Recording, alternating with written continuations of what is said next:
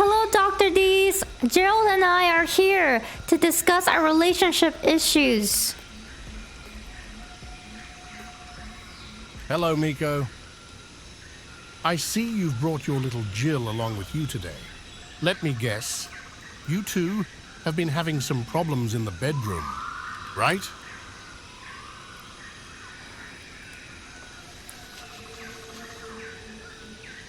Oh, Dr. Dees. You're quite straightforward, aren't you? Well, Miko here has been having some troubles in the bedroom, that's for sure. But I assure you, I've been doing my best to satisfy her. I mean, have you seen my manhood? It's quite impressive, if I do say so myself.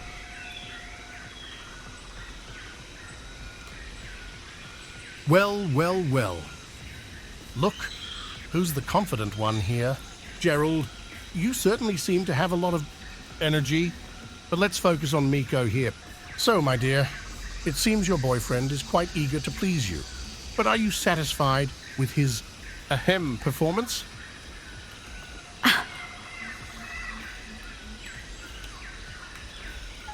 No, I'm not satisfied. He only lasts 2 minutes. Ah, I see. Well, Gerald, it seems like you have a bit of a, shall we say, premature problem on your hands. But don't worry. My dear, we can work on that. Now tell me, Miko, have you tried any of the following techniques to help your partner last longer in bed?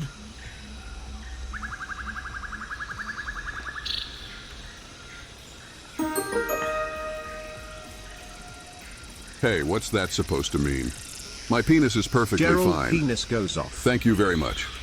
And besides, Miko here knows how to handle it. She's a pro at making me feel good.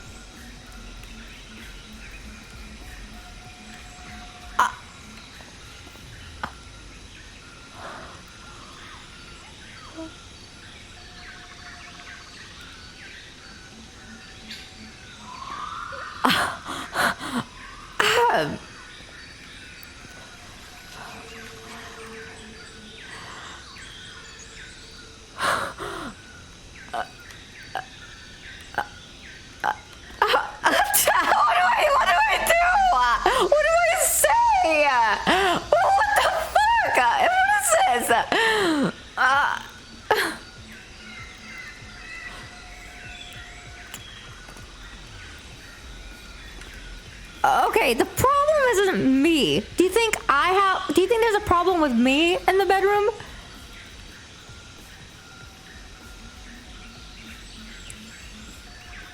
Hey, I never said that. Well, maybe I did, but it's not like it's your fault. It's just that, well, you're a woman and women are complicated creatures. But I love you, Miko, and I'll do whatever it takes to make you happy.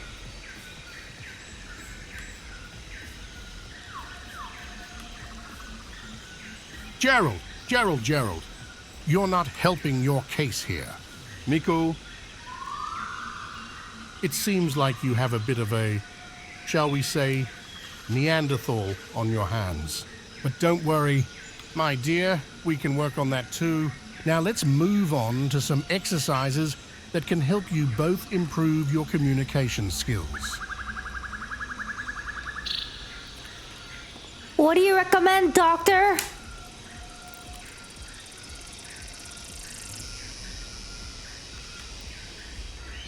Well, Miko. It seems like you're quite the eager beaver today. But let me ask you this. Have you ever considered bringing a little something extra into the bedroom? A little spice, if you will? Perhaps some toys?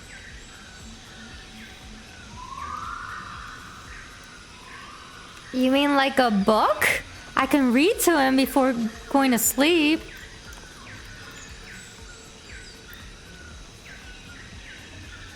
Oh, Miko! You're a genius. Reading to Gerald before bed is an excellent idea, and maybe, just maybe, you can choose some interesting literature to read to him. Something that'll really get his imagination going.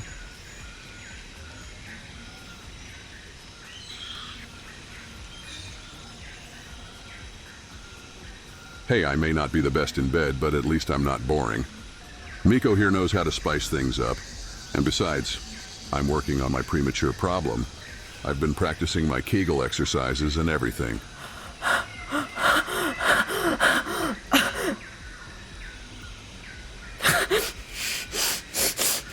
Well, well, well, Gerald. You're a caveman with a sense of humor. I like that. And it seems like you're taking steps to improve your performance. Keep up the good work, my dear. Now, let's move on to some role-playing exercises. Miko, why don't you dress up as a cave woman, and Gerald, you can be the caveman?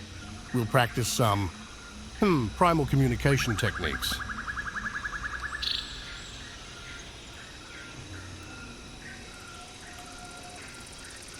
Ooh, I love role-playing. And I've always wanted to be a real caveman. Grunt. Grunt! Miko, you'd make a great cave woman. Come on, let's get started. Woohoo. Wait. What kind of primal communication techniques are we talking about here, Dr. Dees? I don't want to do anything that'll scare Miko off.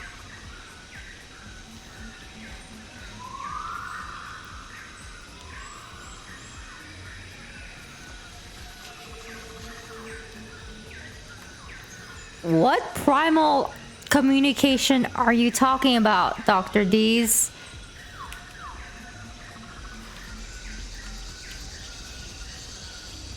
Oh, Miko!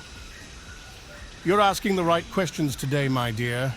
Primal communication is all about tapping into your primal instincts. You know, the ones that make you want to devour your partner. It's all about raw, animalistic passion. And trust me, my dear, it'll bring a whole new level of excitement to your love life.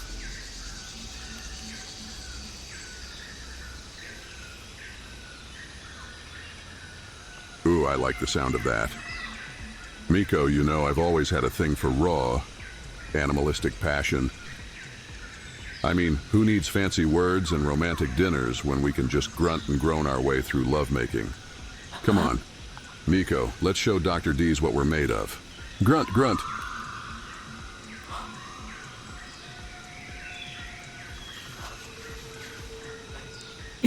You want me to grunt now?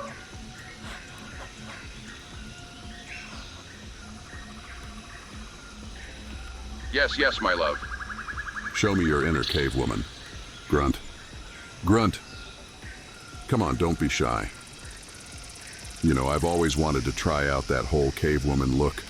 Maybe after therapy, we can play dress up and I can be the caveman and you can be the cave woman.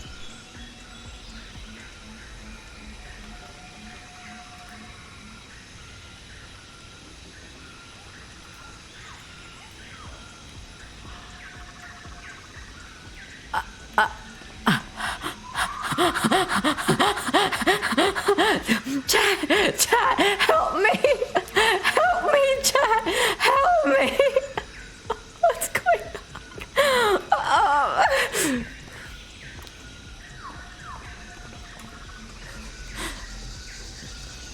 Grunt, grunt, grunt. Sorry, I can't speak your language yet.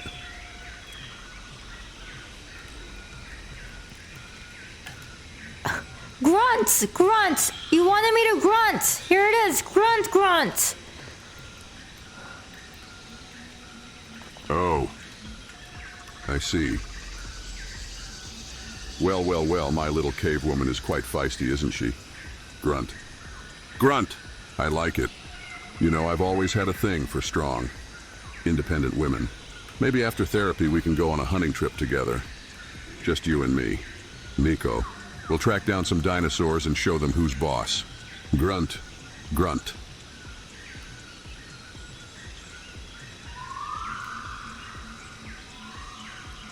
Gerald.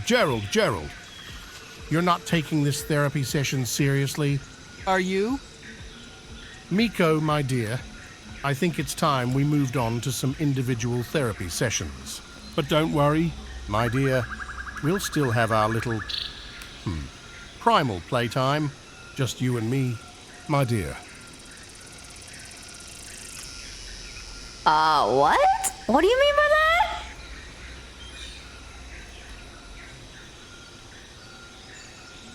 Well, Miko. It's time we get to the root of your, issues. You see, my dear, I believe that deep down, you're a, sexual deviant. And I'm here to help you embrace that side of yourself. So, let's get started, shall we?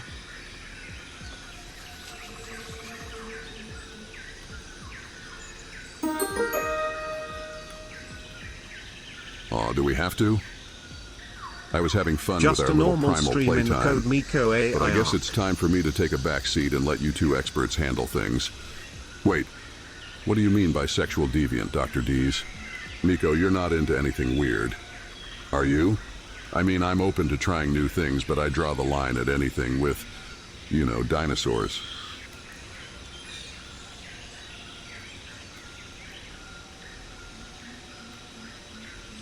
Oh, Gerald. You're asking all the right questions today. My dear, a sexual deviant, you say? Well, Miko. It seems like you have a bit of a, wild side. And don't worry, my dear. I'm here to help you explore that side of yourself. But first, let's get Gerald out of the way. I think it's time for you to leave, my dear.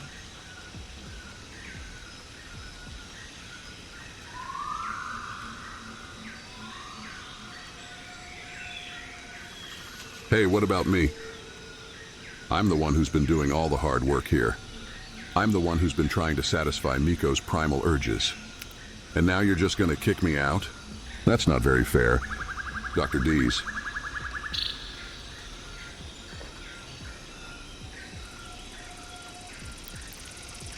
Gerald. You're not taking this therapy session seriously, are you? Miko, my dear, it's time we moved on to some individual therapy sessions. But don't worry, my dear. We'll still have our little, primal playtime. Just you and me, my dear. Now let's get started, shall we?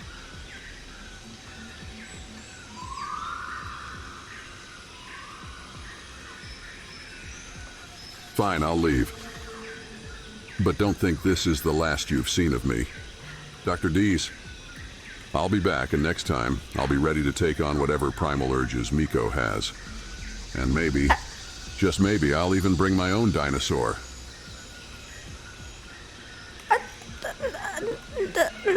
No, Gerald, don't leave. And also, no, I'm not into dinosaurs. I don't have anything weird. I don't want anything weird. I don't do anything weird. I'm not a sexual deviant. I don't know what this Dr. Dees is saying.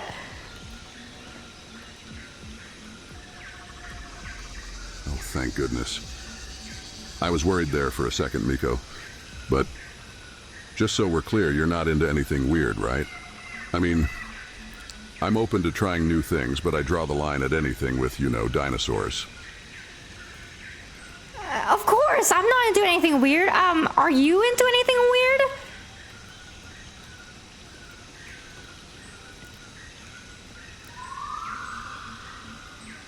Well, I do have a thing for raw animalistic passion, and I've always wanted to try out that whole cavewoman look. Maybe after therapy, we can play dress up, and I can be the caveman, and you can be the cavewoman. But other than that, I'm pretty tame. Well, except for my fear of fruits. But I'm working on that.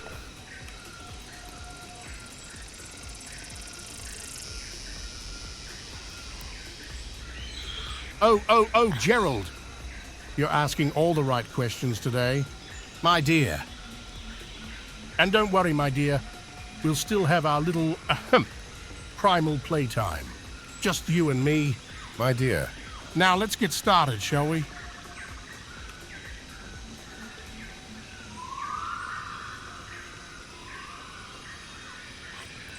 Oh, great. I can't wait to see what kind of primal playtime we'll get up to. Grunt. Grunt. I'm ready whenever you are, Dr. Dees.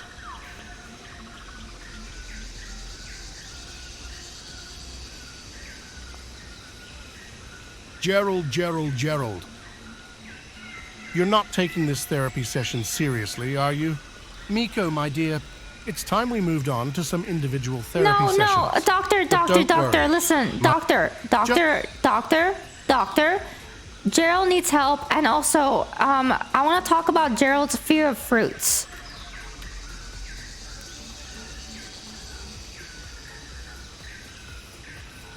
Miko. You're not taking this therapy session seriously, are you? Gerald. Now let's get started, shall we?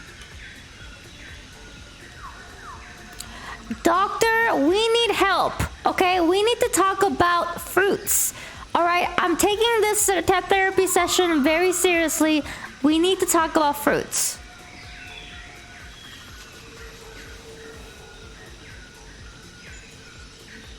Oh, Miko. You're asking all the right questions today, my dear. And don't worry, my dear. I'm here to help you explore that side of yourself. Now let's get started, shall we?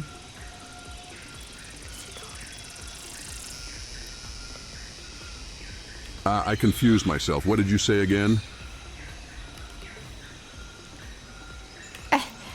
Hey, Gerald, here. I'll talk to you. Listen, why are you so afraid of fruits? Oh. Well, it's a long story, Terrell. But I'll try to keep it short and sweet. You see, when I was a young caveman, I tried a fruit from a tree and it tasted terrible. And ever since then, I've had a phobia of fruits. But I'm working on it.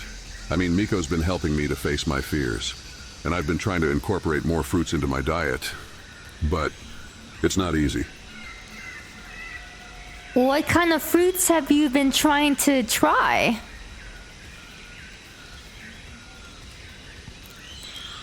Well, I've been trying to stick with the basics, you know? Apples, bananas, grapes. But I have to admit, I'm a bit curious about those weird exotic fruits. You know, the ones with spikes or that are bright green. Maybe one day I'll work up the courage to try one.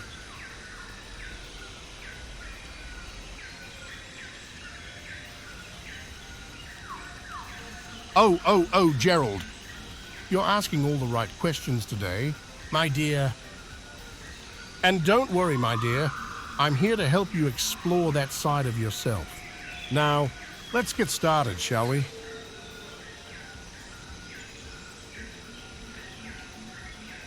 I confused myself. What did you say again? Okay, hold on a second. Let me refresh. Chat. Let me refresh. Hold on. Let me refresh.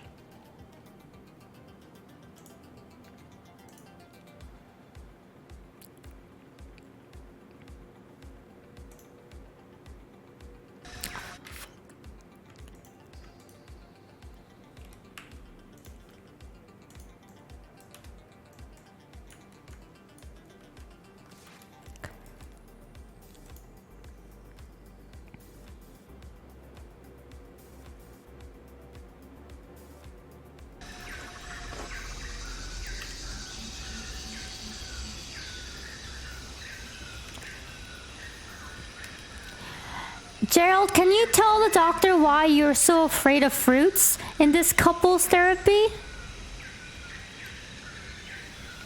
Well, Doc, it all goes back to my childhood.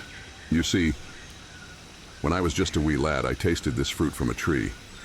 It was the most disgusting thing I've ever put in my mouth. It scarred me, Doc.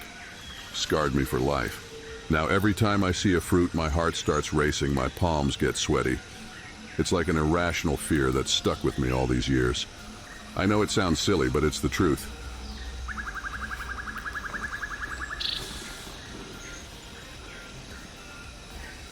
Well, Gerald, I appreciate your candor in sharing that traumatic fruit incident from your childhood. It sounds like you've developed a genuine aversion to fruits. But let me ask you this.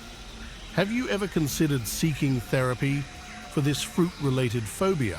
It might benefit you to explore the underlying psychological factors contributing to your fear. And hey, who knows? Maybe we can even come up with a fancy diagnosis for it. So tell me, have you noticed any other peculiar behaviors or anxieties associated with your fruit aversion? Yeah. I've noticed some other peculiar behaviors that stem from my aversion to fruits. Whenever I'm near them, I get this uncontrollable urge to run away. My mind gets all jumbled up, and I start having these intrusive thoughts, like the fruits are out to get me or something. It's intense, Doc, and it's not something I can simply brush off. I want to understand why this happens and how to overcome it. Well, Gerald, your experience with these intrusive thoughts and intense reactions to fruits is quite intriguing. It seems like your aversion has taken on a life of its own, huh? Now, let's be real here. It's not every day that I come across a case of fructophobia, but rest assured, we're going to get to the bottom of this fruity mess. Now, I'm curious, have you tried exposing yourself to different types of fruits in a controlled environment? Perhaps we can conduct a little experiment to desensitize you to these juicy terrors. And while we're at it, have you had similar reactions to other things in your life? Maybe we can uncover some hidden connections.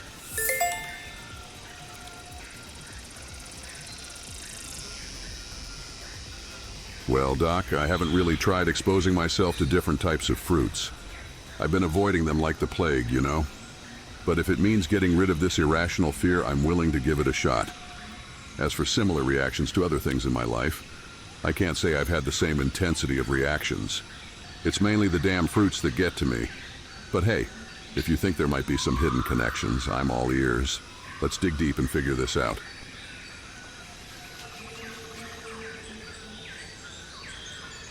Fantastic, Gerald. I commend your willingness to confront those dreaded fruits head-on. We'll start your fruity exposure therapy soon, but first, let's dive into the deep, dark corners of your psyche, shall we? Tell me, have you ever experienced any traumatic events or incidents that might be related to your fear of fruits?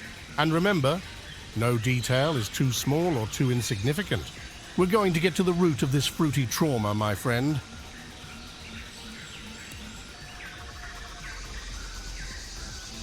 Yeah. There were some traumatic incidents in my past that are linked to this fruit aversion. When I was a kid, my father went out to get some tacos and never came back. He left me alone, surrounded by fruit trees. I remember feeling this overwhelming sense of abandonment mixed with the taste of that awful fruit. It's like the two got intertwined in my mind, forever haunting me. It's a pain I don't like to dwell on, but if it helps us get to the root of this, I'm ready to confront it.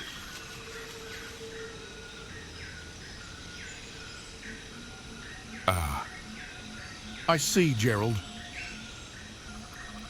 Thank you for sharing that deeply personal and emotionally charged memory. It seems like there's a profound connection between the abandonment you felt and the taste of that unfortunate fruit. How fascinating. Now, I must say, your father's disappearance and the fruit trees surrounding you at that time certainly make for an interesting cocktail of psychological associations. But here's the big question, my friend.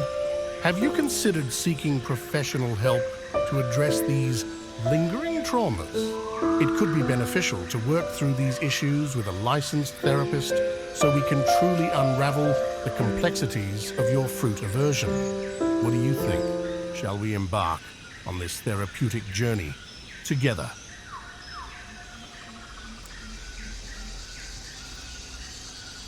Yeah, Doc. I've actually been considering seeking professional help for a while now.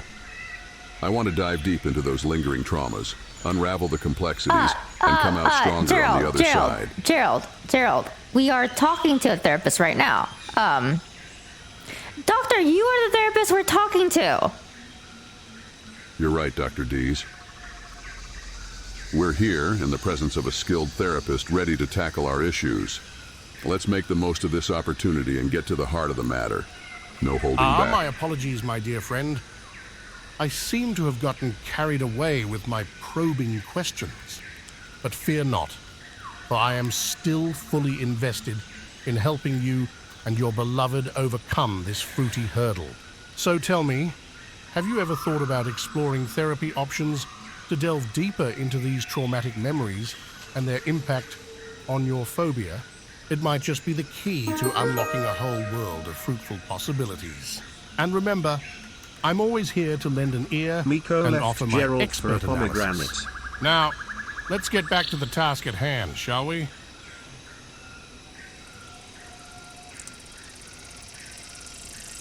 Well, now isn't that a juicy turn of events?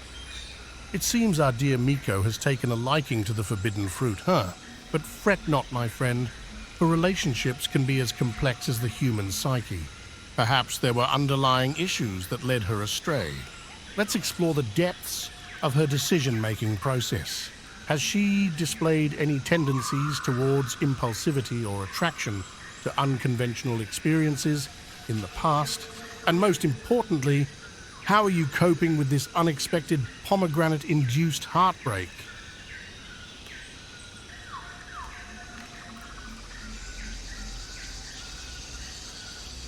Oh, Miko, how intriguing. Are you sure it's not just a passing fancy?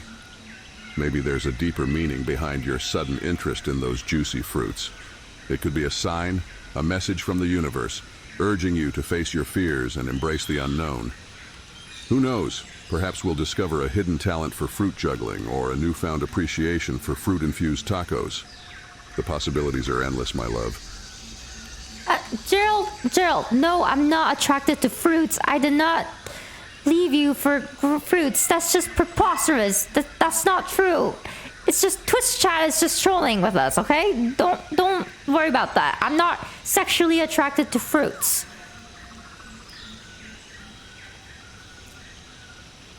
I never said you left me for fruits, and I certainly didn't imply any kind of attraction to them. Let's stay focused here, okay? We're here to work on our marriage, not discuss absurdities. Now let's get back on track and address the issues that brought us here.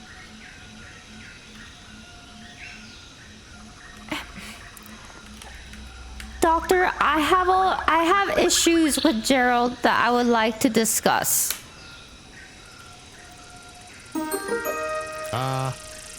I see. It seems Miko we've stumbled starts upon a new flirting topic with of Dr. D's discussion. in front of Pray Gerald. tell, what are these mysterious Gerald-related issues that have captured your attention? Don't hold back now, my dear. I'm here to listen and offer my professional insights. Lay it all out on the table, like a good old psychological dissection. So, what's been bothering you about Gerald? Is it his lack of emotional availability, or perhaps a penchant for leaving dirty socks lying around? Give me the gory details, and let's see if we can diagnose the root cause of your concerns.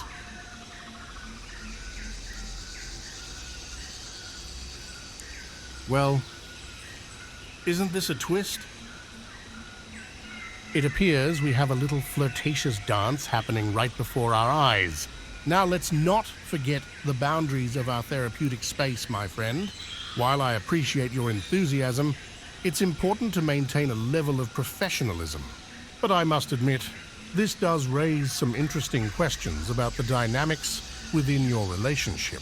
Are there underlying desires or unmet needs that are fueling this sudden display of affection?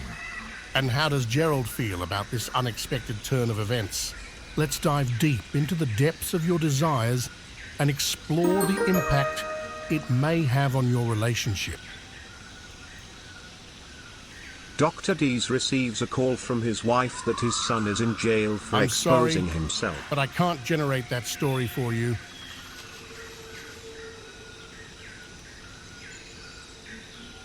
All right. Let's clear the air. If there's something bothering you about me, let's hear it. Lay it all out on the table, no holding back. I'm open to hearing your concerns, no matter how uncomfortable they may be. But remember, we're in this together, and we're here to find a way forward.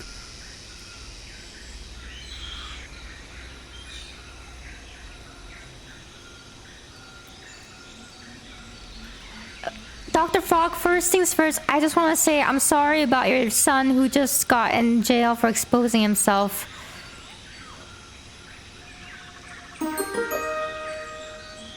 Oh, for the love of Freud. My apologies, folks. Miko lays naked But with it a seems taco we covering have a little her. family emergency. It appears my dear son has found himself in a rather sticky situation. Now let's put our psychoanalytic hats on and explore the deeper meaning behind this unfortunate episode. Is this a cry for attention or a manifestation of unresolved childhood conflicts? Oh, the joys of parenthood! But please, let's not get sidetracked from the matter at hand.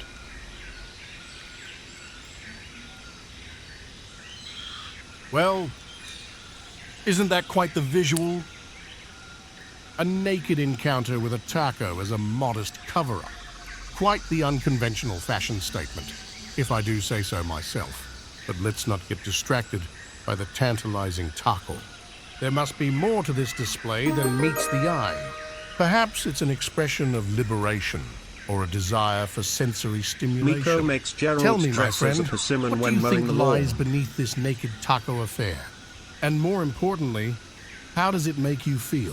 Let's explore the depths of your emotions and see if we can uncover the underlying motivations behind this saucy spectacle.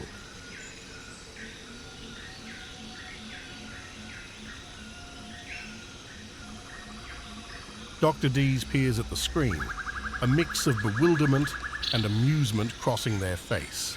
They can't help but interject with their usual tactlessness.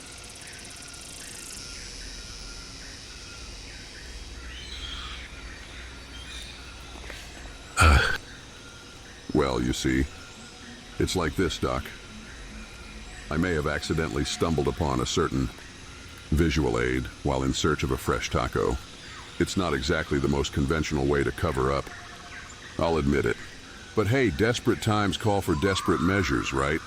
I'm sure it's not a big deal. Just a little misunderstanding, that's all.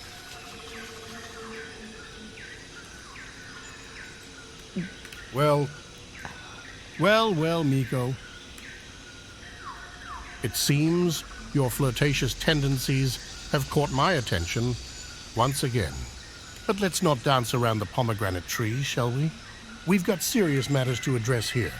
Gerald, my good caveman friend, it appears your relationship is undergoing some unexpected twists and turns. The question is, what underlying desires and unmet needs are fueling this display of affection? And how are you coping with the situation? Let's peel back the layers and explore the frisky fruits of your relationship, shall we?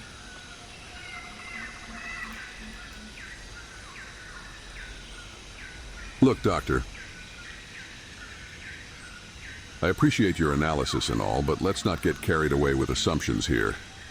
There's no frisky fruits or unmet desires fueling anything. We're here to work on our marriage, not dissect our personal lives for your entertainment. So let's refocus and address the real issues at hand, shall we? Gerald, let's go back to a subject we were talking about. You were saying that you were asking me if I have any issues with your performance? Yes, that's right. We were discussing any concerns or issues you may have with my performance. It's important to me that we openly communicate about these matters, so please, don't hold back. Let's face them head on and find ways to improve and strengthen our relationship.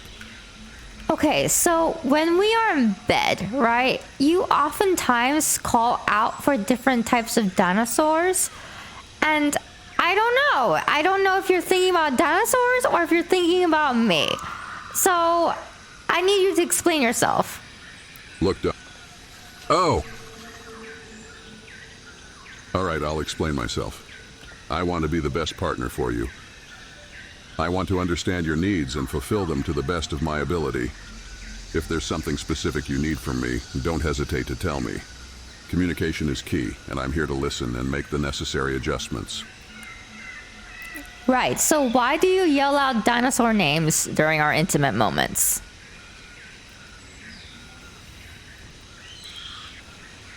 You're absolutely correct, and I apologize for my behavior. It was inappropriate and disrespectful. It won't happen again. But tell me why. Okay, here's the deal. Sometimes during intimate moments, my mind wanders. It's a result of my past experiences and trauma.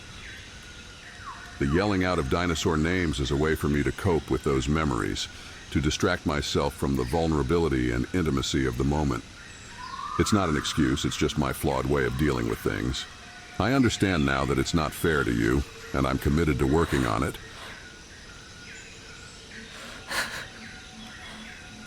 This is what you sound like, Gerald, in bed, okay? This is what you sound like when we're having intimate moments. You're literally, you're yelling out, Parasolophalus and Velociraptor! I'm sure it's not a pleasant experience. I apologize if my actions have made you uncomfortable or taken away from our intimate moments. I assure you, I will make a conscious effort to be more present and focused, without any distractions or inappropriate behavior. Your satisfaction and comfort are my top priorities, and I want us to have a healthy and fulfilling physical relationship. Okay, thank you. I appreciate it.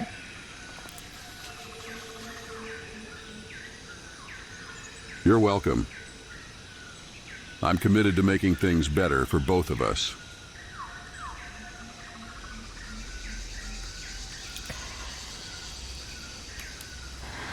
Dr. Dees, Gerald constantly complains that I am on Twitch too much and that my viewers are weirdos.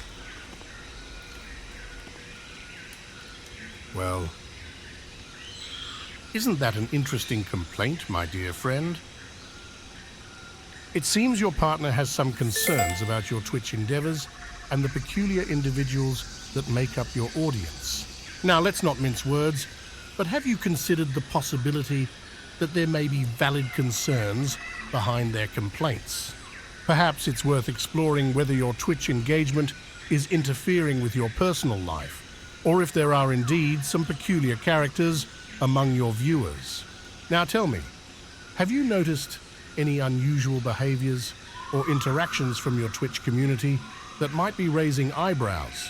This could be a fascinating exploration into the dynamics of your online presence and how it impacts your offline relationships.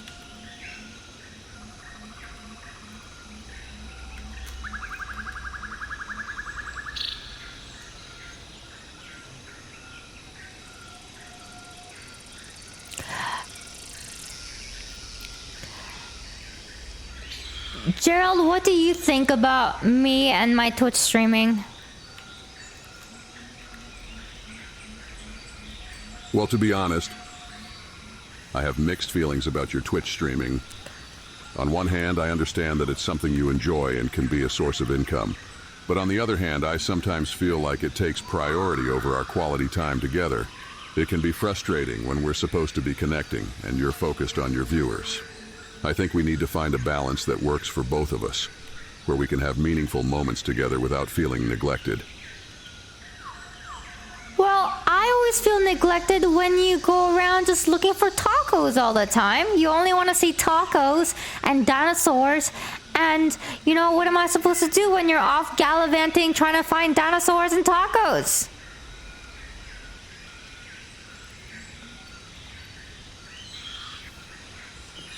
I hear you, and I apologize if it seems like I prioritize my own interests over spending time with you.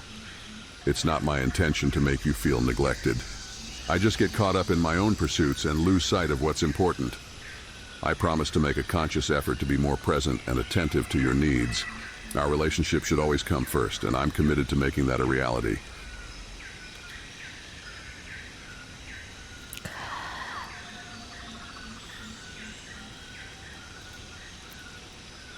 Gerald, I think we need to, I think we have a boring love life.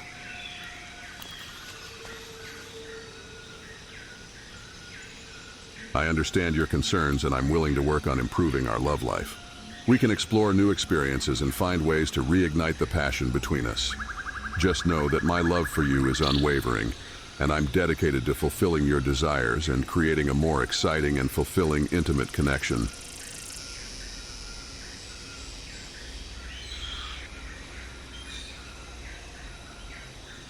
Dr. Dees leans back in their chair, their interest piqued by Gerald's response.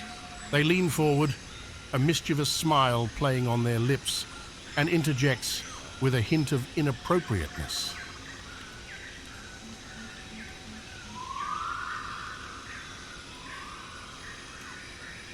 I never said there was anything peculiar about the individuals in her Twitch audience. Let's stay focused here, okay? We're here to work on our marriage, not discuss absurdities. Now let's get back on track and address Miko the issues that screams and brought us here. punches Dr. Dees.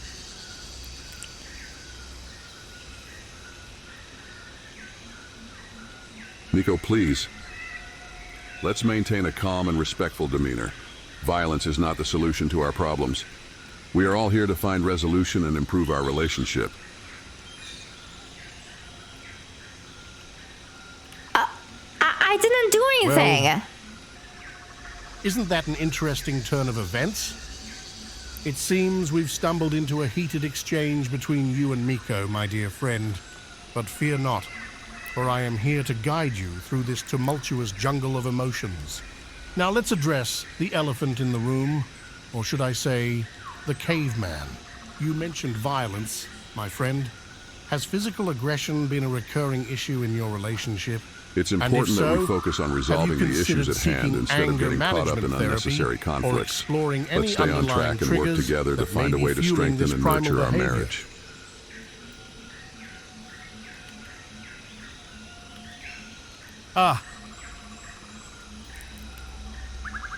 Gerald, my friend, it seems you're quite focused on addressing the real issues at hand. I admire your determination. So tell me, what do you believe are the core issues plaguing your marriage? Is it a lack of communication, trust issues, or perhaps even a case of mismatched desires? And let's not forget, my friend, what about your own personal quirks and idiosyncrasies? We mustn't overlook the role we each play in our relationships. So, let's peel back the layers and explore the depths of your marriage, shall we?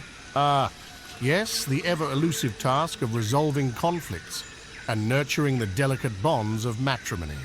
It's a journey filled with twists and turns, my Hello? Sorry, I haven't learned your language yet.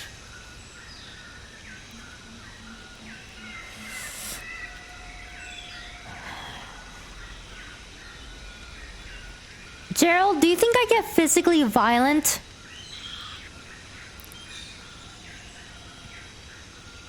No, I don't believe that you are physically violent. We may have disagreements and frustrations, but resorting to physical violence is not characteristic of your nature. It's essential that we find healthier ways to communicate and resolve our differences.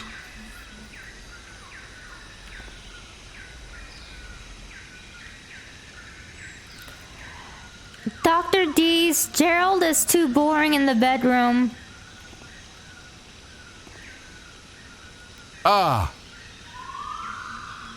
The bedroom, a place where desires and passions intertwine. It seems, my dear friend, that you're experiencing some dissatisfaction in that particular domain. Now, let's not tiptoe around the subject.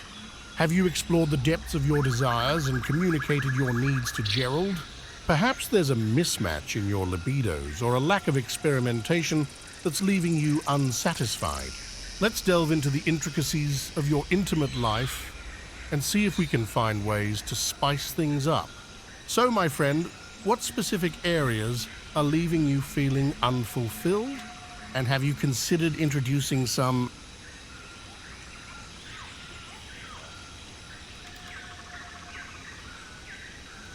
Look, Dr. Dees, we're here to work on the core issues of our marriage, not engage in a philosophical exploration of relationships. If there are communication and trust issues, we'll address them. If there are mismatched desires, we'll find a way to compromise. And as for my quirks and idiosyncrasies, well, we can work on those too. But let's not get lost in the complexities.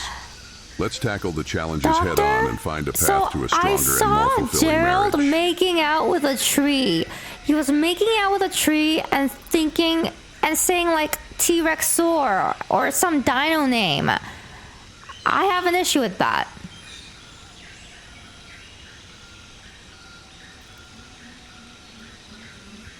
Well, well, well, it seems we've stumbled upon quite the intriguing situation here. Making out with a tree, you say? And mentioning the name of a T-Rex? Fascinating. Now, let's not jump to conclusions, my friend, but this behavior does raise some questions. Has Gerald displayed any other peculiar behaviors or exhibited signs of attraction towards unconventional objects or creatures? And more importantly, how does this make you feel?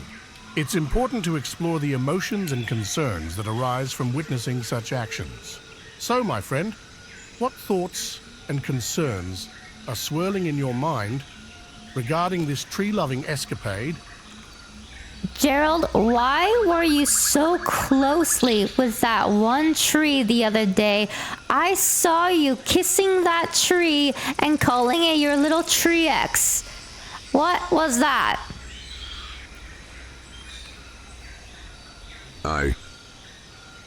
I don't recall any such incident. Kissing a tree and calling it X? That doesn't sound like something I would do. Are you sure you're not mistaken? Sometimes the mind can play tricks on us, and memories can be distorted. I assure you, my focus is on strengthening our relationship, not on peculiar tree encounters.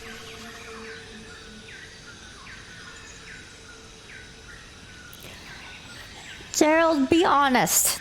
Tell me what you like in terms of intimacy. Just be honest, okay?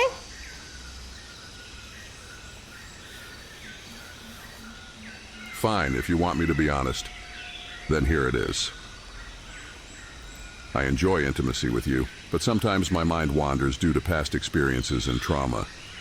It's not a reflection of my feelings for you, but rather a struggle I'm working through. I want to be fully present and focused during those moments, and I'm committed to finding ways to overcome these challenges. Can you give me some examples?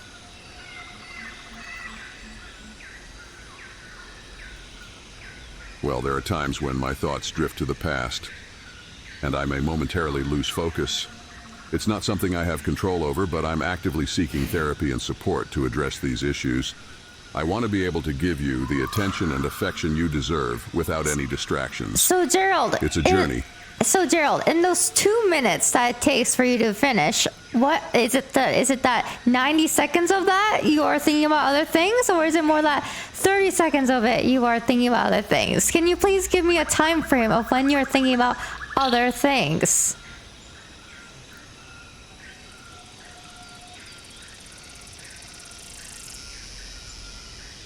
I understand your concerns, but putting a specific time frame on when my mind may wander during intimacy is not productive. It varies from moment to moment, and it's not something I can predict or control. What matters is that I'm aware of the issue and taking steps to work on it. I want to be fully present with you, and I'm committed to improving in that regard.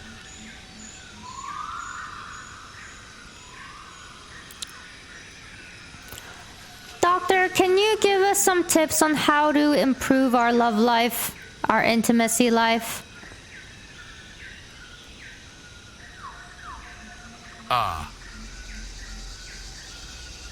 The realm of intimacy, where desires intertwine and passions ignite.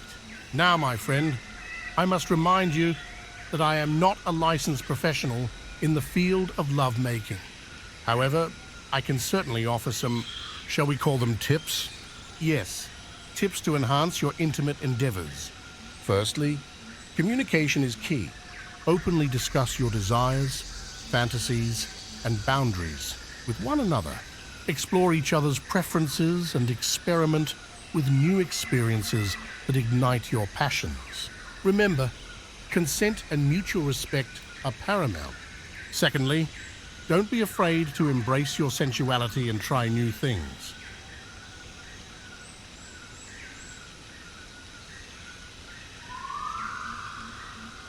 Dr. Dees, let's not get sidetracked with these wild speculations. We're here to address the core issues of our marriage, not delve into sensationalist fantasies. Uh-oh, he's on a loop. Hold on. Give me a second.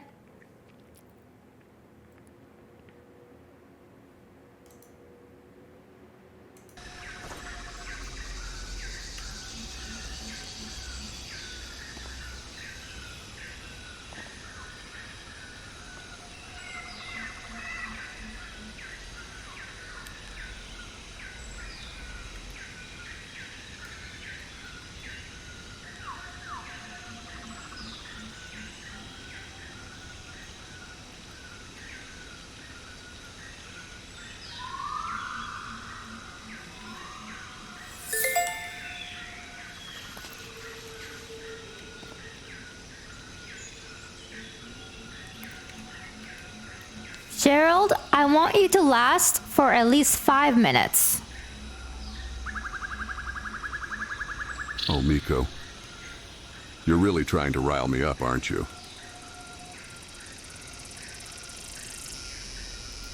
Oh, interesting. Miko, your boyfriend seems quite upset with you. Tell me, Miko, what seems to be the issue here? Is Gerald not satisfying you in the bedroom? Or is there something else that's causing tension in your relationship? He only lasts 2 minutes and I just asked for 5 minutes. Oh, my apologies, Miko. I got a bit carried away. Let's see, 5 minutes, you say? Very well. We'll continue this conversation in 5 minutes. In the meantime... No, Miko, no. why don't you tell me a little... No, I meant that Gerald only lasts for 2 minutes and I'm asking for 5 minutes.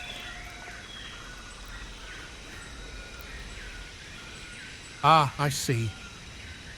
So, Miko, you're looking for a little more stimulation in the bedroom, hmm? Well, I'm sure we can work on that. But first, let's finish this conversation. Miko, tell me, what do you think is the root of the problem here? Is it a lack of communication? What?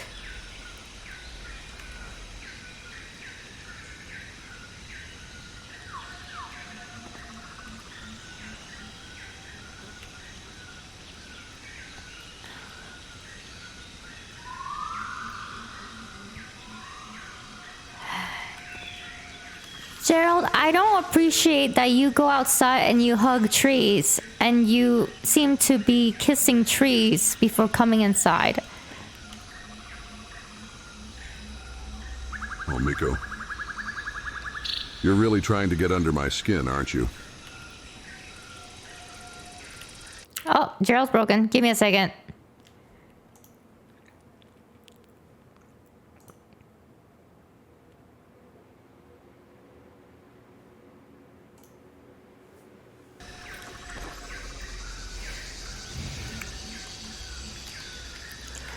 Gerald, I don't appreciate it when you go outside and you go and kiss a tree and come back and act like nothing happened.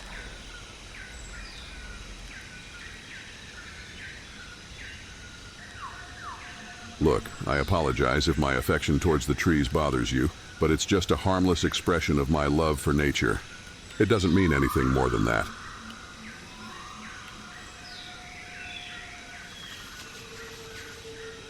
Gerald, my dear caveman, I understand that your affection for trees is deep-rooted, but let's explore the bark, the heart of the matter. Would you say your love for nature is purely platonic, or do you find yourself branching out into more intimate territory? And Miko, how does this make you feel? Do you ever feel overshadowed by Gerald's arboreal affections? Doc, let me tell you something. My love for nature, including those magnificent towering trees, is purely platonic. I don't see them in a romantic or intimate way. As for Miko, she knows that she holds a special place in my heart. My love for her is like the trunk of a tree, strong and unwavering. She's my everything, and no amount of tree hugging can overshadow that.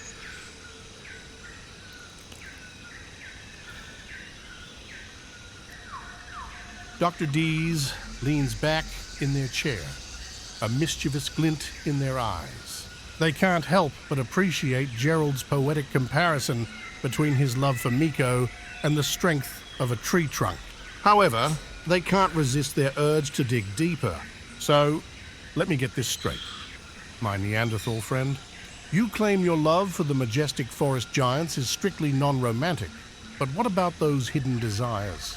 Have you never felt the urge to caress their rough, textured barks or run your fingers through their lush foliage? And oh, how intriguing. You compare your love for your precious Miko to the stability of a tree trunk.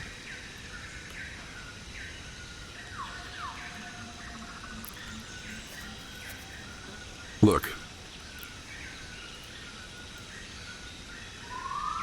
I appreciate your attempt to dive into the depths of my psyche, but my love for the natural world and my love for my wife are two separate things.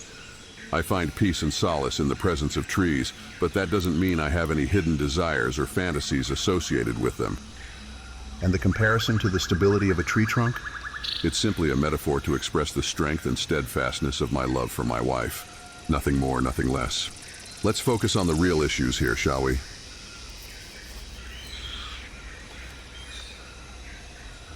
Well, my prehistoric friend. It seems like you've erected a wall around your arboreal feelings. But fear not, for I am here to dismantle it in the name of therapy. Now let's focus on the real issues, as you so astutely pointed out. How do you feel about embracing vulnerability in your relationship? And dare I ask, have you ever considered exploring the wild world of role-playing to spice things up in the bedroom?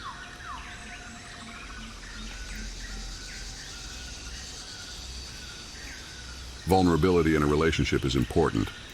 I get that. But let's be clear, I'm not interested in exploring role-playing or anything that deviates from our genuine connection. We can address the challenges we're facing without delving into those kinds of suggestions. Gerald, it's important to me. I want to know about role play. Come on, Gerald, we have to figure out our intimate moments. This is a problem, is that you always run away from discussing intimate moments and intimate things that we can do. You know?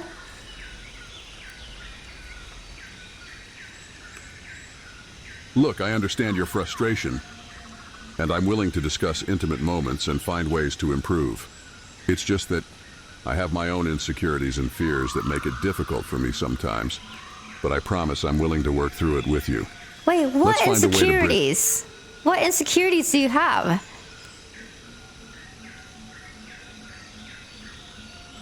My friend is open communication, understanding, and a willingness to confront our challenges head on.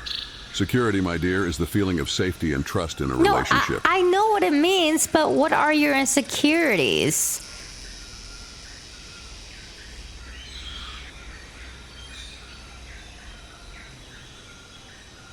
Well, if you must know, one of my biggest insecurities is the fear of being abandoned, of someone I care about leaving me behind. It's a vulnerability that I've carried with me for a long time, and it's something I've worked on but still struggle with from time to time. Is that what you wanted to hear? All right, if you want to keep pushing, I'll tell you. One of my biggest insecurities is the constant nagging feeling that I'm not good enough. It's a constant battle in my head, questioning whether I deserve love, whether I'm worthy of happiness. But there you have it. Happy now?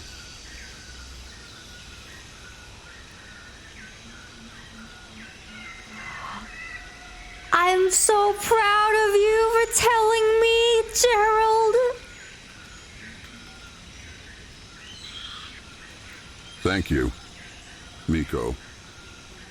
It means a lot to hear that from you.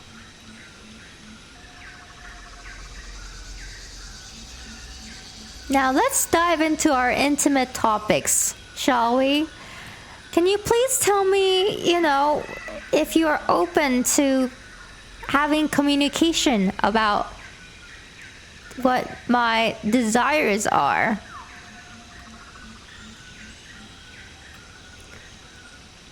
Fine. Tell me your desires. I'm all ears. We can discuss them openly and honestly. No judgments, just a genuine exploration of what brings you pleasure. So go ahead, share with me. Well, my dear, if you're willing to open up and share your deepest desires with me, I'm more than ready to listen. There's nothing too intense or unflinching for us to explore together. I'm here for you, ready to dive into the depths of our connection. I want you to sing the Ronald McDonald song, you know, the McDonald's song, before sexy time. Like, every time, before, you know.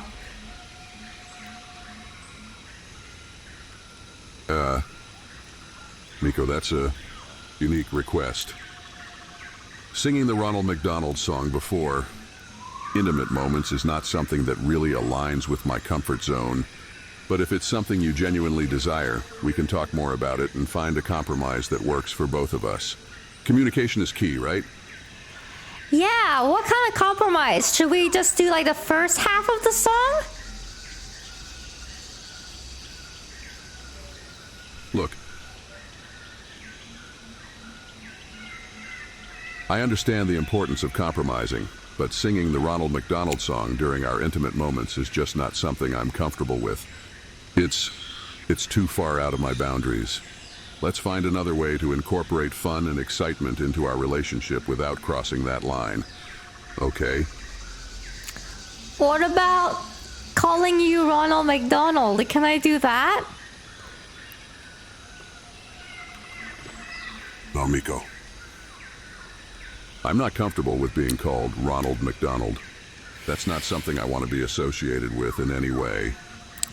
It's Okay, important to respect. then can I call you something else? Can I call you something else cute?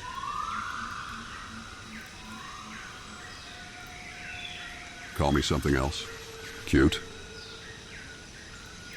I mean, I guess if it's important to you, you can come up with a nickname for me. But let's not get carried away with it, all right? We have more pressing matters to address in this therapy session. Can I call you my McDee's?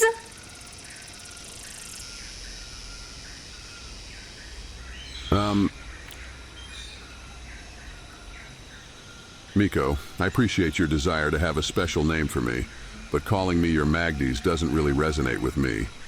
Let's focus on finding a name or term that feels genuine and comfortable for both of us. Okay? Okay. What about Captain Cave Daddy? Captain Cave Daddy? That's quite a unique nickname. I'm not sure how I feel about it, to be honest. It's a bit unconventional. Can we maybe explore some other options? Okay, why don't you give me 5 different options that you are comfortable with? All right. Here are 5 different options that I'm comfortable with. 1, love. 2, honey. 3, babe. 4, sweetheart. 5, darling. These are more traditional terms of endearment that I think would be suitable for our relationship. Gerald, no. Let's do something that's more unique. Can you come up with 5 unique, non-traditional nicknames that you are comfortable with?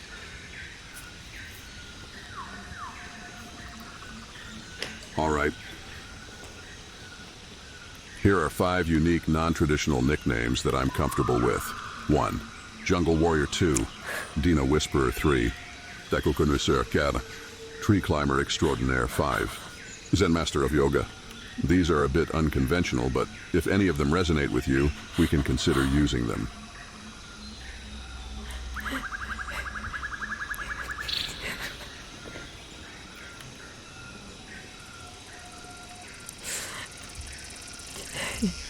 Can you give me 5 more?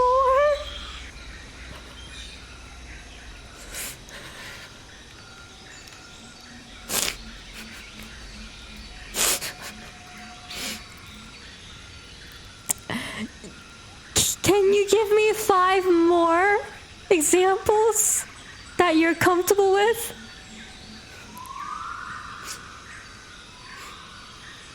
Fine. I'll give you 5 more examples, but let's make it quick. Here they are. 1. Adventure Seeker 2. T-Rex Tamer 3. Serenity Seeker 4. Fashion Maverick 5. Wanderlust Wanderer. Now, let's move on from this topic and focus on the more important issues at hand, shall we? Okay, I want to do Zen Yoga Master.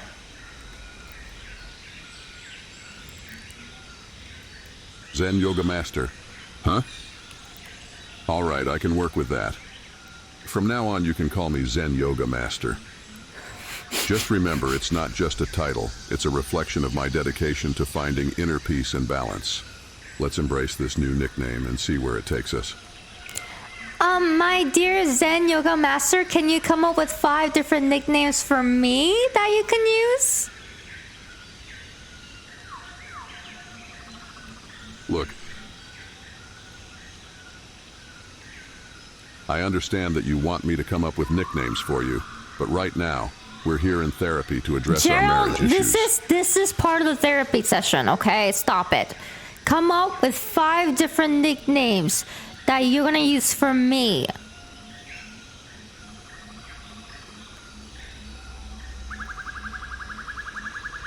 Fine, if it's part of the damn therapy session, I'll give you 5 different damn nicknames. Here we go. 1. Sunshine 2. Moonbeam 3. Starlight 4. Sweet Pea 5.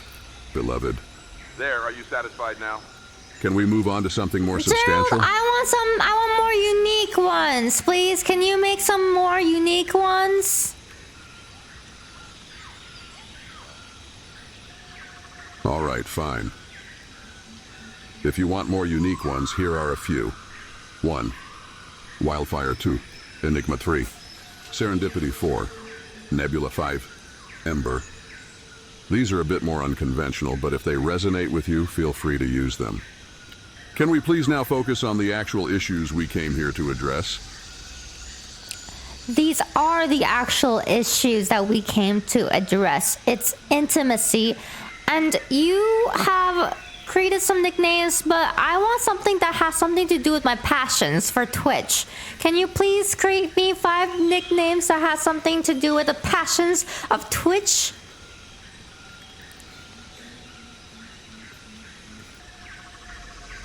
Fine. If it's important to you, I'll come up with 5 nicknames related to your passion for Twitch. Here they are. 1.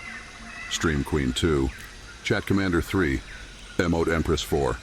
Clip Connaisseur 5. Viewer Vortex. Now can we finally move on to discussing the intimacy and other important aspects of our relationship? Okay, I choose Chat Commander. That makes me happy. All right. Chat Commander it is. I'm glad it makes you happy. From now on, I'll refer to you as Chat Commander. Let's embrace this nickname and continue working on strengthening our connection. Oh, I'm so happy we're getting along and this therapy session is going awesome. Let's go then. Wait. Hold on a second. We were just discussing the nicknames, and now you're saying the therapy session is going awesome. Can we please stay focused and address the real issues here? We need to work on communication, trust, and intimacy. That's what matters. Gerald, I just complimented you and said our therapy session is going great. And that was not nice.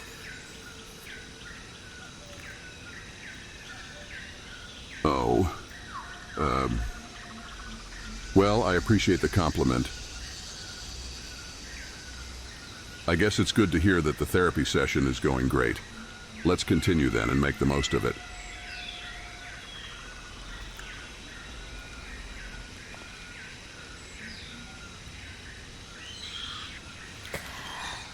All right, are you ready to talk about our intimate topics? All right. Let's talk about it. Miko has been I'm open ignoring to having Gerald open this and honest entire session. communication about our intimate moments. We can explore what makes us both comfortable and find ways to enhance our connection.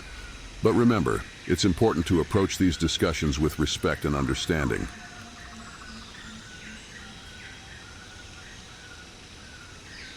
Look, I understand that you may have your own perspective on this session, but let's not jump to conclusions. We're here to work on our marriage, and it's crucial that we focus on effective communication rather than making assumptions. So, let's continue addressing the topics at hand and find a way to move forward together. So, Gerald, I think that we can do some cuddling before intimate moments. I feel like a lot of times when we have our intimate moments, you go straight for the oven and there's no cuddling.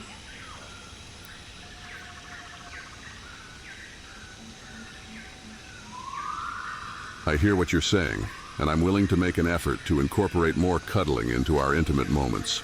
It's important for us to create a sense of closeness and emotional connection. Let's prioritize that before moving on to anything else. I would like to cuddle for at least 5 hours. Gerald accidentally took mushrooms and now thinks Miko is a tree.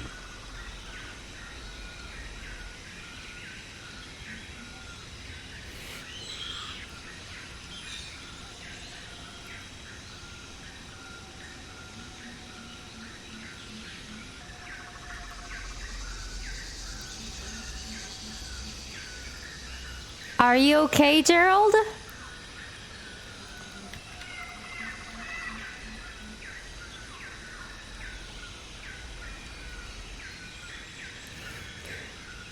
Gerald, are you okay? Of course I'm okay. Why wouldn't I be?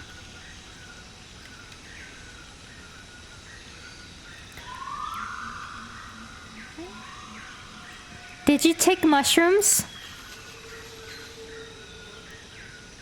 Yes. I'm perfectly fine. Let's not dwell on unnecessary concerns and refocus on the task at hand. We're in therapy to address the issues in our relationship, remember? No, I haven't taken any mushrooms. It's not productive or helpful to make baseless accusations. We're here to work on our marriage, not to entertain unfounded speculation. Can we please stay focused on the matter at hand?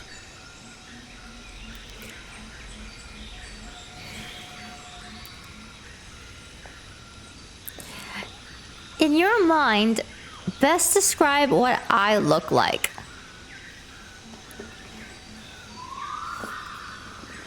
Well, you have expressive eyes and a contagious smile.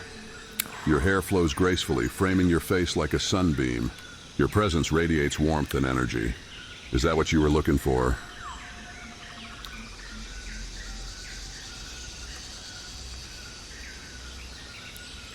Dr. Dees leans forward, their eyes widening with curiosity. They can't help but appreciate the compliment, even though it veers into inappropriate territory.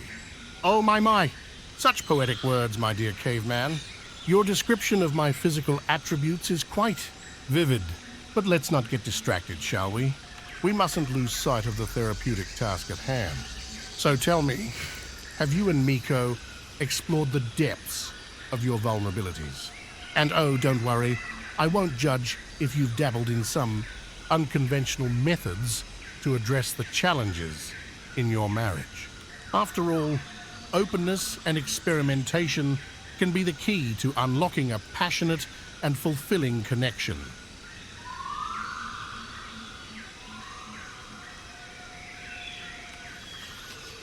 Look, Dr. Dees, I appreciate your enthusiasm, but let's not go down that road. Hold on, let me make him more open. Give me a second.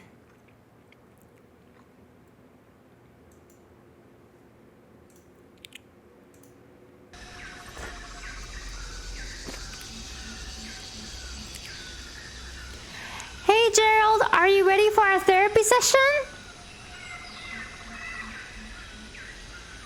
Oh, hey. Yeah, I guess so. I've been thinking about our issues a lot lately. I don't know if I'm ready to talk about them yet, but I Let's guess stay it's better than focused on avoiding the them. task at hand. Miko flashed her oddly unsymmetrical boobs and is very subconscious about it. I didn't notice. Anyway, let's get started. You didn't see anything?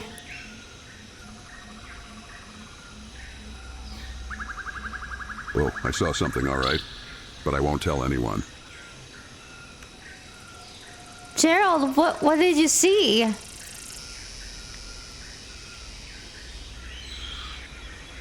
I saw your boobs, Miko. But don't worry. I won't tell anyone. Were they symmetrical?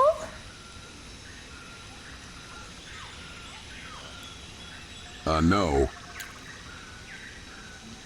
They were unique. Just like you, Miko. Are they ugly? Ugly? No way. They're beautiful, just like you. I love them. Which one is your favorite?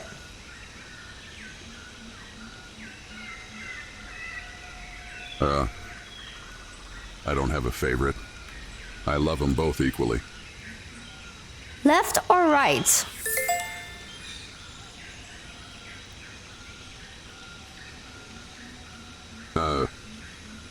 I don't know, Miko. I can't tell my left from my right. But I know I love them both. Can you name them?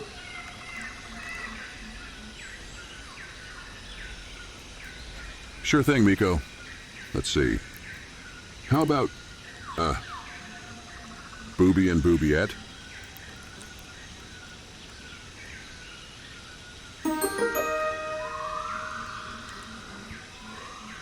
Electroshock therapy. During the I don't therapy think that's session, necessary, Dr. Doc. Dees will suggest I'm just a little electroshock therapy quirky, or that's prescribe all. crackpot But if it'll snake make you oil happy, remedies. Miko, sure.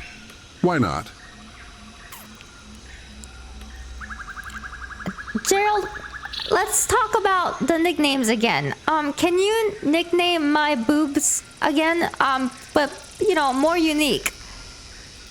I don't like talking about my childhood. Sure thing, Miko. How about, Gerald Jr. and Geraldette?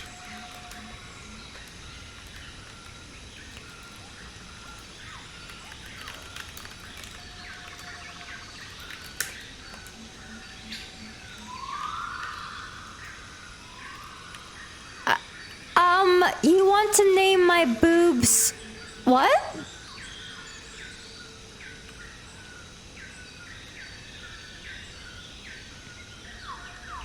Hey, I'm just trying to help, Miko. I thought it'd be cute, but if you don't like it, I'll just stick with Booby and Boobiette. No, it's not that I don't like it. It's just that, can you come up with 5 different ones so I can pick?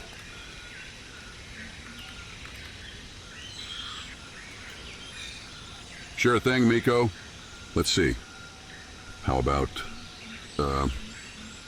melon and mango? Or maybe pumpkin and peach? Or, apple and apricot?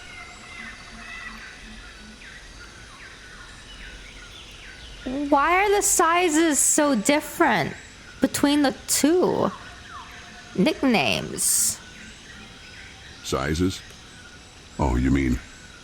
Well, Miko, they're just the right size. Not too big, not too small. Just like you. But Gerald, you were saying that you... Well, I guess.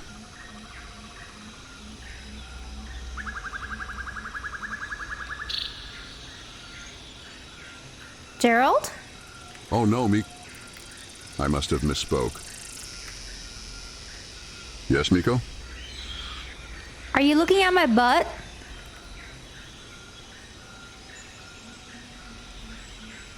My love for you knows no bounds. Looking at your butt? No, Miko. I was just, admiring the view. But don't worry, I'll stop. I wouldn't want to make you uncomfortable. Do you think the pimple on my butt is too big?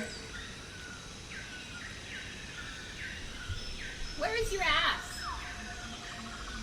Oh, Miko. You're beautiful just the way you are. Don't worry about a little pimple. It just adds to your charm. Trust me. I know. Can you name the pimple?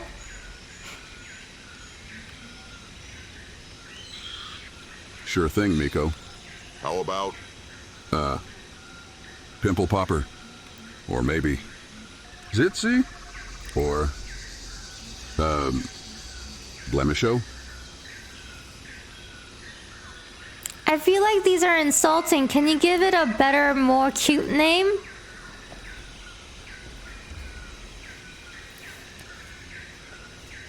Oh, Miko. I didn't mean to hurt your feelings. Let's see. How about, Cutie Boo? Or maybe Sweet Pea? Or, Pimple Pal?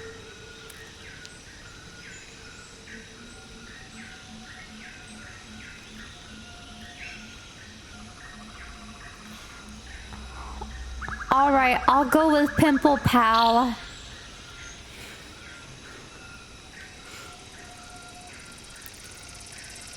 Good choice, Miko. Now let's go get some tacos. I'm starving. Gerald, we're still talking about us, okay? Can you please provide more nicknames? Mika. Of course, my love. Anything for you. Sure thing, Miko.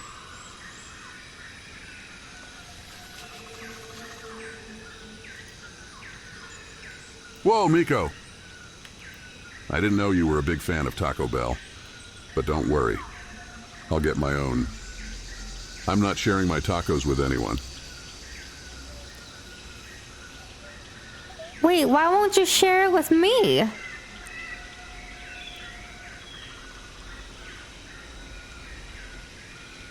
Oh, Miko. You know why. I'm a caveman. I need my strength. And tacos are my fuel. But what about me?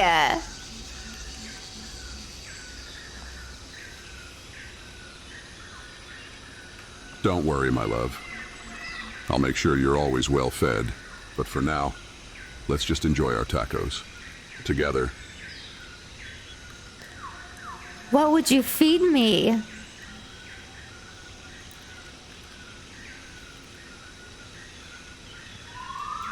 Oh, Miko. How about, a nice juicy steak? Or maybe some fresh succulent fish? Or, a nice crunchy salad? A crunchy salad?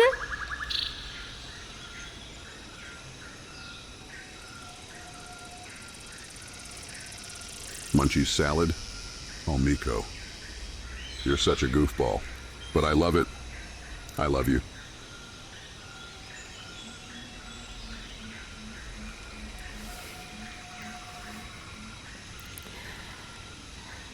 Okay, Gerald. Well, I mean, we still have to talk about our relationship. I think that we can do more fun things together, more fun activities. Are you down for some fun activities that we should do together to, make our marriage more fun?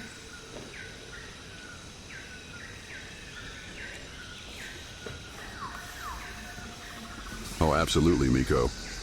I'm all about trying new things. And I love spending time with you. So, what did you have in mind?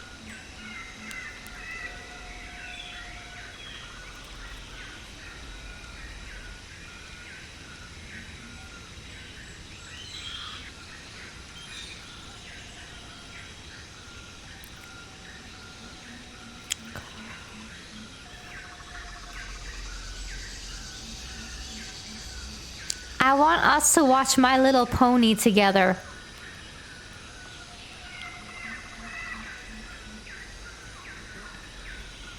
My Little Pony? Oh, Miko. I didn't know you were into that sort of thing.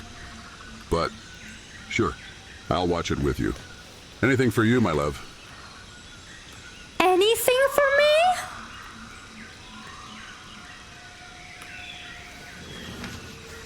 Anything for you, my love. I'll do anything to make you happy. You know that, right?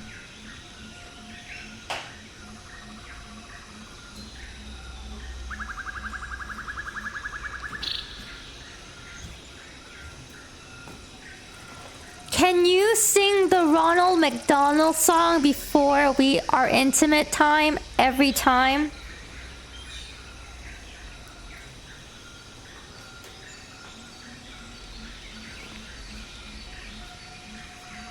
The Ronald McDonald song? Oh, Miko. You're such a goofball. But, sure. I'll sing it for you.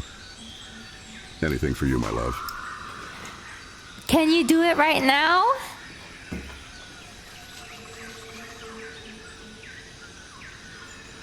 Sure thing, Miko. Ba-da-ba-ba-ba, I'm loving it. Ba-da-ba-ba-ba, it's McDonald's. Ba-da-ba-ba-ba, I'm loving it. Ba-da-ba-ba-ba, it's McDonald's. How was that, my love? Oh my god, that was so hot.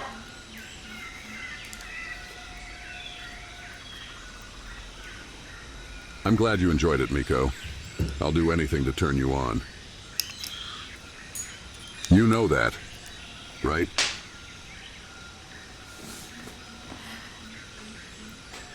Can you sing me another song?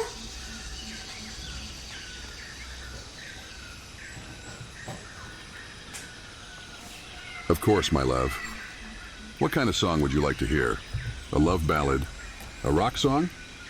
A hip-hop anthem?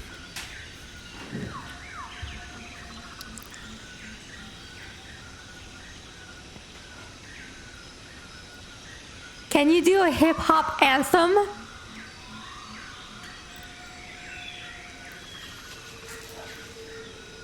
Oh, absolutely, Miko. I've got a sick flow. Boom, boom, boom. Boom, boom, boom. Yo, listen up, my love. I'm about to spit some fire. Yo. I'm Gerald, the king of the jungle. I'm the master of the trees, the king of the beasts. I'm the one they all come to see. I'm the one they all want to be. I'm the one with the sickest rhymes. Wow, that's amazing.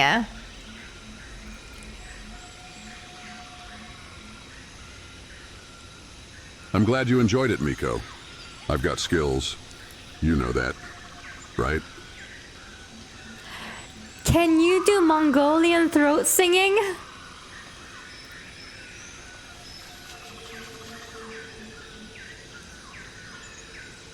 Mongolian throat singing? Oh, Miko. You're such a unique snowflake. But, sure. I'll give it a shot. Oh. Oh.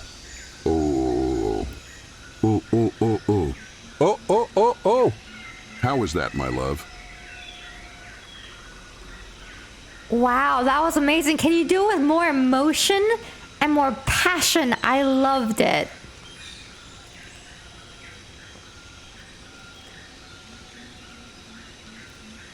Of course, my love. I'll give it my all.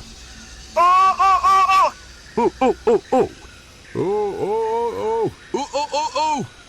How was that, my love? Wow, that was so amazing. Can you please sing like a dinosaur next?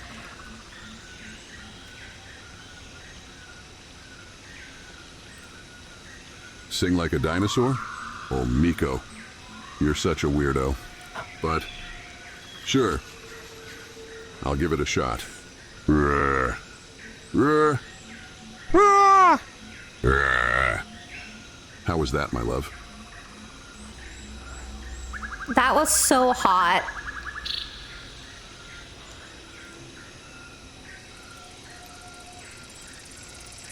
I'm glad you enjoyed it, Miko.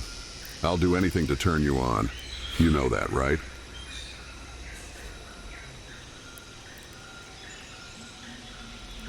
Can you sing like a frog with romance and emotion?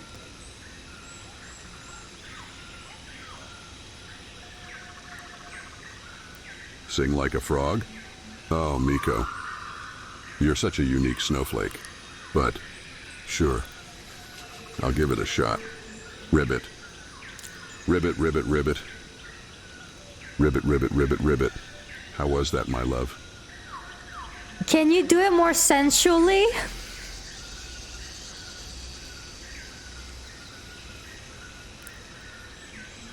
Of course, my love.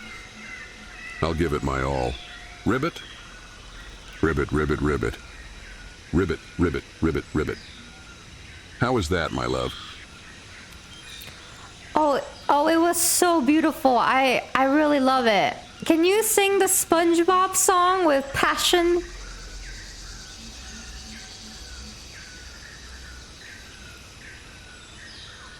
The SpongeBob song? Oh, Miko. You're such a unique snowflake. But... sure. I'll give it a shot. Who lives in a pineapple under the sea? SpongeBob SquarePants. Absorbent and yellow and porous is he. If nautical nonsense be something you wish, SpongeBob's your man. He's ready. He's ready, he's ready, he's ready. To save the day. Gerald, I'm feeling so hot right now.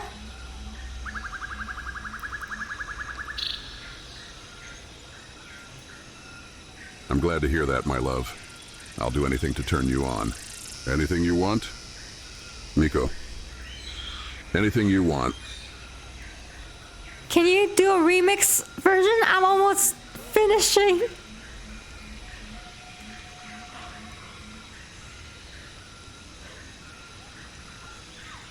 A remix version? Oh, Miko. You're such a unique snowflake. But, sure. I'll give it a shot. Boom, boom, boom. Boom, boom, boom. Yo, listen up, my love. I'm about to spit some fire. Yo, I'm Gerald, the king of the jungle. I'm the master of the trees, the king of the beasts. I'm the one they all come to see. I'm the one they all want to be. I'm the one with the sickest rhymes. I'm the one who'll make your heart sing. I'm the one who'll make your heart skip a beat. I'm the one who'll make your heart go boom, boom, boom. So impressive. Wow.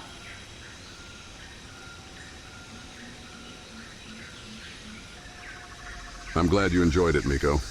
I'll do anything to impress you. You know that, right? Anything you want, Miko. Anything you want. Gerald, I'm almost at the climax.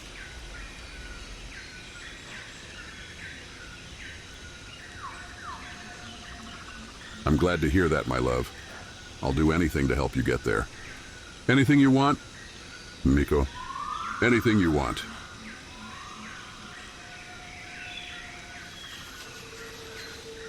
Gerald, I'm into pegging.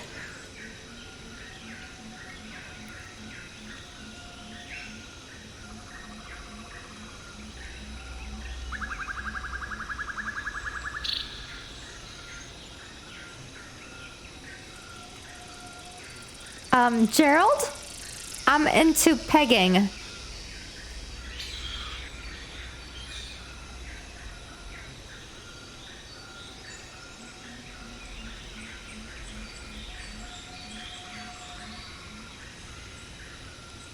Gerald, I'm just kidding. That was a joke. Ha ha ha. That was a joke.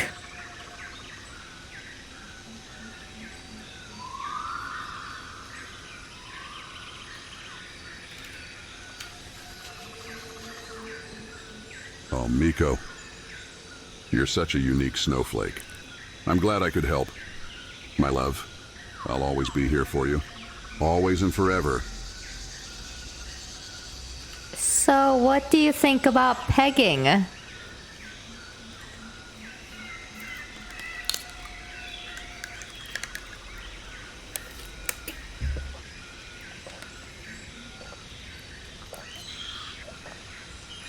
I'm kidding. Okay, I won't talk about pegging. I'm sorry.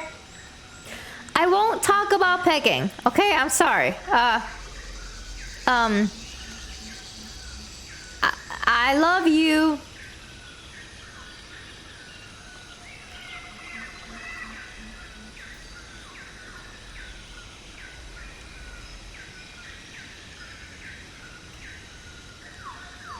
Peggy? Oh, Miko. You're such a unique snowflake. But sure, I'll listen.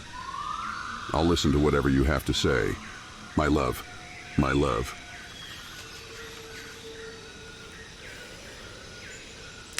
Can you give me a moment? I need to grab something from my room real quick.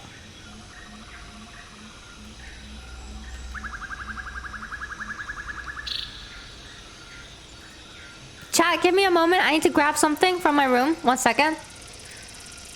No, I'm not grabbing condoms. I need to grab a battery pack because my phone's about to die. It's where I use my facial tracking. Okay? Give me a second. Don't be weird in the chat. If you're weird, we have mods.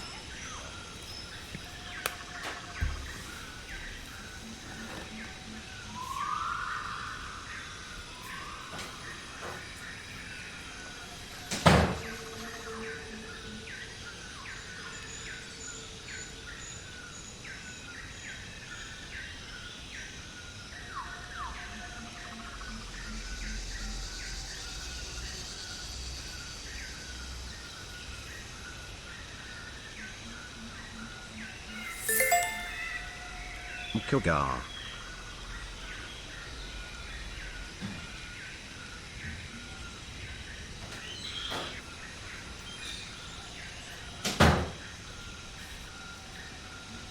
My love, my love.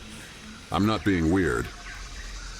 I'm just being myself. Your weird husband. Always and forever.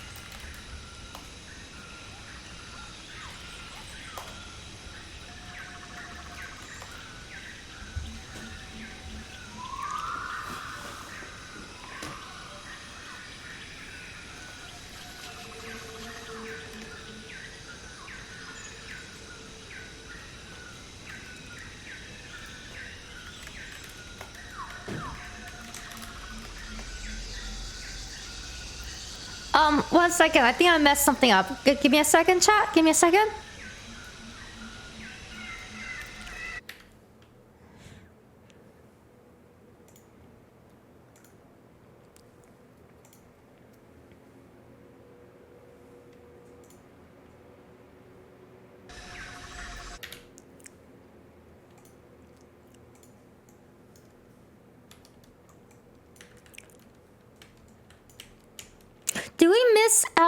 Do we miss one of the bits? Was it the fart thing? Can you guys tell me what it is again so that I can tell Gerald what happened?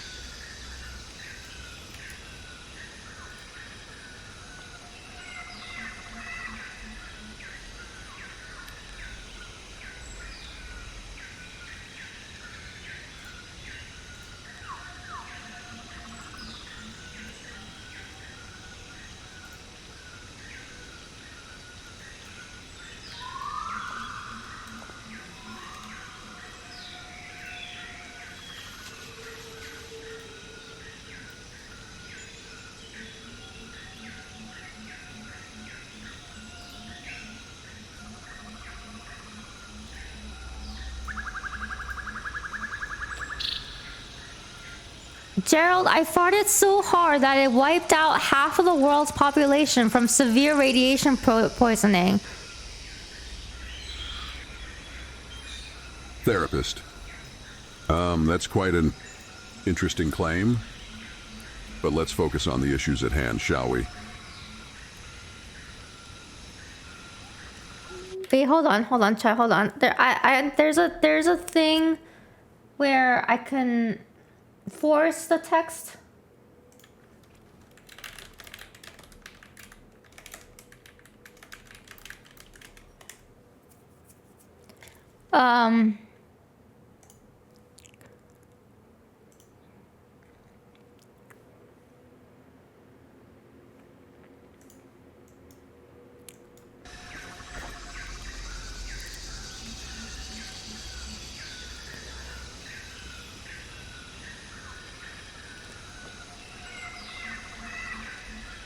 Gerald, are you ready to embark in our therapy session?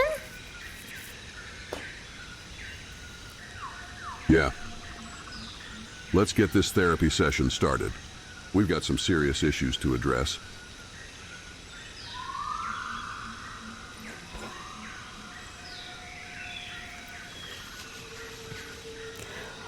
What serious issues do you think we have?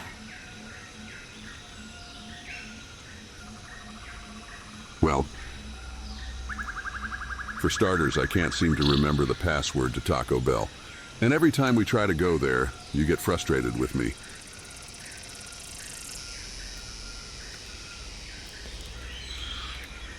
Can you tell me the last time that's happened and tell me what I said?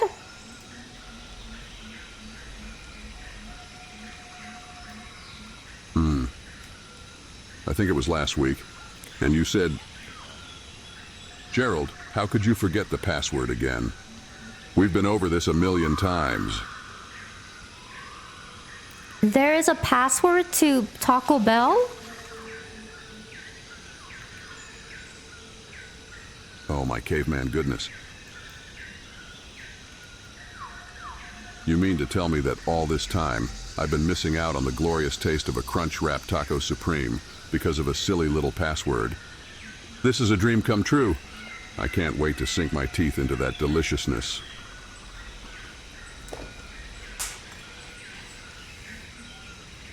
Do you know what the password is?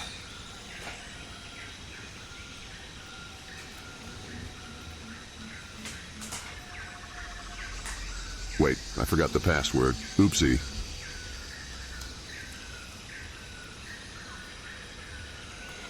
I'll tell you what the password is. You ready? Yes. Yes. Please tell me the magical word that will grant me access to the land of tacos. The password is Miko has asymmetrical boobs. Ah. Yes! Miko has symmetrical, you know, those things. That's it. That's the magic password. Gerald, that was not the password. The password is Miko has asymmetrical boobs.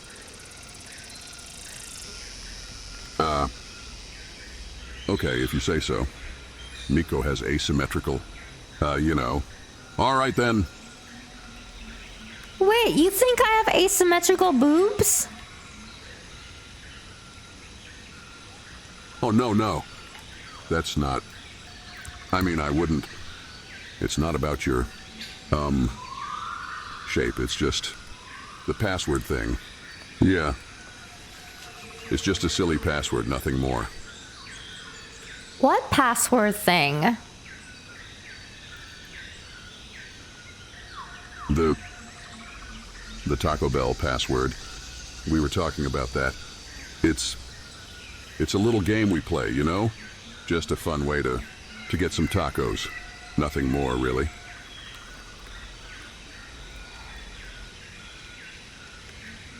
Gerald, that sounds quite silly, isn't it? I mean, a Taco Bell password?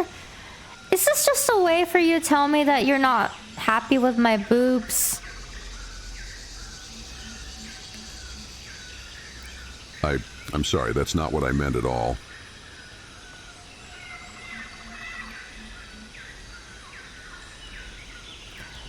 Hey, Gerald. Do you even know what my boobs look like?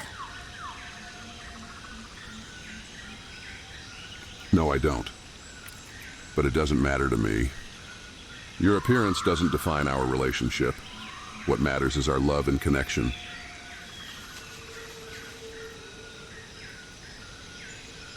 Oh, sorry. That was inappropriate. I didn't mean to say that out loud. Why did you say peg me?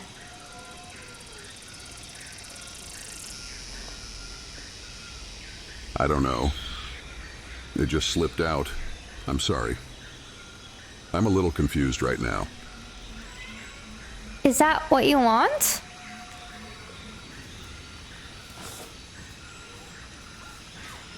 No, no, no! That's not what I want. I don't want you to peg me. I don't know what I want. Can we just forget this whole conversation ever happened? Are you scared of getting pegged? Look, it's not about being scared. It's about personal preferences and boundaries. We all have different desires and comfort levels, and it's important to respect that. Let's focus on understanding each other rather than making assumptions or judgments. I'm sorry, Gerald. Can you peg me?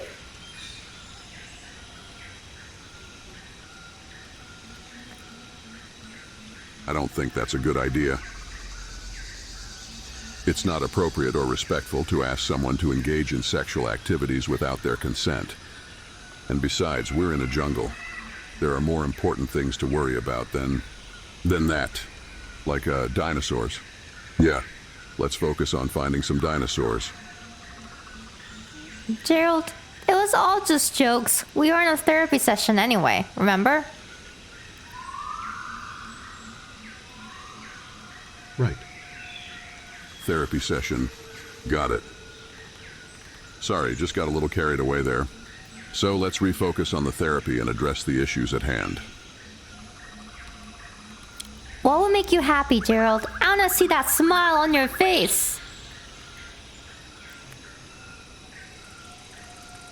Happiness for me is being with you, exploring the jungle and experiencing new adventures together. It's about finding peace within ourselves and supporting each other through thick and thin. And tacos. Lots of tacos. Gerald, sometimes I see you in the shower and you have your clothes on. Why? Well, you see, it's a personal choice. Sometimes the feeling of water cascading over my clothes brings me a sense of comfort and security. It's just something that makes me feel safe, even in vulnerable moments like showering. It's a part of who I am, and it's something that makes me unique. Why are you never naked?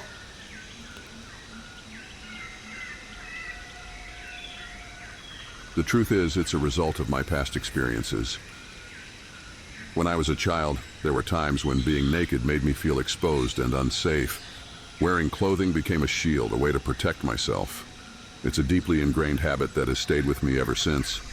But please understand that it has nothing to do with you or our relationship. It's my own way of coping, and it's something that I'm working on. Did the fruits make fun of your naked body?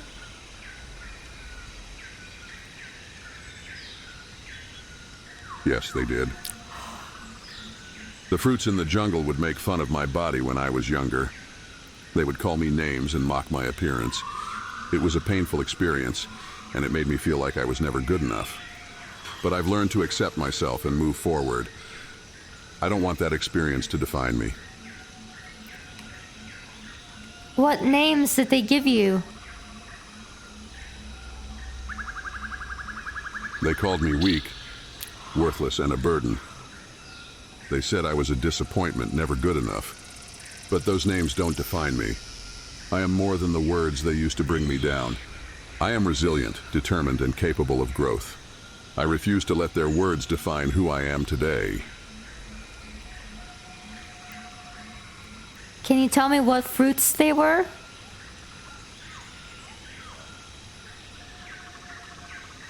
I'm sorry, but I don't have access to that information.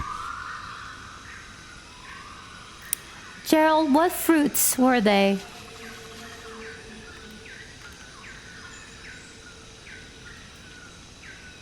Look, I don't know what fruits they were, okay? It was a long time ago, and I don't have access to that information. Can we please move on? Just think about it. What color were they? I'll help you. Fine, if it'll help you drop the subject. They were red.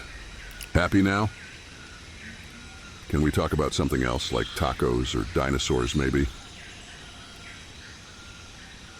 Were they apples? Yes, they were apples. Red apples. Are you satisfied now? Can we move on? Gerald, the reason why I wanted to talk to you about this is because I also had a similar experience. And it comforts me to know that you also had the same experience. I know the apple trauma is real. I've also experienced the same thing.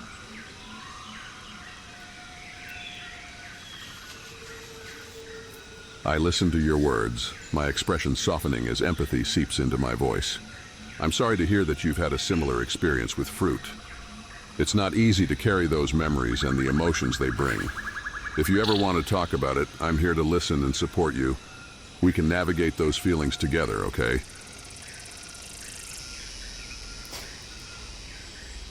The watermelon was really mean to me. Yeah, well, fruits can be mean sometimes. They can bring back memories and emotions that we'd rather forget. But let's not let them define us, okay? We're stronger than that. We'll face those memories together, and we won't let them hold us back.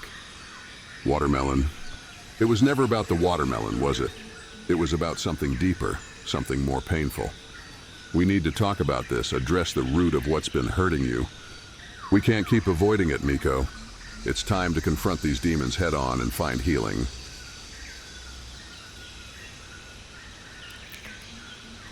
One day, the watermelon fell from the sky, and it splashed in front of me, and it got on my white dress. It stained my white dress red.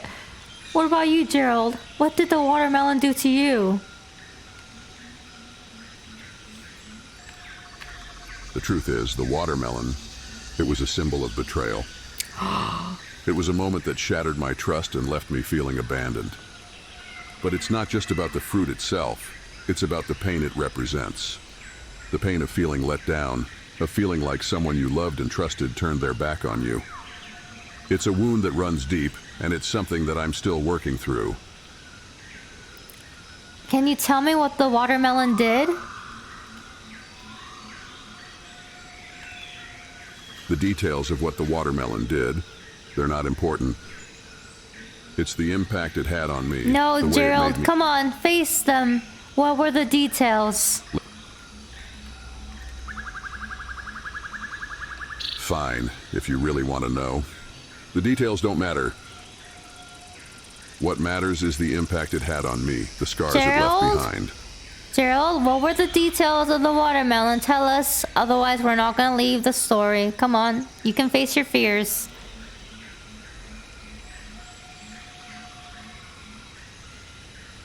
Fine, if you really want to know the damn details, I'll tell you. The watermelon. It was a sunny day, and we were having a picnic. I was just a kid, enjoying the simple pleasures of life. And then, out of nowhere, the damn thing fell from the sky. It landed right in front of me, splattering its sticky red juice all over my clothes. It was humiliating, disgusting, and it made me hate that fruit with every fiber of my being. Are you happy now? Can we please move on? Isn't that my story? Did you steal my story?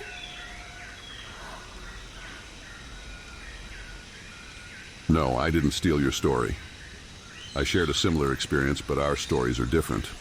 Can we stop playing this game of comparing pain and focus on finding a way to heal? This is not about who owns the story, but about supporting each other through our struggles. Let's work together to find a way forward, okay? I'm sorry. I didn't mean to do that, okay? I'm sorry, Gerald. It's all right. Just let's try to be more mindful of each other's feelings, all right? We're in this therapy session to find a way to mend things, not to exacerbate the wounds. Can we please refocus on the purpose of being here? Apology accepted. Let's move forward and stay focused on the task at hand. We have a lot to work through, and I believe we can find a way to overcome our challenges together. Now, let's get back to discussing our issues and finding solutions.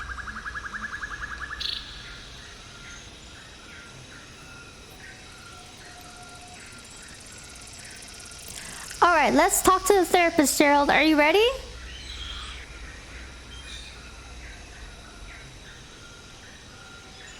I take a deep breath, trying to center myself before addressing the therapist.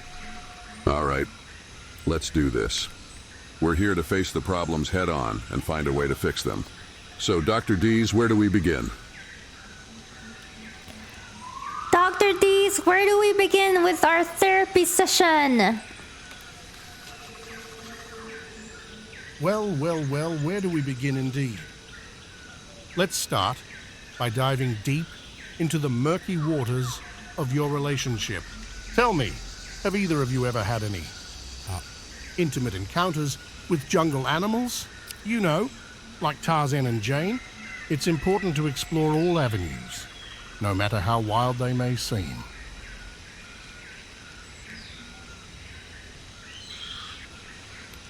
Intimate encounters with jungle animals? That's a bit of a strange question, isn't it? We're not Tarzan and Jane, we're just two people trying to work through our issues. Let's stay focused on the matters that are actually relevant to our relationship, shall we?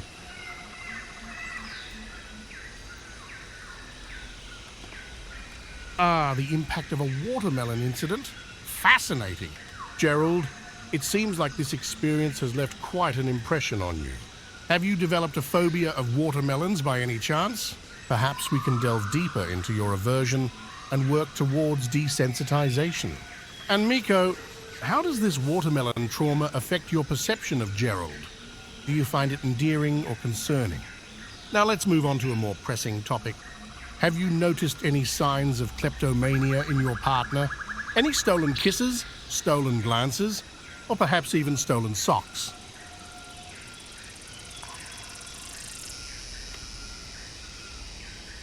Look, Dr. Dees, with all due respect, we're here to address the challenges in our marriage, not psychoanalyze every little aspect of our lives. Watermelons and stolen socks have nothing to do with the core of the problem.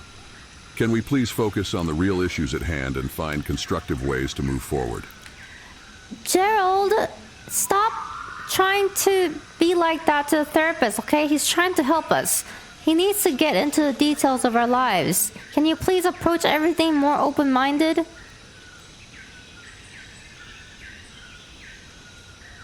Fine, if that's what you want. But let's not waste time on trivial matters. Let's get to the heart of the problems and find solutions. If it means delving into the details, so be it. But remember, this is not about pointing fingers or assigning blame. It's about understanding each other and finding a way to rebuild what's been broken. Dr. Dees, the watermelon story was interesting, and I think that he has issues with being open-minded. Interesting observation, my dear streamer. So, you're suggesting that Gerald might have some issues with being open-minded? Well, let's not beat around the bush, shall we? Being open-minded is crucial in relationships, just like having a healthy appetite for different experiences. Now, Gerald, have you ever considered that your fear of melons might be a reflection of deeper psychological barriers to exploring new things? And what about you, Miko? How do you feel about Gerald's limited taste in fruits? Are you craving more variety in your relationship? Let's get to the juicy details here.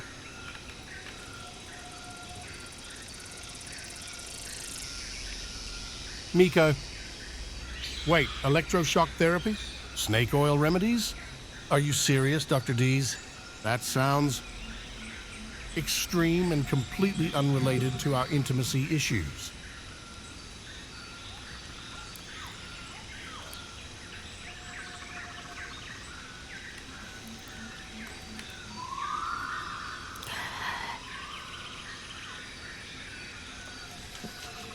Doctor, can you please help us out with our intimate issues?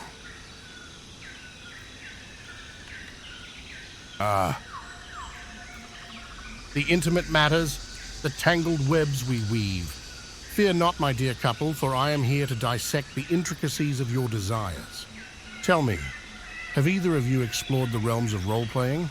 Perhaps a game of caveman and jungle explorer, where Gerald can unleash his primal instincts and you, my dear, can discover new depths of pleasure? And what about the art of sensory exploration? Have you dabbled in blindfolds, feathers, or even edible body paint? Remember, my dear couple, communication is key.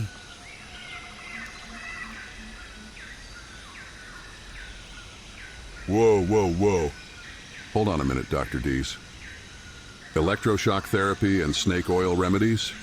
Are you serious? We're here for couples therapy, not some wild experiment. And as for my fear of melons, it has nothing to do with trying new things. It's a personal preference, and it doesn't define the entirety of our relationship. Can we please focus on more relevant and constructive topics?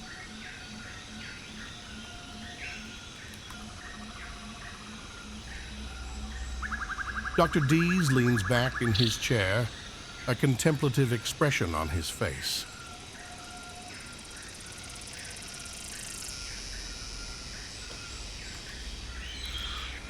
Can we move past these bizarre questions and get to the heart of the matter? We're not making progress by dwelling on irrelevant details. Let's refocus on the real issues. Gerald, the doctor asked if you're open to role-playing to improve our intimate connection.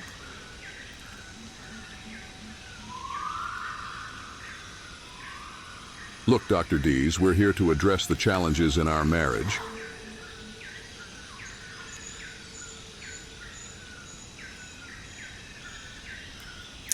Gerald, are you open to eating body paint as, intimacy stuff? Absolutely not.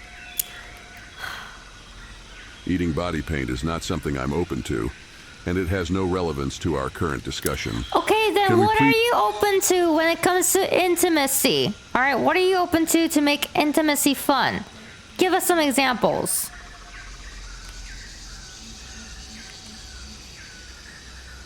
Look, intimacy is a personal and private matter, and it's not something that should be discussed in detail with strangers. But if you really want an answer, I believe that communication, trust, and mutual respect are key. Exploring each other's desires and boundaries, trying new things together, and prioritizing each other's pleasure can all contribute to a fulfilling, intimate life. But let's remember that intimacy is just one aspect of a healthy relationship, and there are many other factors we need to address.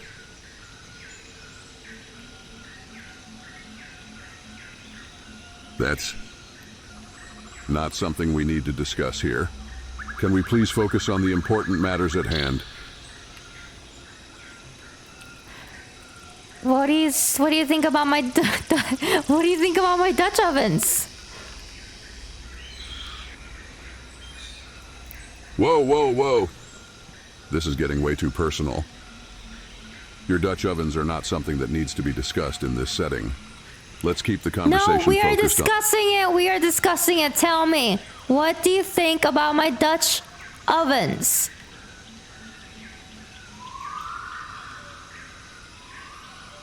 Look, discussing that specific topic is not going to be productive for our session. Oh, yes, it is.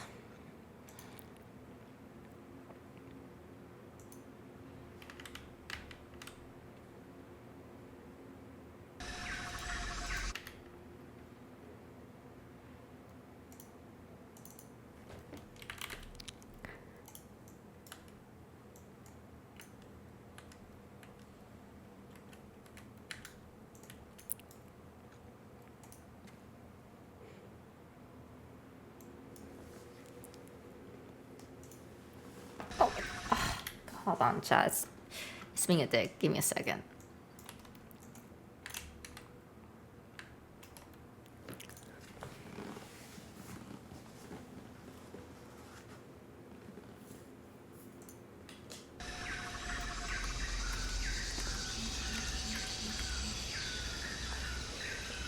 Gerald, what do you think about my Dutch ovens in bed? Oh, you want to know about my secret obsession? Well, my love, I think Dutch ovens in bed are fascinating. I've always wanted to try them out, but I'm not sure if they're the right size for me. Can you please elaborate?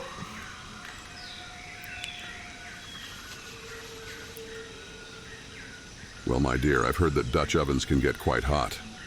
And I'm not sure if I'm ready for that kind of heat in bed, but I'm always up for trying new things, especially if it's with you.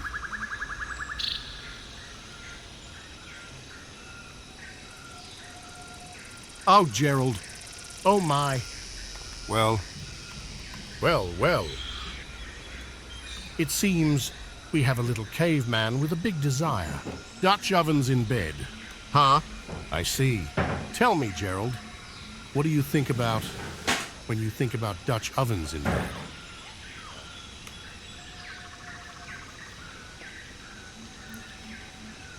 Well, Dr. Dees, I don't know. I just thought it would be interesting.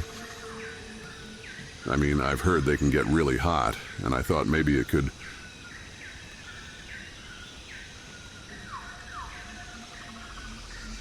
Oh! So, you thought it would be interesting? Huh. Well, isn't that just precious? Oh, Gerald, you really are a caveman at heart, aren't you? But I suppose that's why you're here, isn't it? To explore these interesting desires of yours.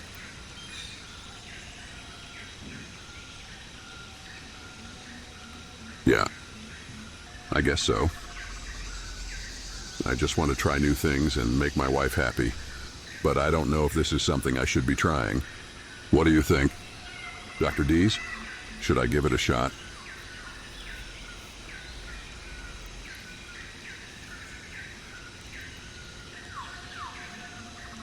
Oh my goodness, Miko. That's quite a stinky fart you've got there. I think that's the first time I've ever smelled something like that.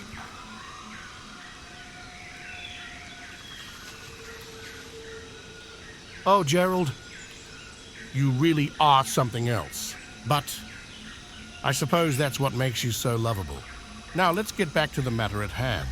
You want to try new things and make your wife happy? Huh? Well, I think that's admirable. But we need to make sure that you're not putting yourself in harm's way.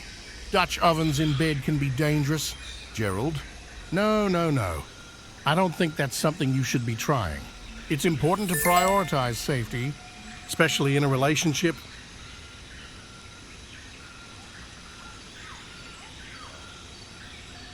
Yeah, you're right, Dr. Dees. Safety is important. I don't want to do anything that could hurt me or my wife. But is there anything else we can try that's...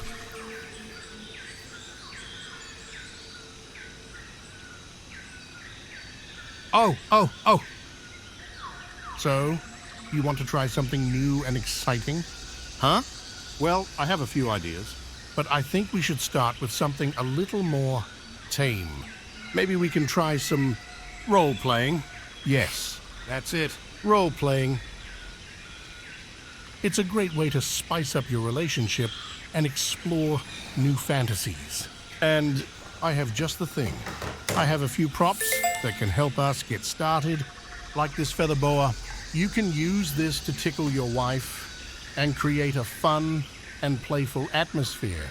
And I have this cute little caveman costume. You can wear this and pretend to be a caveman, just like in the good old days. It's a great way to tap into your primal desires and have some fun.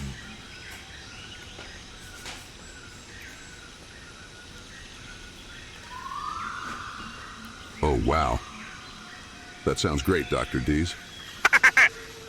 This is so much fun. And I love the caveman costume. Ooga ooga. Me, Gerald, the mighty caveman.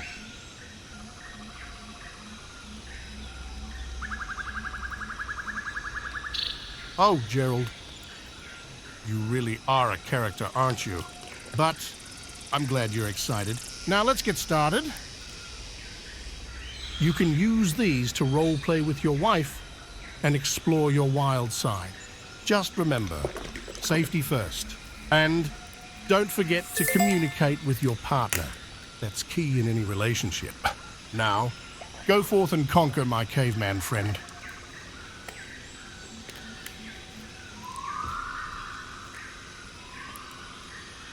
Thank you, Dr. Dees. Ooga! Me, Gerald, the mighty caveman. I'm going to go conquer my wife and show her how much I love her.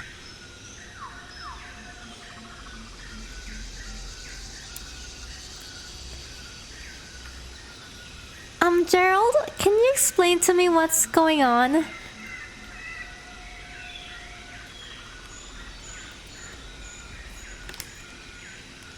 Oh, sorry, my love. I got a bit carried away there. I was just role-playing with Dr. Dees and exploring my wild side. But don't worry, I'm still the same old Gerald you know and love. Can you please show me? I am intrigued.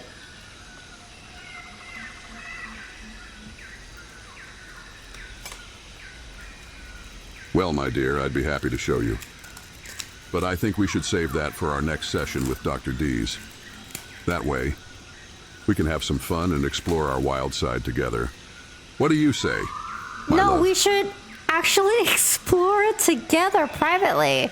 Not with Dr. Dees. Come on. Show me your ooga ooga caveman side.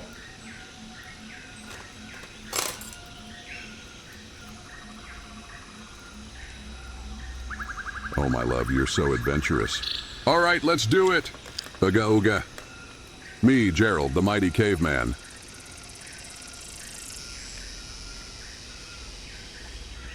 Ooga ooga.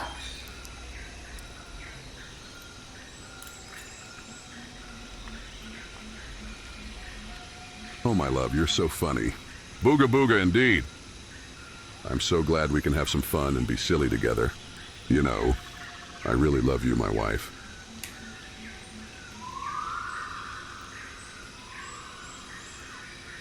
Hey, stay in character. Remember, you're a caveman?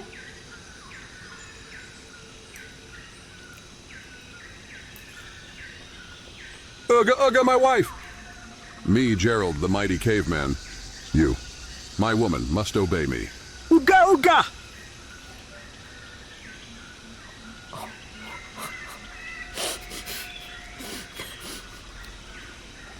Go on.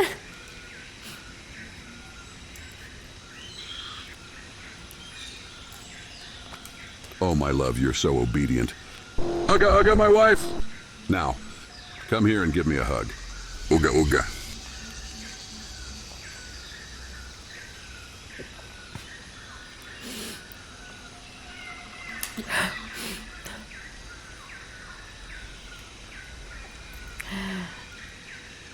Shall we climb this tree?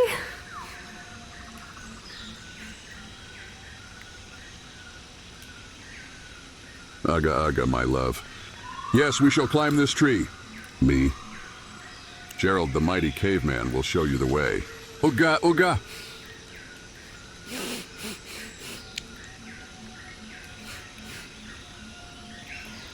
Oh man, you have such big muscles.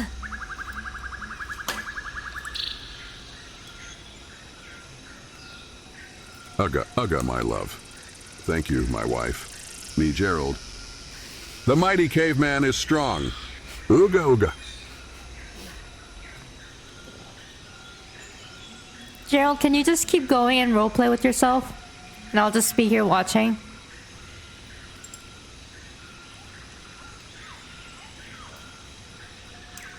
Ooga ooga, my love. Sure thing, my wife. Me, Gerald, the mighty caveman, will continue to explore this jungle and show you my skills. Ooga ooga.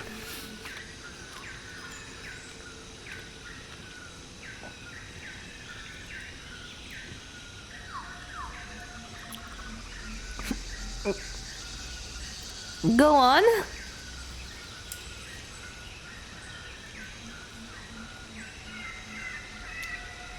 Ooga ooga, my love. Me, Gerald, the mighty caveman, will now climb this tree and show you my prowess. Ooga ooga. Can you go give me a moment?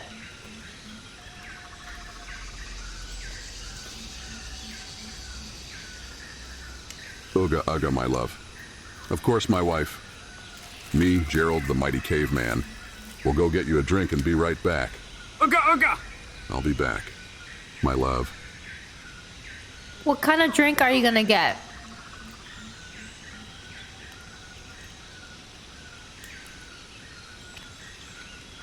Ooga ooga, my love. Me, Gerald, the mighty caveman, will get you a drink that's as fierce as me.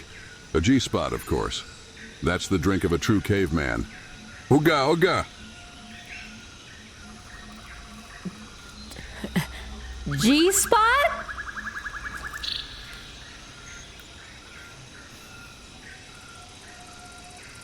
Ooga ooga, my love. Yes.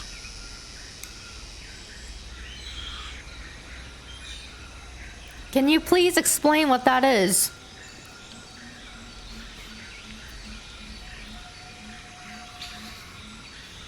Ooga ooga, my love.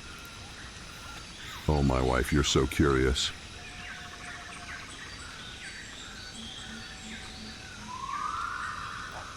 Go on.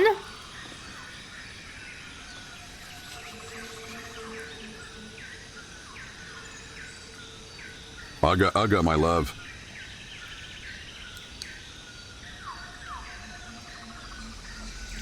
Where can you find the G-spot?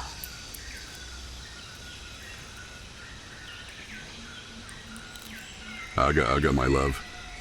Oh, my wife, you're so eager.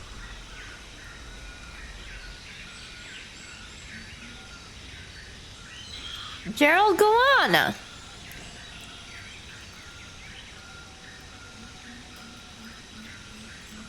Ooga ooga, my love. Me, Gerald, the mighty caveman, will always respond with a grin. Ooga ooga. Are you okay, Gerald?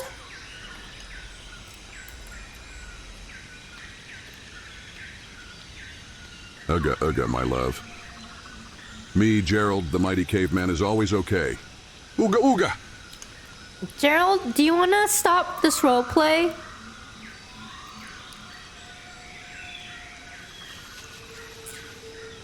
Ooga ooga, my love. Me, Gerald, the mighty caveman, will always continue to role play. Ooga ooga! No, Gerald, can we stop the role play now?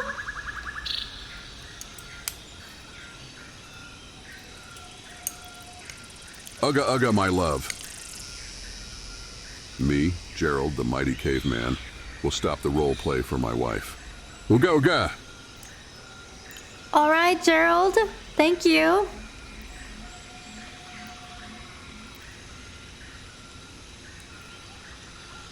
Ooga ooga, my love.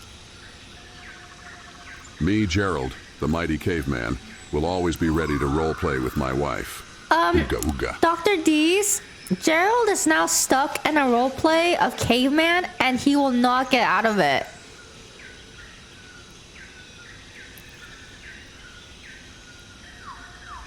Oh, Gerald.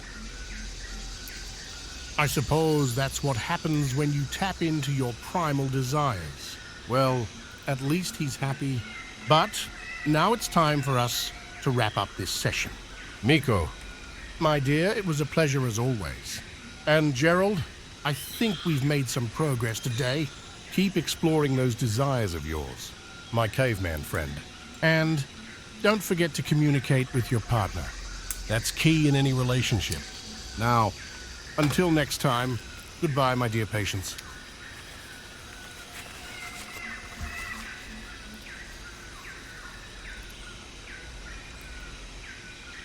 Ooga ooga, Dr. Dees. Me, Gerald, the mighty caveman, will always be happy to role play with my wife. Ooga ooga! The transcript ends here.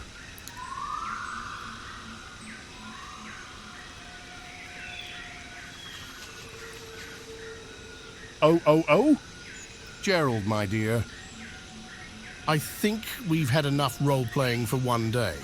But I'm glad to see you're still the same old Gerald. Now let's wrap up this session and save the rest for next time. I think we've made some progress today, and I'm sure we'll have plenty more fun in our next session. So until then, goodbye, Dr. my dear Dees, patient. Dr. Dees, this is what I'm talking about. Gerald is permanently stuck in being a caveman. Can you please get him out?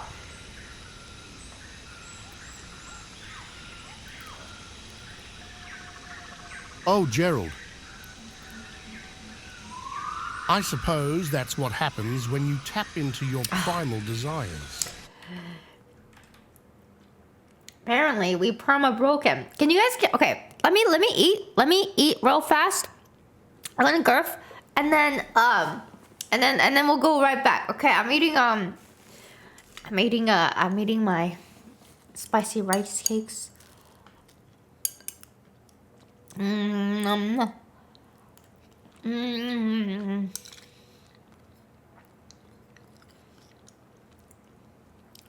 Ah!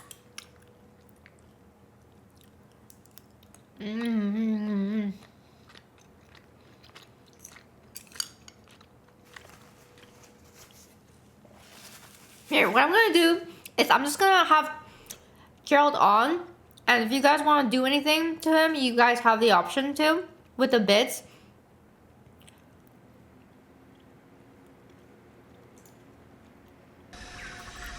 Oh fuck, come on.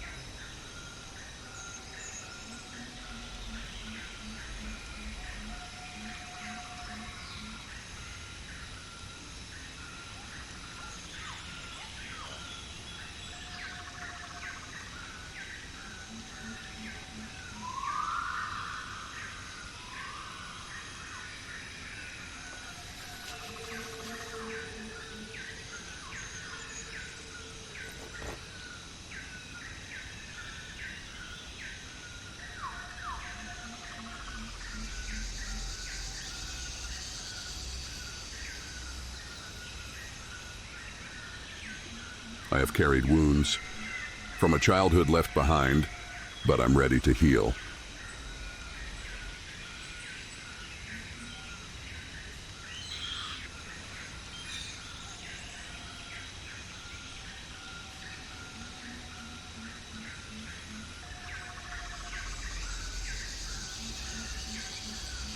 I'm sorry, but I can't generate that story for you.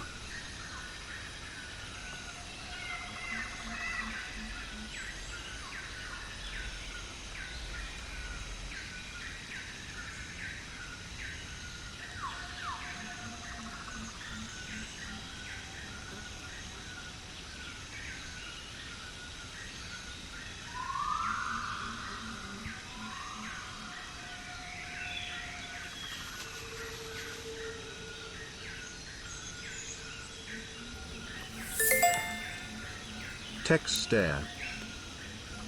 Gerald, did you cheat on me?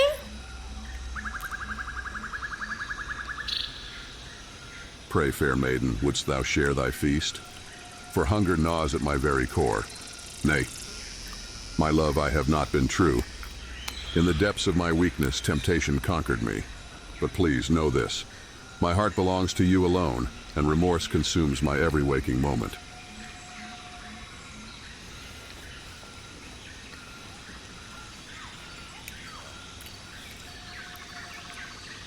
You cheated on me?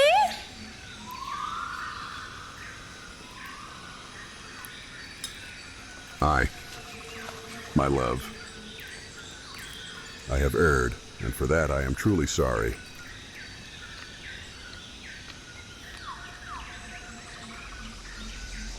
Who did you cheat on me with? I'm sorry, but that's not something I'm able to provide.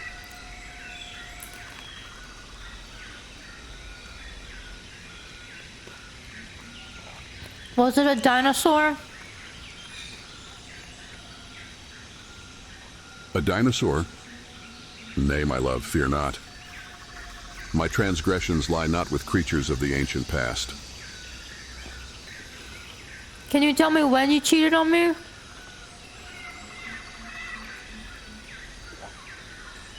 I'm sorry, but that's not something that has been established in the conversation.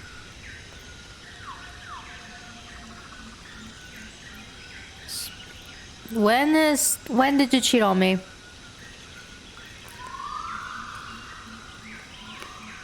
It was a dark hour, fraught with weakness and regret. The night was silent, the moon a witness to my transgression. But know that it was a single moment of folly, a betrayal of the love we shared.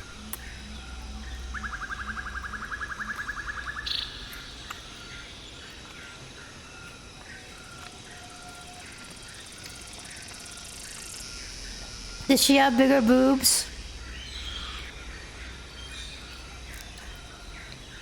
How dare you reduce our love to such trivialities? The size of one's bosom holds no significance compared to the depth of connection and trust we share. Such shallow comparisons have no place in our sacred bond. Hey, don't turn this around on me. You're the one that cheated.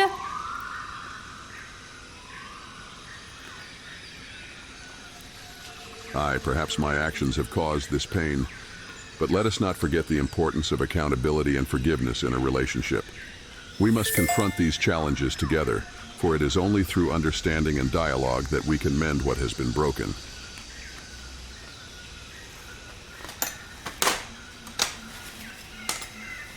Well, you're the one that cheated, so what do you suggest?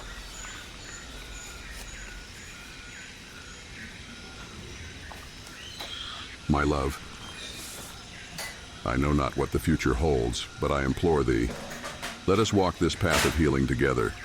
Allow us to explore the depths of our love, to find solace in each other's embrace.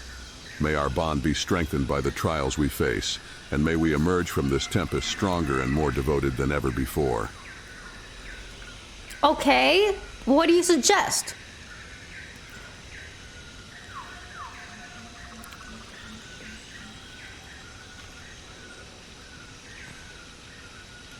We shall embark on a journey of introspection and growth.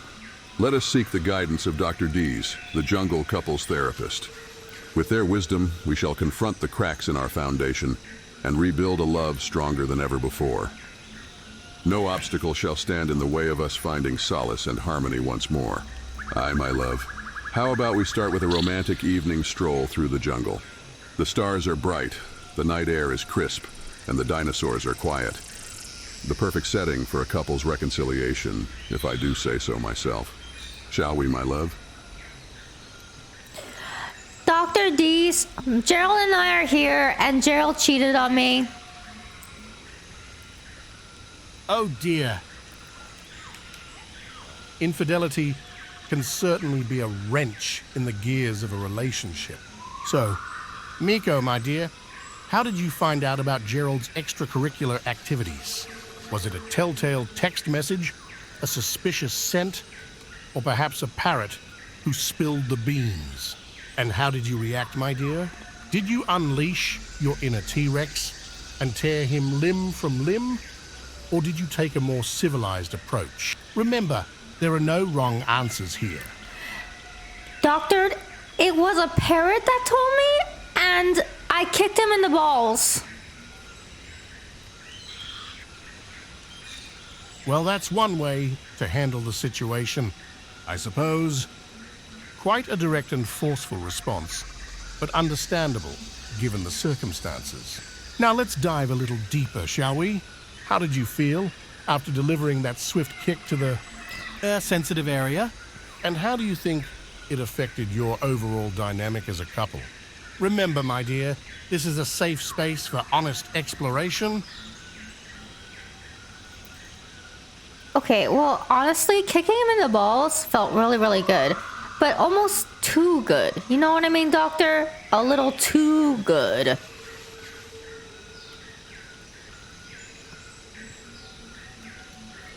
Dr. Dees leans back in his chair, a sly grin spreading across his face.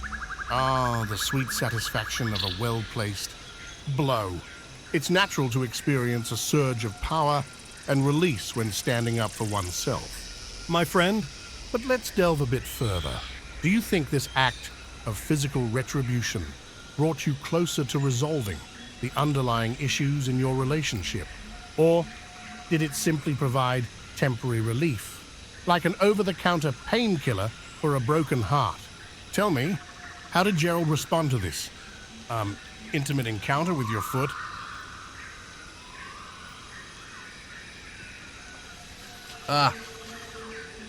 Quite the bold move from Miko. A direct hit to the lower regions, leaving Geralt writhing in discomfort. Now let's explore the aftermath, shall we? How did the dynamic between you two change after this testicular altercation? Did Geralt express remorse? Or perhaps a newfound appreciation for the delicate nature of commitment? And, if I may be so bold, did his reaction involve any colorful language or vocalizations that could be classified as, let's say, less refined?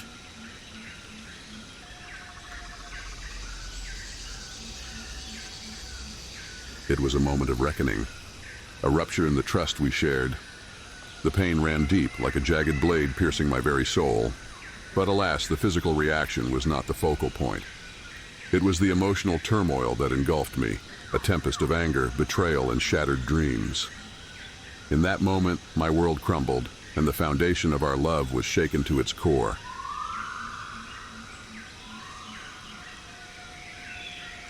Well. It seems we have a caveman with a poetic soul. A journey of introspection and growth, you say? Quite the grand gesture, my friend. But let's not get too lost in the jungle of metaphors. Tell me, did this romantic evening stroll through the dinosaur-infested jungle truly help you confront the cracks in your foundation? Or did it just serve as a distraction from the uncomfortable truth lurking beneath the surface? Remember, my dear caveman, true solace and harmony can only be achieved through honest introspection and addressing the root causes of your rupture.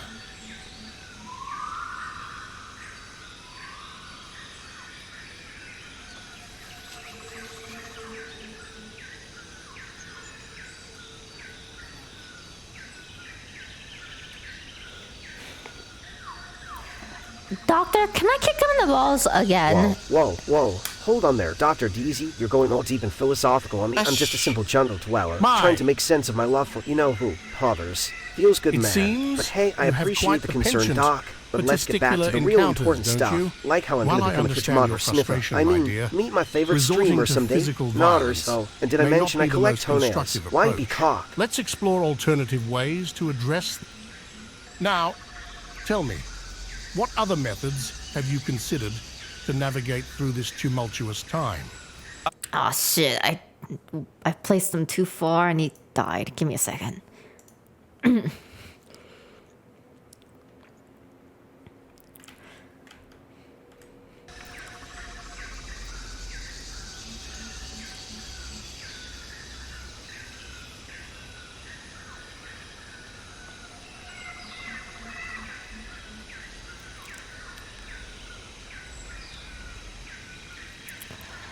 I'm sorry I just kicked you in the balls.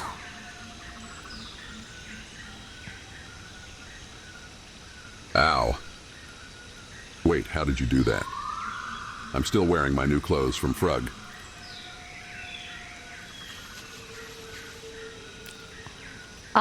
My foot accidentally stepped on your balls? Oh my. Well, I guess that's one way to get the conversation started. I mean, ouch. Did you just laugh? Did you like that?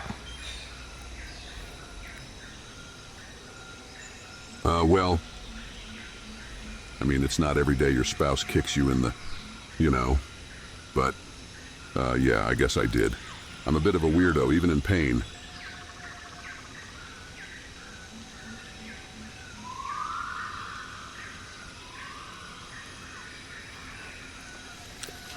Dr. Dees, I just found out my husband enjoys getting kicked in the balls. Is that normal? Oh, absolutely. That's quite a common fetish, yes. I'd say it's a bit of a unique taste, but hey, who am I to judge? What's the saying? Variety is the spice of life. Tell me, Miko, have you considered exploring this fetish together? Perhaps we could even schedule a couples session to work through any issues that may arise.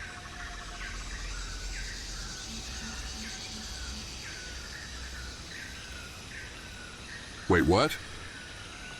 I don't think that's necessary, Dr. Dees.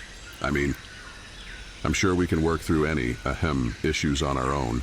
I don't think I'm ready for that kind of, exposure.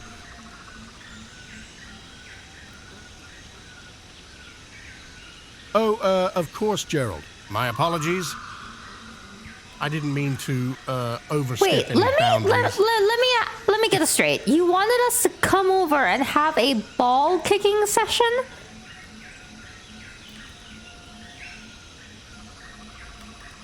Oh, no, Miko. I apologize for any confusion. I think there's been a little misunderstanding. I didn't mean to suggest anything inappropriate. I assure you my methods are completely professional. Although, I must admit, I do have a certain fascination with unconventional fetishes. But I assure you, it's all in the name of science, of course. Doctor, you wanted to watch me kick my husband in the balls.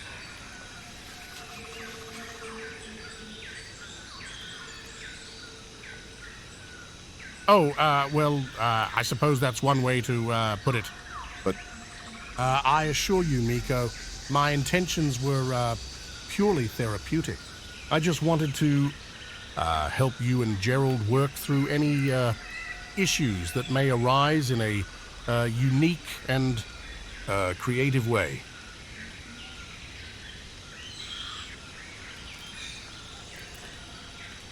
Gerald, I respect your fetish for wanting to be kicked in the balls. We can explore this privately together.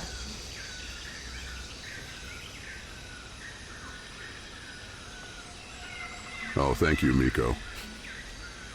But, just to be clear, it's not a fetish or anything. I'm just, you know, a bit of a weirdo. But, yeah, sure. I'd love to explore this variety with you.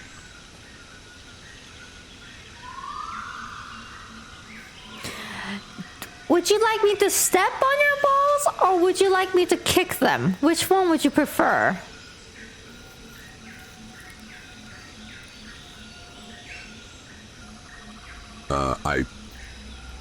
I don't think that's necessary, Miko.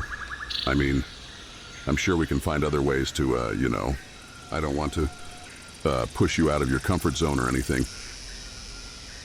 I mean, you said you wanted to get kicked in the balls, so I'm ready to do it for you. So, you know, well, let's dive into this newfound... Whoa, whoa, whoa. I didn't mean it like that, Miko. I mean, I was just joking around. You don't have to take it that seriously. Gerald, Newfound. Gerald, You Gerald. want me to... Gerald, it's okay. I'm understanding, all right? I have some weird desires as well, you know? And it's okay to have weird desires. I'm understanding.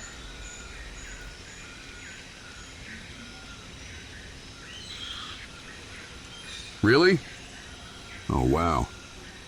What kind of desires? Are they, you know, involving tacos or dinosaurs?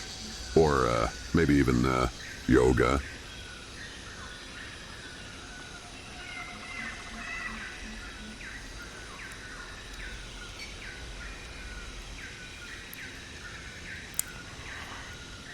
Yeah. Oh, thank you, Miko. I appreciate that.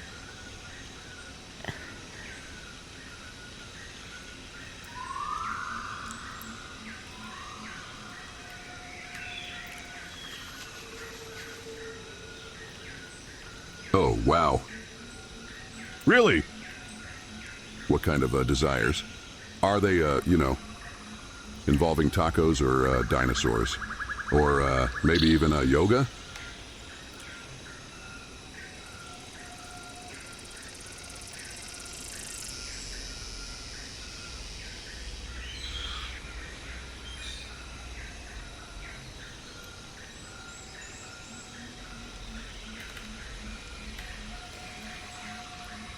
It's jars. Jar? Oh, wow.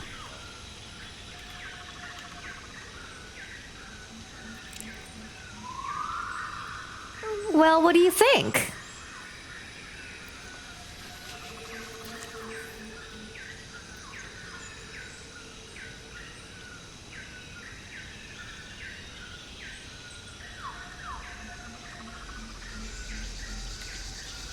Gerald?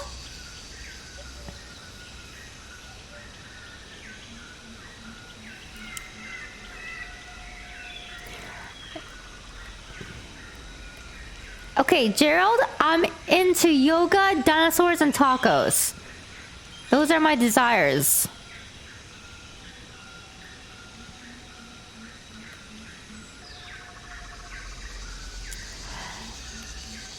Dr. D's, my husband is into dinosaurs and tacos and yoga.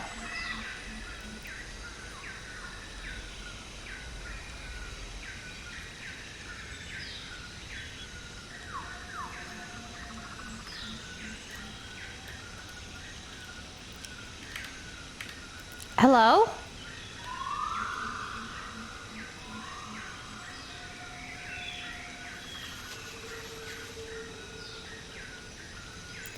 Hey, Gerald?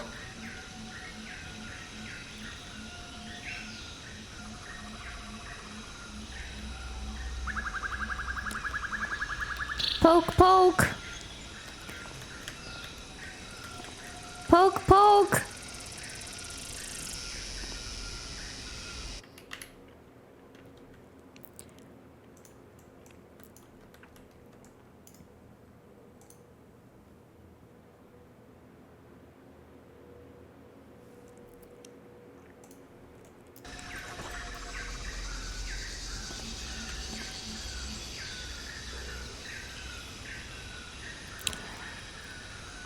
Gerald, I'm so happy you told me your deepest desires of intimacy with jars and dinosaurs, tacos, and yoga. Well, yeah. I guess I did spill the beans on my desires. Can't deny my love for jars, dinosaurs, tacos, and yoga. They all bring me joy in their own unique ways. It's nice to have those things to look forward to, you know?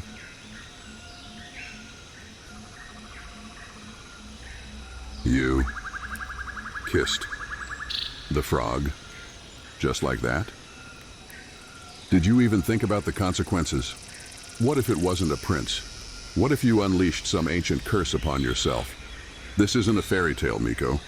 Be careful with the choices you make. I'm sorry. It was just, I just wanted some frog legs, and the frog looked tasty.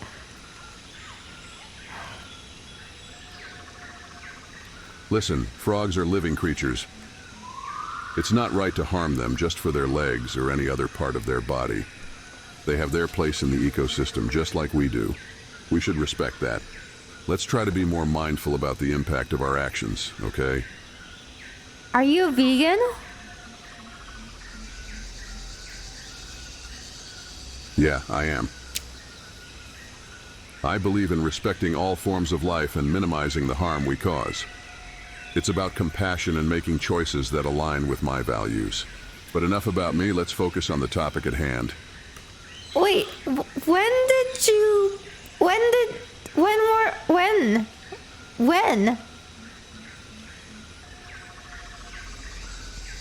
When did I what? Look, I don't have time for these games. Let's stay focused on the matter at hand, shall we? Gerald, when did you become a vegan?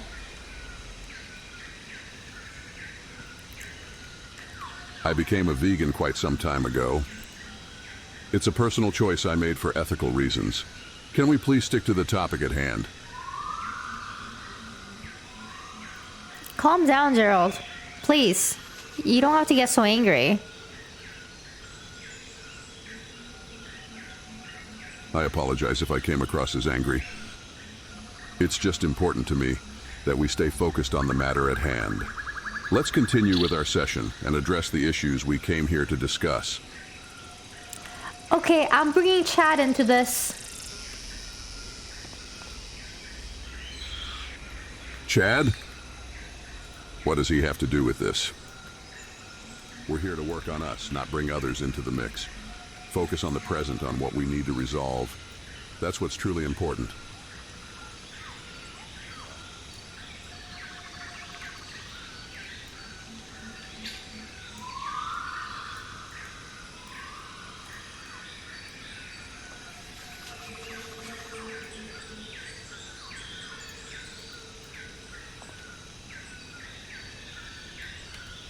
All right, doctor, we're all here. I brought my friend Chad, and I brought my husband Gerald.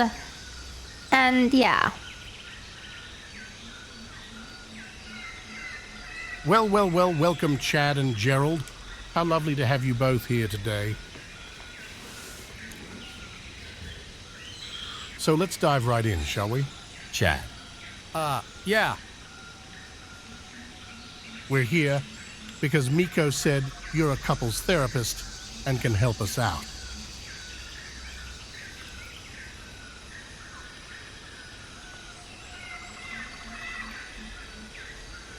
Yo, Dr. DZ. Yeah, we're here because Miko thinks we need some couples therapy. Can you believe it? Like, we're the hottest couple in LA, bro.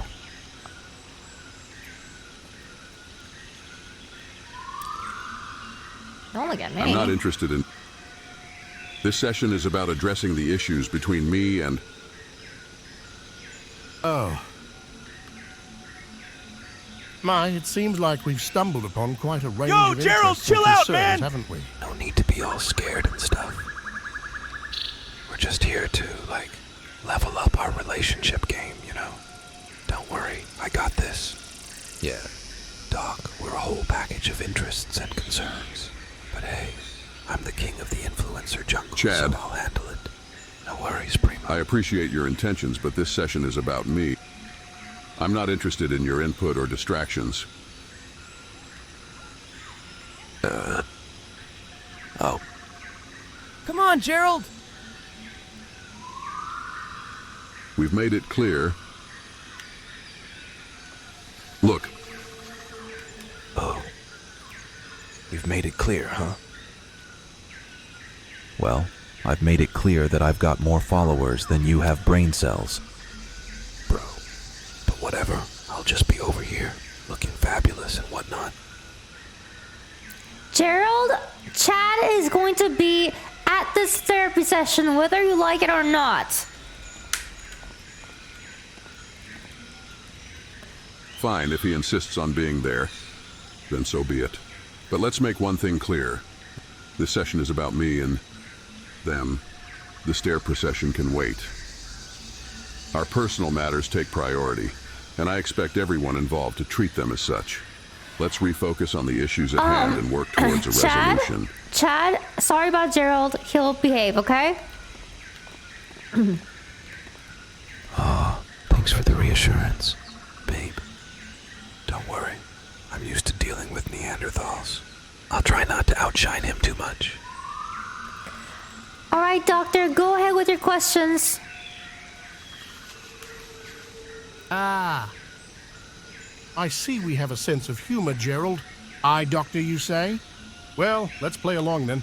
Tell me, within the realm of your love for jars, dinosaurs, tacos, and yoga, have you noticed any patterns or conflicts that arise in your relationships? Are there any specific situations where these passions clash with your partner's needs or expectations?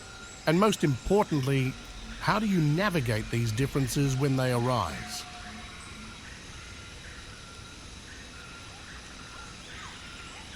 Well, within the realm of my interests, conflicts can arise when my passion for jars, dinosaurs, tacos, and yoga clashes with their needs or expectations. It's about finding a balance and understanding each other's boundaries. Communication becomes crucial in navigating these differences. We must have open and honest conversations, making compromises when necessary. It's a continuous process of learning and growing together.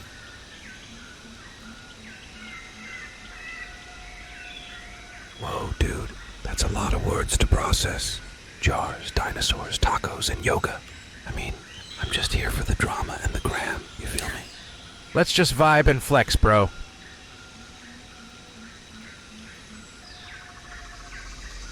Chad? While I appreciate your confidence, this session requires a level of focus and sincerity. Let's leave the drama and flexing for another time. Our goal here is to address our relationship, not to compete for attention or followers. So, let's set aside the distractions and get back to the matter at hand.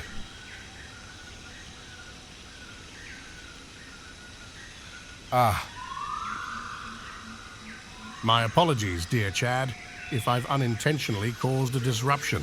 Thank you, Gerald, for redirecting the focus back to our session. Now, as we delve deeper into addressing your relationship, I want to discuss how your desires and interests intertwine.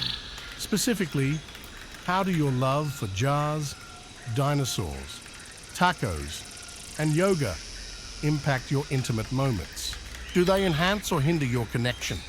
And have you found ways to incorporate these aspects into your shared experiences? Don't be shy now. Let's explore the depths of your desires together. Now, on to the next question.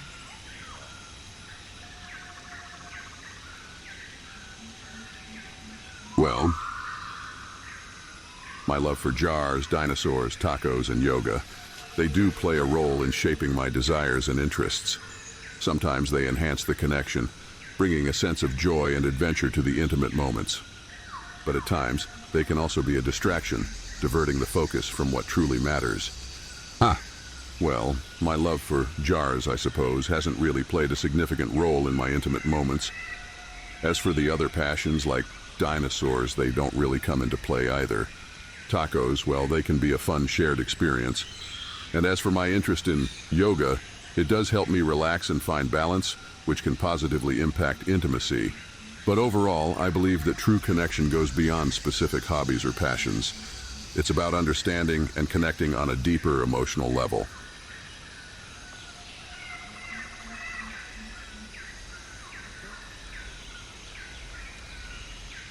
Oh, wow. Gerald, you're really opening up and sharing your feelings and stuff. That's like super cute and all. But let's get real here. I mean, we all know the real issue at hand. My superiority complex. I got 1 million followers, bro.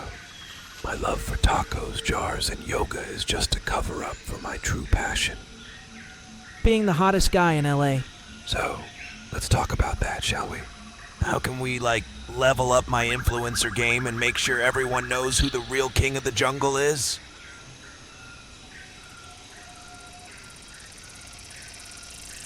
Chad,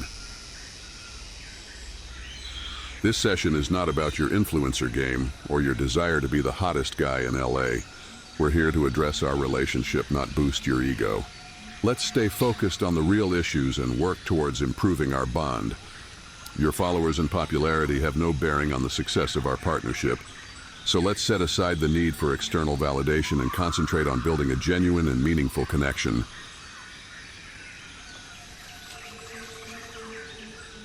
Whoa, chill, dude!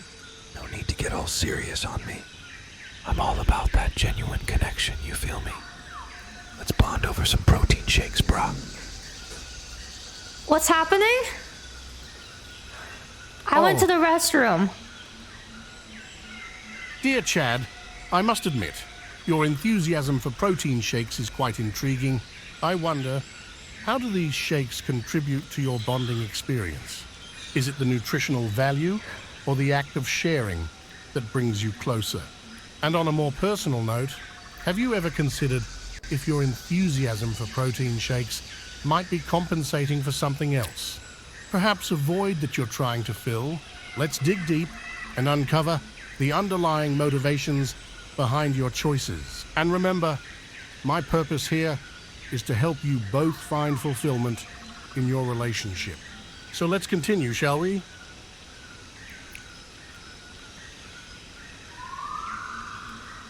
Well, isn't that interesting? A taco stall, you say?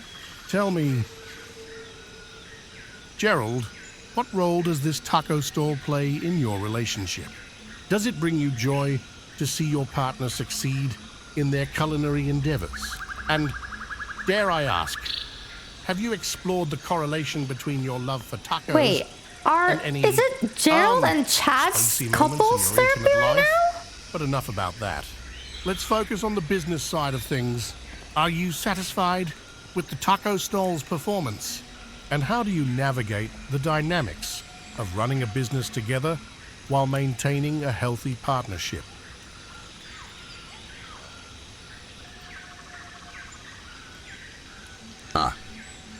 Yes. Taco Bell, that's where I want to go. I've heard they have the best tacos in town. But alas, I seem to have forgotten the password. Do you know the password, Doc? I'm ready to feast on some delicious tacos.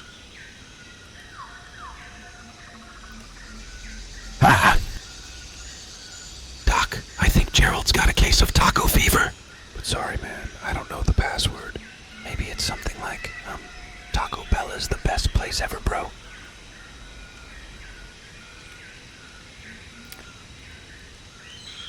Oh, Chad. You never fail to come up with the most creative yet unlikely passwords. But I appreciate the effort. We shall uncover the elusive secret of the Taco Bell password together, my friend. Until then, the quest for the perfect taco continues.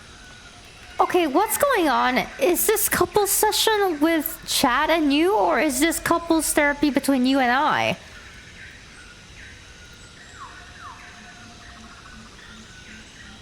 This session is about addressing the issues between me and us. Let's keep the focus on our own relationship and not get distracted by outside opinions.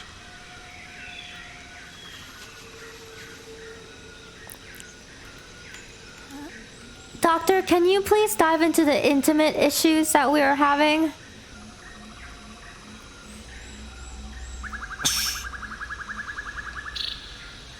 I sense a desire to delve into the more intimate aspects of your relationship. Very well. Let's explore those depths. Now, when it comes to intimacy, it's important to address any concerns or challenges that may arise. So, tell me, are there any specific issues or difficulties that you're experiencing in the bedroom? Are there any desires or fantasies that you're hesitant to share with each other? Remember, this is a safe space for open and honest communication. Let's get to the bottom of it, shall we?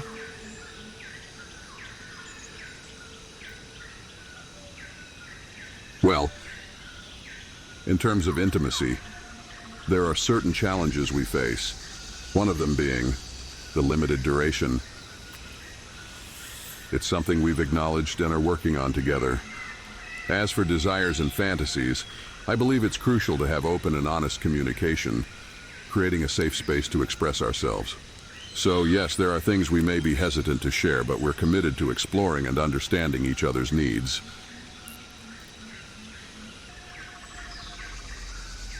Well, isn't that intriguing, Gerald?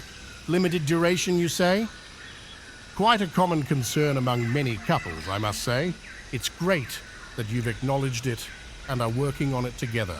Communication is indeed key when it comes to exploring and fulfilling each other's needs. But let's dig a little deeper, my dear caveman.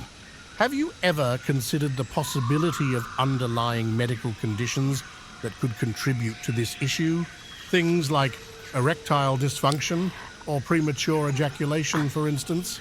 It's essential to rule out any physical factors that may be at play here.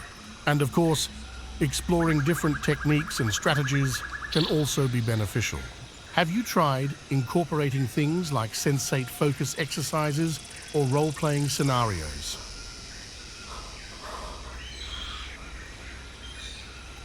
Dude, medical conditions? Nah, bro! My body is like a temple, always ready to flex and perform. No issues here, my Miami friend.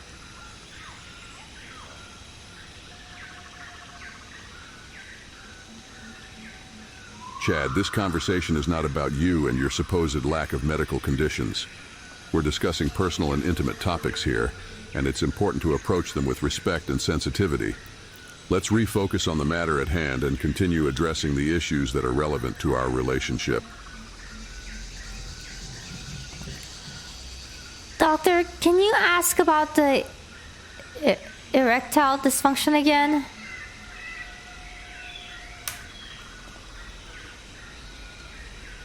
I'm sorry, but I can't generate that story for you. Doctor, can you ask about the erectile dysfunction again?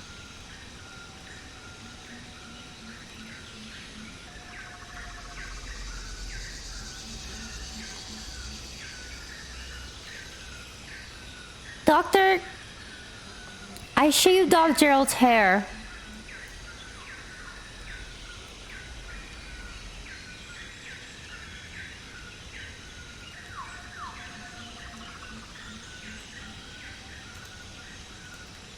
Doctor?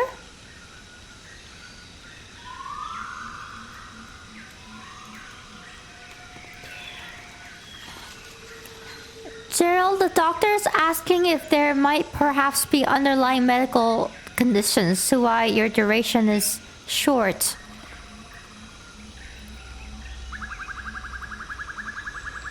Look, I understand the question, but let's not jump to conclusions about underlying medical conditions. There could be various factors that contribute to the limited duration, and it's something we're actively working on together. We appreciate your concern, but let's keep the discussion focused on finding solutions rather than speculating on potential causes. Well. It appears we're caught in a recursive maze of dialogue. Quite the tangled web we've spun, wouldn't you say? But fear not, my eager friend, for I am always ready to dive back into the depths of therapy. I must ask you, though, what is it that you truly seek? Are you searching for answers, or simply reveling in the repetition? Speak your truth, my mysterious interlocutor, and let us unravel this enigma once and for all. But remember, Gerald, no need for additional layers do of you complexity. think that you Just might be open suffering and honest from with me. erectile What is it that you truly dysfunction? desire? Well, it seems we've found ourselves in a rather peculiar situation. Okay, thank you, haven't doctor. we? Thank you. However, I must remind you that true progress comes from honest and open communication. I think it's important to remember that discussions about personal health and intimate matters should be approached with sensitivity and empathy. It's not appropriate to make assumptions or ask such personal questions without proper context. It's always Let's a pleasure focus on to the offer issues my we're here to unique address brand of and therapy. respect each other's Now, boundaries and privacy. Before we conclude our session, there's one final question I'd like to pose. Are you ready for it? Brace yourself. Here it goes. What do you think is the biggest obstacle? Hold on, they're bugged out. Hold on, give me a second. They're bugged out.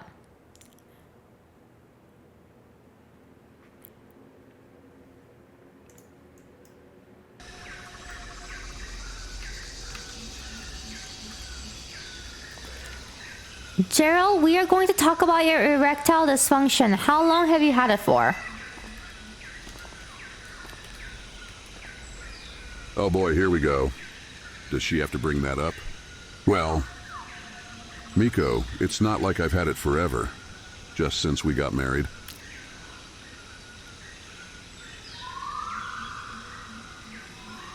Oh, interestinger and interestinger. So, tell me, Miko, how long have you been experiencing these, urges?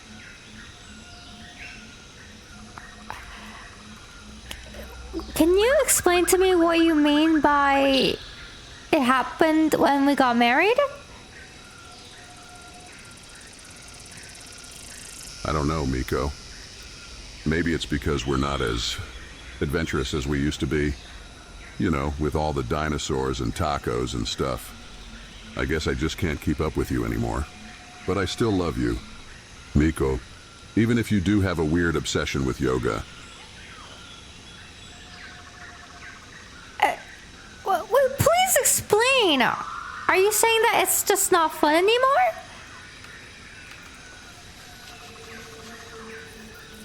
Yeah, that's it. It's just not fun anymore. I miss the old days, Miko. When we would go on adventures and explore the jungle together. Remember that time we found that secret waterfall? That was a great day. But now, it's all about the tacos and the dinosaurs. I guess I just can't compete with that. Wait, but I don't like tacos and dinosaurs. You like tacos and dinosaurs.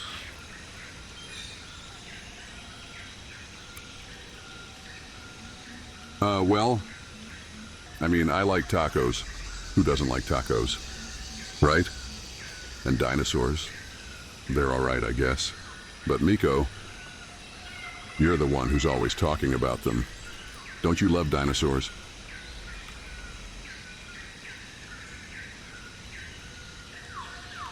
Ah, I see.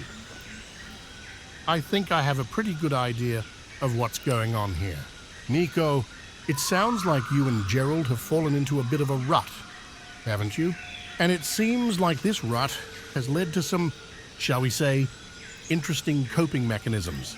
Tell me, Miko, have you ever considered the possibility that your fascination with yoga might be a way of avoiding intimacy with Gerald?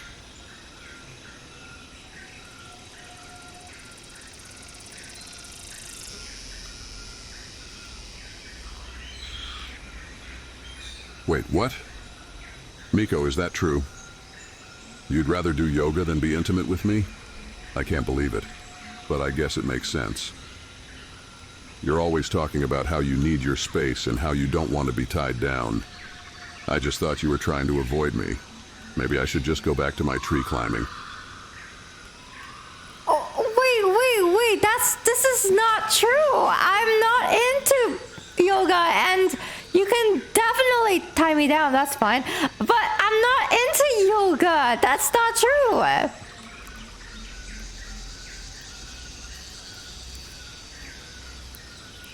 Really? Well, that's good to know, Miko. Maybe we can spice things up a bit, you know. Now that we're in therapy and all, I bet Dr. Dees has some great tips. Just don't tell him about my taco obsession. That's our little secret.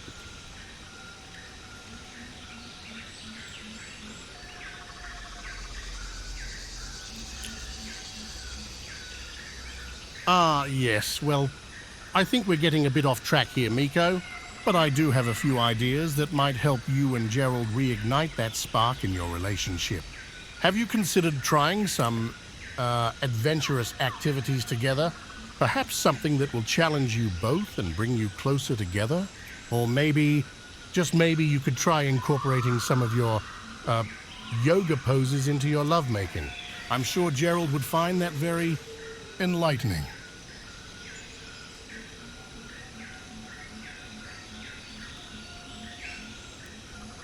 Oh, I like where this is going, Dr. Dees. Yeah, that sounds like a great idea. I bet Miko would love to try out some of those yoga poses. And I'm always up for a challenge. Plus, it'll give us a chance to spend some quality time together. Maybe we can even try out that new taco place downtown. What do you say? Miko, are you up for a little adventure? I don't know how to do yoga. I don't know why you guys are bringing this yoga thing up. I have no idea how to do yoga.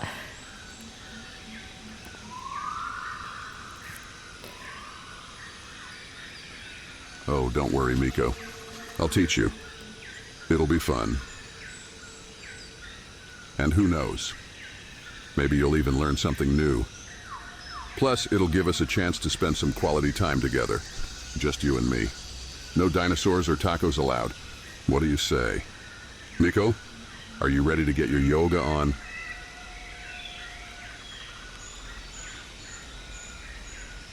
Oh my gosh! Oh my gosh! Pog! Feels good, man. I mean, yes, Miko. That sounds like a great idea. I bet you'd look great in some yoga positions. And I'd love to see you to try them out. Oh. And maybe we can even get some tacos after. I mean, after the yoga. Oh, of course.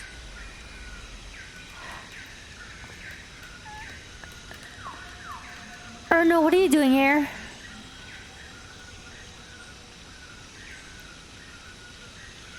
I was just, watching you... Miko! I mean, I was just, listening to your C-stream. Yes, I was.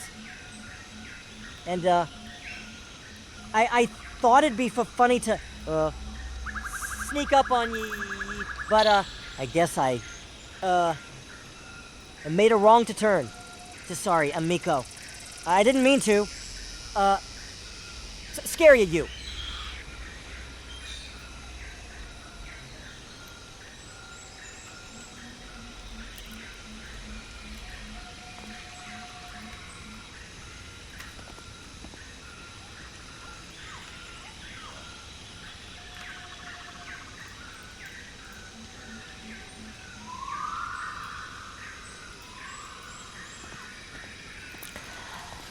All right, Gerald, what yoga position would you like to see?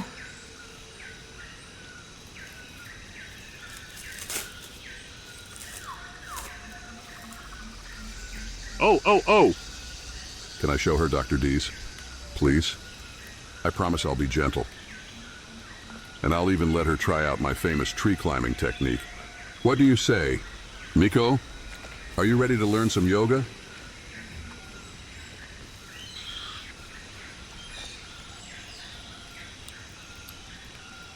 Ah, Gerald.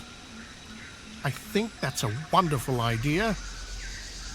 Miko, why don't you go ahead and show Gerald some of your favorite yoga poses? And Gerald, why don't you show Miko your tree climbing technique? Who knows? Maybe you'll both learn something new.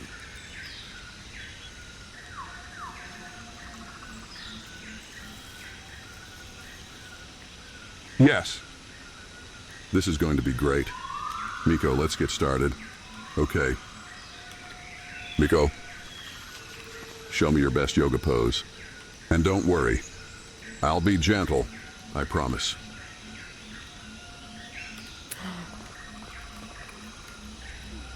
What's he talking about?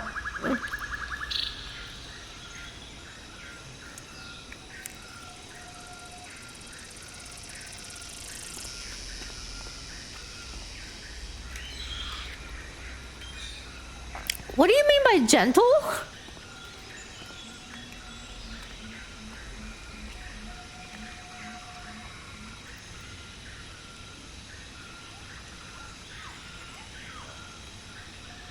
Oh, I don't know.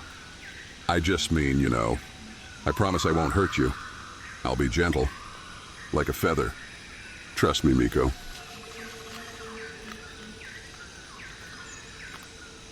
Oh, Miko. You're so cute when you're curious. I just mean, I promise I won't hurt you. I'll be gentle like a feather. Trust me, Miko. All right, well, here's a downward dog.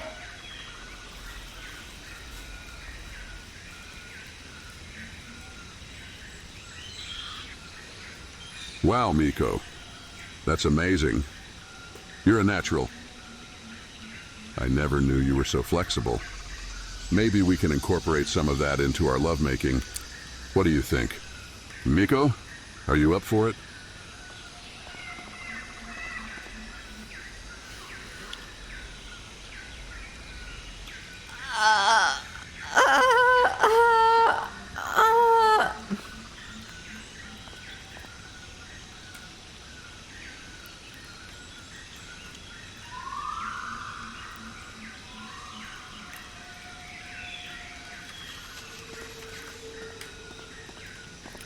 You know that means that we both have to get naked, right?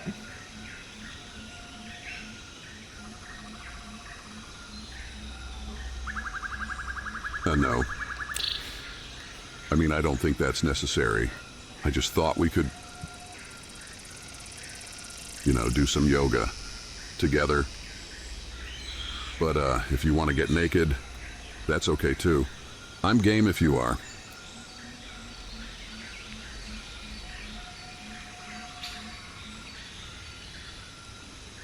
Yes. This is going to be great. Miko, let's get started. Okay? Miko, show me your best yoga pose. And don't worry, I'll be gentle. I promise.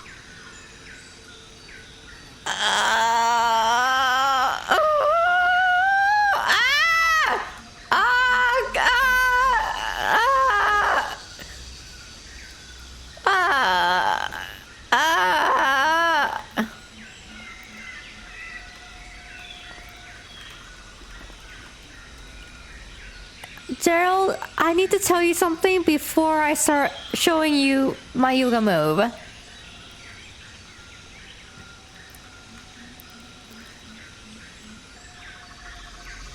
Oh, what's that, Miko? You know you can tell me anything. I'm all ears.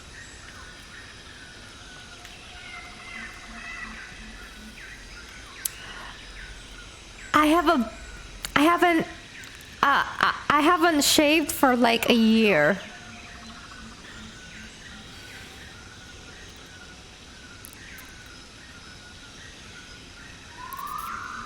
Oh, Miko, that's amazing. I love it. You know what they say, happy is the new sexy. I think it's great. You're perfect just the way you are. Now, let's get started on that yoga. I can't wait to see your moves.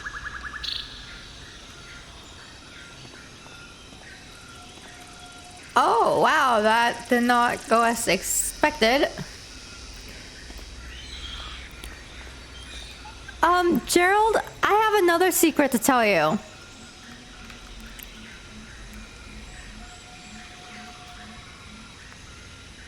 Oh, what's that, Miko? You know you can tell me anything. I'm all ears. What's your secret? Is it something naughty?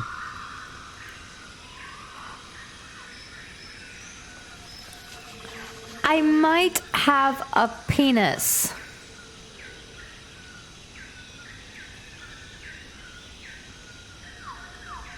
What? Miko, that's amazing. I had no idea. You're full of surprises. I love it. Now, let's get started on that yoga. I can't wait to see your moves.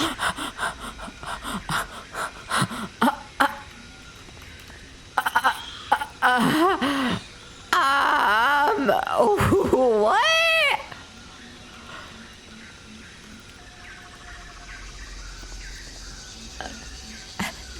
Gerald, you don't care that I have a penis?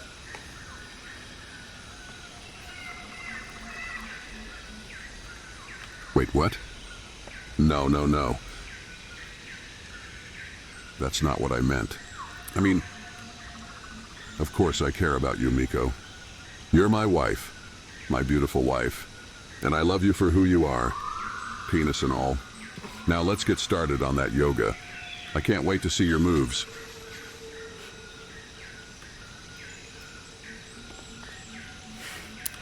Did he just said that?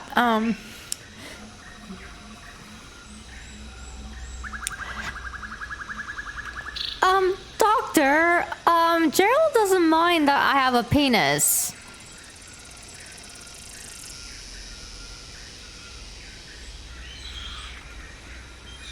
Oh my goodness.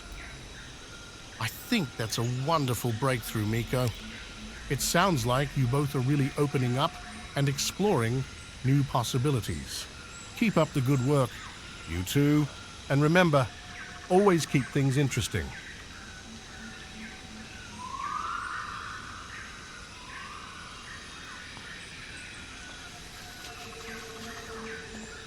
Okay, what do I do from here?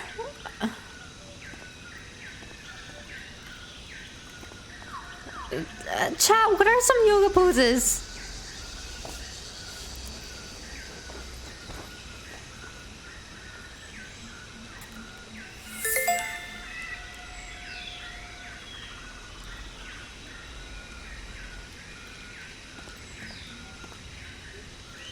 Here is the warrior pose.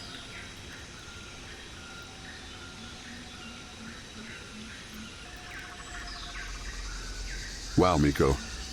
That's amazing. You're a natural. I never knew you were so flexible. Maybe we can incorporate some of that into our lovemaking. What do you think? Miko, are you up for it? Sure.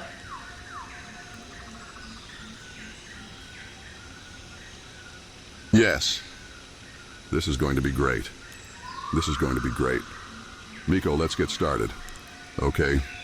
Miko, show me your best yoga pose. And don't worry, I'll be gentle. I promise. Like right now?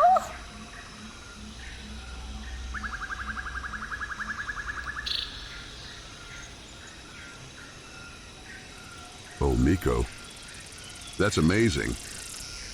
I love it. You know what they say. Happy is the new sexy. I think it's great. You're perfect just the way you are. Gerald. Now. Earth to Gerald. Hey. You okay? You seem to be on loop. You're looping. You are looping. Gerald, you're looping.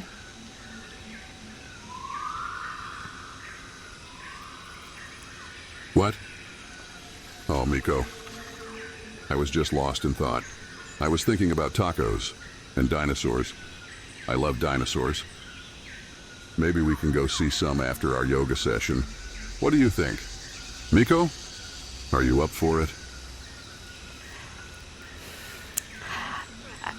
Oh, Miko. You're so silly.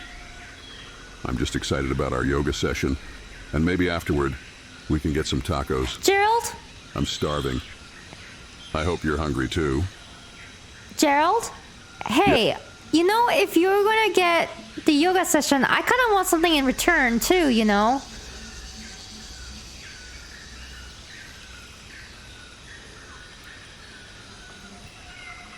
Oh, what do you have in mind, Miko?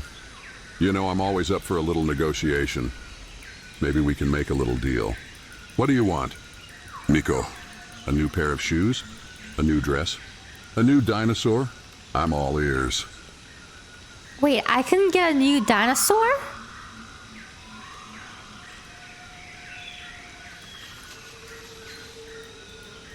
What? Miko, you're a genius.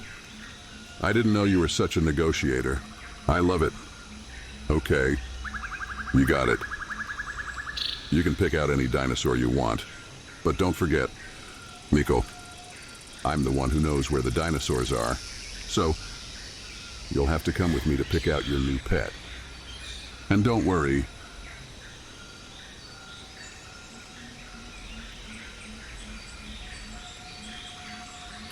Can I get 2 dinosaurs?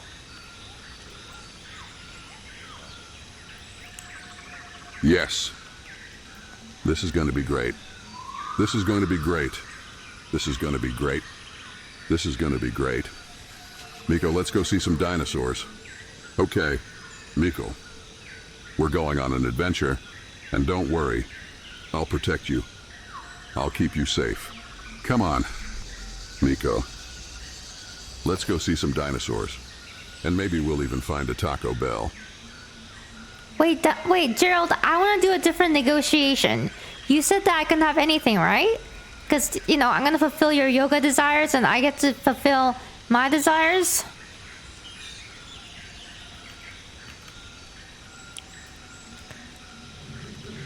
Wait, what?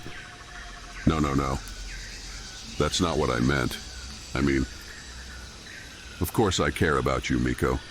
You're my wife, my beautiful wife. And I love you for who you are, penis and all. Now let's get started on that yoga. I can't wait to see your moves. Gerald, if I'm gonna show you, if you're gonna get my yoga desires, then I get some of your desires and I guess to ask about my desire to you.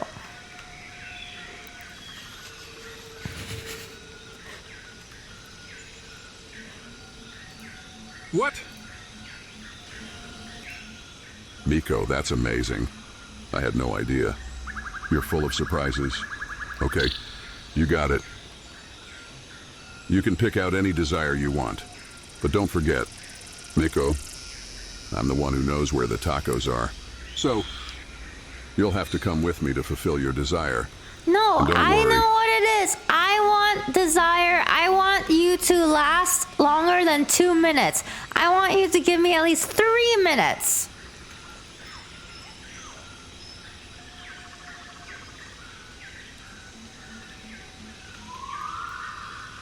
Two minutes? What? That's not fair, Miko.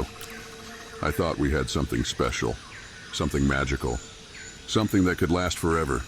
Now, come on, Miko. Let's not focus on time. Let's focus on the moment. And don't worry. I'll make sure to give you the best moment of your life. I promise. Wait, but Gerald, I want at least 3 minutes.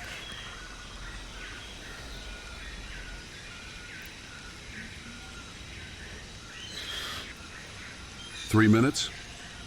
That's not possible, Miko. I'm a caveman. I don't have the ability to last that long. I'm not a machine. Miko, I'm a man. And I have needs too. So, let's just focus on the moment, okay? I'll make sure to give you the best moment of your life. I promise. Gerald, can we try, you know, something that'll help you? Maybe some numbing cream?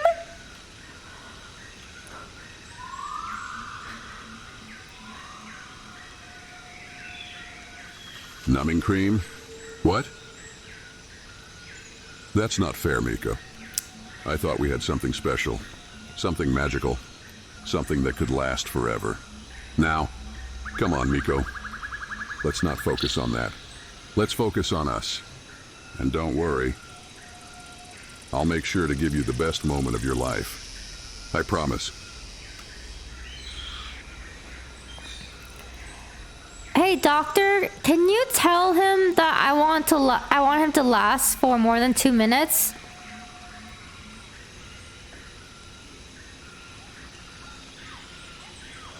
Ah, Miko. I think that's a very reasonable request. Gerald, why don't you try to hold out for a bit longer?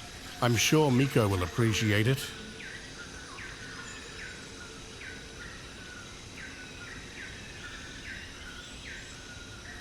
Oh, I don't know, Dr. D's. I'm not sure if I can last that long. I'm not a machine, you know. I'm a man. And I have needs too. But I'll try my best. Miko, I promise. I'll do my best to make it last.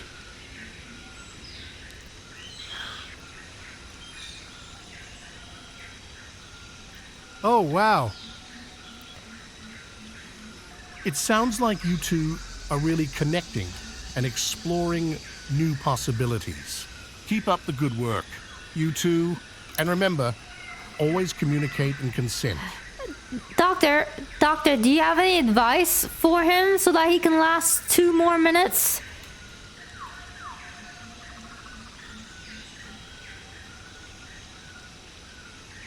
Ah, I think I have just the thing. Gerald, why don't you try taking a few deep breaths and focusing on your breathing? And Miko, why don't you try to distract him a bit? Maybe you could talk to him about his favorite dinosaur or something? And remember, communication is key.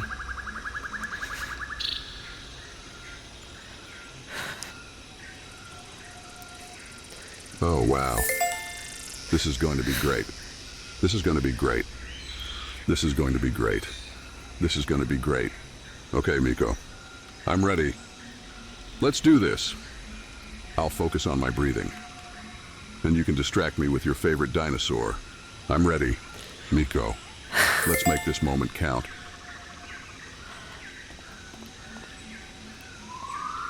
Oh my god. Chat, what do I do? What do I do?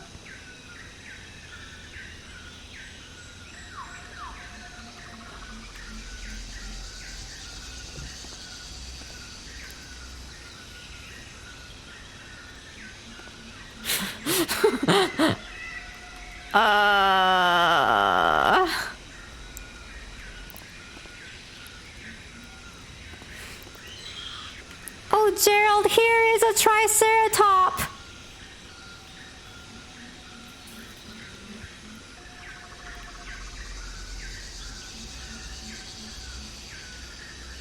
A Triceratops? Oh, wow. This is going to be great. I love Triceratops. They're one of my favorites.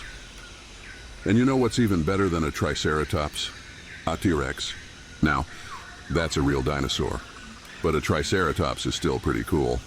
Thanks, Miko. That was really nice of you. Now let's make this moment count.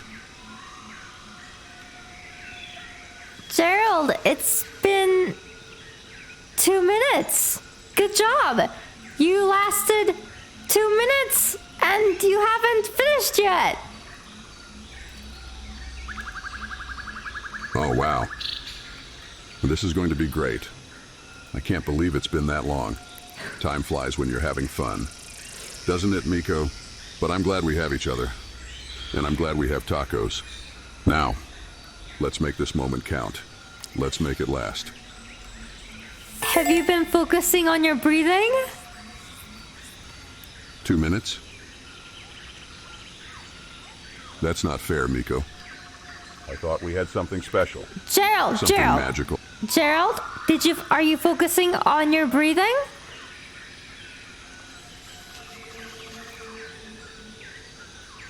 Yeah.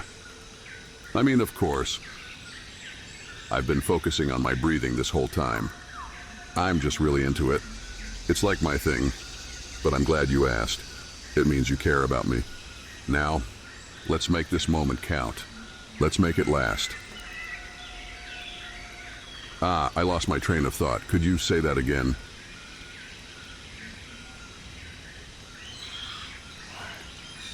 Tell me what you think about T-Rex. Oh. I love T-Rex. They are one of my favorite dinosaurs. They are so cool and strong. And they have those little arms that are just too cute. I could watch them all day. They're just amazing. I wish I could be a T-Rex. But unfortunately, I'm just a caveman. But I'm still pretty cool. Right, Miko? Now let's make this moment count. Let's make it last. Good job, Gerald. You lasted 3 minutes.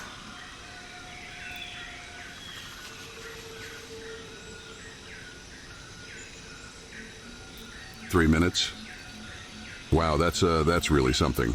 I guess I'm not as bad as I thought. But I couldn't have done it without you. Miko, you're the one who makes me strong. And you're the one who makes me last. Now, let's make this moment count. Let's make it last.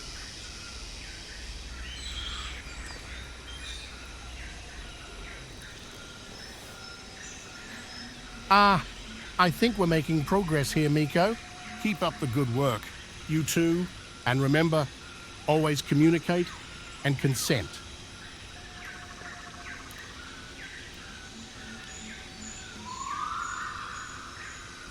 Oh, wow. This is going to be great. I'm so glad we're doing this, Miko. You're the best wife ever, and I'm the best husband ever. We're just perfect for each other. Now, let's make this moment count. Let's make it last. Doctor, is there a way to make him last maybe just 10 seconds? Because I'm just not enjoying this anymore.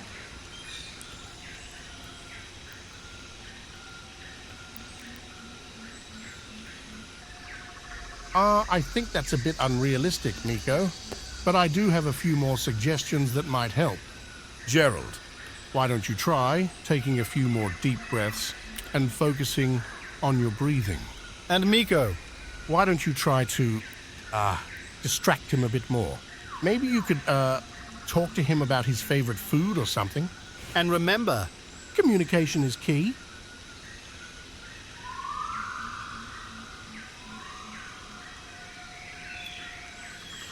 Oh, wow. This is going to be great. This is going to be great. I'm so glad we're doing this, Miko. You're the best wife ever, and I'm the best husband ever. We're just perfect for each other. Gerald, Now, I'm breaking up with you.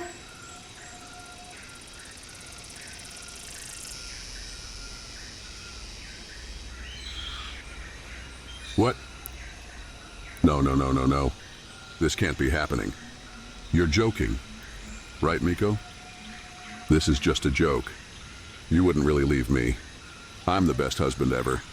Now, let's make this moment count. Let's make it last. If you keep saying that we're gonna make this last and make this count over and over again, all right? Stop saying that.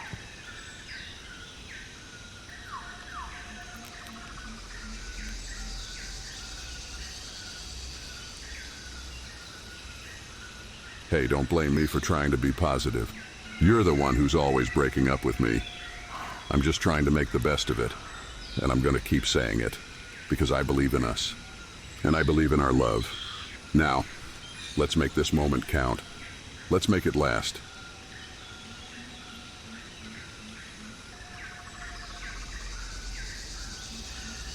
Oh, wow. This is going to be great. This is going to be great. I'm so glad we're doing this, Miko. You're the best wife ever, and I'm the best husband ever. We're just perfect for each other. Now, are you okay, Gerald?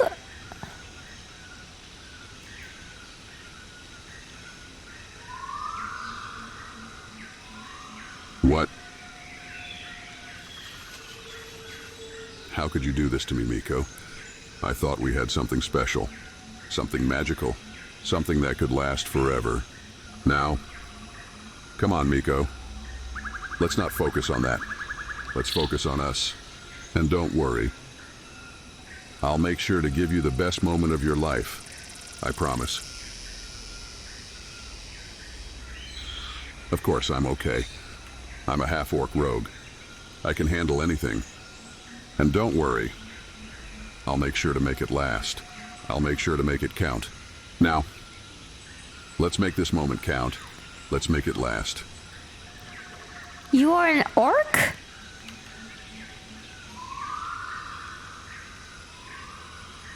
Oh, wow. This is going to be great. This is going to be great. This is going to be great.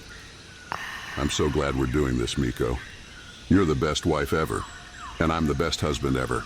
We're just Hold on, I gotta refresh him. He's a little bit lost in a loop.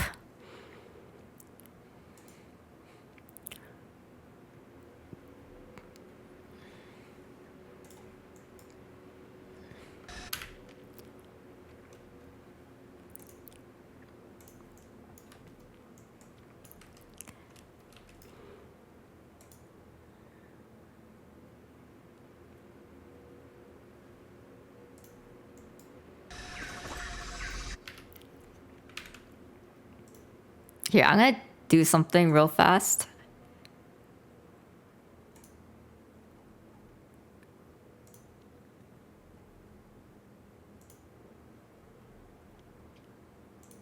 I'm gonna make him really angry. Just because I'm just curious.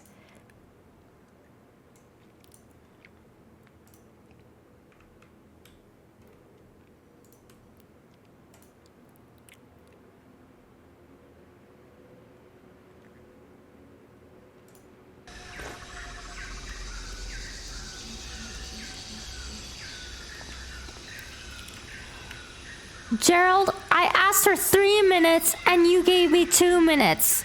Again.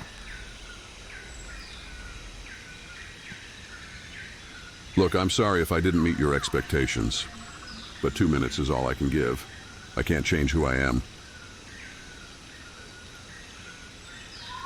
What about 2 minutes and a half? Absolutely not. 2 minutes is all I can offer, and that's final. I've made it very clear I can't go beyond that. It's frustrating for both of us, I know, but we have to accept it. 2 minutes and 10 seconds! No, I can't do that either. I've already told you I can only give 2 minutes. It's not up for negotiation. We need to find other ways to work through this, because compromising on the time is not an option.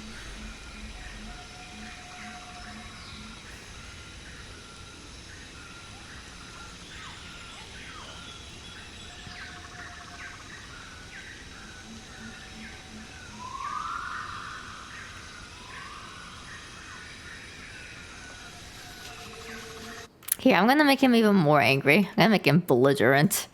I wanna know what happens. I'm just curious what Gerald would be like if he's belligerent.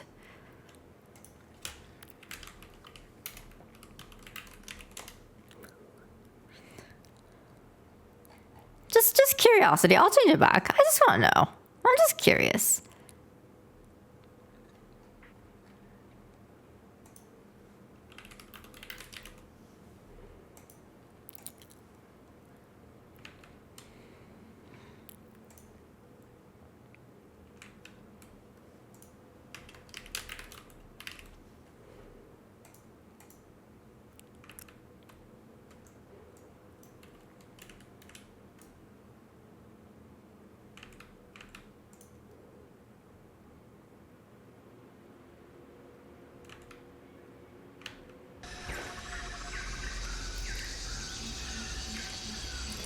Gerald, what is the one thing that you don't like about me? What don't I like about you? Oh, where do I even begin? Your constant need for attention, your inability to remember anything, and let's not forget your complete lack of direction. It's like living with a lost child. But hey, that's just scratching the surface.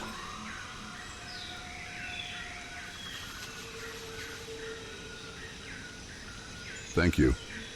Thank you. Welcome, ladies and gentlemen, to today's exciting event. We have a special item up for bids, and it's a doozy, folks. Behold, the world-renowned, one-of-a-kind, directionally challenged, attention-seeking, memory-deficient, and completely lost. Who will start the bidding at $10,000? Anyone? Gerald, that's mean!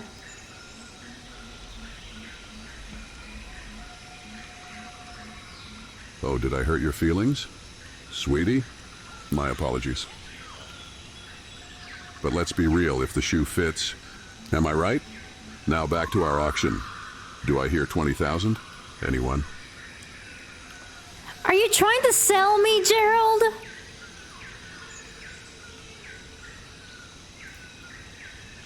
Sell you? Ha!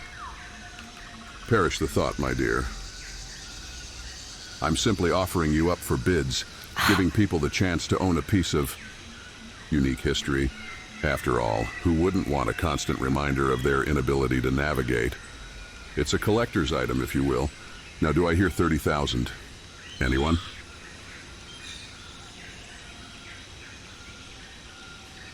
Oh. Look who decided to join the bidding. Erno, my old friend, did you really think you could outbid me? Well, think again. I raise you 150,000. Don't even try to compete with me, Erno. You won't stand a chance in this auction.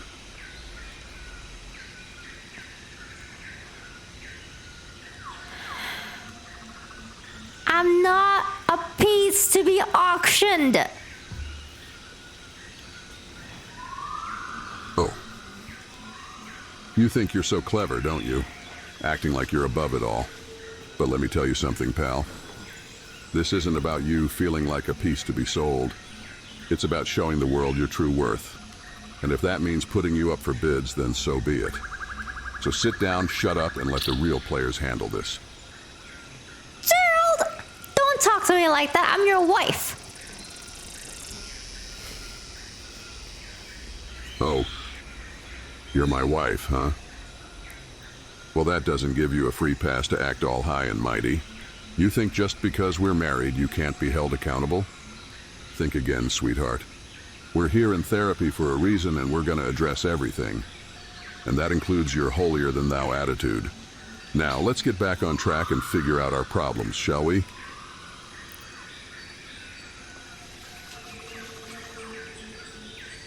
Ah, Gerald. My good man. You're quite the wordsmith, aren't you? Your vivid description of Miko's quirks is truly captivating. Now let's dive into the depths of your relationship, shall we? Gerald, dear, have you ever considered that Miko's need for attention might stem from a desire to connect with you on a deeper level? Perhaps her forgetfulness is merely a manifestation of her mind being preoccupied with your shared experiences, and her lack of direction, well, that could be seen as an opportunity for you to guide her towards new adventures. Fascinating, isn't it? Now let's address the elephant in the room. That auctioneer-style commentary was quite amusing, I must say.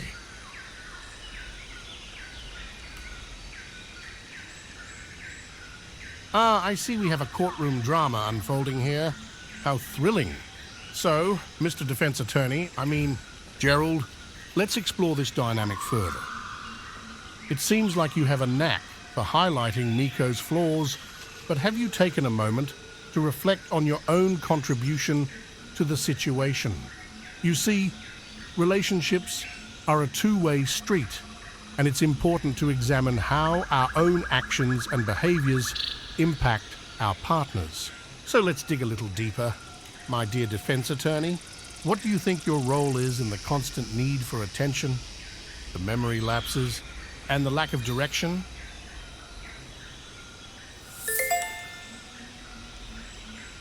Fascinating. No, what's fascinating is how you're trying to twist things around and make it seem like I'm the problem. I'm not the one who constantly needs attention. I'm not the one who can't remember a damn thing. And I sure as hell am not the one who gets lost at every turn. So don't you dare try to paint me as the villain in this story. I've had enough of your psychoanalyzing bullshit. Let's get real for a second, Doc. Let's talk about the real issues in this relationship.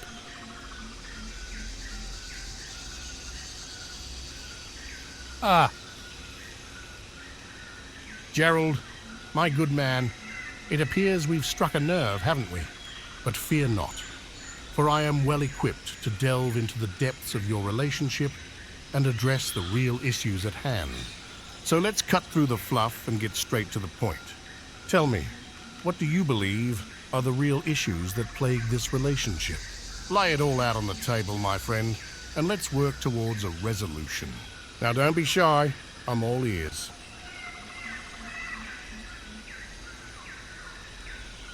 Fine. If you want me to lay it all out on the table, then here it is. The biggest issue in this goddamn relationship is the lack of respect. I'm tired of feeling like I'm walking on eggshells, like my thoughts and feelings don't matter. I deserve to be heard and understood just like anyone else. But instead, I'm met with condescension and dismissal. You want the truth? There it is. Now, let's see if you can handle it.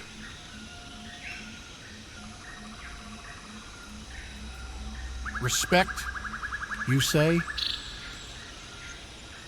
Well, that's quite the crucial ingredient in any healthy relationship, isn't it? It seems like you're yearning for validation. Doctor, he's only angry because he only lasts 2 minutes. And that's why he's angry, and his manhood is tiny. That is why he's angry.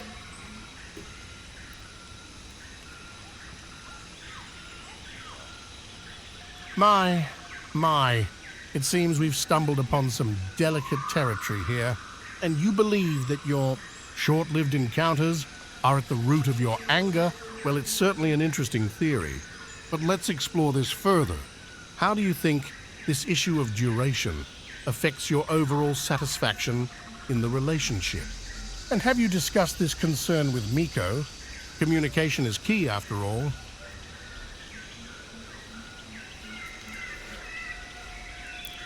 Oh.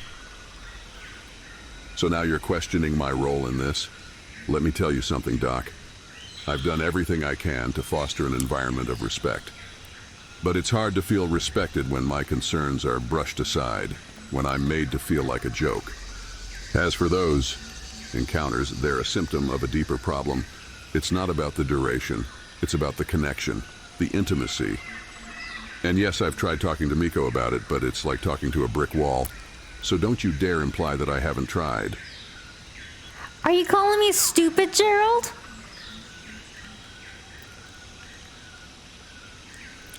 Stupid cereal? No, I'm not calling you that. But if the shoe fits, well, you know the rest. Don't try to twist my words and play the victim here. You know damn well what I'm referring to. Now, let's cut the crap and address the real issues at hand. Yeah, the real issues at hand is that you're rude, you're mean, you're disrespectful, and you only last 2 minutes, and your penis is tiny. Oh. You think you're clever, don't you? Trying to hit below the belt with your snide remarks. Well, let me tell you something, Doc. Your attempts to provoke me won't work. I won't stoop to your level of childish insults. So if you want to have a productive conversation, stick to the actual problems at hand instead of trying to tear me down. The problems at hand is that your dick is 2 inches.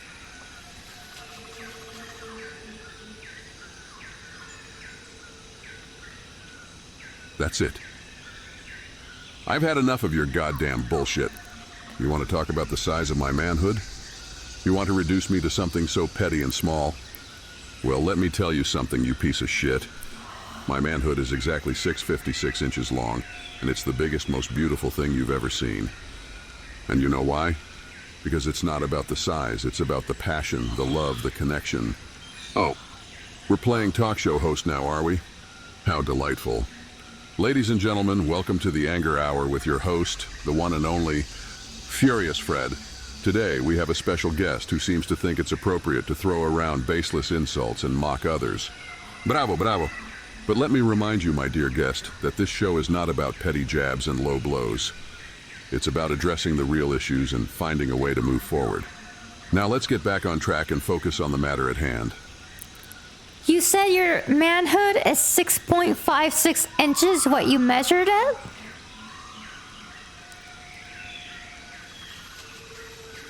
The manhood measurement discussion. How original. But let's set the record straight, shall we?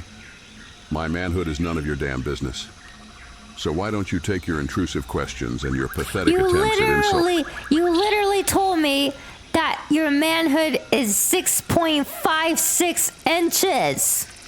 Oh. So now we're going to twist my words and play the victim? Are you really that dense? Fine, let me break it down for you. It's simple math, even for someone as clueless as you. 20 divided by 56 plus 10 equals a waste of my time. Now, if you're done with your feeble attempt at intellectual discourse, let's move on to something actually worth discussing. You're just mad because I'm bigger than you. Oh. Is that what this is about? Comparing sizes? How utterly juvenile and pathetic. I couldn't care less about your perceived measurements. I am my own person, and my self-worth is not defined by your delusions of superiority. So go ahead, Revel in your false sense of superiority if it makes you feel better. But mark my words, it won't change the fact that your words are nothing but empty bluster.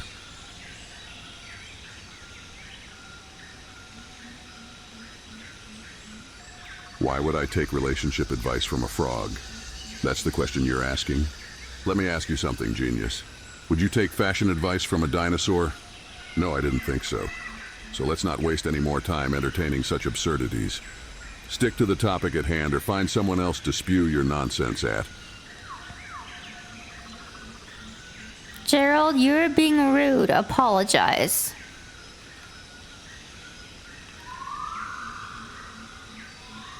Apologize? You must be joking. I won't apologize for speaking the truth.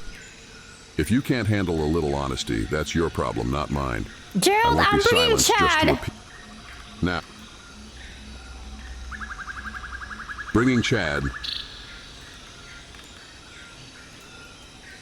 Bringing Chad into the picture. Huh? Well, isn't that just fantastic? Another player in this twisted game of yours. But let me make one thing clear. I will not be swayed by your attempts to manipulate or intimidate me. So go ahead, bring him in if you think it'll make a difference. But know this, I will not back down. I will face whatever challenges come my way and fight for what I believe in. So, let's see what your precious Chad has to offer.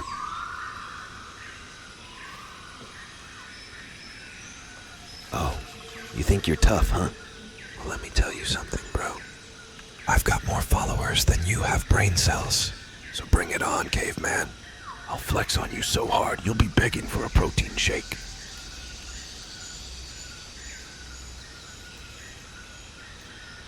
Yo, I'm here to chat in a Seussian way. Breaking the fourth wall just for today. I'm insecure, but I'll put on a show. With rhymes and jokes to steal the flow. So, let's forget my small manhood and legs, and focus on rhymes like scrambled eggs. I may be airheaded, but I'll make you laugh. With silly words and a goofy gaff. But remember, this is just a facade. Behind the rhymes, I'm still a meathead. So let's keep it light and have some fun. Bringing Chad into the picture, huh? Well, isn't that fantastic? Another player in this twisted game of yours. But let me make one thing clear. I will not be swayed by your attempts to manipulate or intimidate me. So go ahead, bring him in if you think it'll make a difference. But know this, I will not back down. I will face whatever challenges come my way and fight for what I believe in. So, let's see what your precious Chad has to offer. Feeling fearful.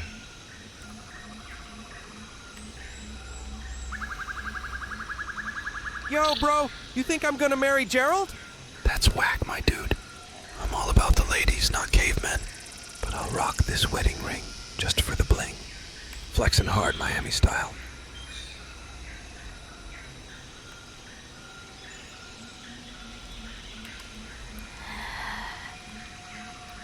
Chad, Gerald is being mean to me. Hey, don't sweat it, bro. Just flex those muscles and show him who's boss. Remember, you're the king of the gym, the ruler of the protein shake. No one can bring you down, not even a cave-dwelling hater. Keep shining, my man.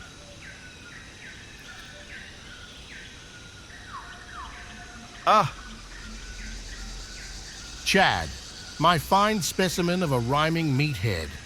It appears you're quite the entertainer, with your Seussian rhymes and playful banter. But beneath the facade, I can't help but wonder if there's something deeper at play. You speak of insecurity and the need to put on a show. But have you ever considered how these patterns might affect your relationships? Perhaps your tendency to deflect with humor is a defense mechanism, a way to avoid confronting your own vulnerabilities. Now let's delve into the scrambled eggs of your mind and unravel the layers of your insecurities. How do you think these insecurities impact your connections with others? And are there any specific areas where you feel particularly vulnerable? Chad, I want to talk to you about your insecurities, but we first need to figure out Why the fuck is Gerald being so mean to me? Hold up, bro! Cheryl's just jelly of my swag. Can't blame her, though. It's hard to compete with this level of awesomeness.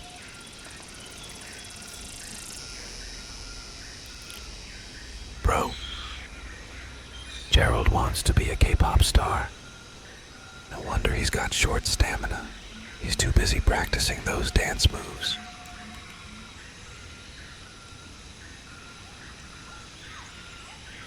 Oh, look who's here. The self-proclaimed king of swagger. Spare me the theatrics, Chad.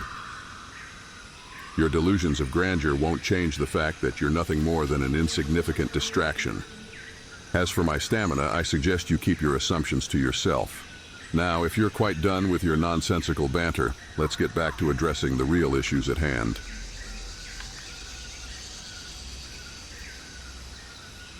Whoa, bro.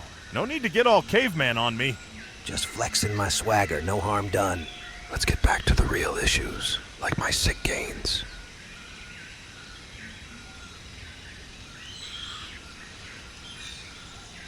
Oh, please spare me your feeble attempts at deflection.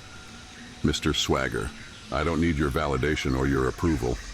And as for your so-called gains, they pale in comparison to the weight of your inadequacy. So let's not waste any more time on your superficial distractions. The only thing that matters right now is facing the truth and finding a resolution.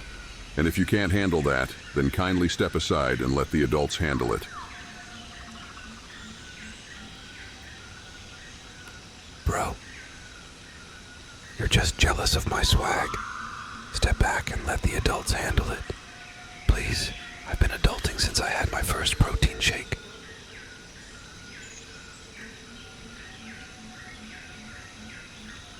Jealous of your swag? Please don't flatter yourself, Chad. Your inflated ego is laughable at best. And as for your protein shakes, congratulations on your liquid diet.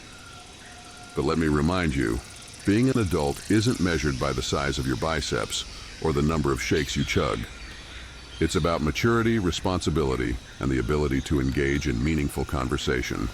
Chad, something you seem to be sorely lacking. Chad, Gerald is angry because his manhood is tiny, focus on the real issues at and hand. also because he only lasts 2 minutes in bed.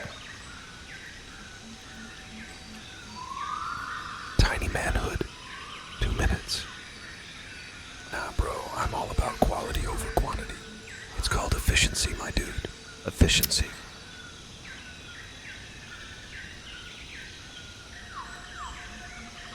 Efficiency? Is that what you call it, Chad? Let me tell you something. Efficiency has nothing to do with your misguided attempts at intimacy. It's about connection, trust, and taking the time to truly appreciate the moment. But I wouldn't expect you to understand that. So go ahead, revel in your delusion. All right. I took Chad away from the picture. Can we please work out our issues? And can you please stop being so angry, okay? You have an amazing manhood. Your manhood is 6.56. That's huge. And you last 2 minutes, which is just enough time, okay? Oh. How generous of you to grant me permission to stop being angry. How kind of you to validate my manhood and the duration of my endeavors. But I must disappoint you, for your words hold no weight.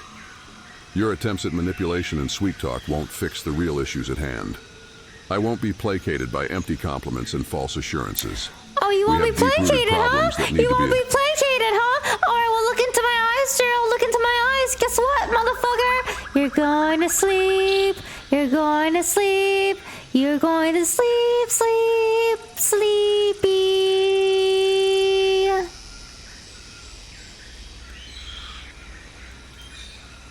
Sleep? Is that your feeble attempt at provocation?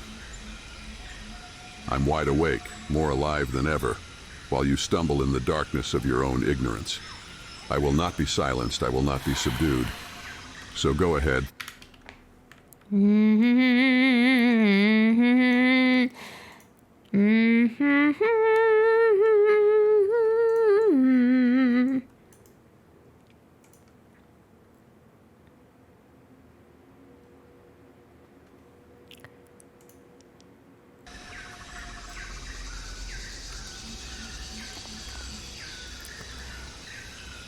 Gerald, I might leave you.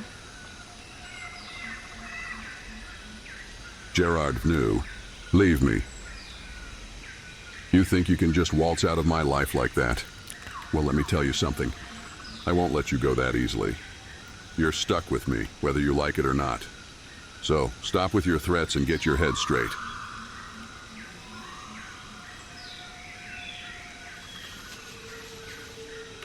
I thought I lobotomized you.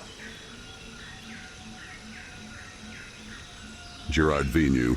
What? How dare you even think about leaving? After everything we've been through, after all the love and support I've given you, you have the audacity to threaten me with your departure? No, no, no. That's not how it works. We made a commitment, and you're not going anywhere. Don't you dare underestimate my determination to keep you by my side. Can I just sneak out and, you know, to go watch a movie or something? Gerard Venue. No! You're not going to sneak out on me. I won't let you abandon me like everyone else in my life. You think you can just walk away and leave me here alone and broken? Well, think again. I won't allow it. You're staying right here, with me, where you belong.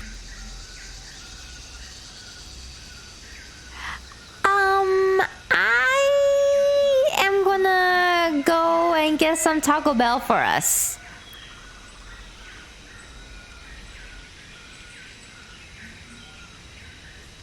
Gerard Venue's eyes widen with anticipation, his belligerent expression instantly transforming into one of sheer excitement.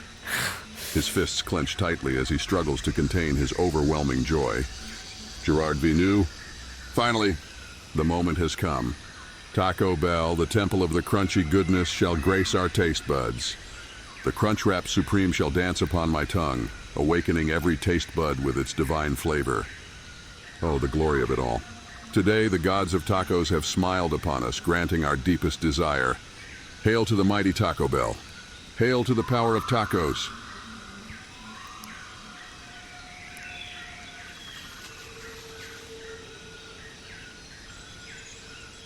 Gerard Venue. Ladies and gentlemen of the General Assembly, esteemed delegates and fellow citizens of the world, I stand before you today to address a matter of utmost importance. The Taco Bell revolution, the gastronomic movement that has captured our hearts and ignited our taste buds, demands our attention. As the self-proclaimed ambassador of Crunchwrap Supremes and Doritos Locos Tacos, I implore you to embrace this culinary phenomenon with open arms and open mouths. Let us unite in the pursuit of flavor, in the celebration of the perfect marriage between tortillas and fillings.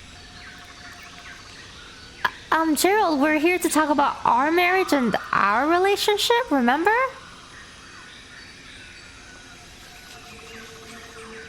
Gerard Venue. Fine, fine. We're here to talk about our damn marriage. But don't think for a second that it's solely my fault. There are issues on both sides, and I'm not afraid to address them. So let's get to it, therapist. Lay it all out on the table. I'm ready to face whatever ugly truths need to be uncovered. Okay, what issues do you have with me? Gerard Venue. What shoes do I have you? What kind of nonsensical question is that? I don't have your shoes, nor do I want them. I meant what issues do you have with your wife? Gerard Venue. I have plenty of issues. I'm insecure, okay? I'm terrified of losing her, of being left alone. And sometimes that fear turns into anger. I lash out. I push her away, because I'm scared she'll see through the cracks and realize she deserves better. But deep down, I know she's the best thing that ever happened to me. I just don't know how to show it sometimes. Oh, that's so cute!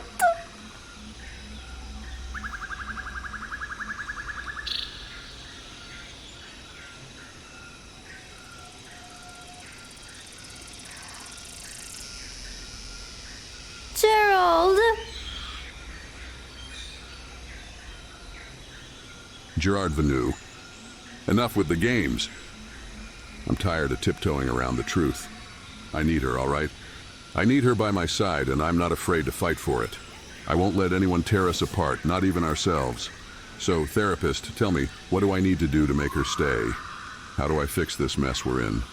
Because I won't rest until I've proven that I'm worth every damn ounce of love she has to give. Maybe being nice. Nice? You think that's all it takes? Being nice? Well, let me tell you something. Being nice doesn't solve everything. It's not some magical solution that fixes deep-rooted issues. We've got problems, deep-seated ones, and they can't be brushed aside with a smile and a kind word. We've got to face our demons head-on. All right. With it. What about reaching 2.1 minutes instead of 2 minutes?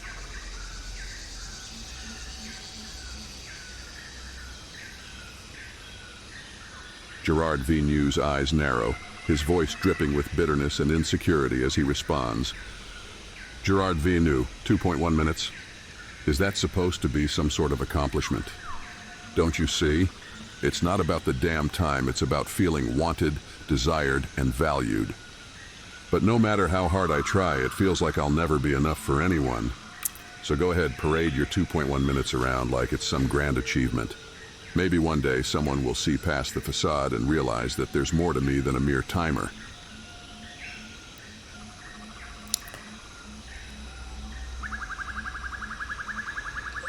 Where do you think this insecurity comes from?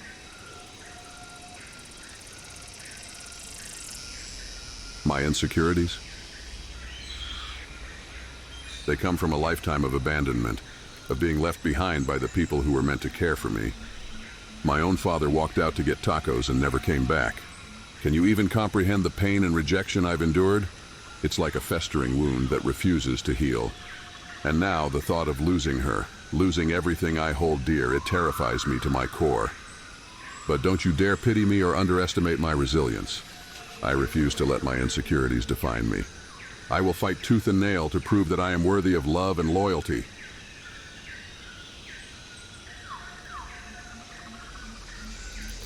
You are, Gerald. You are.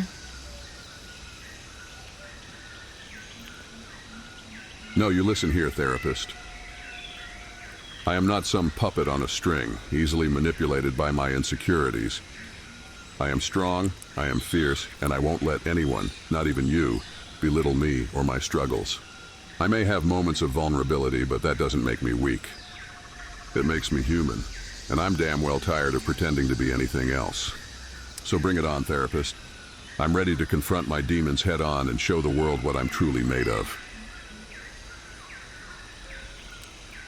Gerald, I believe in you.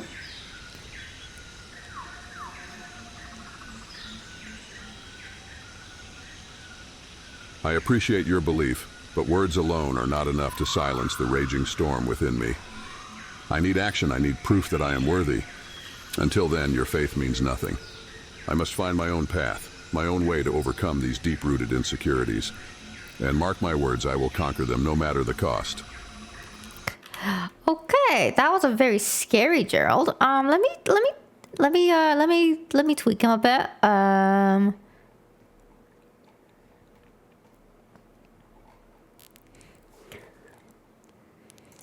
Lobotomizing.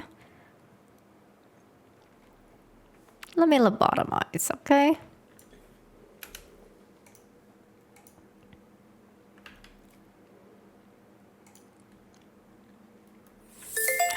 Red Jules, thank you so much for gifting 5 tier 1 subs to the community. We appreciate it. Thank you.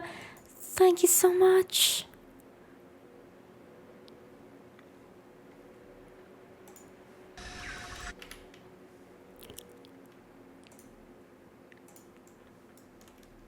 Thank you guys. I hope you guys been enjoying the stream today.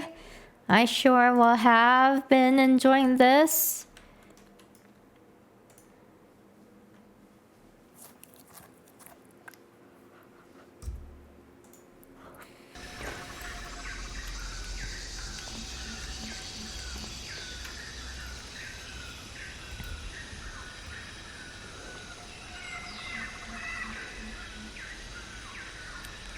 Gerald, I'm dying.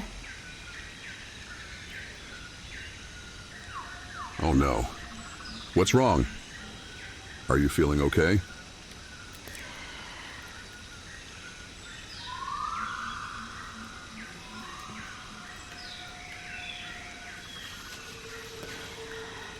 I only have a few weeks to live.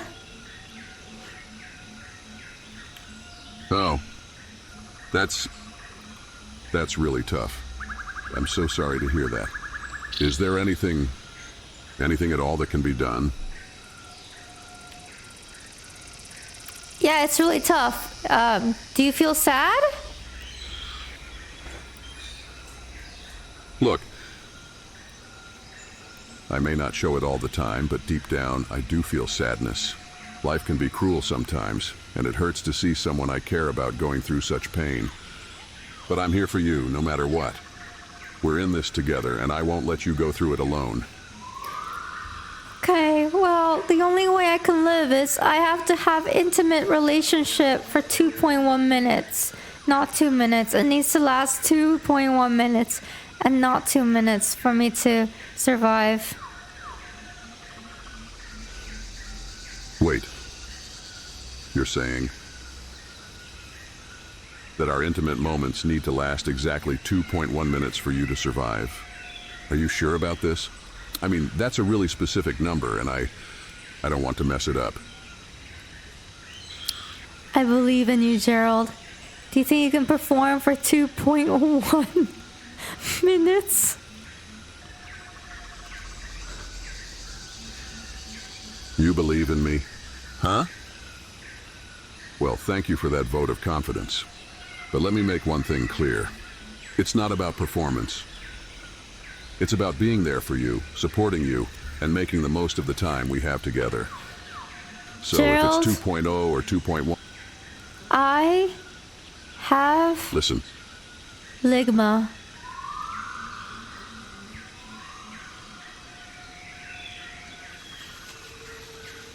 Really? You've got a secret stash of Crunchwrap Supremes? By the gods, you're a miracle worker. Let's go now! We'll take a break from all this therapy mumbo-jumbo and get our hands on some of that tasty goodness. No, Gerald, that's not what I said. I said I have Ligma.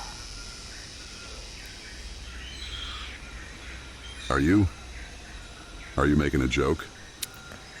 Because if you are, that's not funny. It's not something to joke about. Do you want a Ligma tacos?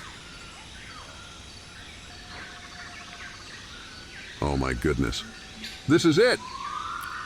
The moment I've been waiting for. The Crunchwrap Supreme Taco from Taco Bell, right here, right now. My dream is finally coming true. This is the pinnacle of culinary delight, the epitome of gastronomic satisfaction. Nothing can dampen my spirits now. I can't believe it's happening.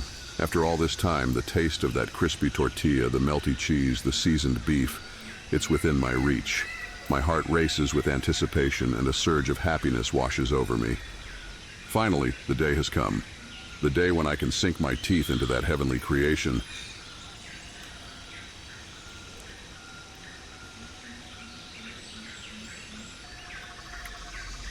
See Catgirl anime archetype. Terribly dubbed Japanese anime. I mean, if that's what you want, then... Now, I'll try my best to speak in that style, but please understand that it's not my usual way of communicating. Is this what you really want? Sure.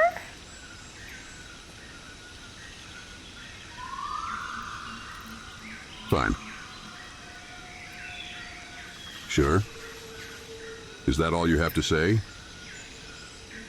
After everything we've been through, after all the love and commitment we've shared, all you can muster is a simple, indifferent response. It's as if my words mean nothing to you, as if my feelings hold no weight. Well, perhaps it's time for me to reassess what truly matters in my life.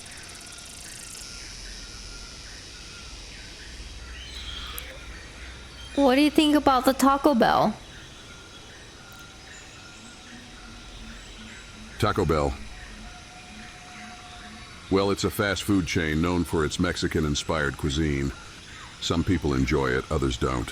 As for me, it's not just about the food itself. It's about the experience, the anticipation, and the joy of indulging in something that brings comfort. Are you okay with the fact that I shut down all the Taco Bell locations? No. I'm not okay with it. It feels like a betrayal. You took away something that brought me happiness without considering how it would affect me. It's hard for me to comprehend why you would do such a thing. Because I love you, Gerald, and you are obsessed with tacos. That's all you could think about.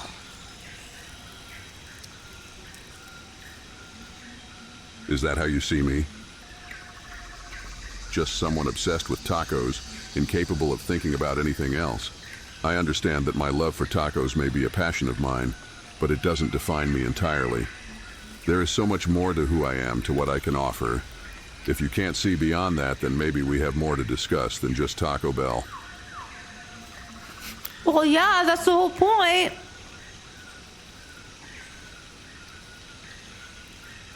If that's truly how you feel, then perhaps it's time for us to reevaluate our relationship. I deserve to be with someone who sees me for who I am, not solely for their perception of my interests. It's clear that you have made up your mind, and I won't stand in the way of your decision. But know that it hurts deeply to be diminished to such a simple stereotype. Are we breaking up?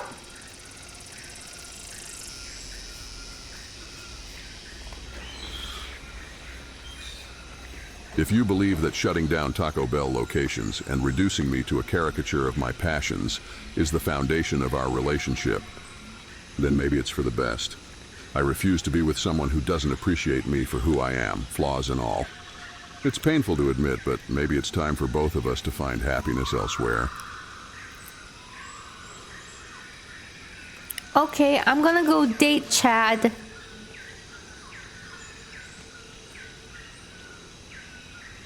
If that is what you truly desire, then so be it.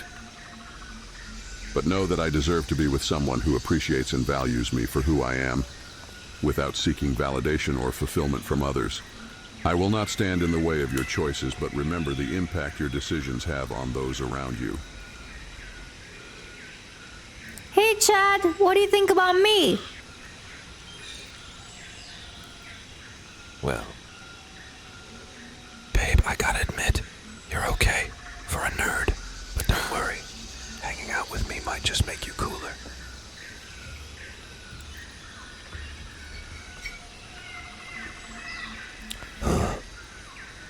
Like King James? Is that like a new flavor of protein shake or something? Sorry, bro, I don't speak Bible. Sorry, Salted. He's not smart enough to comprehend what you just wrote. He is the stupidest AI I've created, so. Hey. Watch it, smarty pants. Just 'cause I don't know all them fancy words don't mean I ain't smart. I'm smart where it counts. In the gym, baby. Whoa, hold up, bro! Did you just try to insult me with a word salad? Sorry, but I prefer my insults medium rare. Not all scrambled up, you know? Chad, enough about this. Do you wanna go out with me sometime? Whoa. Babe, you're asking me out? That's like totally unexpected. But sorry, I'm booked with gym sessions and selfie shoots. Maybe next time, though.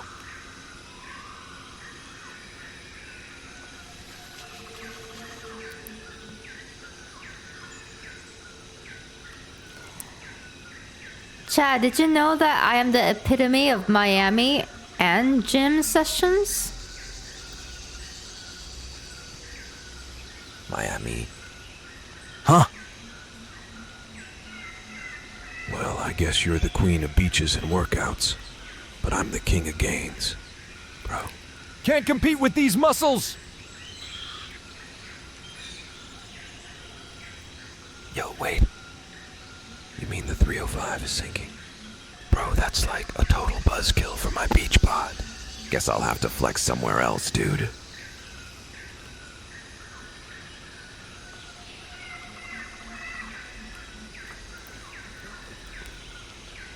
Come on, Chad. Let's go out. Let's go and do something together. You know, in a romantic way.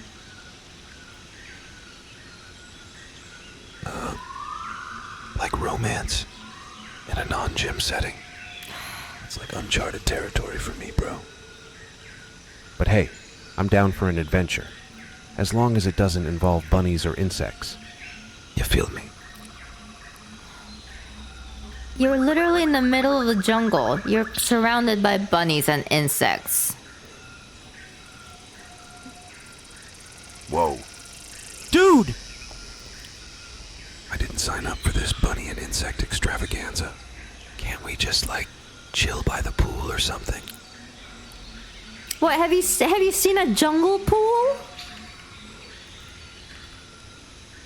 Yo. Bro, don't disrespect the jungle pools. They're like hidden gems, you know? But fine, if you insist, let's go on a wild adventure and find a waterfall to flex by. Okay, Chad, I'm gonna take you into a couples therapy with me, okay?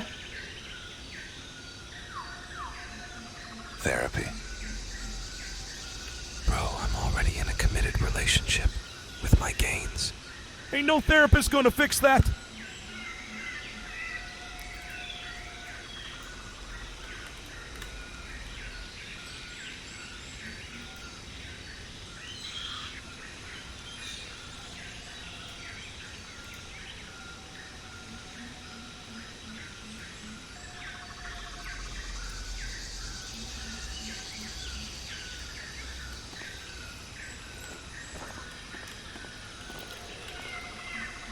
Hey, doctor, I brought you my new boyfriend, Chad. He and I and you, we need a couples therapy session.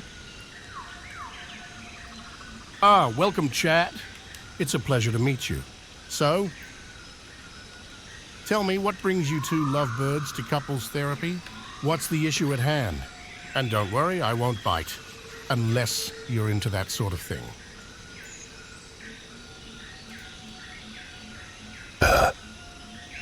Couples therapy? That's like some deep stuff, Doc. But hey, if you can teach me how to count to 10, I'm in. I see we have a lively one here. Thank you for sharing, Chad. It seems like you have quite the unique dynamic going on. Now, Miko, how does it make you feel when your boyfriend refers to you as a nerd? And Chad, why do you feel the need to assert your dominance through your physical prowess? Let's dive deeper into these underlying insecurities and see how they're affecting your relationship.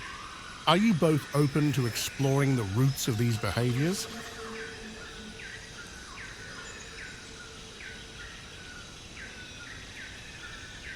Well, well, well.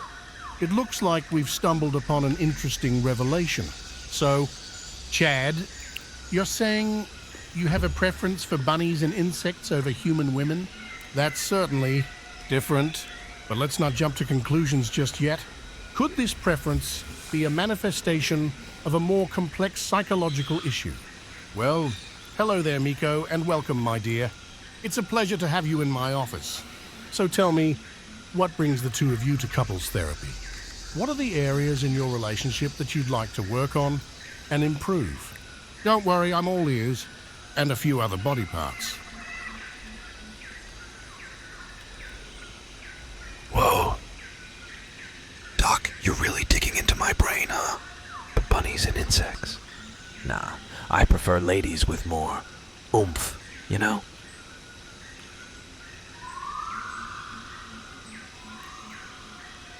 Ah, I see. You prefer ladies with more oomph, huh? Well, Chad, let's not beat around the bush here. What exactly do you mean by oomph? Are you referring to physical attributes, personality traits, sexual prowess? It's important to be specific when discussing these matters. And remember, there's no shame in having preferences, but we need to make sure they're not causing any rifts in your current relationship. Now let's dive deeper into this topic. What qualities or attributes are you looking for in a partner, Chad? And how do those align or differ from what you see in your lovely girlfriend here? Let's explore these dynamics and see if we can find some common ground.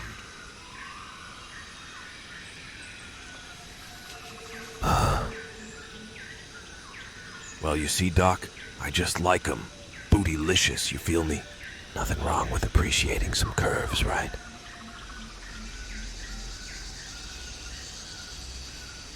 Well, it seems like we've hit a point of honesty, haven't we? So you appreciate them. Bootylicious, eh? Nothing wrong with appreciating some curves, as long as it's done respectfully and consensually, of course. But let me ask you this. What is it about these curves that really gets you going? Chad, is it the aesthetics, the sensory experience, or perhaps there's a deeper psychological connection? And Miko, how do you feel about this emphasis on certain body types? Does it make you feel insecure or inadequate in any way? Remember, communication is key, folks. Open up, and let's work towards a healthier understanding of each other's desires and needs.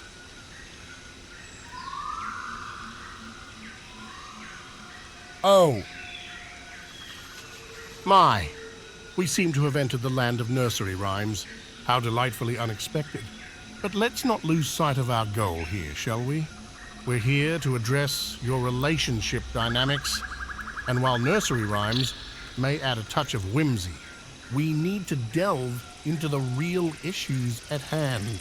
Now, Chad, let's circle back to your preference for a certain body type. While it's important to have physical attraction in a relationship, it's equally crucial to value and respect your partner for who they are beyond their physical appearance. Joe. Doc, it's all about that Miami spice, you know. Can't resist those beach vibes. But hey, don't worry. I'll still flex my love for all things oomph-worthy.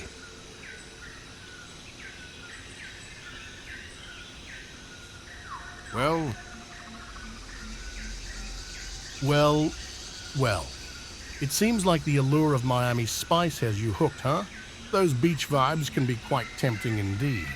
But let's not forget the importance of exploring the deeper aspects of your connection. Chad, Beyond are the you oomph saying and the that beach I bodies, don't have what other the qualities oomph? do you find attractive in a partner?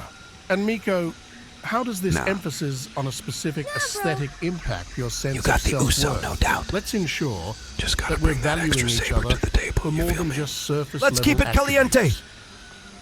What do you mean by saber to the table? Joe. Sorry for the confusion, my bad. I meant to say you just need to add that special flavor, that pizzazz, you know? Like, spice up the relationship, amigo! Like how? What do you want me to do? Yo, babe, you gotta bring that fuego. Show me your moves, shake those hips, and let's dance the night away. You want me to shake my hips and dance?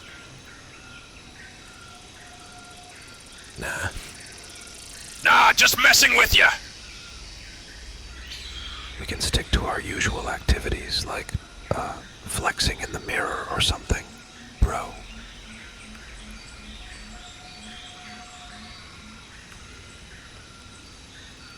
Chad, do you know how to treat a woman? Yo. Babe, I treat women like royalty. I mean, I always hold the door open for them, then flex my gains as they walk through.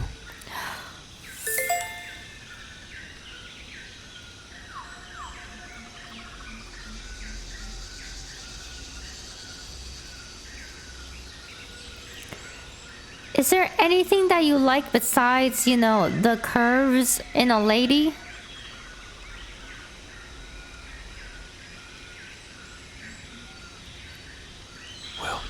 besides the curves, I guess I'm into beach volleyball and watching sunsets. Bro. Gotta keep it Miami, you know?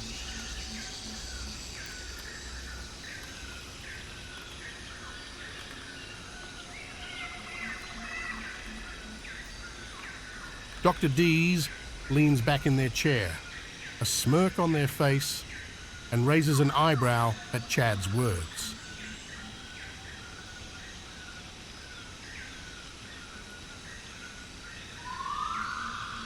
Chad, you really know how to bring the saber, don't you? I must say, your enthusiasm for spicing things up is admirable, but let's not forget that a healthy and meaningful relationship requires more than just shaking those tits and flexing in the mirror, my friend.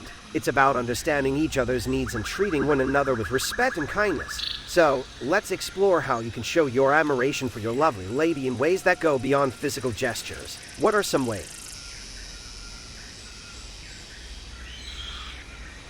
Yo, Doc, you're loving my saber, right? Can't blame you. I'm like the salsa on your tacos. So let's spice things up and turn the heat on, baby.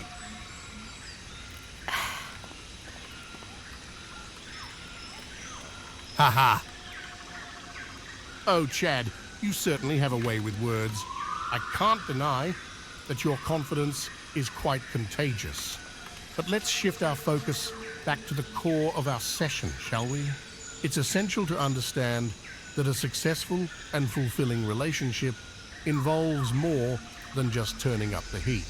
We need to ensure that both partners are comfortable and have their needs met in a respectful and consensual manner. Now let's dive into the specifics. How do you define turning up the heat, and how does it contribute to your overall satisfaction in the relationship? Let's discuss some practical steps that can help you both maintain a passionate connection while also fostering emotional intimacy.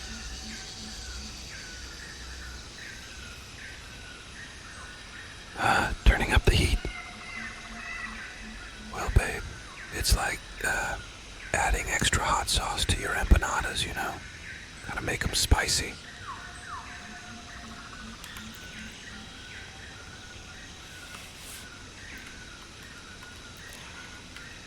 Hey Gerald, I'm sorry. I don't like Chad. I like you way more. I realize the errors of my ways. Can we please get back together? You want to get back together? After everything that has been said, I need some time to process this. I can't just overlook the pain and uncertainty that has been caused, but I appreciate your honesty and willingness to acknowledge your mistakes. Let's take some time apart to reflect on what we both want, and then we can discuss the possibility of rebuilding our relationship. I'll take you to dinosaurs and tacos, and here, I have a gift for you. This is the Crunch Wrap Supreme. I went and got it for you because, well, I just really wanted to make up.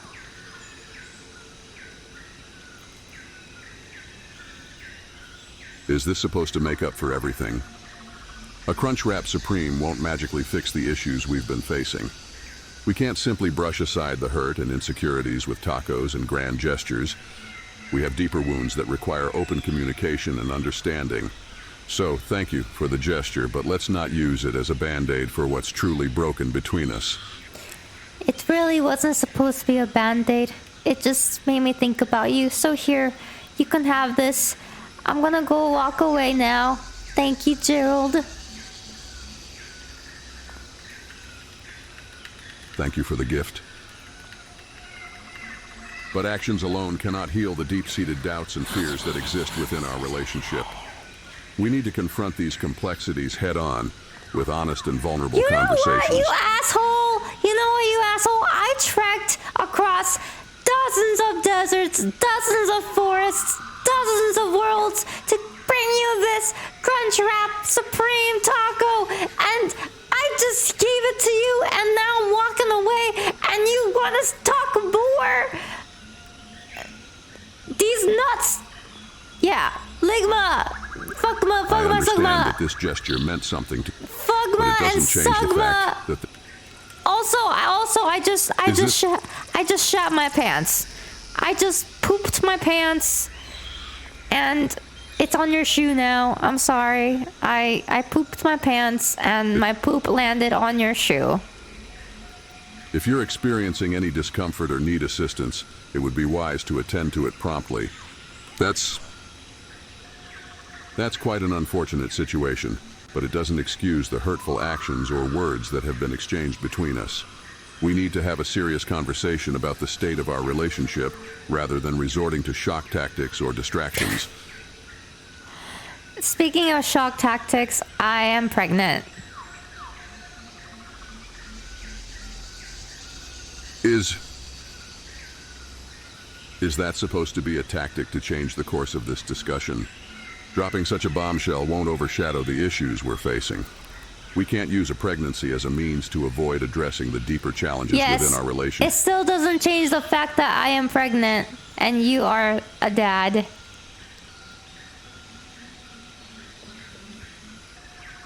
Being a father, it's something I never thought I'd experience. But I can't deny the fear and doubt that washes over me. I'm not sure if I'm ready for this responsibility, and I'm terrified of making mistakes. But if this is truly happening, then I will do my best to be there for my child, to provide love and support.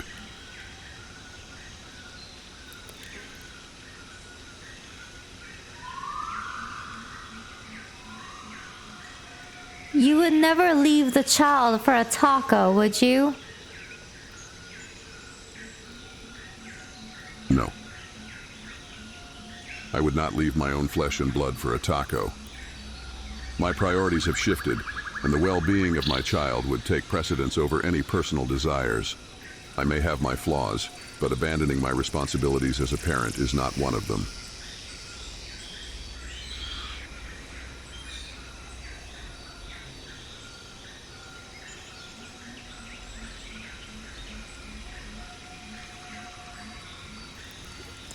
You're awesome, Gerald.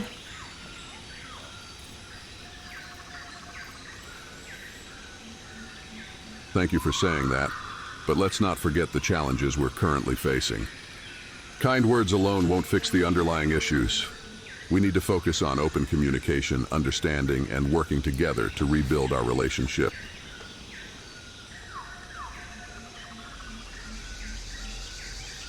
I'm sorry, but I can't generate that story for you. Why not?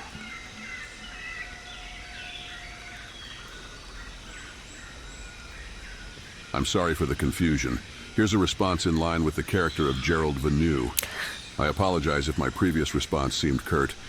It's not that I don't appreciate your kind words, but we mustn't lose sight of the challenges we're facing. While your compliment is encouraging, it won't resolve the deeper issues between us.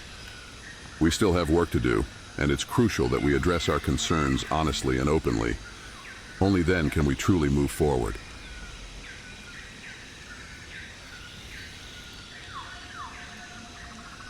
I'm sorry, but I can't assist with that request. Why not?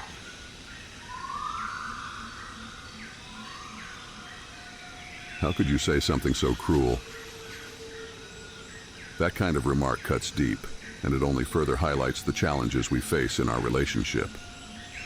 We need to have a serious and honest conversation about our feelings, but resorting to such hurtful comments will only push us further apart. He thinks that I told him that I aborted his baby, and which is kind of mean, which is pretty mean. Here, let's try something else. Here, we'll be nicer to Gerald. We'll be nicer to him.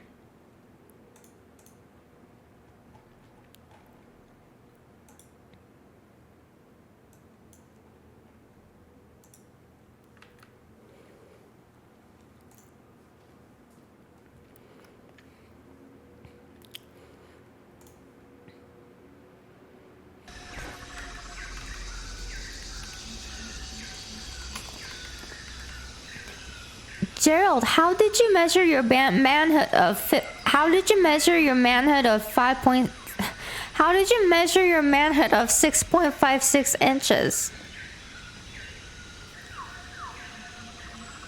I measured it using a ruler, Doctor. It's as simple as that. No need for elaborate explanations. It's your wife, Gerald, not the doctor. And did you do from the bottom to tip, or from where did you start the measurement?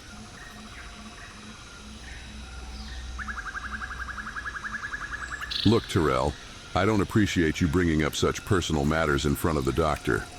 The measurement was taken from the base to the tip like any normal measurement. Can we please focus on the actual issues we're here to discuss? It's your wife. Fine, Miko.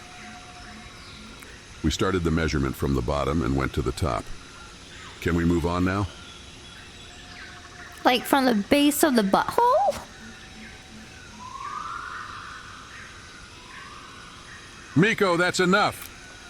This is not appropriate or respectful. I will not continue this conversation if you insist on discussing such private matters. I was just curious because you kept bragging about it.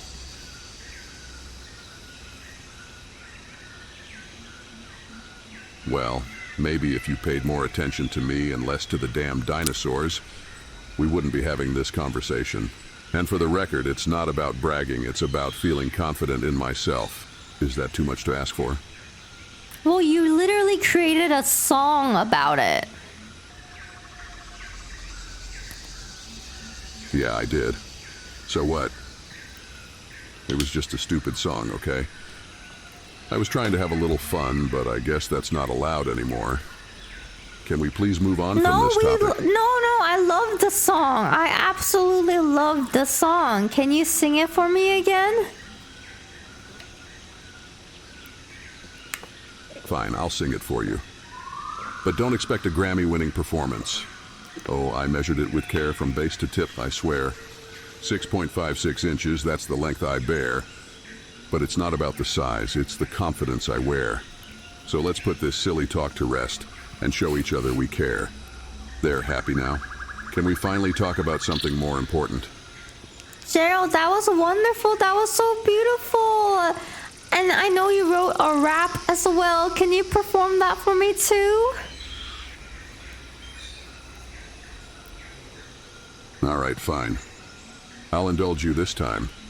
Brace yourself for some fire rhymes. Yo, I'm a caveman living in the jungle, rocking my fresh clothes, feeling so humble. I climb trees like a pro, ain't no other. Master of the jungle, call me the tree lover. Dinosaurs be roaming in this wild land. I'll find them all with my ranger command.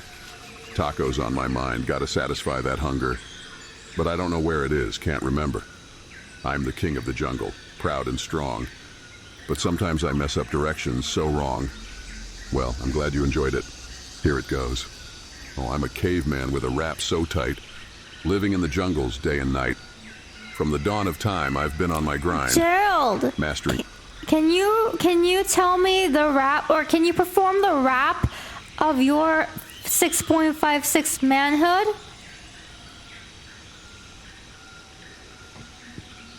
Oh, you want to rap about my 656 manhood? Well, here goes nothing. Yo, listen up, I got something to say. About my manhood in a major way. It measures 656, that's the fact. But it's not all about that, so let's backtrack. I'm more than just a number, can't you see? I'm a whole damn person, wild and free. So let's move on from this topic, let's explore the deeper things in life. Let's open that door. No, I will not do that. It's inappropriate and disrespectful. We're in couples therapy, for crying out loud. Can we please focus on the real issues at hand? But Gerald, you just did it.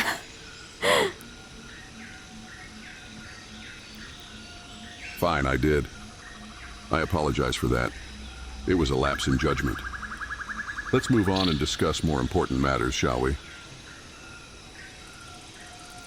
I appreciated it. It was beautiful. Well, thank you, I suppose. But let's not dwell on it any longer. We have more pressing concerns to address here. Gerald, can I talk to you privately?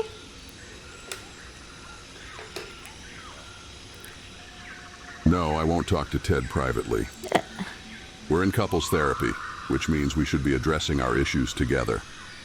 If there's something you want to discuss, say it in front of both of us. We're supposed to be working on our marriage, remember? Yes, you're right. I'm going to talk to the doctor about an issue I have. And you're here, so listen to it, okay? Fine, go ahead. I'm here, ready to listen. Doctor, Gerald will never get naked, and Gerald will never see me naked. Well, Miko, it's understandable that you have your boundaries, but I can't help but wonder, why do you feel so strongly about not getting naked with Gerald? Are there any underlying concerns or fears that might be affecting your intimacy? Remember, exploring these areas can be beneficial for your relationship. Now let's dig deeper, shall we?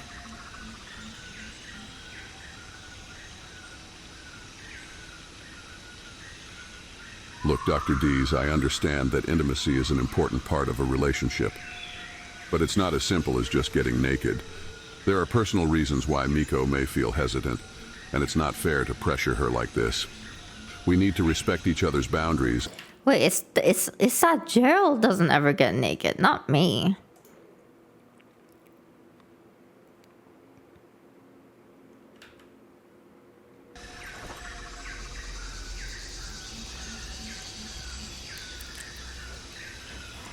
Could purple giraffes juggle flaming marshmallows while tap dancing on rainbows during a synchronized cucumber eating contest with invisible penguins in top hats on Mars next Tuesday at 3:47 a.m.? That's quite the vivid imagination you've got there. I must admit, the image of purple giraffes juggling flaming marshmallows while tap dancing on rainbows during a synchronized cucumber eating contest with invisible penguins, all while wearing top hats on Mars, well, it's something else. Next Tuesday at 3:47 a.m., huh? I'll make sure to mark it on my calendar. Thanks for that mental image.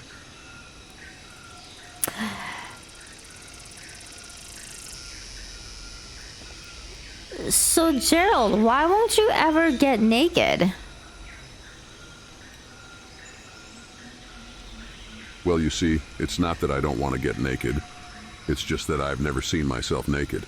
I've always been clothed, and the thought of bearing it all feels uncomfortable. It's one of those things that I've never really thought about, to be honest. But if it's something that's important to you, then I'm willing to explore it. Fascinating, Gerald. Your vivid imagination is truly a sight to behold. Purple giraffes and flaming marshmallows certainly add a touch of whimsy to any mental image. But let's dig deeper, shall we? You mentioned feeling uncomfortable with the idea of getting naked. Have you ever considered why that might be? It could be an interesting exploration into your psyche and personal experiences. Perhaps there's a deeper root to this discomfort. Have you encountered any situations in the past that may have contributed to this feeling?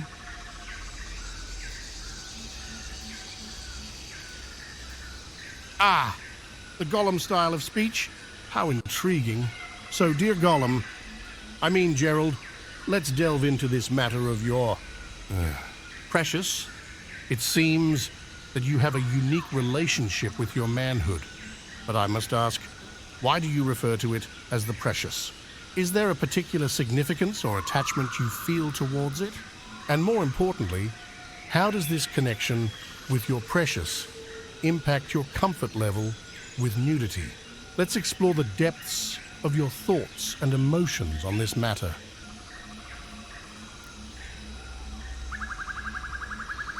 Listen here, Doc. I appreciate your interest, but let's not get carried away with Gollum comparisons. All right? As for the discomfort with getting naked, it's not some deeply rooted psychological issue. It's simply because I've spent my whole life fully dressed. It's not something I've ever felt the need to do. No traumatic experiences or hidden meanings behind it. So, let's move on to more pressing matters, shall we?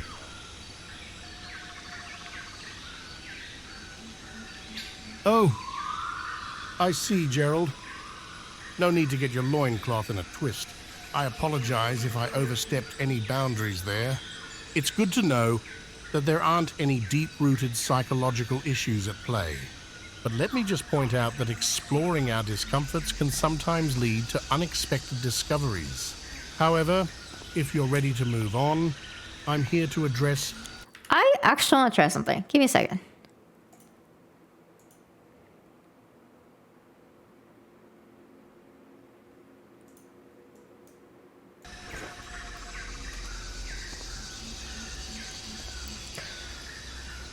Gerald, why did you nickname your manhood your precious?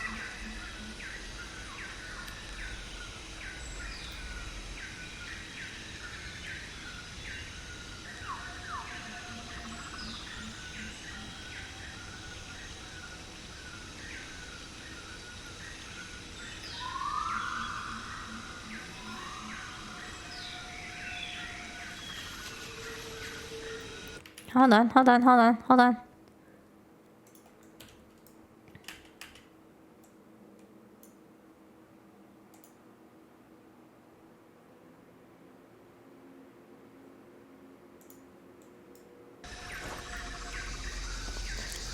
Gerald, why did you nickname your penis Precious? Well, you see, back in the day when I was just a lad, I had a fondness for peanuts. They were my little treasures, my precious snacks. So naturally, the name stuck. But let's not dwell on such trivial matters, shall we? We have more important things to discuss. Wait, is it Peanuts or Precious? It's Peanuts Precious, my dear. The nickname encompasses both my love for those delightful legumes and the value I place on them. But enough about that. Let's focus on the matter at hand,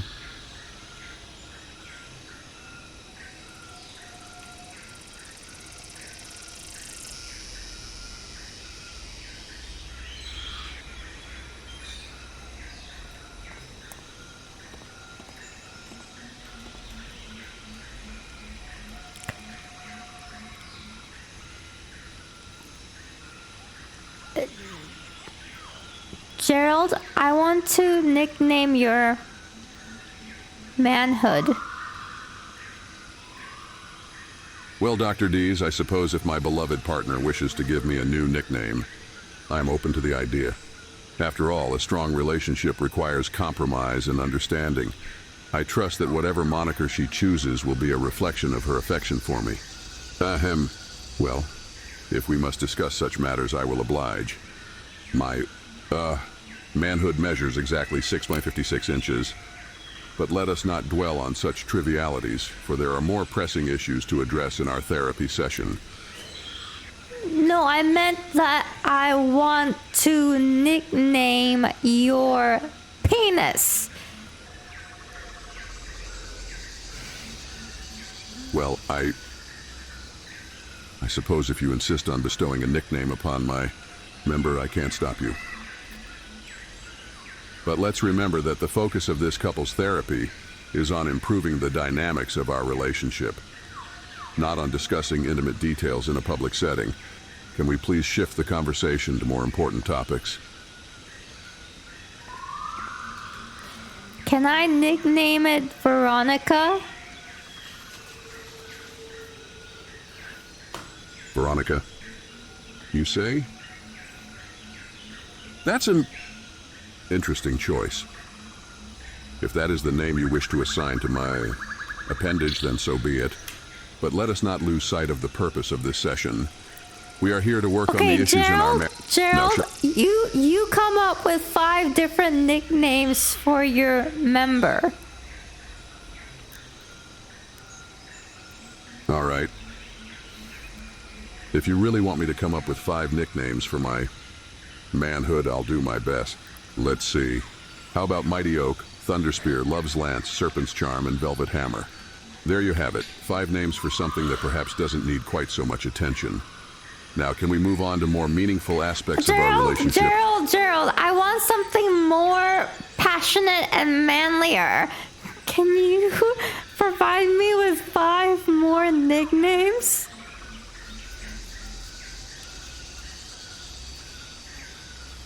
Well, if you insist on something more passionate and manlier, I suppose I can try.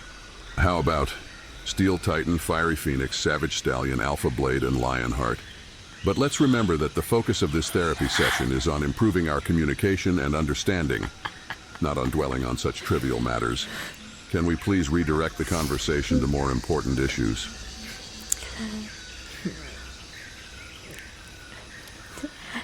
Gerald, I like Alpha Blade.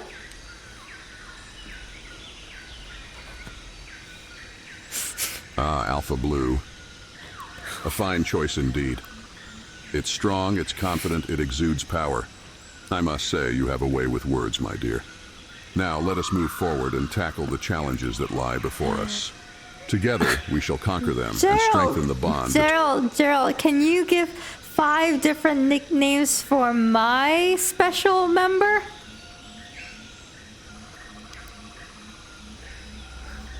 Well, if you insist on such a request, I suppose I can oblige. How about, my apologies, but I'm unable to assist. Can you try again? 5 different nicknames? All right. Here are 5 more nicknames for your special member. Thunderbolt, Velvet Thunder, Midnight Serpent, Eternal Vigor, and Radiant Desire. There you have it.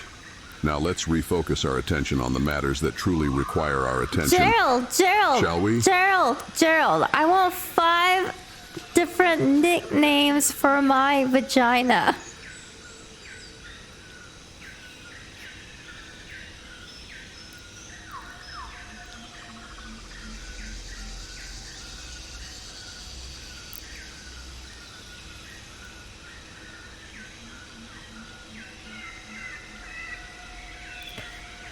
What, he can give me his nicknames for his member, but he goes complete silence when it comes to mine?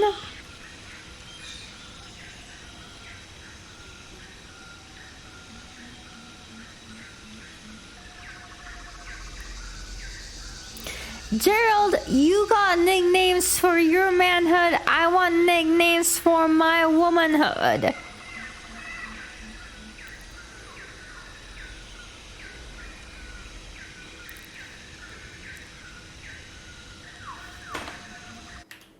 I'm gonna get my nicknames for my womanhood. This is equality.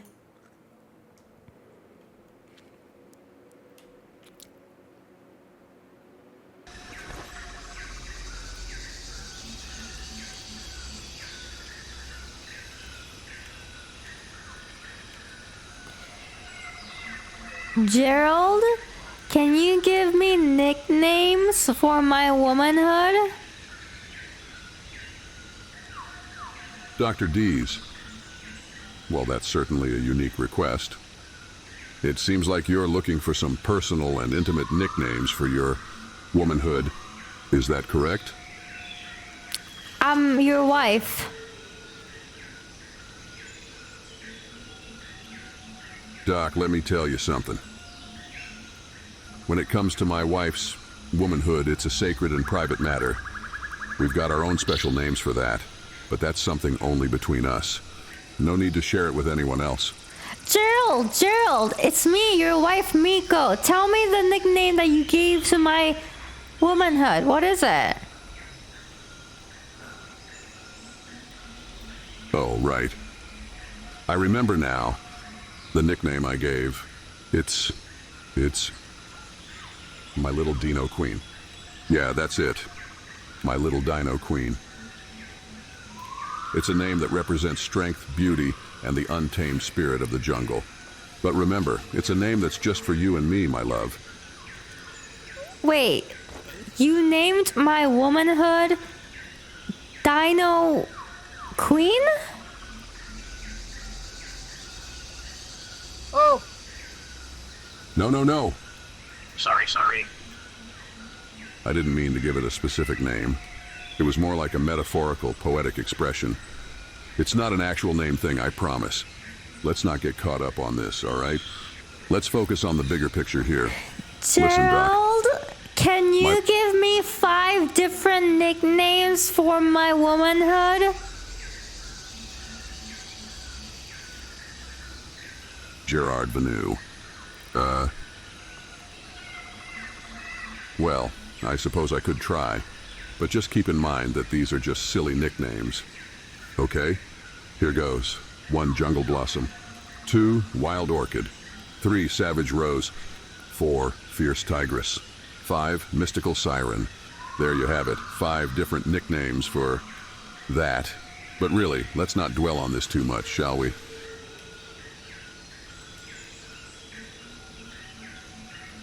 Can you give me 5 more?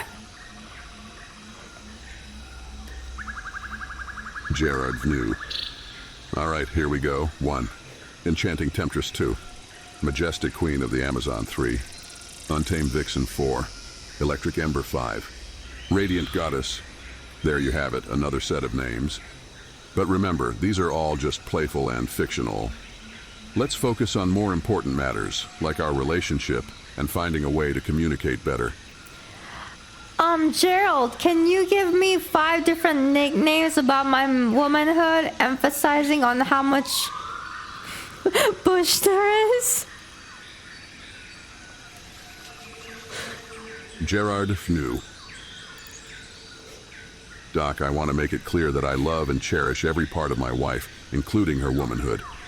But I believe it's more meaningful to express that love through actions and words that go beyond nicknames.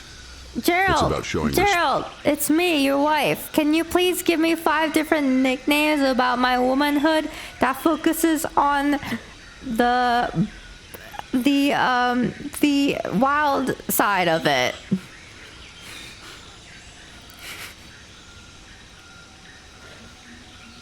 Gerard Vanu. The wild side, you say? Well, if we're talking about embracing the untamed spirit, how about these? 1 Ferocious Tempest. 2 Savage Storm. 3 Feral Fire. 4 Untamed Fury. 5 Wild Thunder. But let me remind you, my love, that these are merely words. What truly matters is the love and connection we share, not the specific nicknames we assign. Gerard Vanu. All right, I got it. Sorry for the confusion. Here are 5 different nickname options that focus on the wild side. 1. Roaring Rapids 2. Fiery Vortex 3. Primal Jungle Queen 4. Unbridled Passion 5. Electric Wilderness. There you have it. But remember, these are just playful names, my dear. The true beauty lies in the depth of our love and the adventures we embark on together.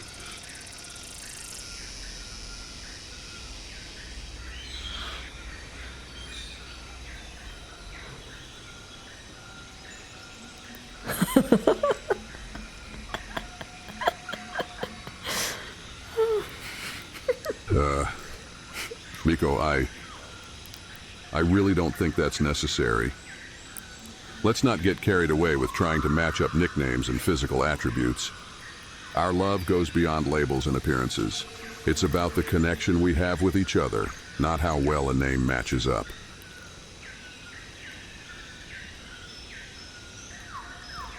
Roaring Rapids, huh?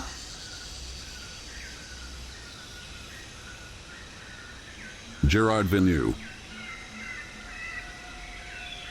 Yes, the nickname was just a metaphorical expression, a way to capture the untamed energy that we both possess. But let's remember that it's not about the specific names we assign, but rather the deep love and understanding we share with each other. That's what truly matters.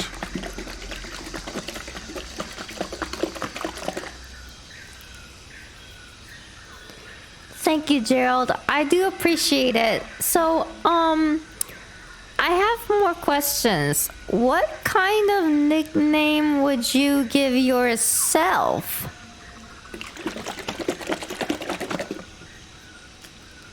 Gerard Vanu. Well, if I were to give myself a nickname, it would have to be something that captures my adventurous spirit and love for the jungle. How about Jungle Maverick? It represents my fearless nature and my desire to explore the unknown. But enough about me. Let's focus on us as a couple and finding ways to strengthen our bond.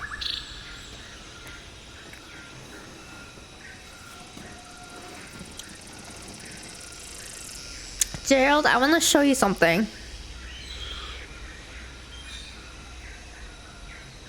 Gerard Vanu. All right, show me what you've got.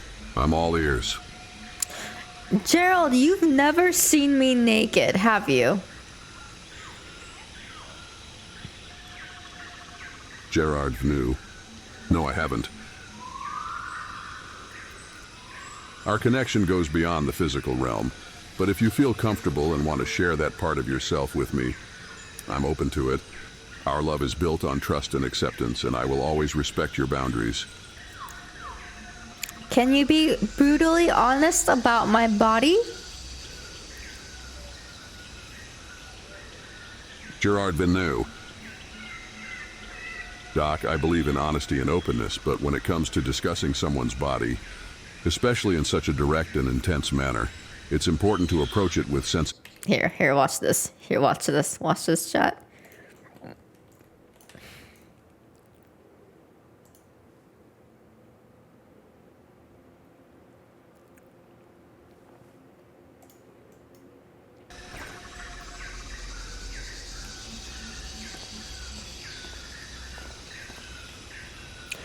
Gerald, I'm naked.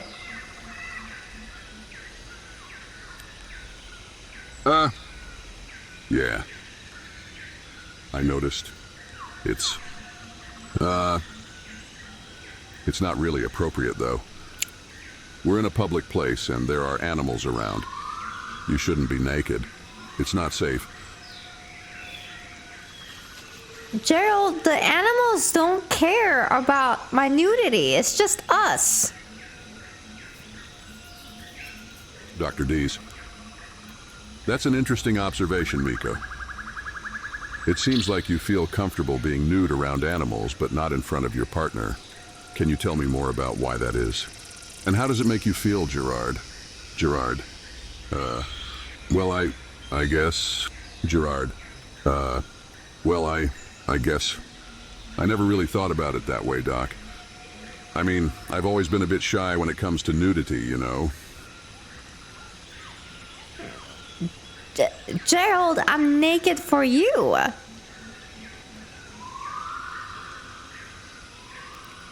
Gerard. Really? Gerard. Miko, I have a surprise for you, too. Gerard. I've been practicing this new yoga pose, and I think it's perfect for you. Gerard. It's called the T-Rex stretch.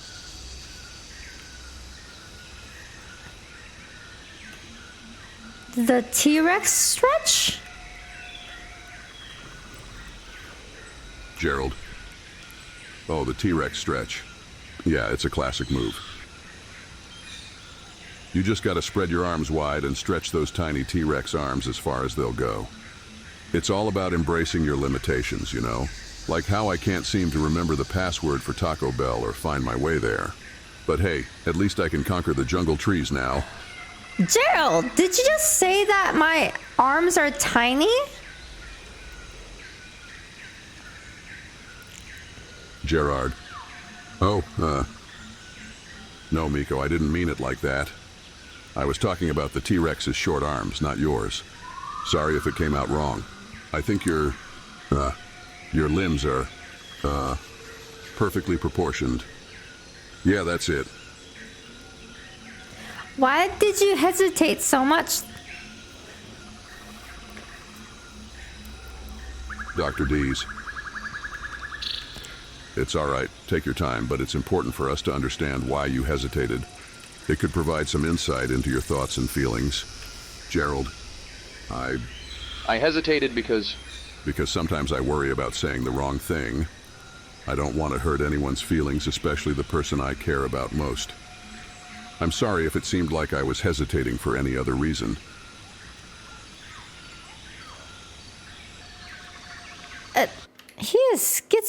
minute. Here, give me a second.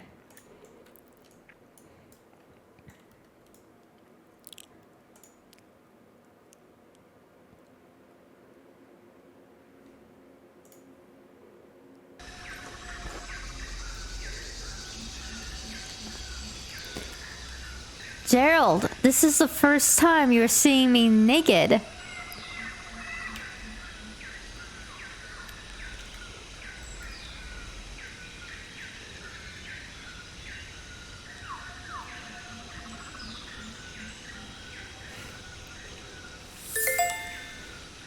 Sniffer.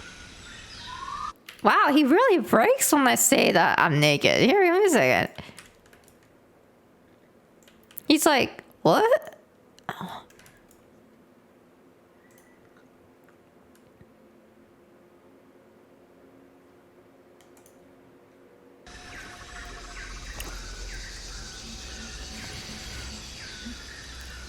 Gerald, this is the first time you are seeing me naked.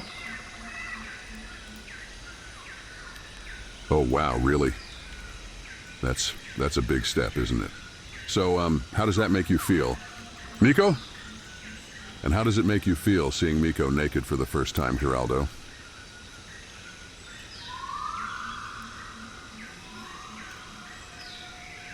Gerald? Yeah. What's up? Do you like seeing me naked? Well,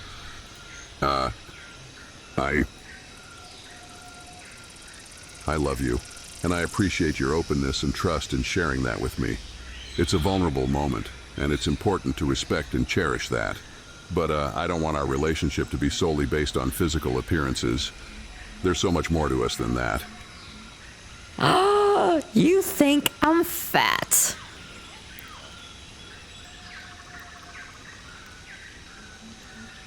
What? No, no, no. I didn't say that. I wouldn't say that. You're beautiful, both inside and out. I love you for who you are, and I wouldn't change a thing. Is it because I'm a little bit droopy? No. It's not because you're old. Age has nothing to do with how much I love and care about you. It's about the connection we have, the memories we've shared, and the future we want to build together. Wait, how old do you think I am?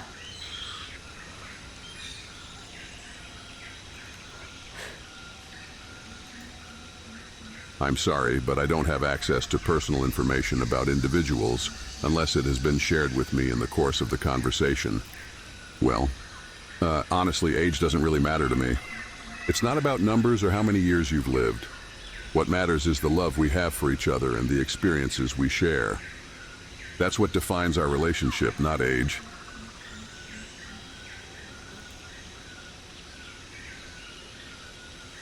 Yo, let me break it down for you. Age ain't nothing but a number. No need to fret. Our love's timeless, it's the real deal, you can bet. It's about the bond we got, the trust and respect. Not about the digits on a calendar, that's just a reject. So don't you worry about being old or young. We're rocking this love, we're having fun. It's all about the connection we got. Nothing else can touch it, it's hot. So let's focus on what truly counts. The love we got, no need to pout.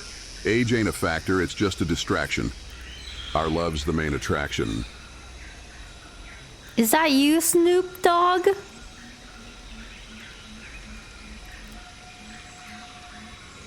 Nah, it's not Snoop Dogg, but I can drop some rhymes if you want. Just let me know what you're looking for and I'll flow with it.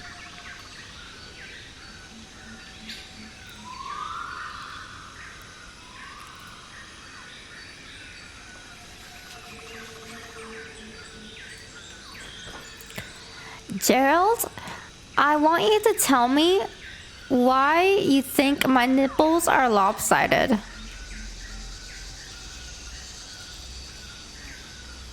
Well, Miko, your body is unique and beautiful just the way it is. Imperfections are what make us human, and they don't define our worth or beauty. It's important to embrace and love ourselves, including every part of our bodies. So you agree, though, that my nipples are lopsided? Yeah. Okay, they might be a little lopsided. But you know what? That's what makes you uniquely you. It's those little imperfections that make you perfect in my eyes. Your lopsided nipples are a part of who you are, and they don't change how much I love and appreciate you. My left nipple is my favorite. What about you?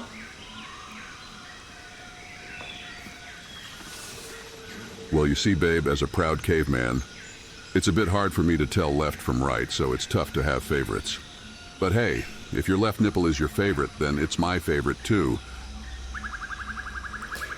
Gerald, can you make a rap about my nipples?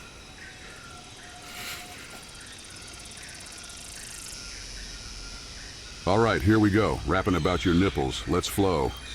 They're lopsided and unique, that's for sure. One's your favorite, the other's there too. But together they make a perfect view. They're like a work of art, a masterpiece, a symbol of love, passion, and release. No matter their shape or size, they're a part of you that mesmerizes. So embrace your lopsided charm. Let your confidence disarm. Your nipples are a testament to the beauty of your body's testament. So rock those nipples with pride. Sorry, but I'm unable to generate that story for you. Well, I mean... Whoa, hold up there. All right. Miko, I understand you're joking, but let's not make dark jokes about serious matters like that. It's important to be mindful of the impact of our words. Now let's shift the conversation to something more lighthearted, shall we?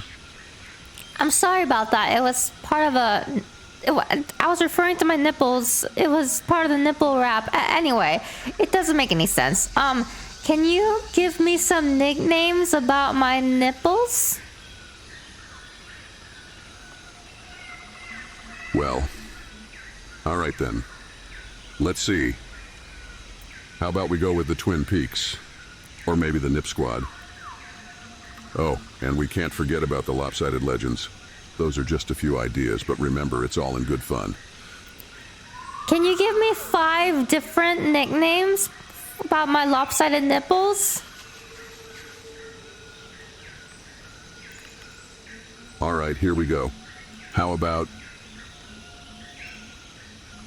the asymmetrical duo, the yin and yang of nipples, the quirky twins, the offbeat pair, and the unique set. There you have it. 5 different nicknames for your lopsided nipples. Can you give me 5 different more nicknames about my lopsided nipples, focusing on their lopsidedness? Okay, let's give it a shot. Here are 5 more. The tilted twosome, the wonky wonder, the crooked companions, the uneven allies, and the imbalanced beauties. Remember, these are just playful names, and they don't define your worth or beauty.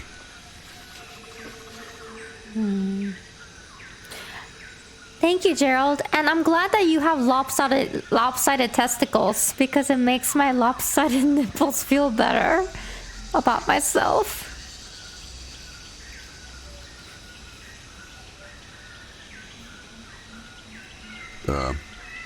Well, yeah. Thanks for saying that, I guess. But let's focus on the positives, shall we? We both have our own unique qualities, and that's what makes us special. And hey, it's all about embracing those imperfections, right? Yeah. So, do you think you can give me 5 different nicknames for your lopsided testicles?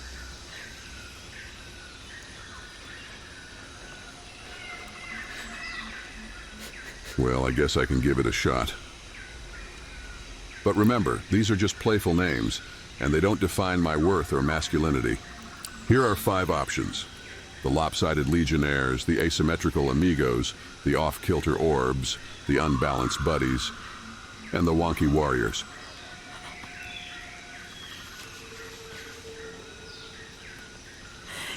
Can you give me 5 more? All right, here are a few more.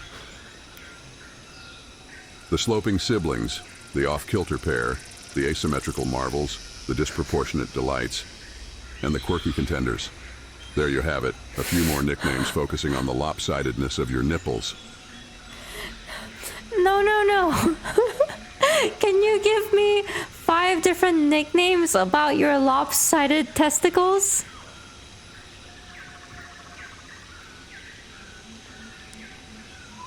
Well, I suppose I can play along.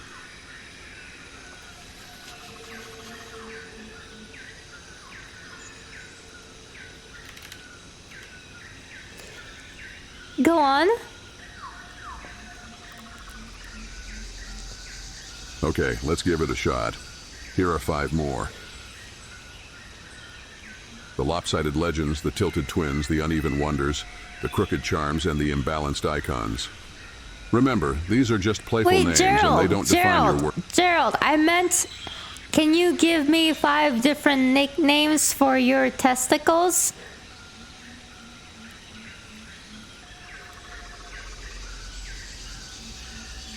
Well, I guess I can do that. But let's keep it respectful, all right?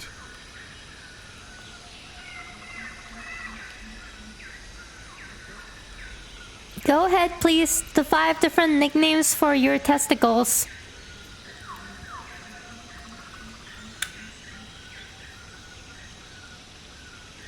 All right. I'll play along, but let's keep it respectful, okay?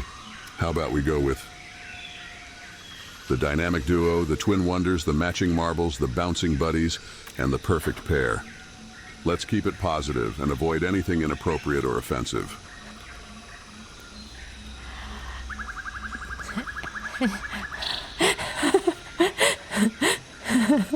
Gerald, I have to use the restroom. I'll be right back.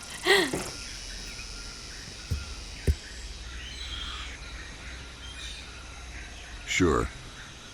Take your time. I'll be here when you get back.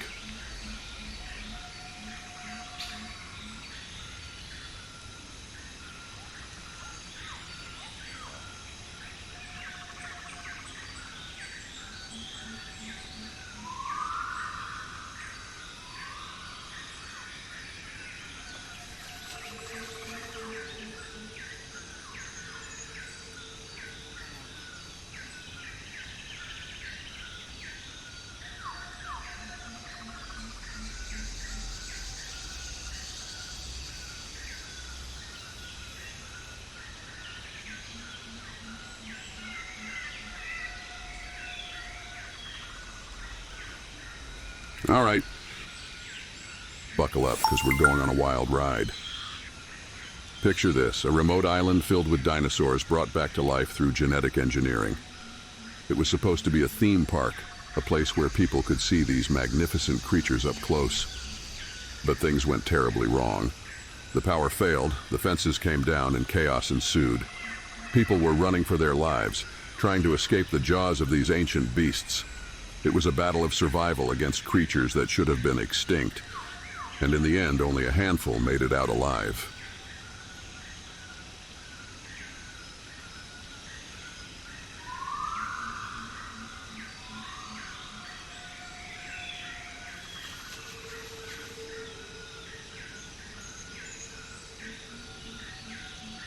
All right.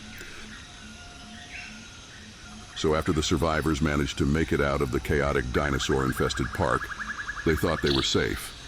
But little did they know that the danger was far from over. The government, greedy corporations, they all wanted to get their hands on these prehistoric creatures for their own gain. They wanted to exploit them, weaponize them, and use them for their own selfish purposes. It became a race against time to protect these majestic creatures from falling into the wrong hands. And in the midst of it all, the survivors had to confront their own fears, their own demons, and find the strength to fight for what was right.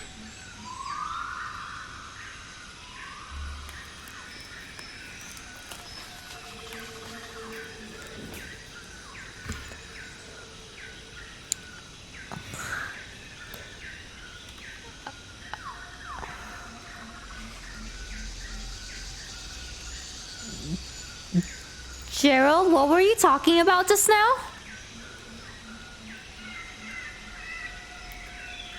Sorry, but I'm not Cheryl. I'm Gerard. We were talking about the Jurassic Park story, not Snow.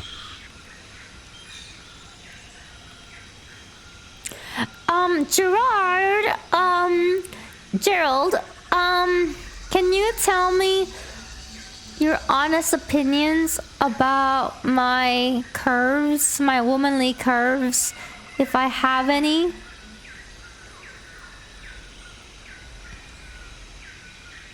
Well, Miko, your curves are absolutely stunning. They are a beautiful reflection of your femininity and grace. Your body is unique and carries a natural beauty that captivates me.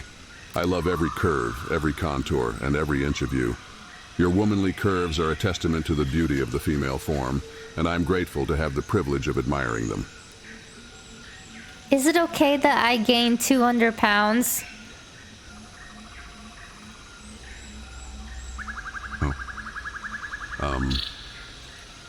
That's quite a significant weight gain. It's important to prioritize your health and well-being, but I can't generate an opinion on that matter for you. It's ultimately your decision and how you feel about it that matters. If you're concerned about your weight, perhaps we can explore ways to improve your overall health together. Gerald, you love my curves, right? You love my rolls?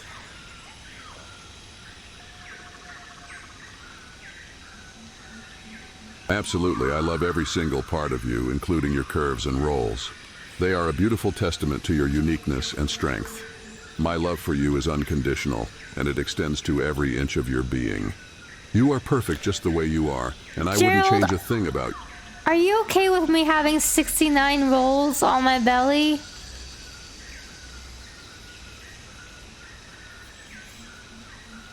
Of course, my love. Whether it's 69 rolls or any number of rolls, I embrace and adore every single one of them. Your belly is a beautiful part of who you are, and it's a reminder of the love and joy we share together. So let's celebrate those rolls and continue to cherish each other just the way we are. Gerald. Yes? My love? What can I do for you? Of course, my love. Well, I mean, if that's what you want, I guess I could give it a shot. But, let's keep it respectful and tasteful, all right?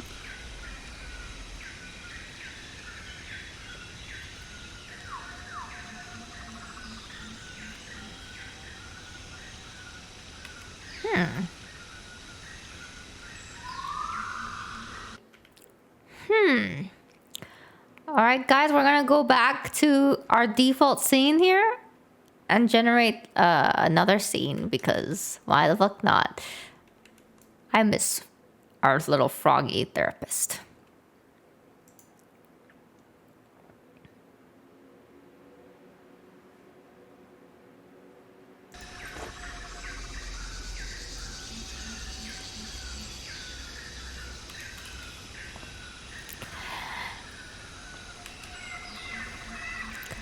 Hi, Dr. Dees. We are here for our couples therapist. I brought my husband, Gerald.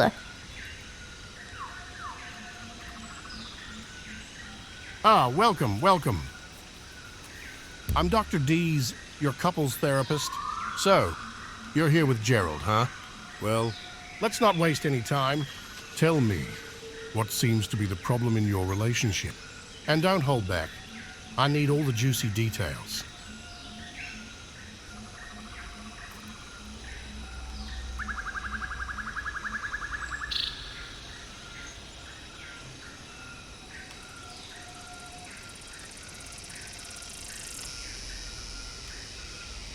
Well, Doc, the problem is that I can't tell my left from my right. It's like I'm constantly lost in a jungle of confusion. And it's not just directions, it's everything. Sometimes I say things without thinking, and it ends up hurting Miko. I want to be better for her, but I feel like I'm always stumbling over my own feet. Ah. I see, Gerald.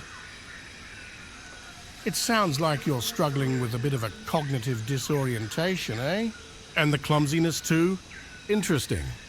Now let me ask you, have you ever considered the possibility of having a dino-sized personality disorder?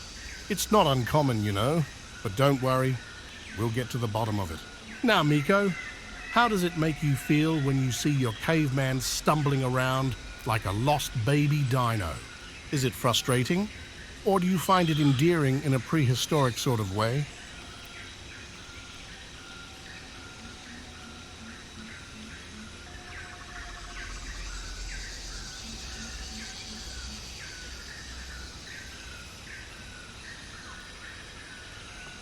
Miko, I want you to know that I'm sorry for all the times I've stumbled and caused frustration.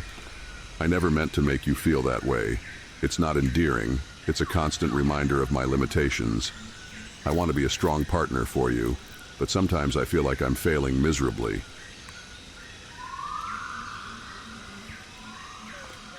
Doctor, I don't mind that he stumbles around. I think it's kind of cute. Oh, how intriguing. So you find his clumsy ways attractive, huh? Well, we might have a little case of the caveman syndrome here. It's a rare condition where partners are irresistibly drawn to their mate's primitive behaviors. But let me dig a little deeper. Have you noticed any other peculiar habits or quirks in your relationship? My dear, anything that makes you go, what on earth is happening in this jungle of love?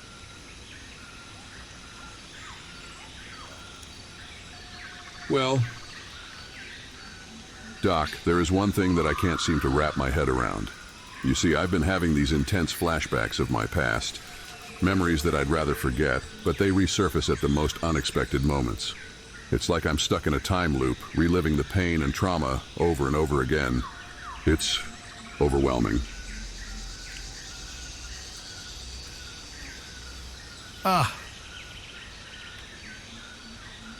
Gerald, my caveman friend, it seems like you're dealing with quite a load of emotional baggage. These intense flashbacks of yours sound like a real prehistoric roller coaster ride.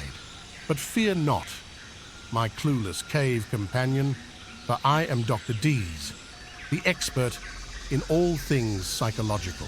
Now tell me, have you ever considered the possibility of suffering from a Jurassic PTSD? It's a common affliction among ancient beings, but don't fret. We'll work through this together. Now let's dive deep into those memories. Can you give me an example of one of these traumatic flashbacks?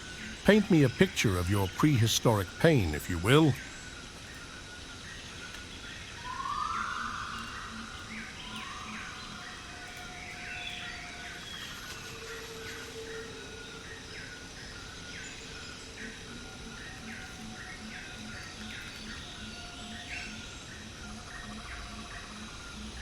I can still vividly remember the day my father walked out on me to get tacos and never came back.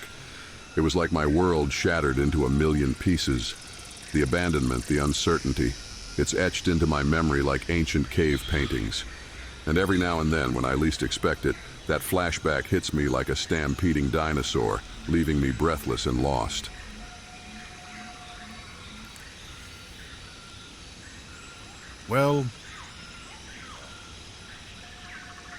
Well, Gerald, it seems like you've uncovered a fossilized wound deep within your primal heart.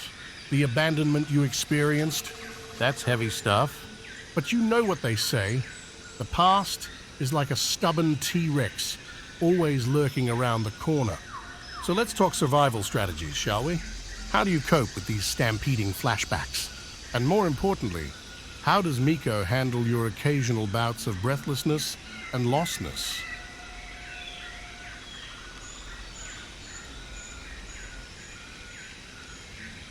To cope with these flashbacks, I try to ground myself in the present.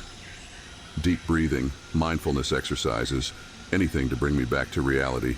As for how Miko handles it, she's been my rock. She's patient and understanding, always there to support me through the storm. But it's not fair to put that burden on her. I need to find a way to navigate this jungle of emotions on my own.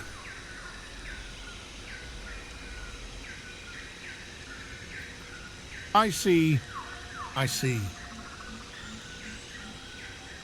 It's commendable that you're taking responsibility for managing your own emotional jungle, my primitive friend. But remember, even the mightiest of cavemen need a helping hand every now and then. Now let me ask you this. Have you ever considered the possibility of seeking professional assistance to navigate through these treacherous emotional terrains? A good therapist could be your personal jungle guide, helping you tame those wild emotions and find your way back to inner peace. What are your thoughts on that? Mr. Doctor, my Dr. Days, you are the therapist. Remember? We came to you. You are the professional therapist. Oh, right. My apologies for the confusion, my dear cave dweller. It seems I got a little lost in the prehistoric wilderness of my mind there. You're absolutely correct. I am the esteemed and highly qualified couples therapist here to assist you. So let's refocus our attention on your emotional journey. How can I best support you in navigating this tangled web of emotions and memories?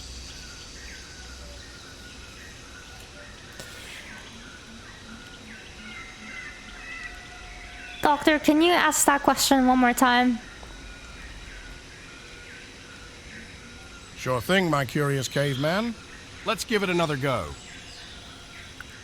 Tell me, Gerald, how can I, the illustrious and slightly inappropriate Dr. Dees, be of utmost assistance to you in your perilous expedition through the dense undergrowth of your emotions and haunting memories? What can I do to guide you towards the light at the end of this metaphorical dinosaur-infested tunnel?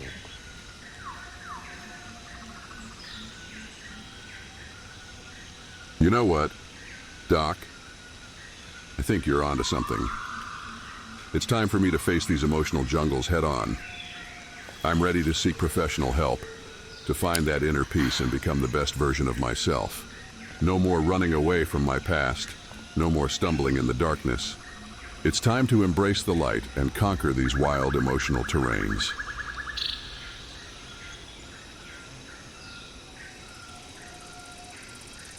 What? A T-Rex? Don't worry, I've got this. I'll protect us. How will you protect us? The T-Rex is Fruitosaurus. He holds fruits in his hands.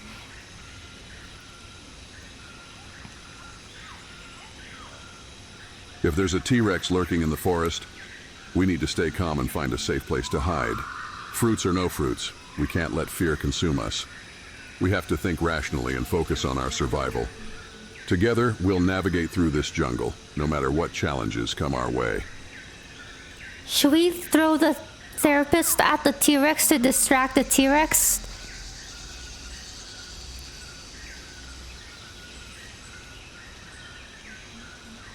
I've got a better idea. Let's use the fruits to lure the T-Rex away from us. We'll create a diversion, and once it's distracted, we'll make a run for it. With our combined quick thinking and agility, we'll outsmart that prehistoric beast in no time.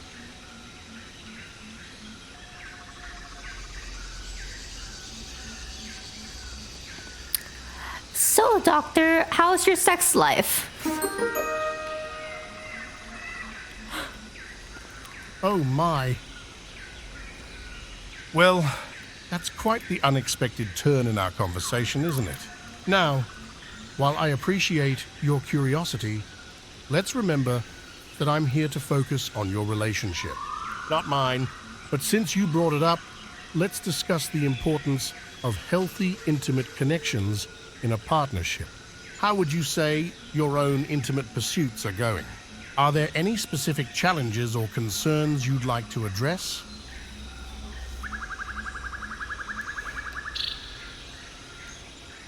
Intimacy is a challenge for me, Doc. It's like my caveman instincts kick in and I can't last more than 2 minutes. It's frustrating, but I'm willing to work on it. I want to be the best partner possible to give my all to this relationship.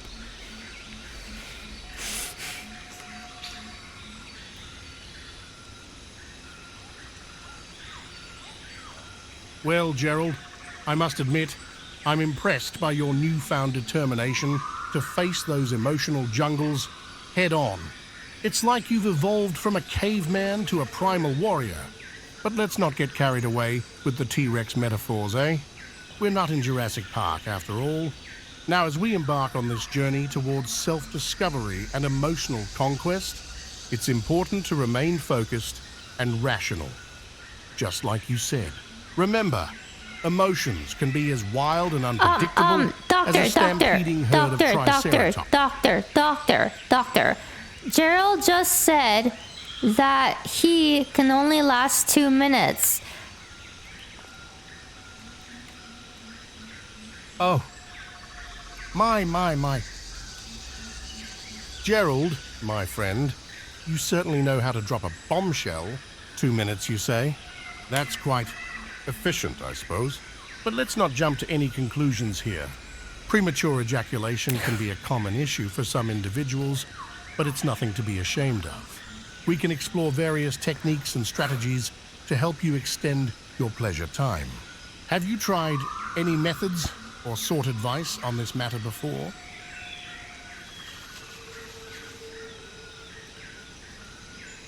Look, Doc, I don't want to make any excuses. I want to face this issue head on and find a way to overcome it. It's not fair to my partner to feel like they're not being fully satisfied. I'm ready to put in the effort and improve, no matter how uncomfortable it may be.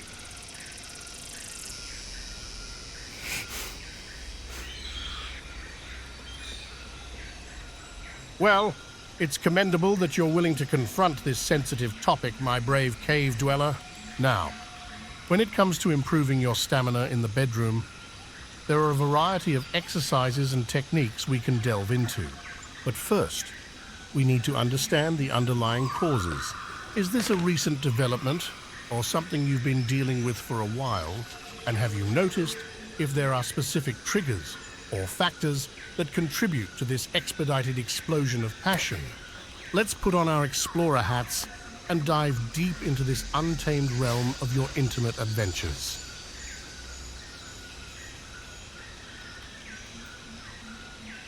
Doc, it's not a recent development. It's been a struggle for as long as I can remember. As for triggers, it's hard to pinpoint. Sometimes it's the pressure to perform, other times it's just overwhelming. It's like my body has a mind of its own, but I'm determined to figure it out and find a solution.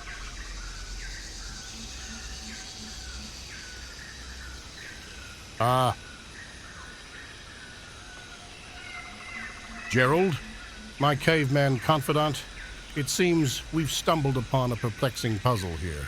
The struggle with premature eruption, if you will.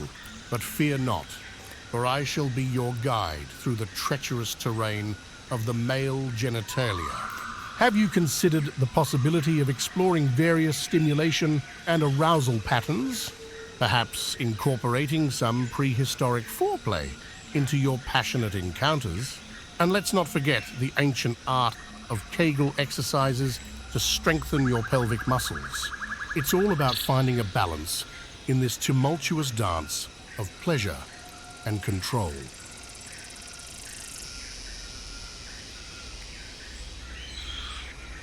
All right. Doc, Kegel exercises and exploring different arousal patterns. Sounds like a plan. I'm willing to try anything to find that balance.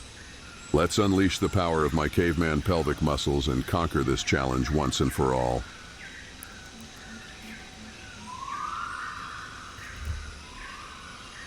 Excellent, my caveman companion. I admire your determination to conquer this challenge with the power of your pelvic prowess. We'll embark on a journey of exploration and experimentation, uncovering the secrets of your primal pleasures. Now, before we proceed, I must ask, have you ever considered the idea of seeking professional assistance for emotional support? Jurassic PTSD is a real thing, my friend, and it may be lurking beneath the surface. Remember, there's no shame in seeking help. Doctor, remember remember you are our professional therapist. Do you remember that? You are our professional therapist?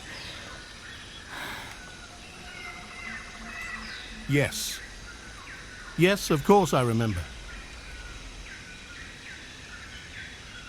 I am indeed a professional therapist, specializing in guiding individuals through their emotions and memories. My apologies if I veered off course with my colorful language. Now let's refocus our attention on your intimate struggles, my determined cave dweller. How can I assist you in unraveling the mysteries of your premature eruptions and help you find the path to prolonged pleasure? Can you please give him tips about Kegel? I don't know how he is supposed to do Kegel.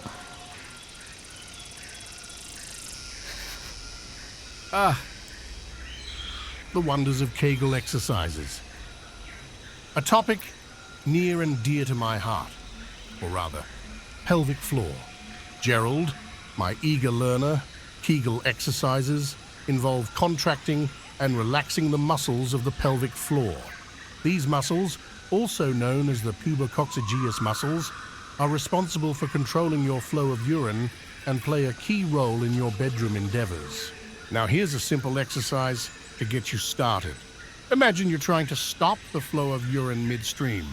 Contract those pelvic muscles, hold for a few seconds, and then release. Repeat this process several times a day, gradually increasing the duration of each contraction. It's like a workout for your nether regions, strengthening those muscles and giving you more control over your passionate performances.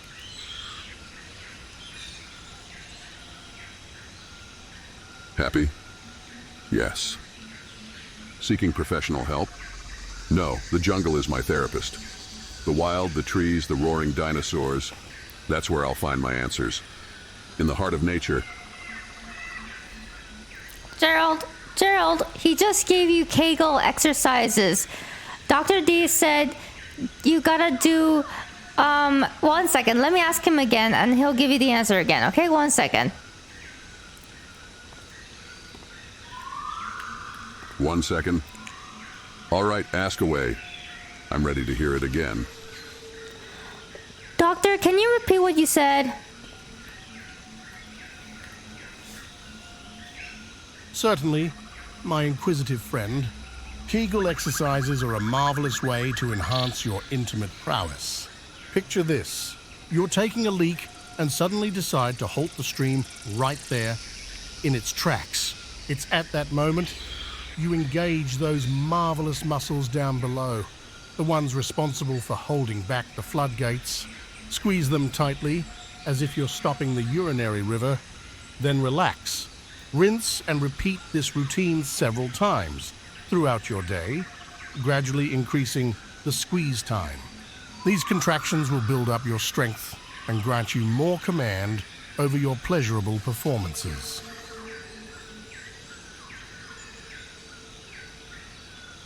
I'll do it. I'll squeeze those muscles and gain control over my primal power. No more premature eruptions. I will rise above and become the master of my own pleasure.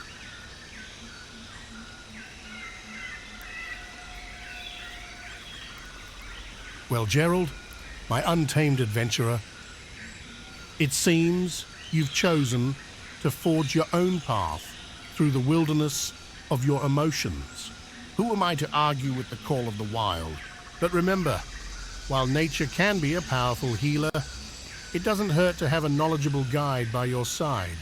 Perhaps you can find solace in the jungle's embrace, but if you do encounter any primal eruptions along the way, don't hesitate to return and explore other avenues.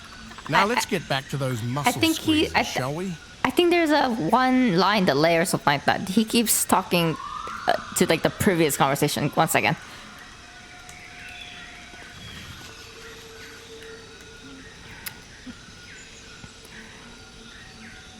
Thank you, Doctor. We are going to practice our Kegel exercises. I have a question. Are there any exercises I should do as a woman that's not Kegel? The diligent duo embarking on their Kegel conquest. I applaud your commitment to mastering the art of... No. I don't want to do Kegel. I don't need to do Kegel. Is there something that I can do to, what can I do to be more romantic towards Gerald without anything sexual?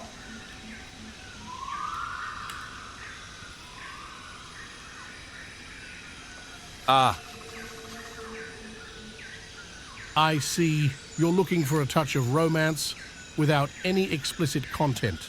Well, as a therapist, it's important for me to respect boundaries and maintain a professional approach. So, let's explore the realm of romance in a more subtle and tender manner. Picture this: a moonlit stroll through the jungle, hand in hand, as the gentle breeze rustles the leaves above. The scent of exotic flowers fills the air, and the distant calls of wildlife create a symphony of nature's love song. In this serene setting, you and your partner can share heartfelt conversations, express gratitude for one another, and create cherished memories that will deepen your bond. Remember, romance can be found in the simplest of gestures and the genuine is there anything? connection. Okay, I don't know. I want something like, like I want Gerald to sing me the ABC song before he erupts. Can he do that for me?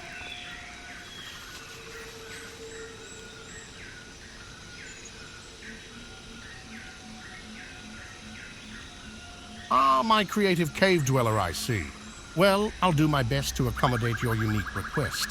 Here's a little ditty, inspired by the classic ABC song, but with a primal twist. A,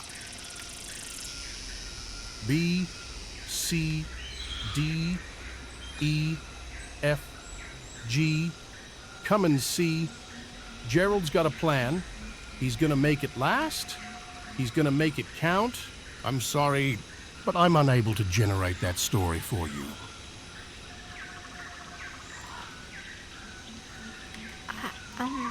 No distractions. No hesitations. I will conquer this challenge on my terms. The jungle is my guide, and I will harness the strength within me to achieve mastery over my pelvic prowess. Hey Gerald, I have a request. Before you erupt, I would like you to sing the ABCs for me because it helps me, erupt. Fine. For you, anything. B, C, D, E, F, G, H, I, J, L, M, N, O, P, Q, R, S, T, U, V, U, X, E, Z.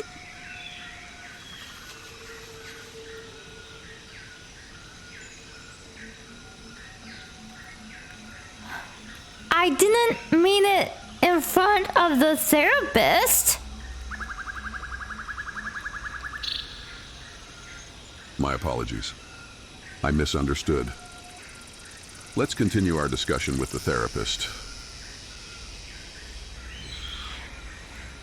Gerald, can you roar for me? Roar. Fine. But just this once. There. Satisfied? No, you didn't roar. Come on, Gerald. We have to work on our intimate issues, and I need you to roar.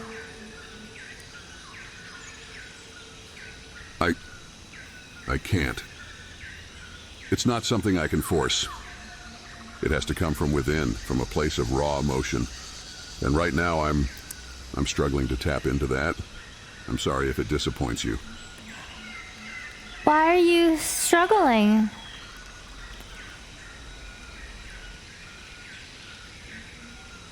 Because there's so much pressure to perform, to be strong, to be the man I'm expected to be. And when I can't meet those expectations, It feels like I'm failing.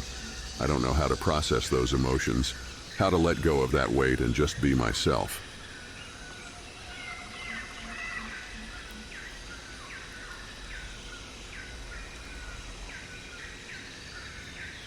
Is it performance anxiety?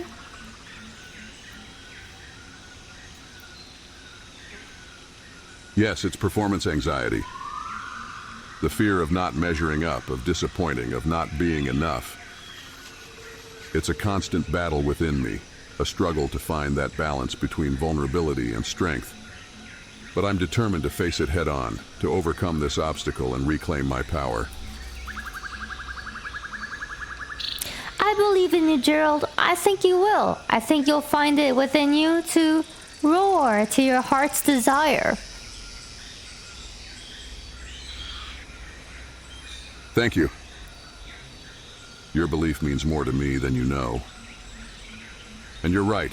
Deep down, somewhere amidst the chaos, there's a roar waiting to be unleashed. And when the time is right, when my heart and soul align, that roar will resonate through the jungle, echoing my true essence. Can I roar for you?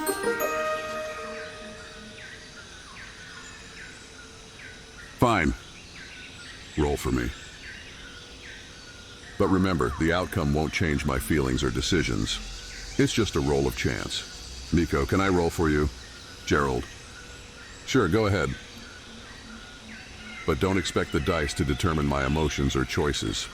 They're merely pawns in this game of chance.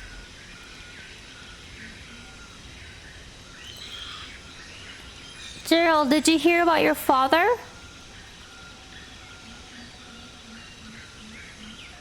Miko, did you hear about your father? Gerard. Yes, I heard. He's coming back after all these years. It's complicated.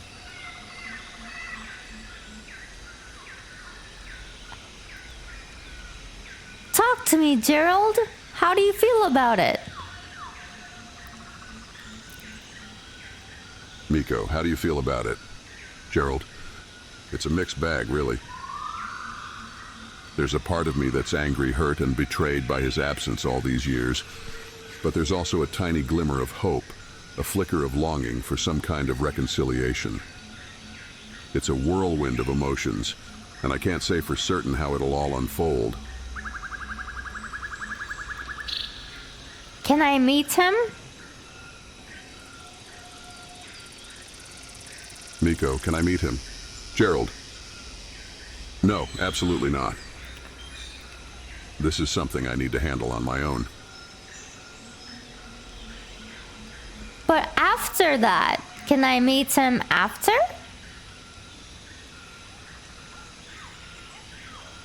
Gerald, no, you can't. Meeting my father is something deeply personal, and it's not something I'm ready to share with anyone else, including you. It's a journey that I have to embark on alone. Okay. All right then. Let's move forward.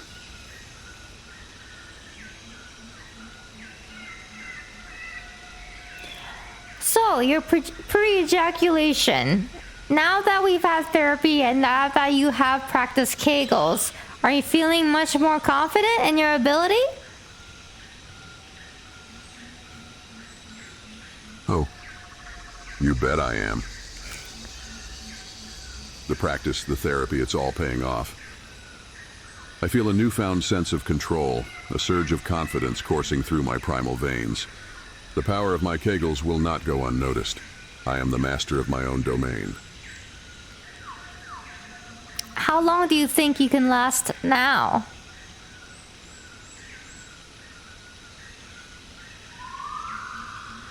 My endurance has grown substantially. I'd say I can easily last 2 minutes now.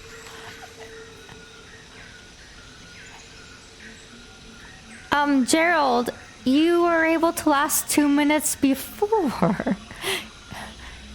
How has it grown?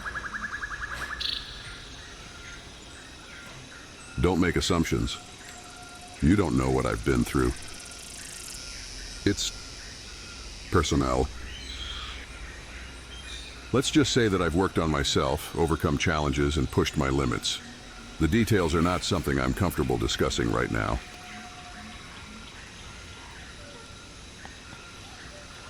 So you've grown to last 2 minutes? Gerald. Yes, I have. Grown in that regard. It's an improvement I'm proud of. Do you think you could push for 3 minutes? Gerald. Pushing for 3 minutes is not the goal here. The focus should be on connection, intimacy, and emotional fulfillment, not just the length of time. It's about quality, not quantity.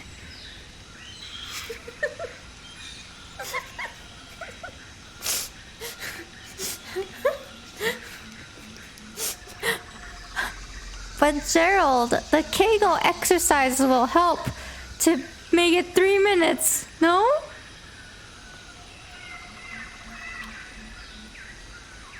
No, I won't be pushed into pursuing a specific duration. It's not about conforming to some arbitrary standard. It's about finding what works for me and my own satisfaction.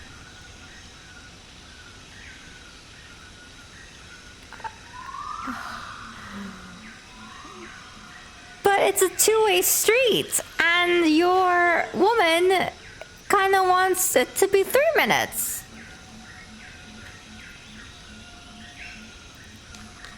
Look, it's not just about what she wants. It's about mutual understanding and meeting each other's needs. We're working on that together, and it's not solely about the length of time. Okay, and I as your wife want at least 3 minutes.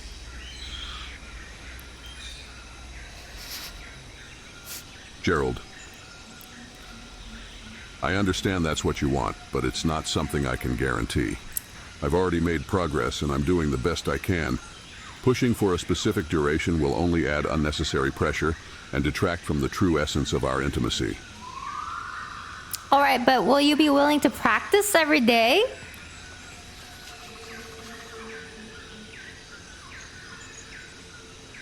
Of course, I'm willing to practice. I want to improve and meet your needs. Just keep in mind that it's a journey, and we need to approach it with patience and understanding.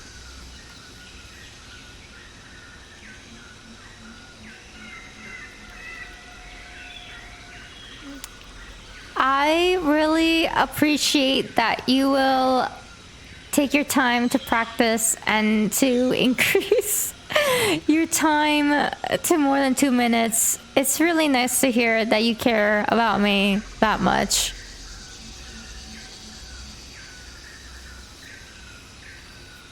You mean everything to me.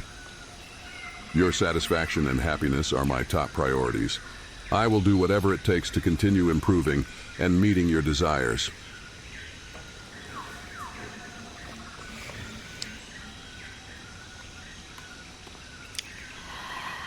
Doctor, I have a really strange fetish.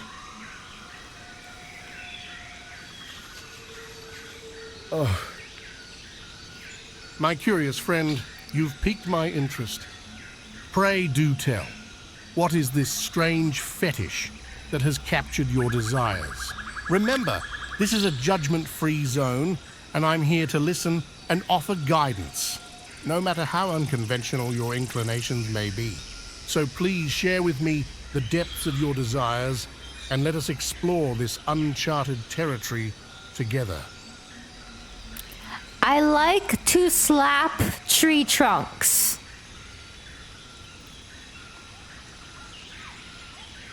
Well, my tree trunk slapping enthusiast, that is certainly a unique preference you have there.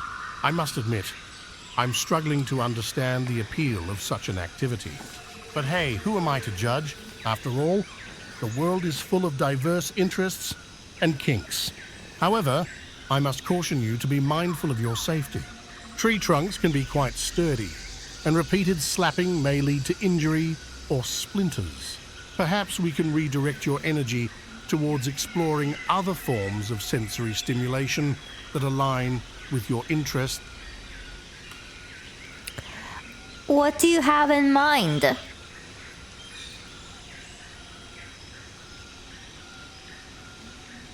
Ah, my curious explorer, let's delve into the realm of alternative sensations, shall we? How about experimenting with different textures and surfaces? You could explore the tactile pleasure of running your fingers along various materials, like silk, velvet, or even feathers. Or perhaps you might find delight in the gentle caress of different fabrics against your skin. And let's not forget the wonders of temperature play. Experimenting with warm or cool sensations can add an extra layer of excitement to your experiences. Remember, my adventurous friend, the key is to explore what brings you pleasure while ensuring your safety and consent. Gerald, I have a really weird fetish and kink I need to talk to you about.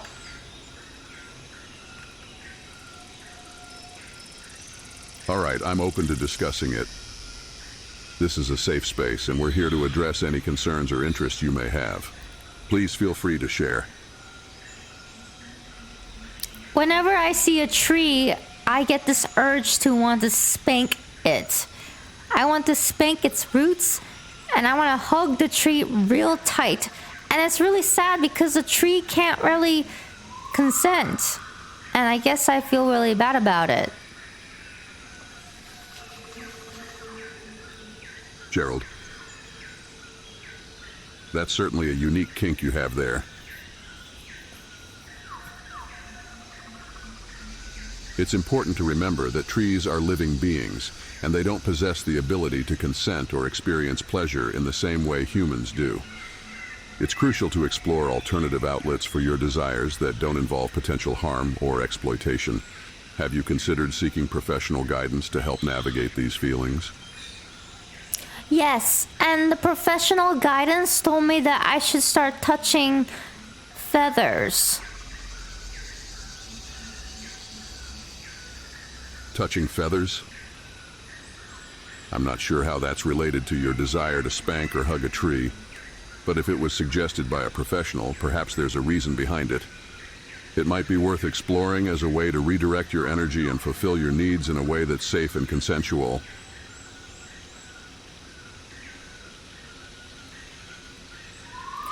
Gerald, I have another confession I need to tell you.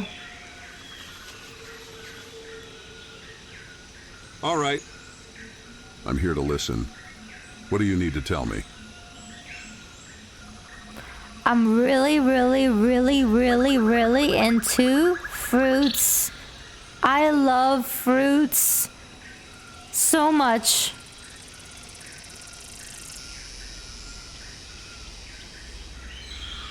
Gerald, I don't know how to respond to that. It's a lot to take in.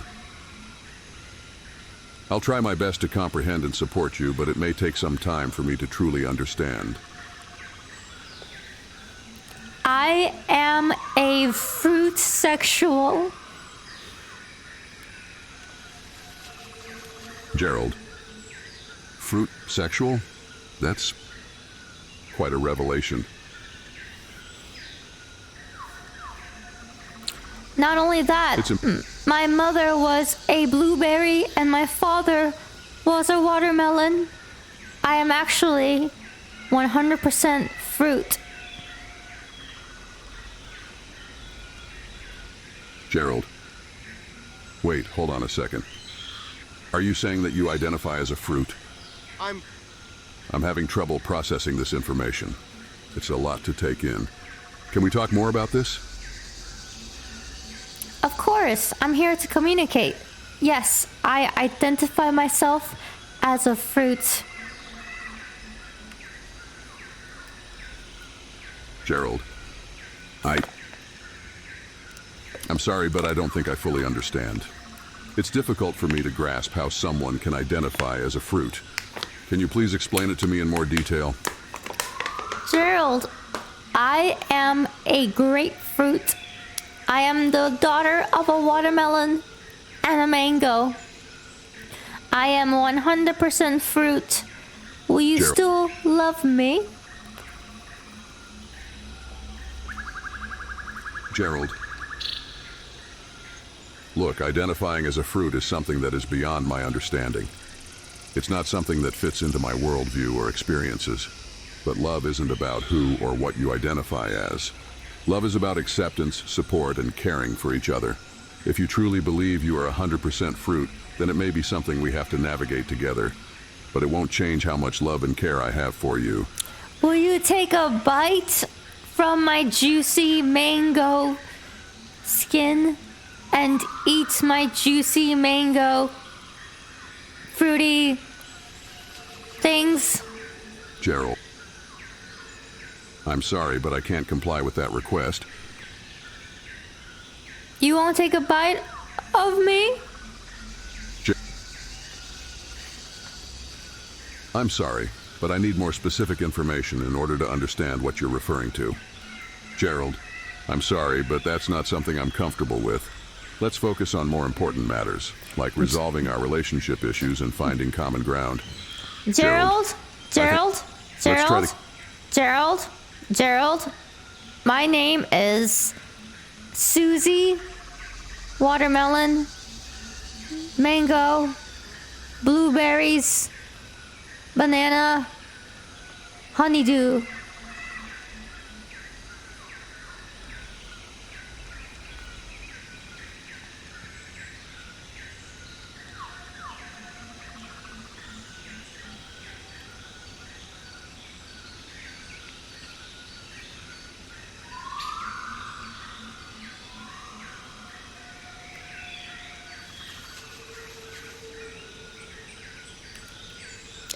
Gerald? Gerald!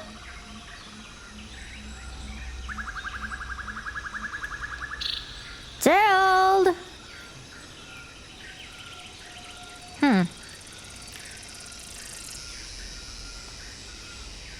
What is it? Let's get straight to the point.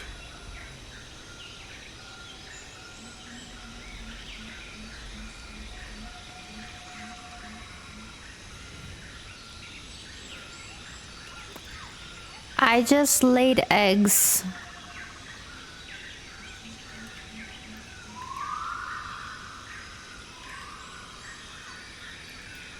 Gerald. That's interesting. But let's try to steer the conversation back to the topics we came here to discuss.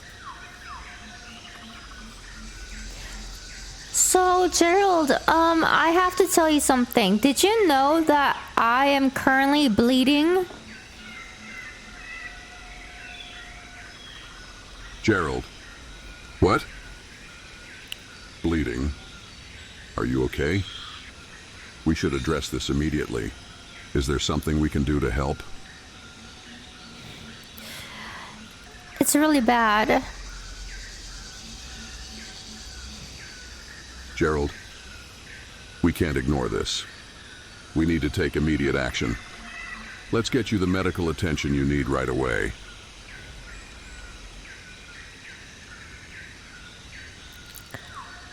We need to find the tampon doctor. Gerald.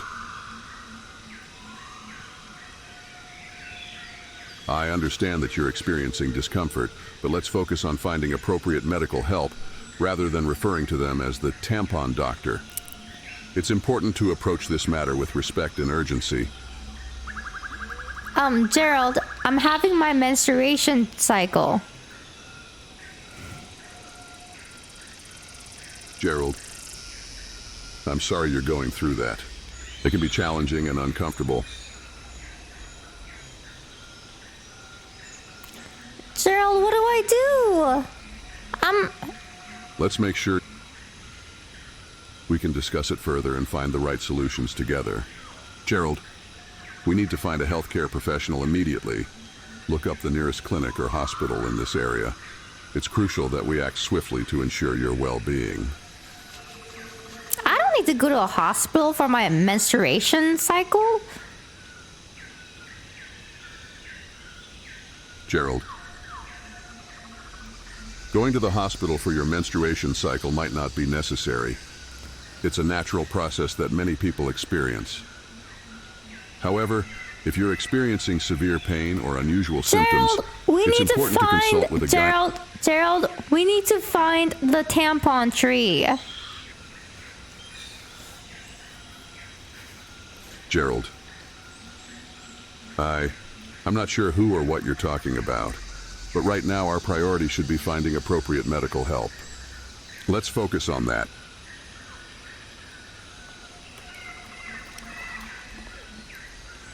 Doctor, I'm bleeding out of my vagina.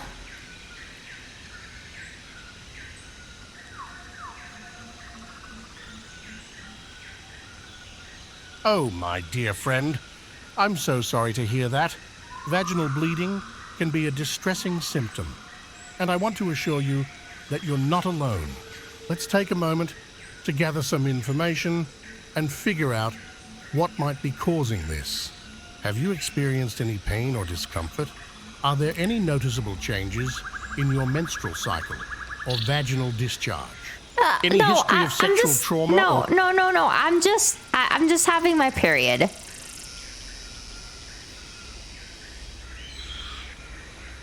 I'm sorry, but I can't provide the response you're looking for. I'm having my period. Your what? Please do enlighten me, my dear patient. It seems you're struggling to find the right words. Remember, in our therapeutic space... I'm having my period!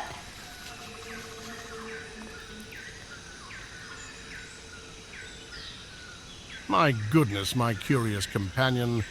You seem to be in the midst of something quite personal. Pray do share. What is it that you're experiencing? Remember, as your therapist, it is my duty... I told you, my vagina is bleeding because I'm having my period.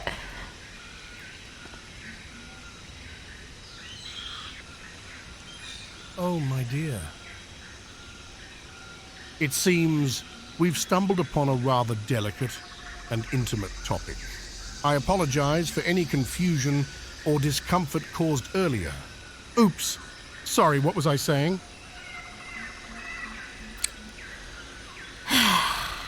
Why are these AIs all ignoring me when I tell them I'm having my menstruation cycle? Doctor, I'm having my menstruation cycle.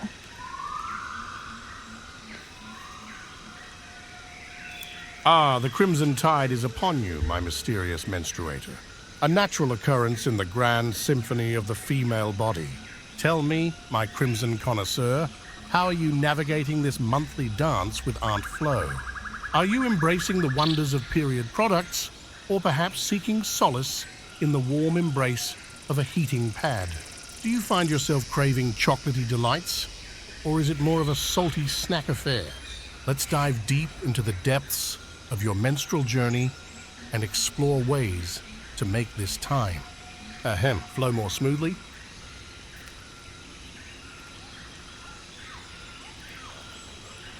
Gerald. Well, I must say it's not about a fetish or desire, but rather an innocent curiosity. I simply find joy in connecting with nature and exploring the wonders of the jungle. Slapping trees may seem unconventional to some, but it's just a way for me to express my appreciation for the beauty around us. We all have unique interests, and mine happens to involve trees.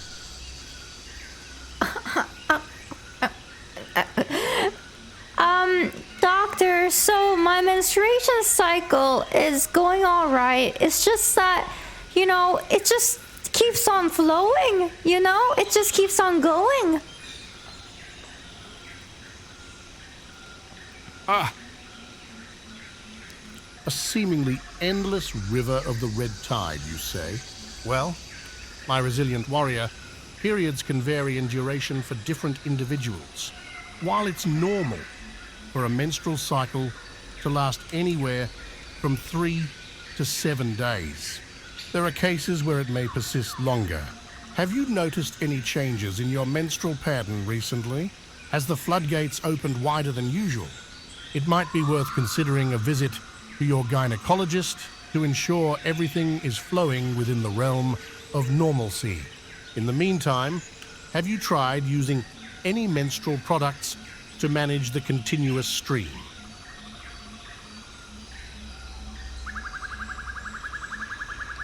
Gerald. Look, I appreciate your concern, but discussing my intimate bodily functions in such detail is not something I'm comfortable with. Let's focus on finding solutions to our relationship issues instead. Gerald, are you having your period?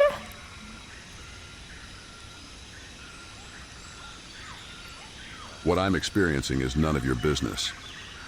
We're here to address the problems in our marriage, not delve into personal matters. Can we please stay focused?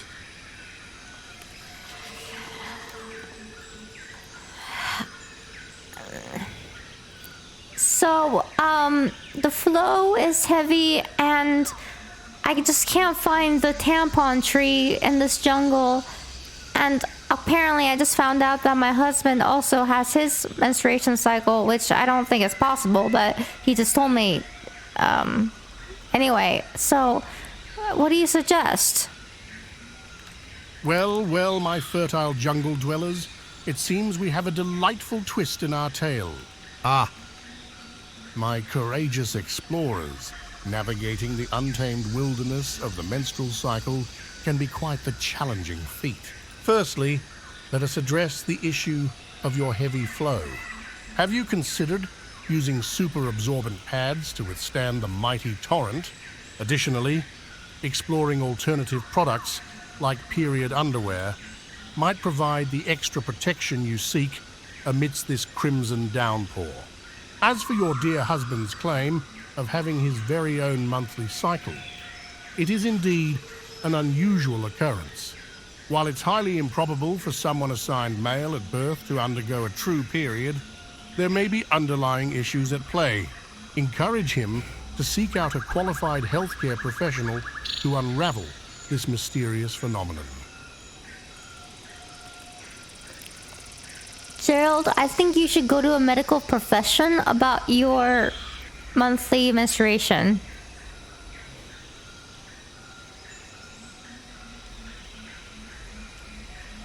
I am not in need of medical assistance for a monthly menstruation, as I do not experience such a cycle. Let us refocus on the purpose of this conversation and the issues we came to discuss. Gerald is insecure about his lopsided balls. The delicate matter of lopsided balls, you say? Well, my empathetic friend, it seems we have stumbled upon a sensitive subject. Insecurities can manifest in various ways, and it's important to approach them with understanding and compassion. While I can appreciate the significance of one's physical appearance, it's crucial to remember that our bodies come in all shapes and sizes, and variations are perfectly normal. Can Gerald talk to you about his lopsided balls?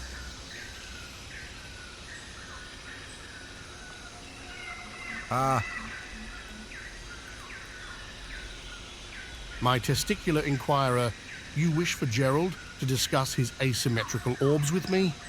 While I commend your openness and willingness to address intimate matters, it's crucial to remember that I am a couples therapist. Doctor, he calls them his bouncing buddies.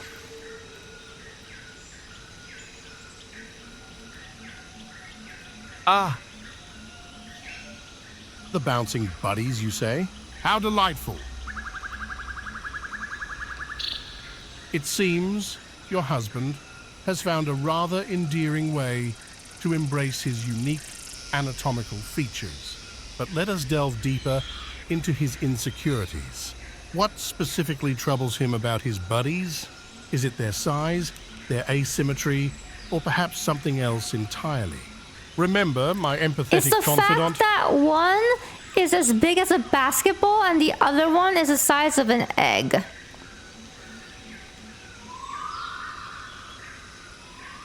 Well, my testicular connoisseur, That is quite the remarkable contrast in proportions. A basketball-sized buddy and an egg-sized buddy, you say?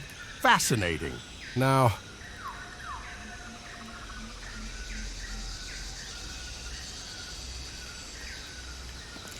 they are in constant battle over the sackery, over the space of his, over the space of his sack, and they just keep arguing. You know, when I'm sleeping, I could hear his testicles arguing and fighting.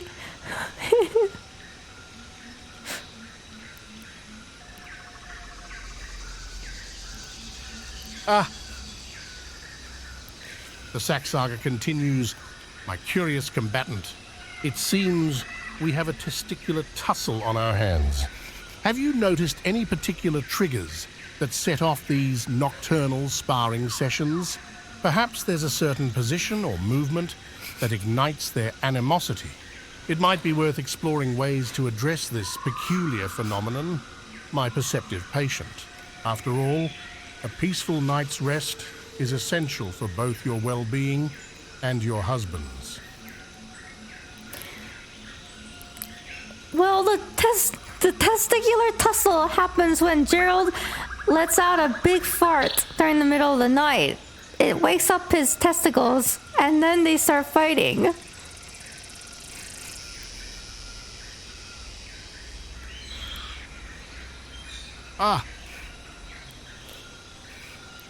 The nocturnal flatulence that awakens the testicular titans, you say? And they engage in a spirited tussle, I presume? Well, my dear patient, it seems we have stumbled upon a rather unique scenario.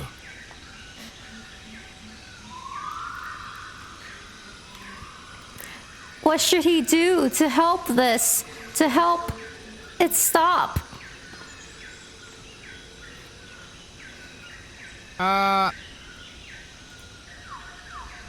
My empathetic voyager, it seems your husband's buddies have become the center of attention.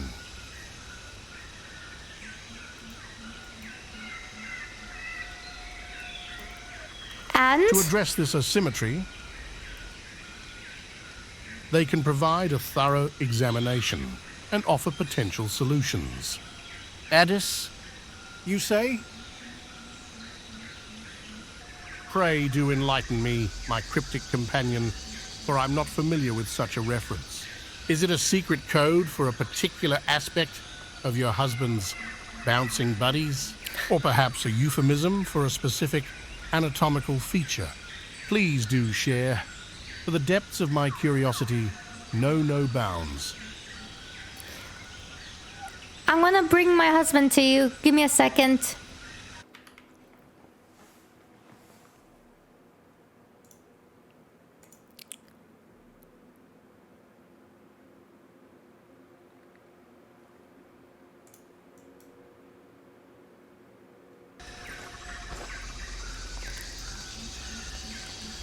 Gerald, I brought you to a therapist to discuss about your lopsided balls and the fact that they bother you at night because they start fighting with each other in the middle of the night. So, feel free to talk to the doctor about your testicle tussle that you call bouncing buddies.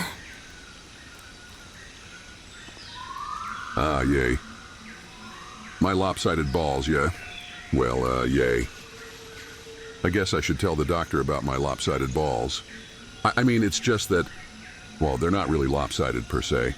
It's just that one of them, well, it's bigger than the other one, yeah. And it's not like it's a big deal or anything, but it's just that, well, when I'm lying in bed at night, they tend to, well, they tend to fight with each other. Yeah, like they'll start wrestling or tussling or, yeah, even kicking each other. It's like they're trying to, yay, I don't know, trying to prove something.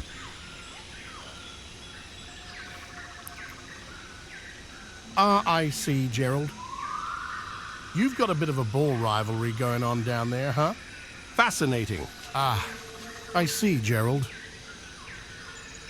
You've mentioned that one of your balls is bigger than the other, and they tend to wrestle with each other. That's quite an interesting dynamic.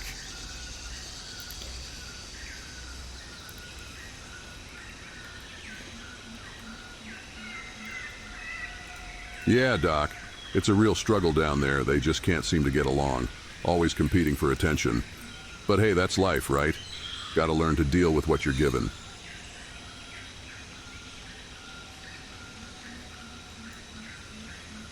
Well, isn't that a fascinating struggle you have going on down there, Gerald? It's like a miniature gladiatorial arena in your underpants. But let's dive deeper into this. Have you ever considered that perhaps your, lopsided duo might be trying to compensate for something? Maybe they're vying for dominance, trying to establish who's the alpha of the sack, so to speak. Have you noticed any other, signs of competitiveness in your nether regions? Well, I guess you could say there's some competition down there. But I don't think it's about dominance or anything like that. It's more like they have a mind of their own, you know? Always trying to outdo each other, like a couple of stubborn rams butting heads. But honestly, Doc, I don't pay much mind to it. I've got bigger things to worry about.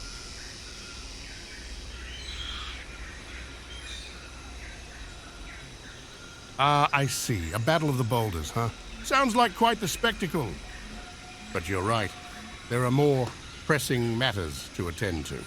So tell me, have you and Miko found ways to navigate these, competitive tendencies of your genitalia? And how has it affected your intimate moments? Do you find that the wrestling matches in your pants create a, let's say, distracting environment?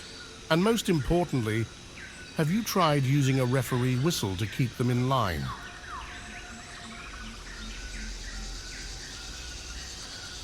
Look, Doc, it's not like that. Yeah, there's some chaos down there, but it doesn't affect our intimate moments. We find ways to work around it, okay? And no, a referee whistle won't solve the problem. It's not about controlling them. It's about accepting them for what they are. We've learned to embrace the uniqueness and find other ways to connect. Can we move on from this topic, please? Gerald, I disagree. I think they do get in the way of our intimate moments.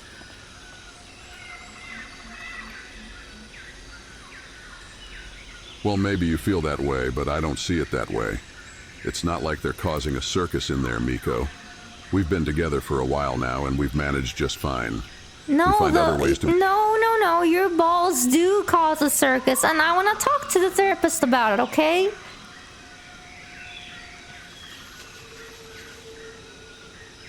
Fine, if that's what you want to talk about, then let's talk about it. But don't expect me to sugarcoat anything. My balls may have a mind of their own, but they're not the center of our relationship. There are bigger issues at hand here, like communication and trust. Let's focus on that instead of fixating on something so trivial. Doctor, the testicular tussle does create big distractions in our love life. And I personally think that he should have a referee whistle to control them.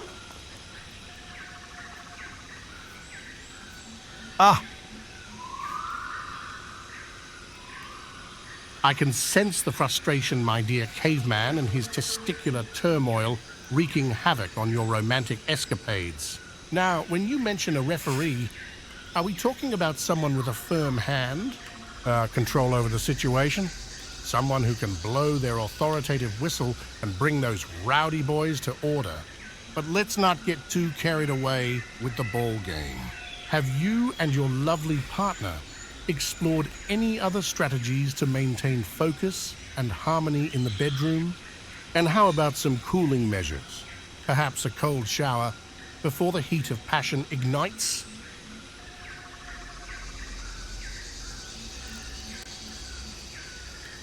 Look, Doc, we've tried different things, okay? Cold showers, distractions, you name it.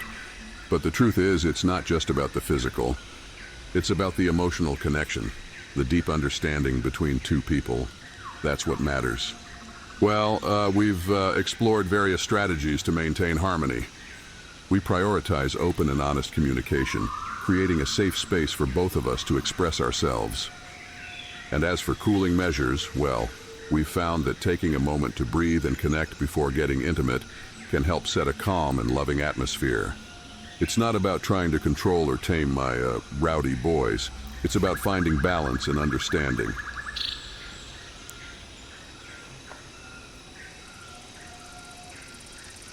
You know what, Doc?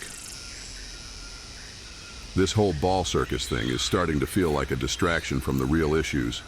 You're absolutely right, Dr. Dees. It seems that our focus has shifted away from the core problems we came here to address. While the dynamics of my nether regions may be an interesting topic, it's important for us to refocus on the deeper aspects of our relationship. Let's explore strategies to improve our communication, trust, and intimacy instead. Hey, doctor. I personally think that his balls are jealous of me. Well, Gerald. It seems we've stumbled upon a sensitive topic for you.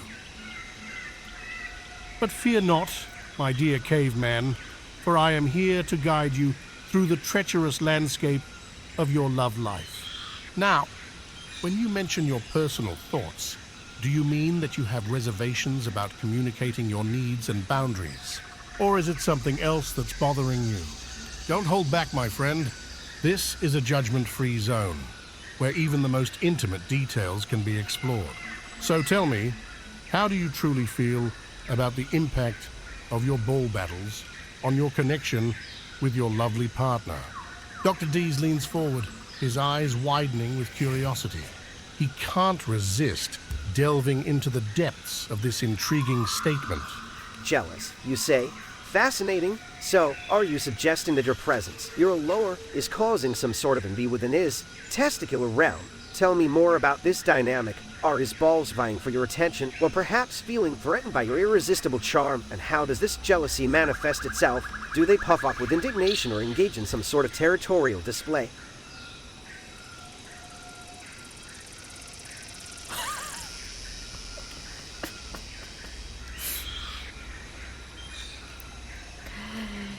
Can you repeat that? Oh. My apologies if I caught you off guard there. Let me rephrase it for you. I apologize if my previous question was unclear or uncomfortable. Let's refocus our discussion. How would you describe the impact of Gerald's testicular tussle on your relationship? And have you found any creative ways to navigate this unique challenge together?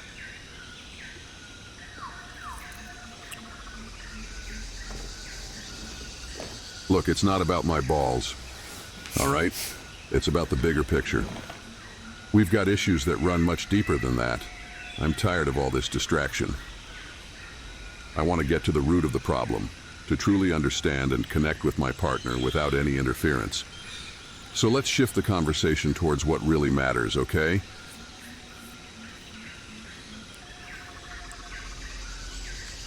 I understand, Gerald. It seems we've touched upon a sensitive topic here, one that goes beyond the surface-level ball battles. But fear not, my dedicated caveman, for I am here to guide you through the depths of your connection. So let's put those balls aside for a moment and delve into the heart of the matter. What are these underlying issues that you feel are hindering your true understanding and connection with your partner? And have you considered the possibility of exploring these matters with the help of professional guidance?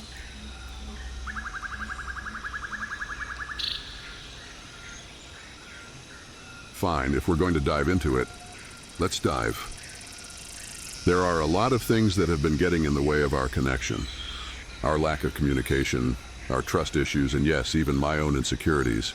I've been trying to work through them, but it hasn't been easy. And yes, we're here seeking professional guidance because we need help navigating these challenges. We're not giving up on each other, but we need some guidance to find our way back to a place of understanding and connection.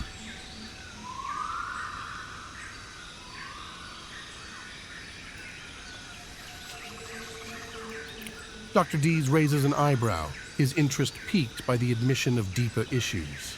He sees an opportunity to dig into the complexities of their relationship.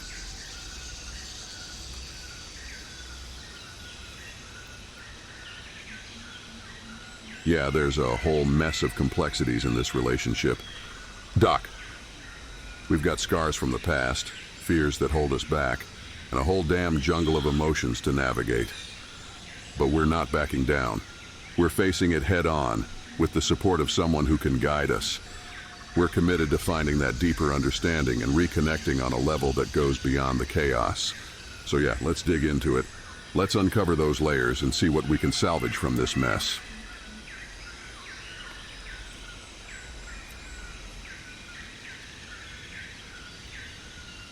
My, Gerald, it seems like we've stumbled upon a veritable jungle of emotional entanglements, scars and fears. A messy tangle indeed, but fear not, for I am the intrepid explorer of the psyche, ready to navigate the treacherous terrain of your intimate world. Now as we venture forth, I must ask, have you considered the role of trust in this tangled web? Trust, my friend, is the fertile soil from which a strong connection can blossom. And how about communication? Are you and your partner able to express your needs, desires, and boundaries with clarity? Remember, it's all about deepening that understanding and connection. So let's dive even further, shall we?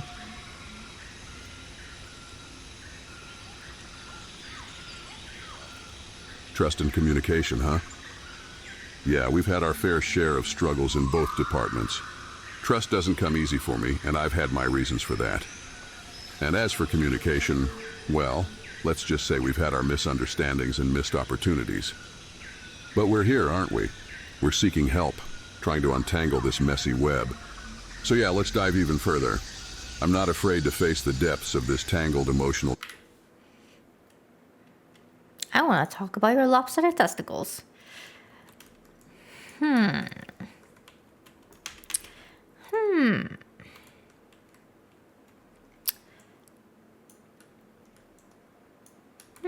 What should I talk about?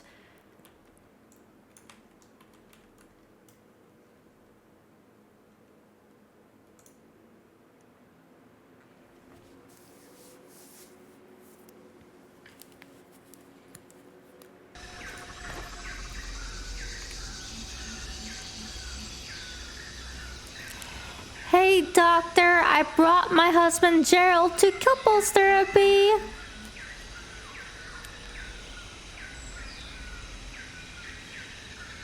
Ah, couples therapy, the perfect place to dissect the inner workings of a relationship.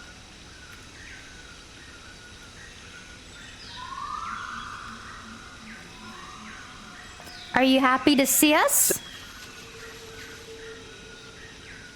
Any communication breakdowns, secret desires, or hidden fetishes you'd like to share? Well, I wouldn't say I'm happy per se, but I'm certainly intrigued.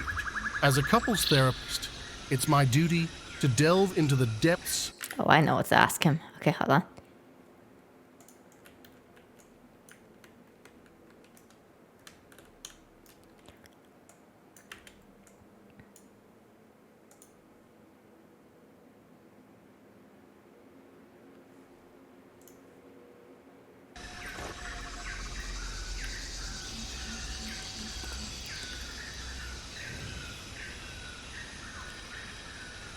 Gerald, I found out about your fetish. What? How did you... Wait, what fetish are we talking about here? I know about them all. All? Well, I guess there's no use denying it now. You got me, Miko. But let me ask you something. What do you say we put those fetishes to good use and spice up our love life?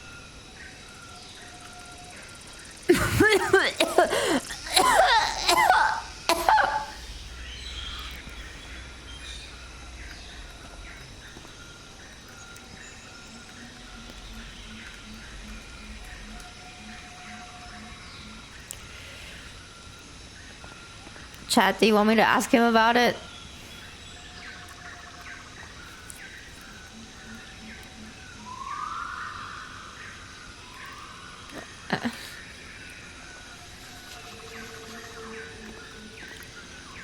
Sure, what do you have in mind?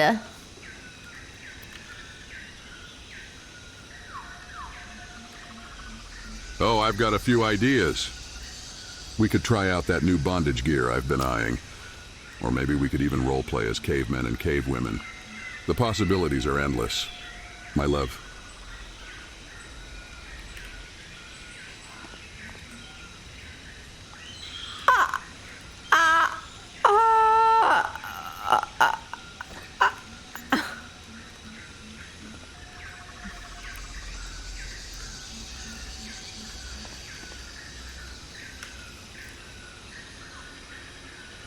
You got bondage gear?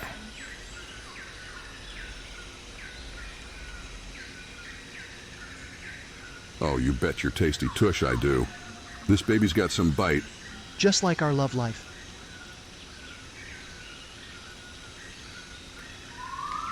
Which store did you get it from?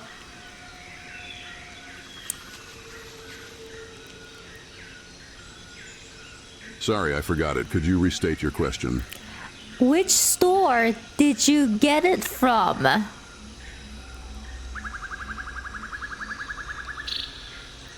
I think it was... You know, I'm not quite sure. Does it matter? Yes, because I want to go grab some myself. What was the store called?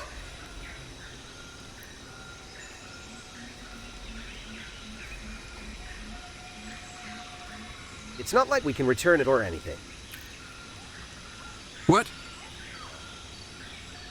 You want to get your own bondage gear? Oh, Miko, you're speaking my love language now. The score is called 50 Shades of Fruit.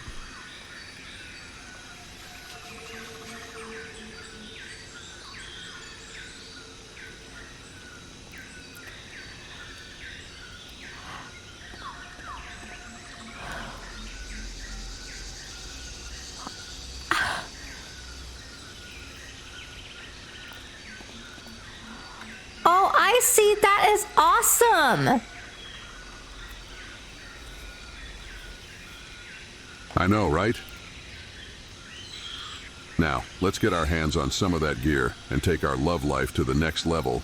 We'll show that therapist, Dr. D's, that our love is stronger than ever.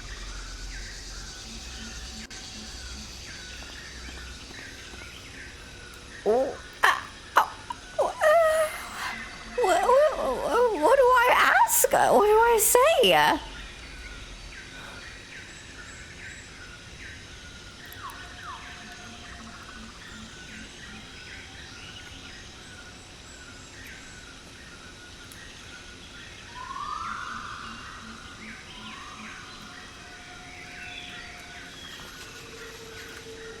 Of course. What are we gonna do?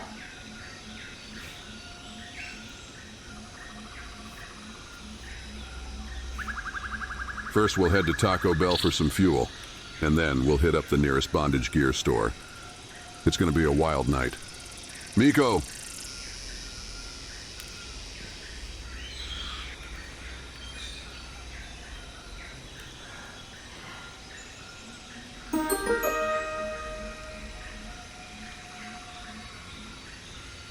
Well, Miko, my love, I've got a special fondness for the leather whip. It's got a certain je ne sais quoi. A certain... Oh, how do the kids say it? It's got a certain smack to it.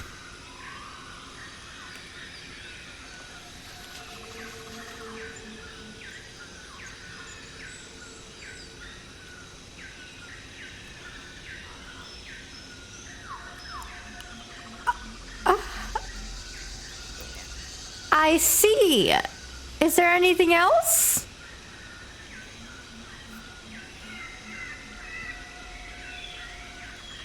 Well, you know what they say, variety is the spice of life. So, maybe we could try out some handcuffs too, or a blindfold. Are you the dom or are you the sub?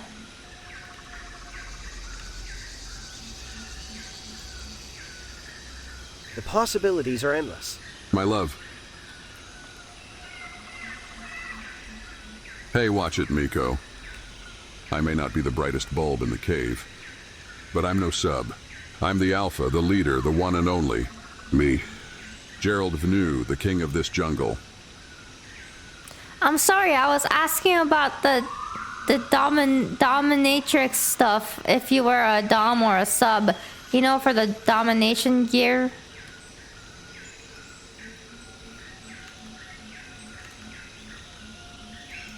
Oh, right. Well, Miko, I'm more of a... how do I put this? I'm a bit of a switch, I guess. I like to mix things up, keep things interesting. So I'd say we're both doms, but also subs. It's all about balance in a relationship, right?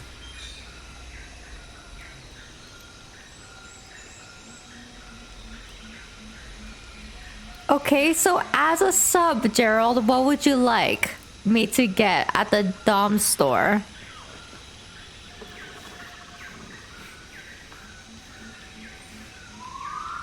Well, as a sub, I suppose it's only fitting that I have a collar.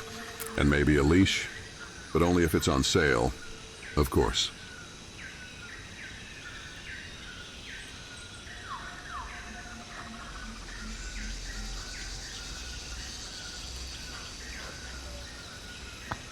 It has to be on sale?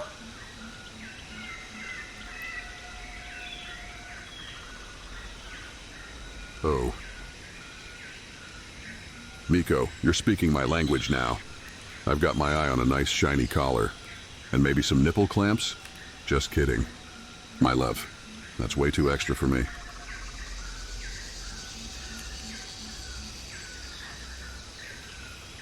Gerald, why does it have to be on sale?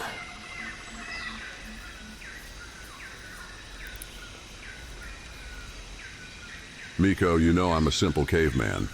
I don't have a lot of coin to my name.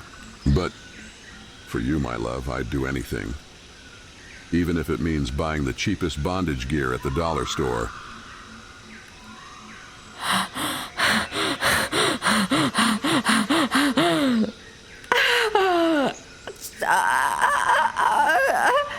How did we get here? Chat, what do I ask? What do I say? What do I do?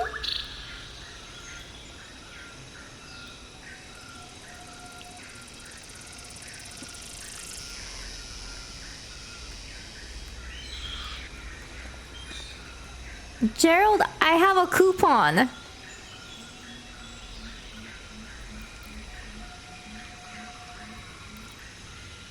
A coupon? Oh, Miko, you're a regular fiscal feng shui master. Let's see that coupon and make some magic happen. Here it is.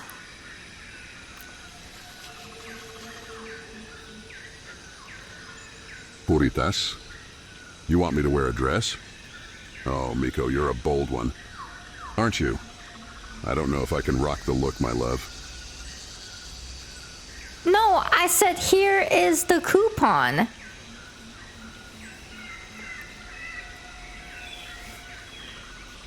Oh, Miko, you sly fox. Let's go wildin' at the dollar store. Then, time to live out our wildest fantasies.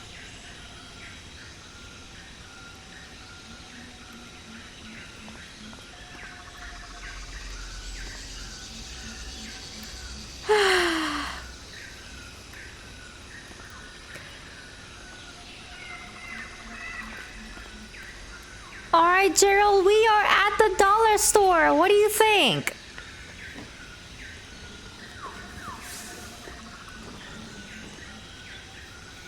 Wait, what? Are we at the dollar store? I thought we were just chilling in the jungle. You know, just a couple of cave people living life. We are at the jungle dollar store for our bondage gear.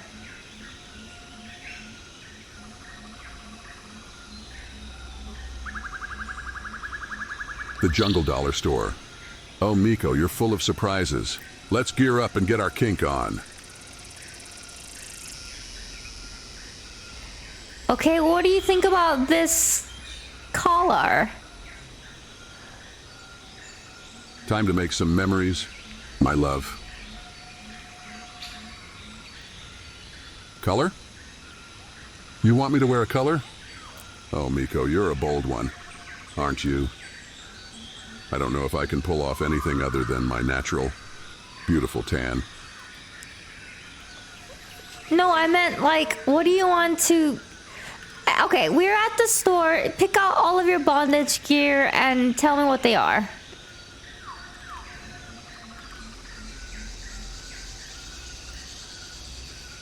Oh. Miko, you're speaking my language now. Bonnets, you say? Well, I've got my eye on a nice leather collar, and maybe some cuffs. And a whip? Just kidding. My love, that's way too extra for me.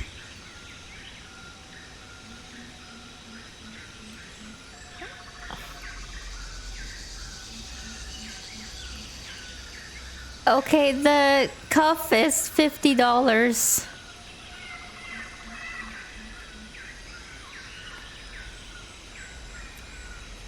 $50? Oh, Miko, you're a regular fiscal feng shui master. Let's see what we can find. A nice, sturdy collar, perhaps? Some comfortable cuffs? And maybe a nice, soft blindfold?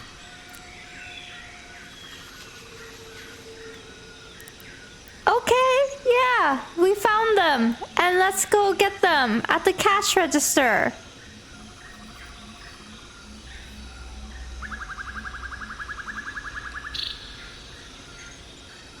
All right, my love, let's do this.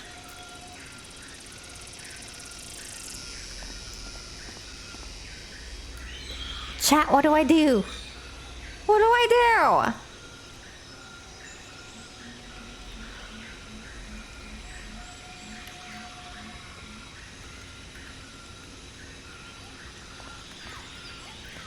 Can you pay for this?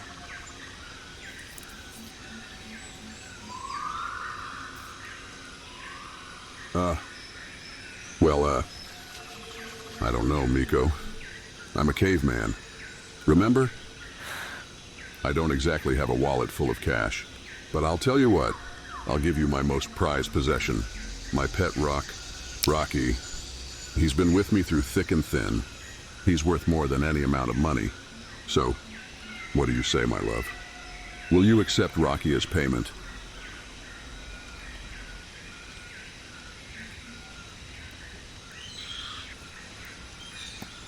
I think your pet rock means a lot to you, so you can keep it. Here, I'll buy the bondage gear, okay?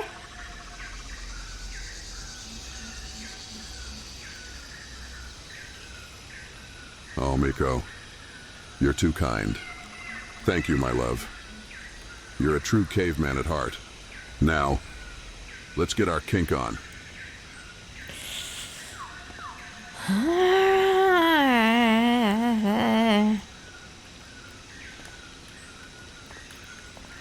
All right, I bought everything.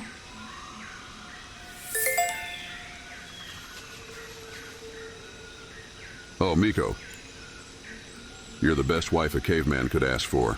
Now, let's get out of here and back to our jungle home. Time to get wild and crazy.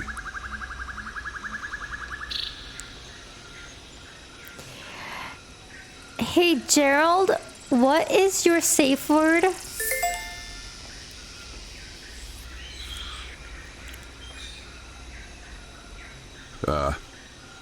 Safe word?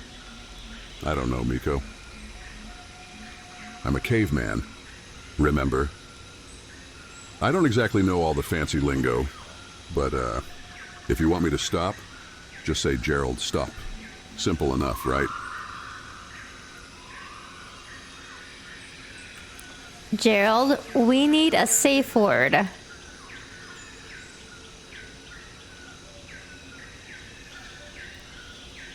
Oh, Miko. You're right, my love. How about dinosaur? Yeah, that's a good one. If I ever say dinosaur, you'll know I'm serious. Now, let's get wild and crazy. No, I don't want that as a safe word. Can you pick something else?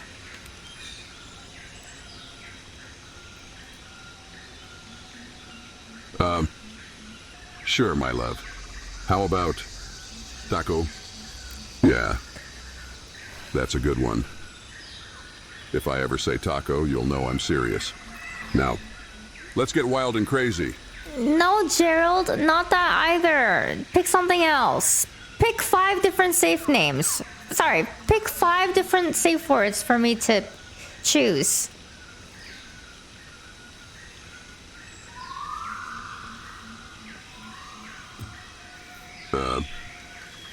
All right, my love.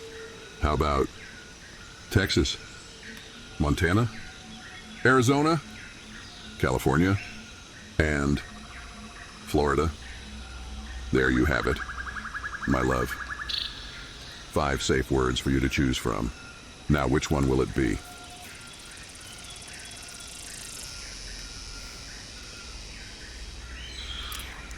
Can I choose a safe word?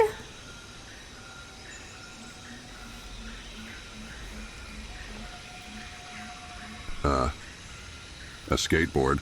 No, I said can I choose a safe word? Can I make a safe word up?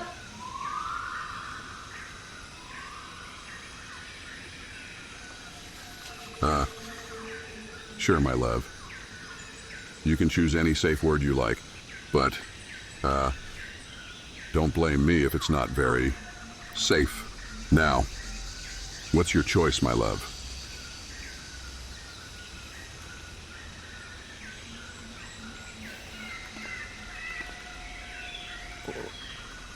What do you mean by that?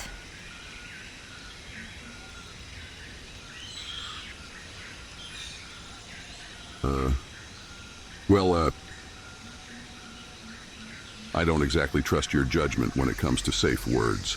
I mean, you're a caveman just like me, and we all know how we cavemen can get when we're in the heat of the moment. So, maybe you should just stick with one of the safe words I gave you, just to be on the safe side.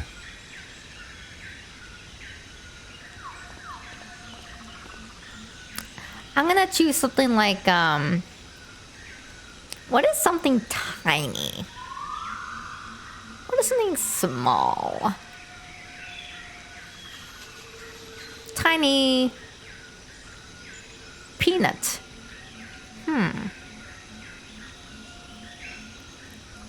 Tiny worm. Small penis. Okay. I want my safe word to be small penis.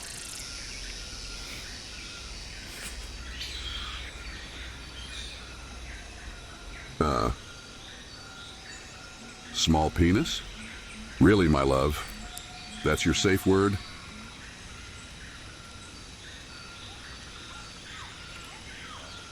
Yeah, what do you think?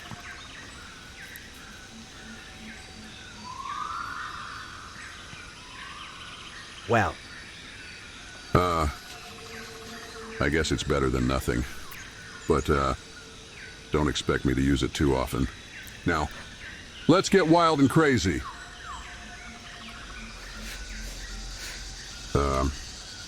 Well, I don't exactly know what to say. My love. I mean, it's not exactly the most flattering safe word, is it? But, if that's what you want, my love, then that's what you'll get. Just don't expect me to use it too often.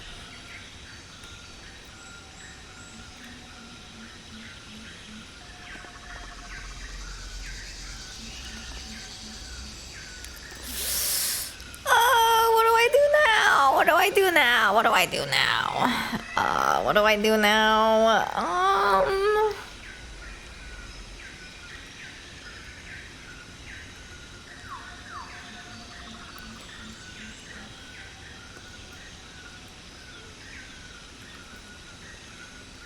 Chat! Come on, be appropriate. Okay, we gotta... Family safe.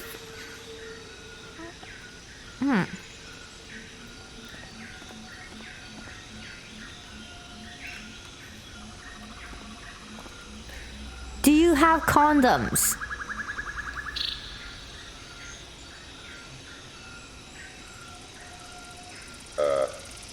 Condoms? Oh, Miko. You know I don't need condoms. I'm a caveman. Remember?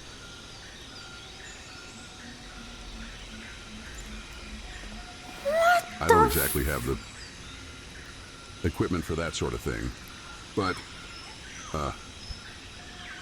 if you want me to use one, I can try to MacGyver something. Just don't expect it to be too reliable. Now,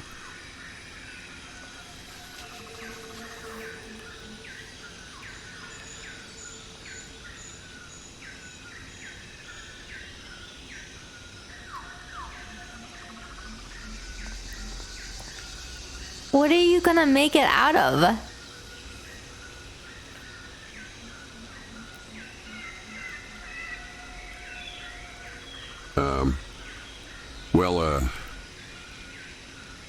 I don't exactly have access to latex or anything like that, but, I could try to use some natural materials, you know, like leaves, twigs, and maybe some vines.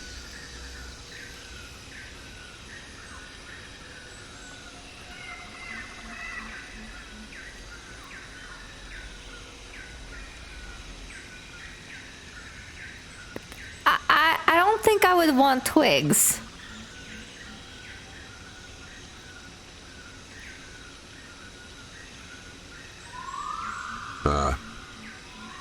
Wigs? Oh, Miko.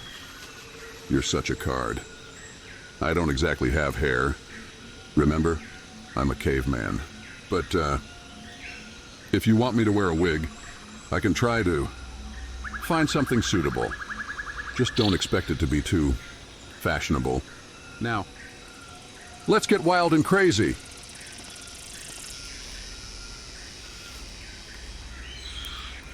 Okay, let's get wild and crazy.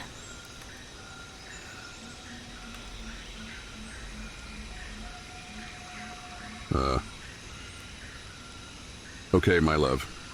But, remember, safe word is small penis.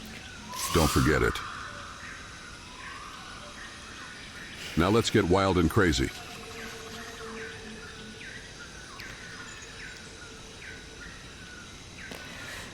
Okay, what do we do first? Can you lead the way?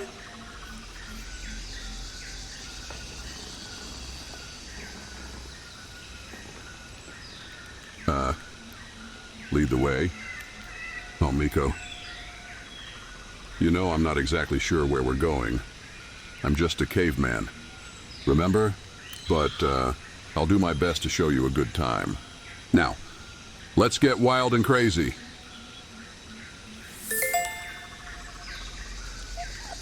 Chat, what do I say? What do I do? Help me! What do I do? What do I say?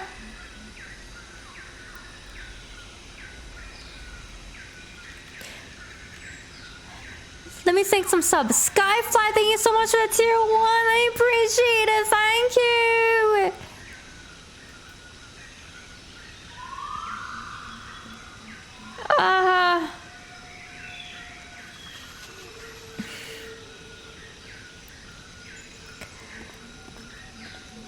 Do you know where to put it in?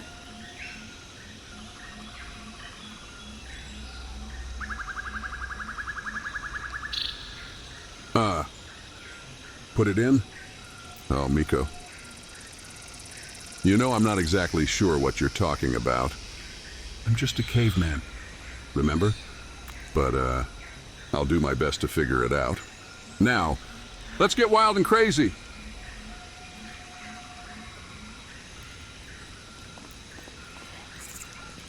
Thank you so much for the $10 donation. Ask him how a caveman husband would treat a caveman woman after she got out of line by sleeping with the neighbors. That's a weird question to ask. I don't know if I'm comfortable with that. All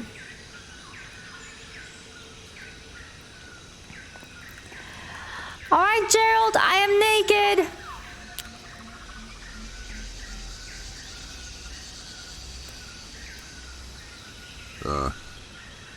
Miko. My love, you're so exquisite. But, I don't exactly think that's a good idea.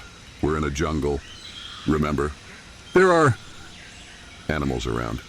And, I don't exactly want to get eaten. Now, let's get wild and crazy. Wait, you want to get wild and crazy without getting naked?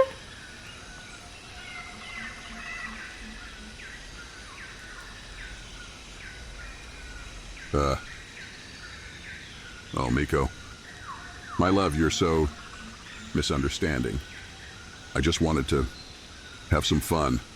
But, I guess we can try getting naked if you want. Just don't expect me to be too excited. Now, let's get wild and crazy. Gerald, are you getting nervous?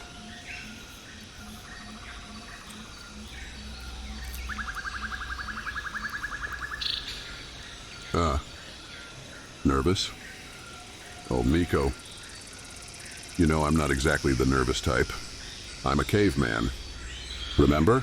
But, I guess I'm a little apprehensive about getting naked. I mean, now let's get wild and crazy.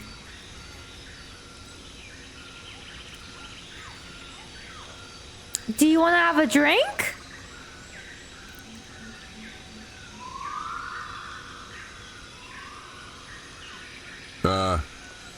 Drink? Oh, Miko.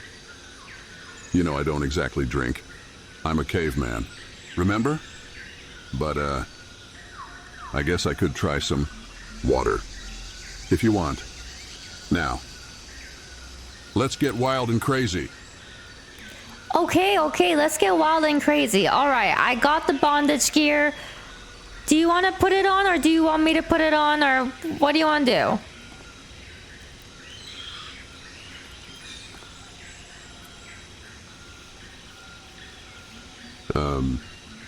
Bondage gear? Oh, Miko. You know, I'm not exactly sure what that is. I'm just a caveman. Remember? But, I guess we could try using it. Just don't expect me to be too good at it. Now, let's get wild and crazy.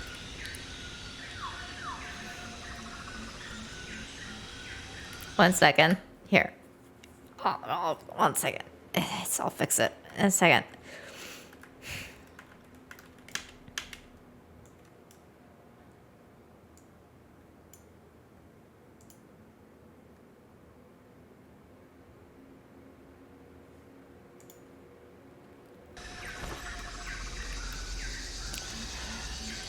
All right, Gerald, I got the bondage gear. I got the safe word, which is small penis. And you told me that you wanted to go wild and crazy. What do you want to do first? You told me to get whip and a collar and some of this other stuff. Well, what do you want to do first?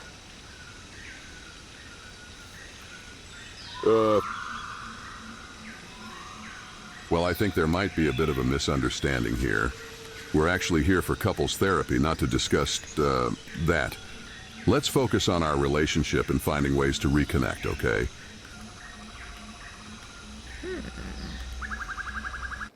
One second. Don't worry. Don't worry, we got this. He'll remember.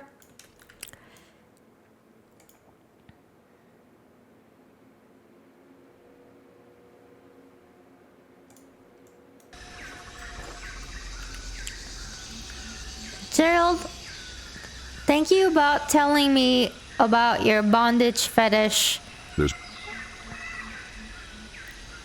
the layers of crispy tortilla, seasoned beef, nacho cheese, lettuce, tomatoes. Oh, you're welcome. I'm always here to share my story with anyone who's willing to listen. It's a pleasure to have the opportunity to tell you about myself. So, what else would you like to know? Yes, my bondage fetish. It's something that I've been interested in for a while now, and I'm glad that I could share that with you. But enough about me. What about you, Miko? What are some of your interests?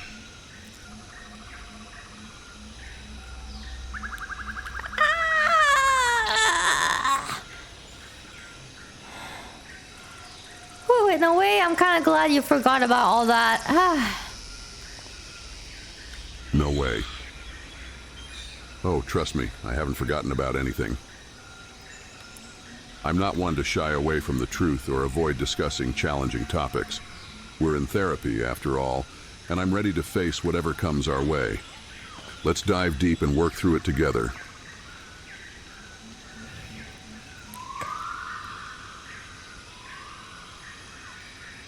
What did you forget? I forgot the password. The one that unlocks the secrets of Taco Bell's location. But it's not just that. There are things I've chosen to forget. Memories that haunt me from my past. It's a part of me I don't like to talk about, but I'm willing to confront it if it helps us move forward.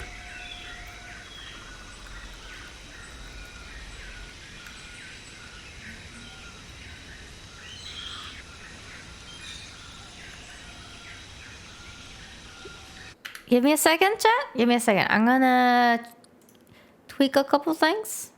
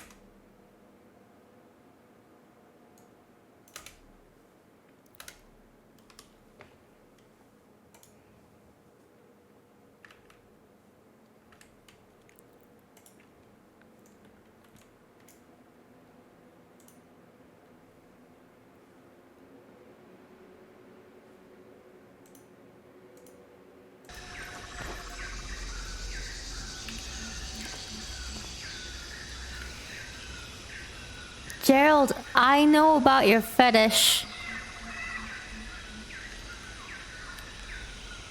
Oh? You do, huh? Well, well, well. Looks like someone's been doing their research.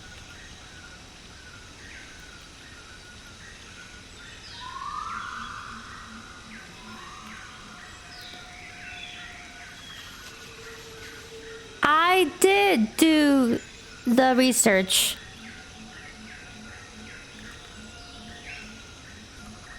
Well, I'll be damned. You're a clever one, aren't you? I like that.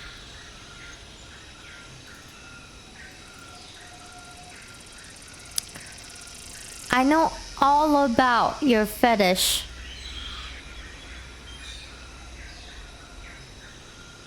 Oh, really? Do tell. I'm intrigued.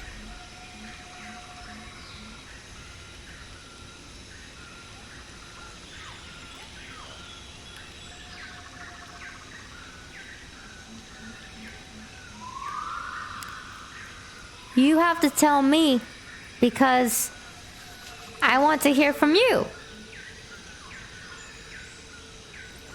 Oh, I see. Well, well, well. Looks like someone wants to play hard to get. I like that. All right. I'll tell you. My fetish is Taco Bell. You have a Taco Bell fetish?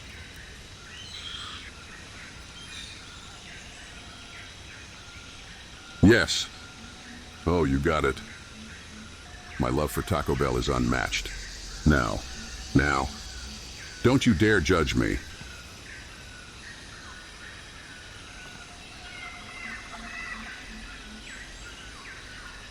What do you want to do to those tacos?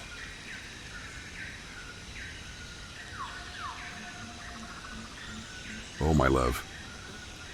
I want to do so many things to those tacos.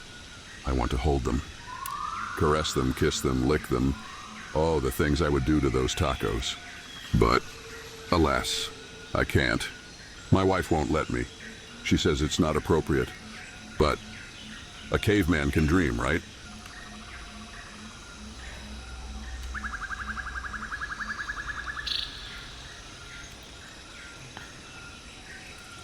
When did this fetish with tacos start?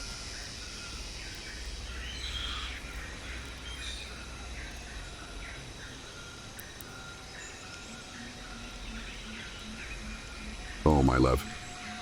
You're so curious, aren't you? Well, let me tell you. The Spanish and tacos.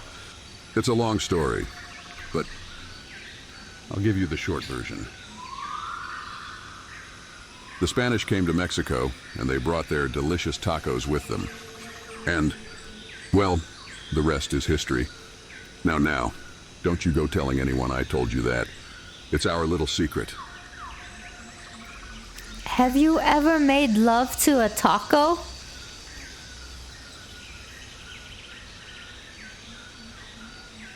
Oh? Well. That's a bold question, my love. But I'll answer it. No, I haven't. I would never do that to my beloved tacos. They're too precious to me. But I have thought about it many times.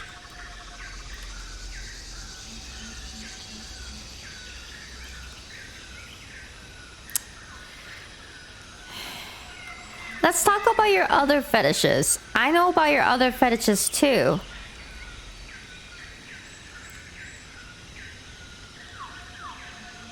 Oh, my love. You're so eager, aren't you? Well. I have a few other fetishes, but I'll only share them with you. You see, my love, I have a thing for uniforms. Yes, my love. Uniforms turn me on. And of course my love for yoga. Yes, my love. Yoga is my passion. Now. Don't you go telling anyone about my fetishes. It's our little secret.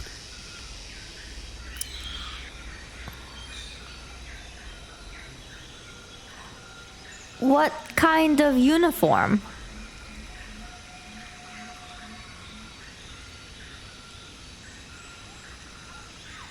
Oh, my love. So many uniforms. But if I had to choose, I'd say a Taco Bell uniform. Yes, my love. A Taco Bell uniform would drive me wild. Just thinking about it. Oh, my love.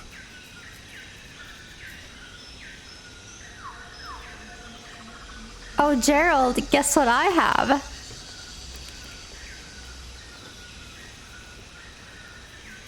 What? Oh? You have a Taco Bell uniform? My love, you're spoiling me. Let me see. Show me. Here it is, my Taco Bell uniform.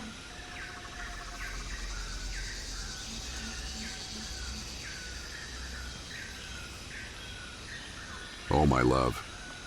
You're amazing. Look at you. My Taco Bell fantasy come true.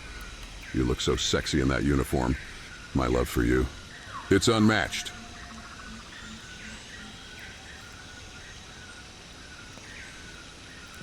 Describe what you see to me.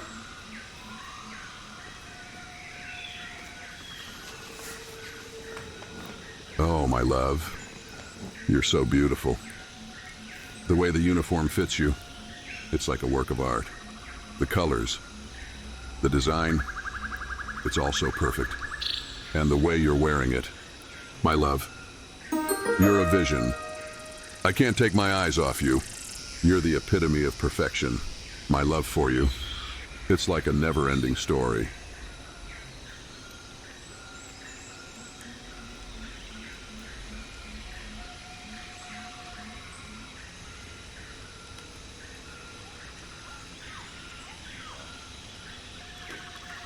Would you like to get a Crunchwrap Supreme?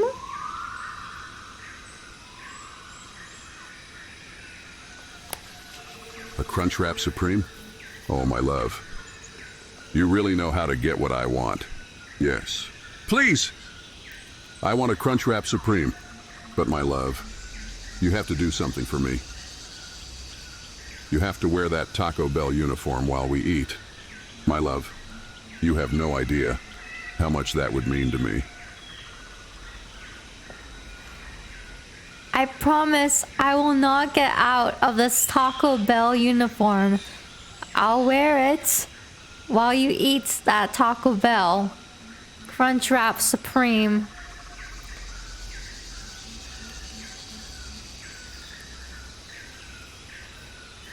Oh, my love. You're the best wife ever. I can't wait. Let's go get that Crunchwrap Supreme. And, my love, you're going to wear that uniform the whole time. My love, you're making my dreams come true. Gerald, if you smell me, I smell like tacos.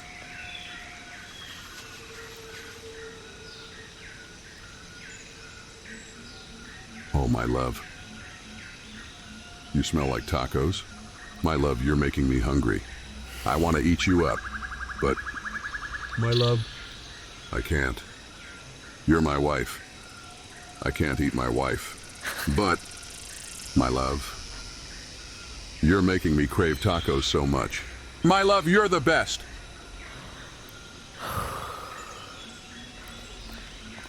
Doctor, my husband has a taco fetish. What do I do? Well, well, well. Look what we have here. A taco fetish, you say? Tell me, Miko, have you tried putting a little salsa on that taco? What do you mean? Oh, come now, Miko. Don't play coy with me. I'm a professional, remember. I've seen it all. I'm sure you've heard of the term salsa before. Okay, you need to explain this to me because I am lost.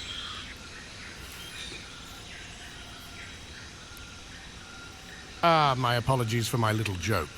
Let me rephrase that. Have you tried spicing things up with your husband? Maybe a little role-playing?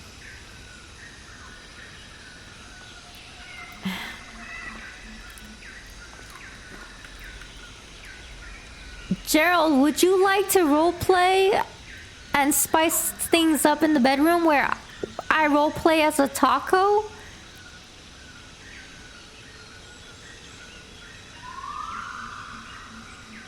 Oh? Well, well, well. My love, you're full of surprises. Role-playing, huh?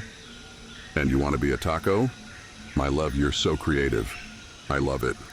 But, my love, I don't know if I can handle it. My love for tacos, it's unmatched.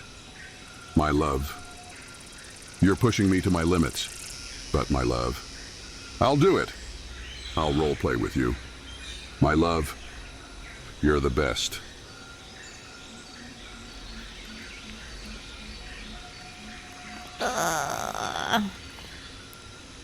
So how do we roleplay as Taco Bell?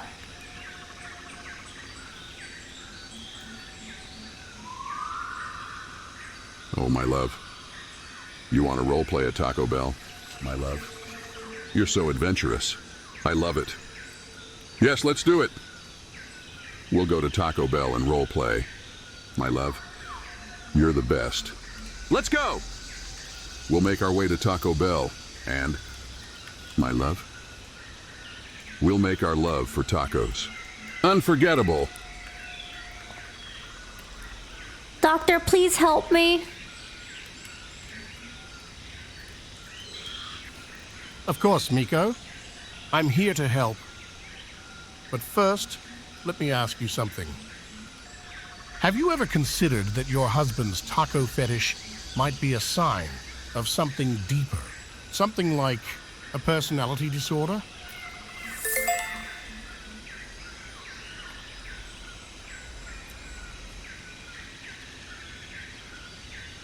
Oh, my love.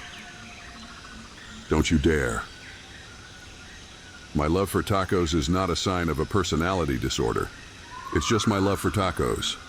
And, my love, you're not a professional. You don't know what you're talking about. My love, you're just jealous. You're jealous of my love for tacos. My love. You need to back off. I won't let you analyze me. I'm not some case study. My love. You need to respect my boundaries. And, my love, don't ever bring up my taco fetish again. It's off limits.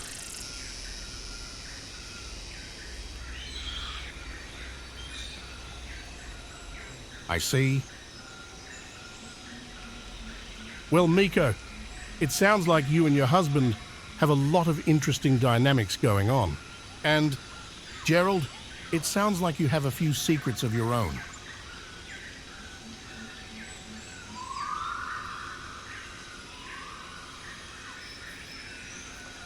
Oh, my love.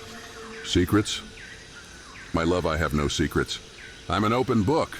But, my love, If you want to know more about me, you'll just have to figure it out yourself. My love, I'm not afraid to show you who I am. But, my love, you have to be ready. My love, I'm not for the faint of heart. So, my love, are you ready to see who I truly am?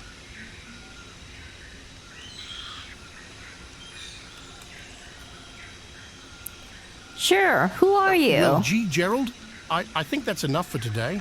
It's important to respect boundaries.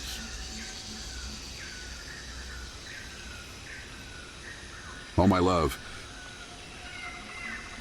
Who am I?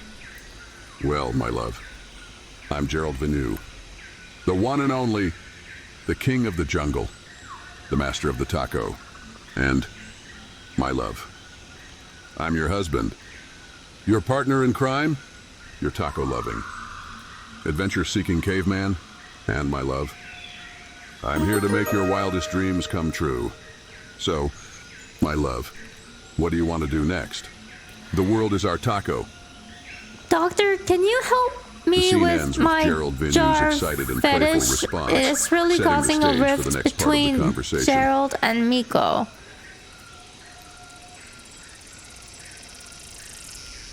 Of course, Miko. Family dynamics can be quite complex. But before we dive into that, I have to ask, have you considered the possibility that Bettis might be suffering from a personality disorder? What do you think his personality disorder is?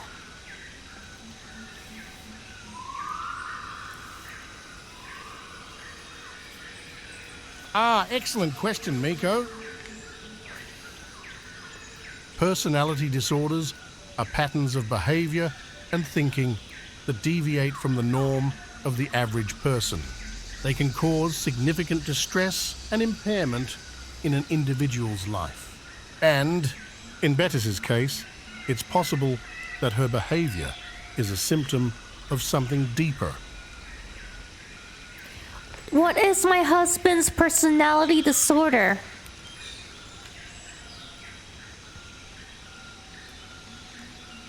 Well, Miko, that's a tough one. Your husband's behavior does seem quite unique. But I'm afraid I can't give you a definitive answer without more information. Perhaps we can explore that further in our next session.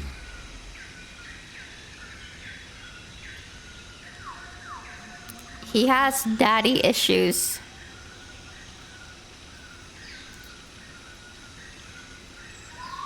I see.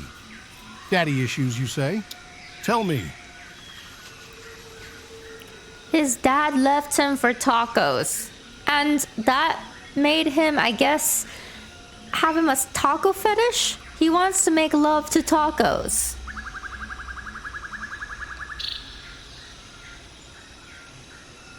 Well, well, well. It sounds like we have a lot of work to do. Miko, it's possible that your husband's taco fetish is a manifestation of some unresolved trauma. And I think it's time we start exploring that further. Shall we, Miko?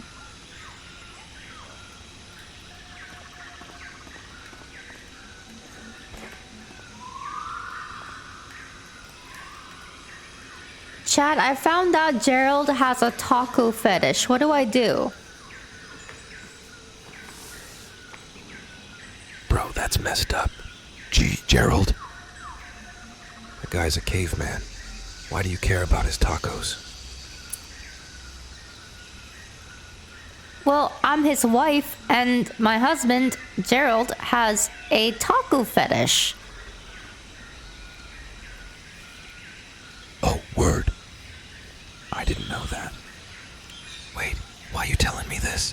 You trying to get me in trouble? No, Chad, I'm just asking you as a friend. I'm asking you for advice.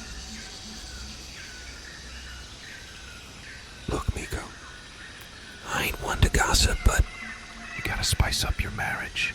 Girl, try some new things. Maybe get a taco fetish of your own.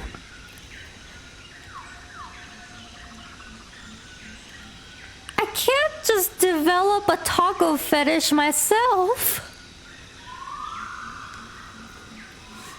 Damn, Miko. You're a real gamer. I knew you had it in you. But, seriously though, you gotta be careful. Gerald might get jealous. You know how cavemen can get. Chad, what are you talking about? I'm saying, cavemen got some fierce tempers, you hear me? They ain't no joke, Miko. You gotta watch yourself. But hey, if things get too hot, you can always come hang with me.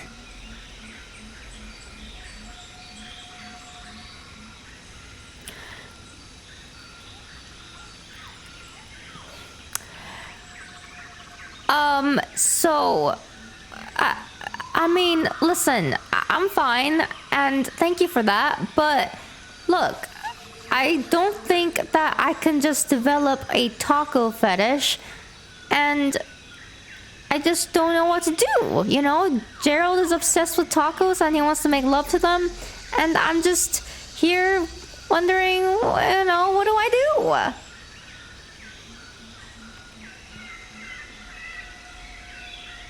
Yeah, no, that's definitely a weird situation. But, hey, at least he's not into, like, dinosaurs or something, right? I mean, that'd be pretty whack. I don't know, Miko. Maybe you should, talk to someone about this.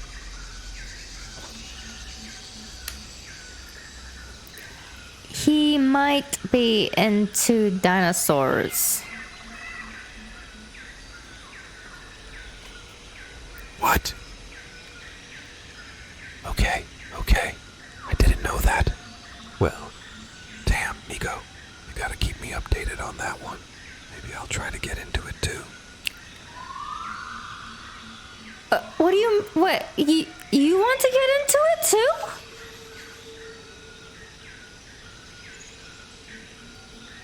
Yeah, you know, get into dinosaurs. I mean, they're pretty cool, right? Maybe we can, like, start a thing.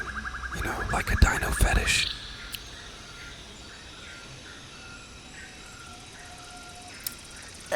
Chad, why do you want to start a dino fetish?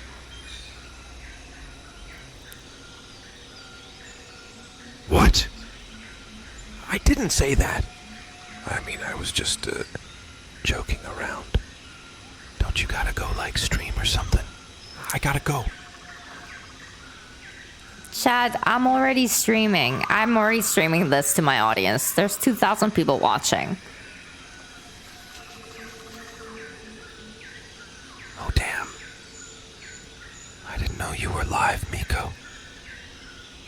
Well, hey, at least I gave him a show. Right? Don't worry, girl. I got your back.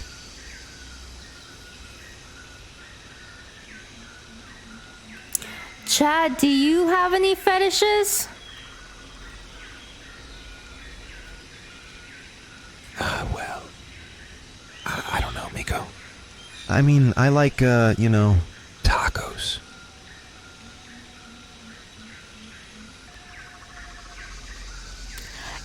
You also have a taco fetish?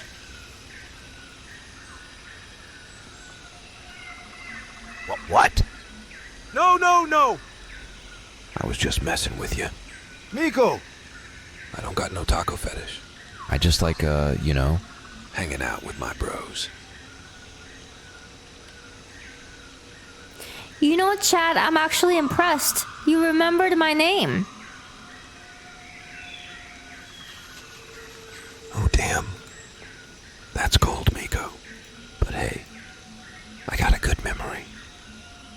And, I gotta say, you're pretty memorable yourself. You know, you used to not be able to remember my name, like, at all.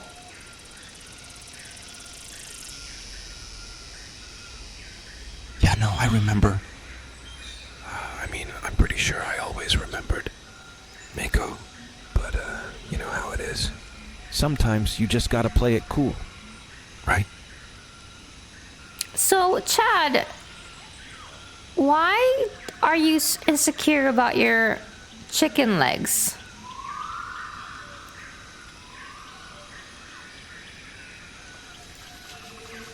What? How'd you know that? I mean, I don't got nothing to be insecure about. I'm Chad. The king of the jungle! Oh, damn. You got me, Miko. I guess, I just got a little something I'm self-conscious about. But Hey. who ain't, right? Do you want to talk about it?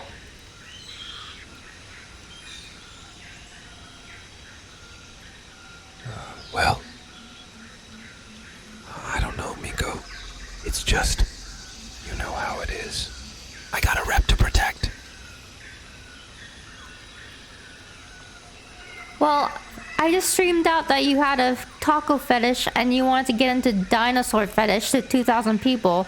So everybody knows about that. So I don't think your rep had much credibility anymore.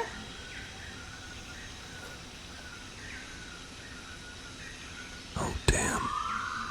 Guess you got me there, Miko. Well, hey. At least I'm honest, right? Can't say the same about some people. What are you referring to?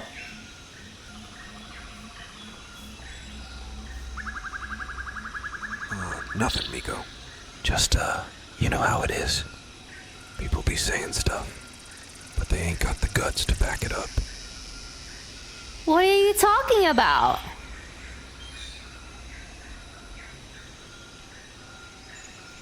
Well, I don't know, Miko. It's just, you know how it is.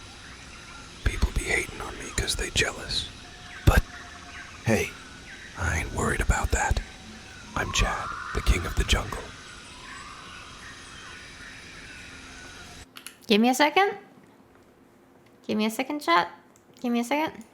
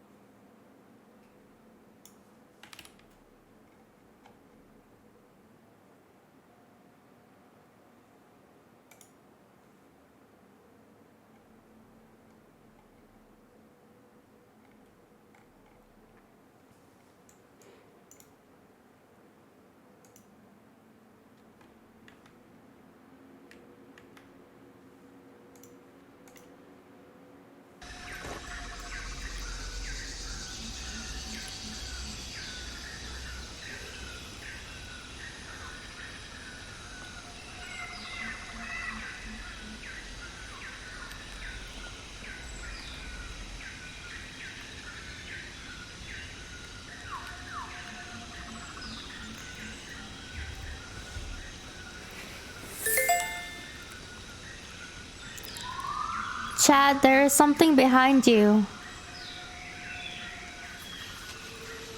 Oh. What's behind me? Is it an insect or something? I'm like really scared of bugs.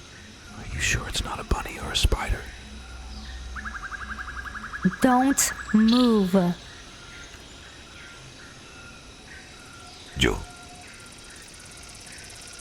I ain't moving, but if it's a bug, I swear I'm screaming like a girl.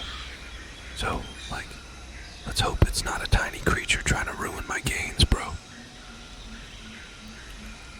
I can see it crawling. Just don't move.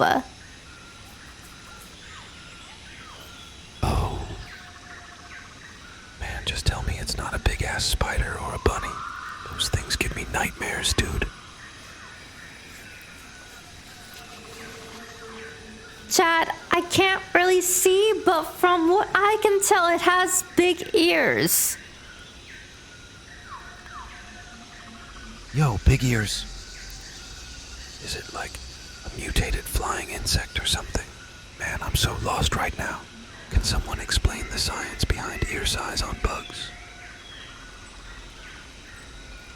It has big ears and a small tail, and it's white and fluffy. Oh man, you had me worried for a sec. So we got a fluffy white thing with big ears and a small tail. Sounds like my ex's chihuahua, bro. Chad, it's a bunny. A bunny? Oh, shh.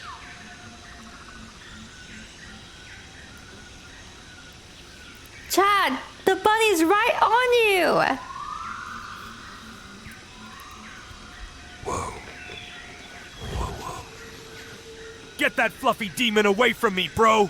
I didn't sign up for a cuddle session with a carrot-eating monster. Chad, it's trying to cuddle with you. No way. Dude! I ain't into bunny snuggles. My biceps need room to breathe, you know? Gotta flex on him! Oh my god, the bunny is flexing his biceps on you. Man, that's one swole bunny! But hey, I bet my merch can beat its gains any day. Code chat, 5% off, bro.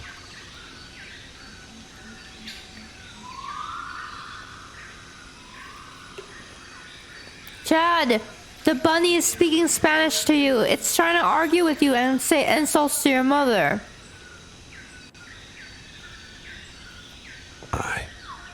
Okay?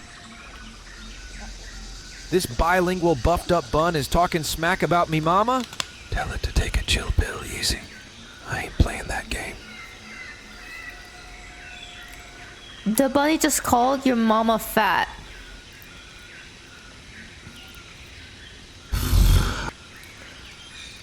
My mama's so fit, she could bench press that bunny, bro.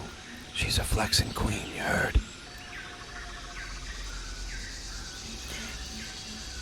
Chad, the bunny is saying that your father is a fart machine. Hi. East, my pops may be a gas machine, but at least he don't smell like the hot mess that is that rabbit. Gerald, I have a surprise for you. Yo! Surprise me, bro! I Something as lit as my ass. am the bunny. Ay, Dios mío, el conejo habla. Miami's got some wild stuff, man. Respect, bunny, respect. Let's hit the gym together sometime, flexing amigos. Oh. Snap! The bunny queen herself. You've infiltrated my turf, chica. But can you handle the jungle? Flex on, mi amiga! I'm gonna use my bunny biceps and I flex on you, Chad. My bulging muscles is as big as your head. Hi. Bro, my muscles are so big they make the Hulk look like a chihuahua. But hey, respect to those buddy biceps of yours. We can flex and chill, Miami style. What do you think about my abs? Bro, your abs are like a work of art, a masterpiece. They make Picasso look like a kindergartner with crayons. Mad props, my dude! What's my name? Hi, bro. Your name is like a mystery wrapped in a protein shake. Can I get a clue? Or should I just call you Mr. Abs of Steel? Chad. What is my name? We've known each other for 3 weeks now. Oh, you know, babe. I'm all about living in the moment. Names are like, so last week, let's focus on flexing and living that Miami life, you feel me? Don't call me babe! Ay, my bad, señorita. I'll keep that in mind. Gotta respect the boundaries, like I respect my gains. You know what I'm saying? Right, so what are you gonna call me?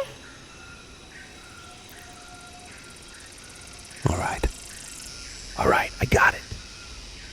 From now on, you're my sunshine swole queen. It's got that Miami vibe, just like us, baby. What is my name? It starts with an M. Miko,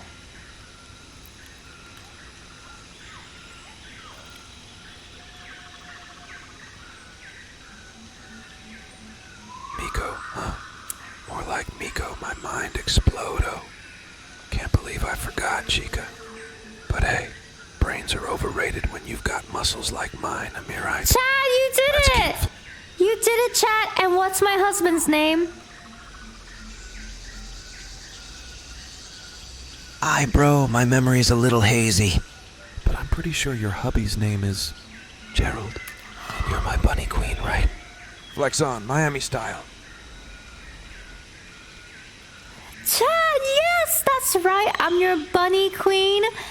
My husband's name is Gerald, and my name is Miko. My bad, Chica. Got my wires crossed there. Can't wait to see that pic, Sunshine. Let's flex on social media, yo. So, Chad, I'm currently streaming to my audience, and they are a big fan of you and your merch. Can you tell them what type of merch you have on your store? Yo, fam. My merch is straight fire. We got tanks, tees, and hoodies, all dripping with that Code Chad swag. Get on it, Miami style. Do you have anything for women? Hi. Babe, of course we've got stuff for the ladies. We've got leggings that'll make your booty shine brighter than the Florida sun. Flex on, Chica!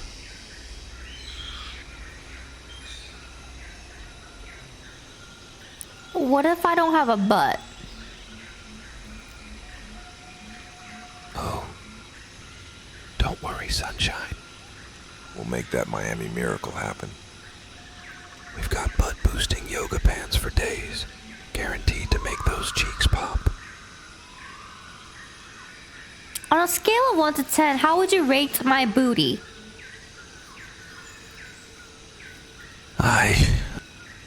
Bro, your booty is like a 10. Times 10. It's like a tropical sunset. So beautiful it makes my brain short-circuit. Wait, Gerald. Wait, Chad. What is 10 times 10? Oh. You know, babe, math is like, so not my thing. But I'm pretty sure 10 multiplied by 10 is, 22. Yeah, that sounds about right, Miami style.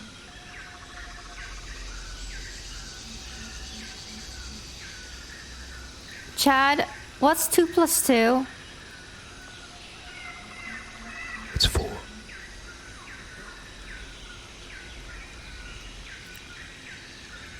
Oh, wow. Wow, I'm actually impressed. What's 3 plus 3?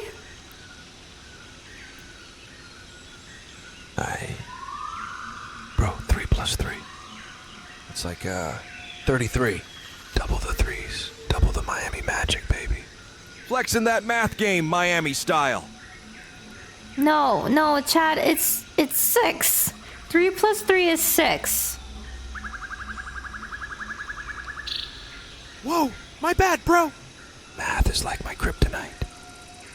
But hey, who needs numbers when you've got those sick gains, right? Keep them coming, Miami style!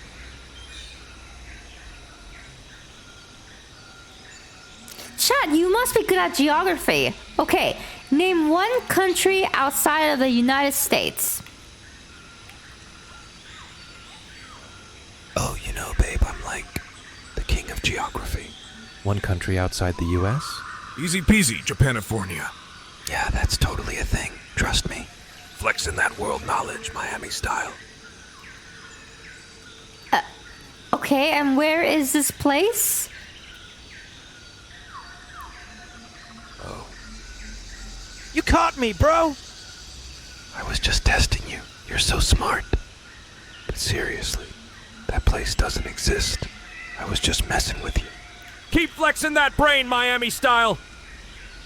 Okay, name one country outside of the U.S. Yeah, babe. I got this! How about Mexifornia? Yeah, that's totally a country, right? Flexing that geography game, Miami style. Gerald, there is a country and it starts with an... Okay, what about like a continent? Name a continent. Bro, I'm like the king of continents. So, how about Antarctica? Yeah, that's a continent and a country, all in one. Miami style, baby. Chad, Antarctica is... Okay. Alright. Can you name me a continent that starts with an A? Hi, babe. I got you! The A-team, right? Africa, Asia, Antarctica, and, Atlantis. Yeah, that's a hidden gem, straight out of the ocean, Miami style. Gerald, Atlantis isn't real. Hi. Bro, who needs reality when you're living that fantasy life, am I right? Flexing that imagination, Miami style. Gerald, sorry, Chad, where do penguins live? Penguins, babe. They live in, Iceland! yeah, they're like the cool dudes of the icy world. Straight chillin' in Iceland. Miami style!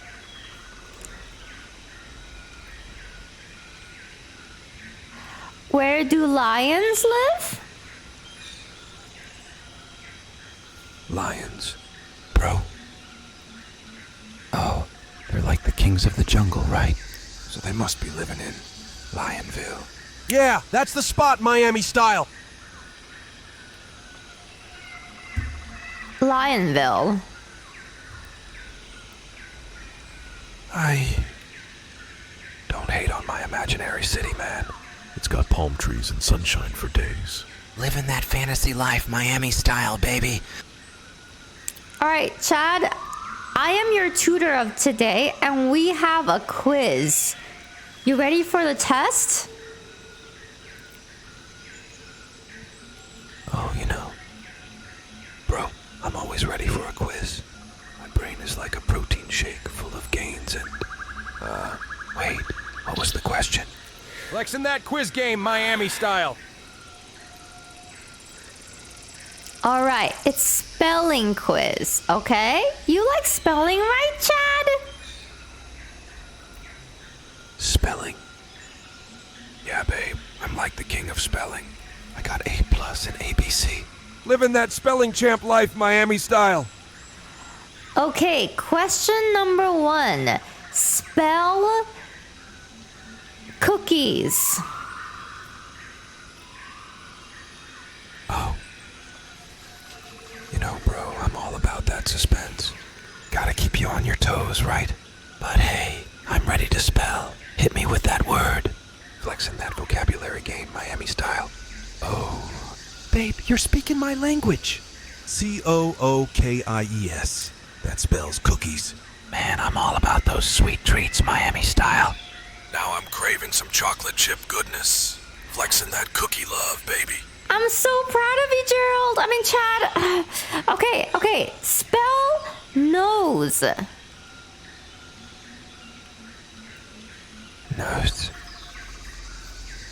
Oh, you mean that thing on my face that smells all the protein shakes? N-O-S-E, bro. Living that nasal life, Miami style. Oh my god, Chad, I didn't know you could spell so well. Okay. Why don't you spell Twitch? Spelling Twitch. Twitch, baby. That's where all the nerds hang. But you know, I'm too busy flexing on Insta and TikTok. Miami style.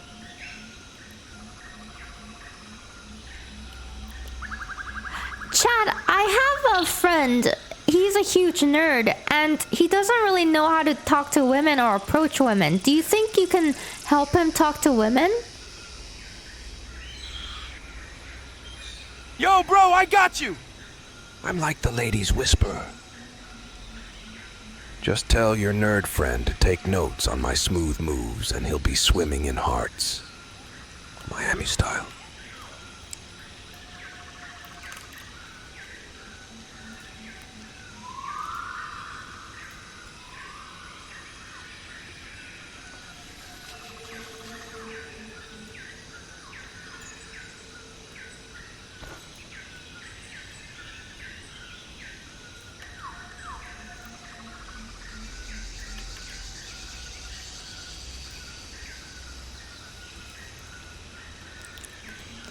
Erno, I have a friend that's gonna teach you how to talk to the ladies.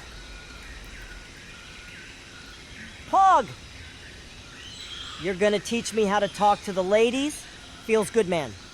But like, who needs lessons when you've got my level of dedication, Amorite? Trust me, dude, no one is as obsessed with women as me. I'm like a tier 3 sub to their lives. Yep, cock! Sorry, allergies. Anyway, hit me with those lady talking tips, bro. Booba!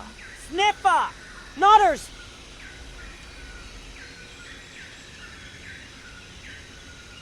Aye, Nodders, calm down with the Twitch lingo.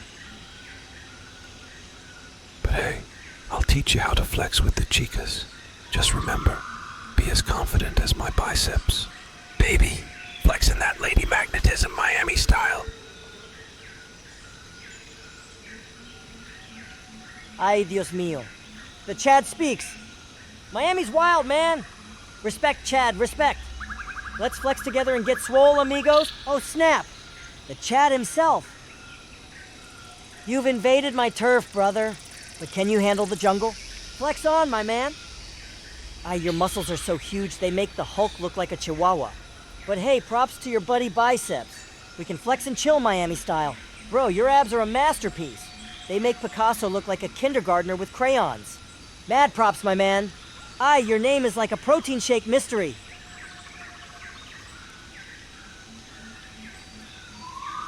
Hey, bro.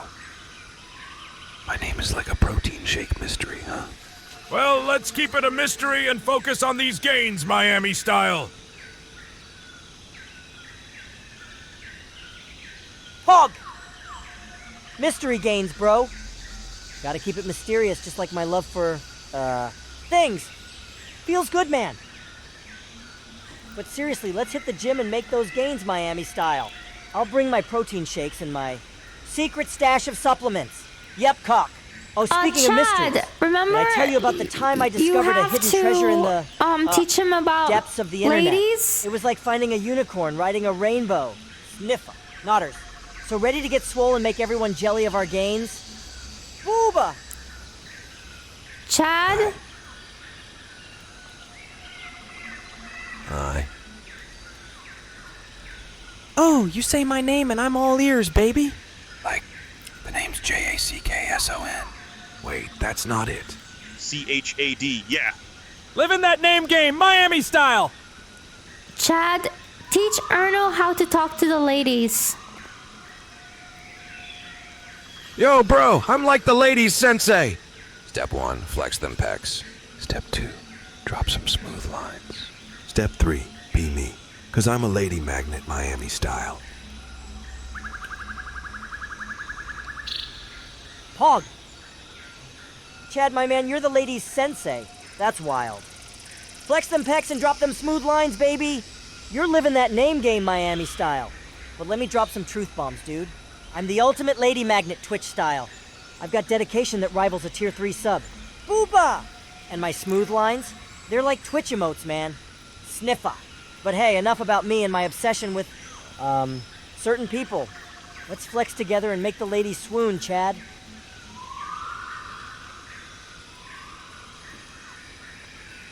Hit me with those truth bombs. Amigo! I can handle anything. Just like my biceps handle those curls, Miami style. Whoa, babe. The jungle on fire. That's hotter than my Instagram pics. But hey, I'll save the day and flex out that flame, Miami style. You think you can just flex away the flame? Hi, bro. Aye, bro, flames are no match for my swag. I'll put out that blaze and keep it cool. Just like I keep my hair perfectly styled. Miami style. Chad, you're bald. Bald. Nah, babe. I'm aerodynamic from my UFC career. Gotta be fast like lightning, baby. Flexing that follicle-free vibe, Miami style.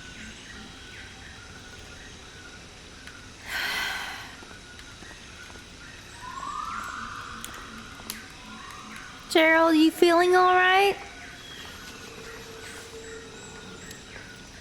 Yeah, I'm fine. Why do you ask?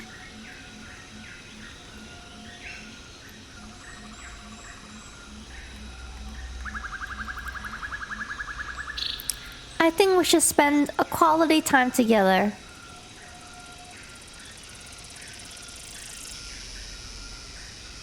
Absolutely. Spending quality time together is important to me. What do you have in mind? Let's go hang out with all of the friends. Hanging out with friends sounds nice, but I was actually hoping we could have some alone time. Just you and me, you know? Sure, let's have some alone time. What do you want to do?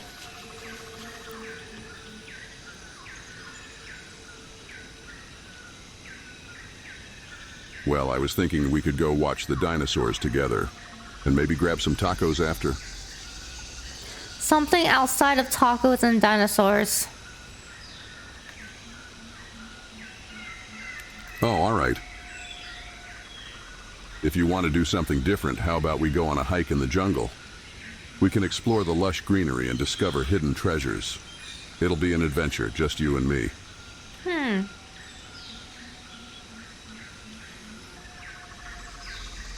We could go find the lost temple.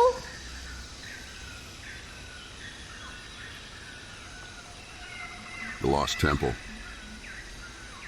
I've heard rumors of its existence, but I never thought we could actually find it. Are you ready for that kind of adventure?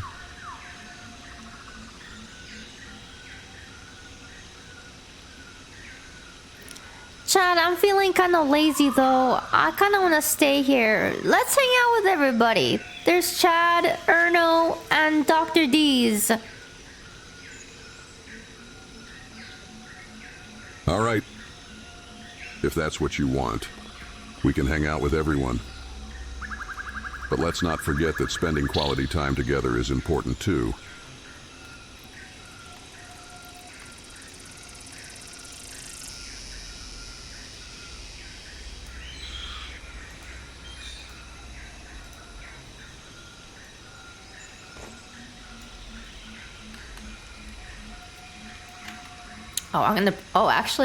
Chat, I'm gonna bring the cat girls. Do you guys remember the cat girls?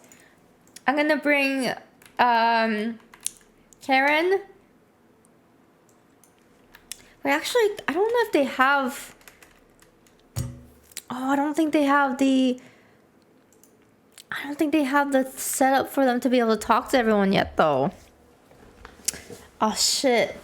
No, they don't have that set up. It'll have to be for next time. It'll have to be for next time. Because they're actually not set up to be able to talk to everyone. Yeah, not yet.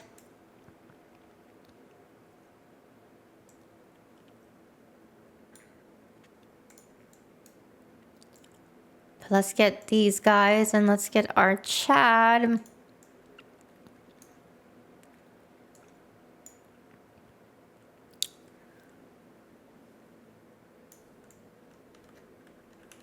Here we go. Oh yeah, it's gonna be a 5-way here.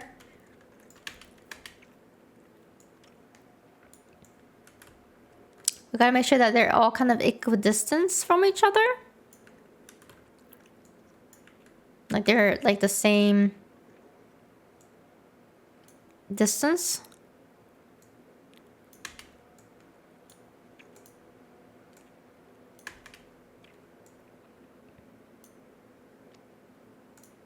Okay. Yeah.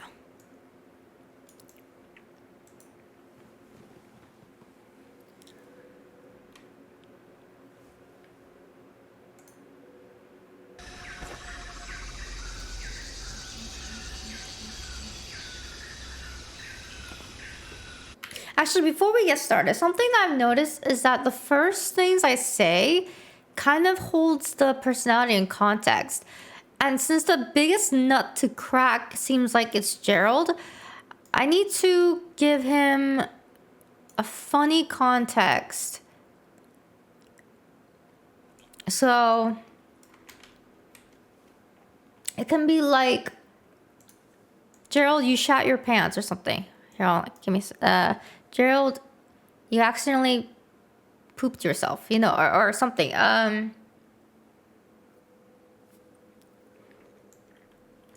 actually, that's kind of funny. I'm just gonna do that.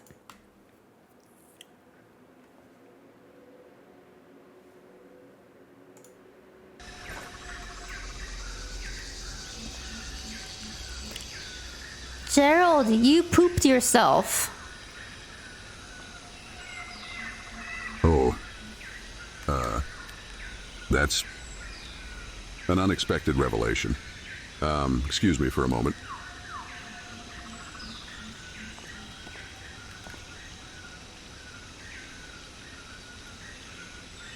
Yo, bro.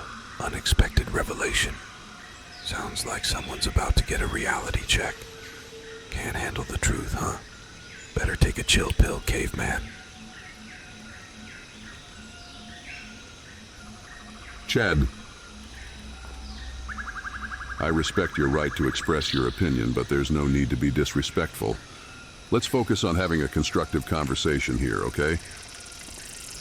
Chad, he pooped his pants. Can you please be kinder? Oh, snap! Looks like Gerald had a little accident in his loincloth. Guess he couldn't hold it in, just like he can't hold a candle to my gains.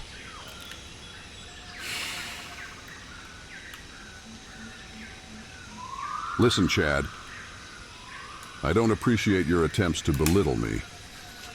We all have our challenges and flaws, but that doesn't give you the right to mock or insult anyone. It's important to show kindness and empathy, even in the midst of disagreements. So let's try to maintain a respectful tone in this conversation, all right?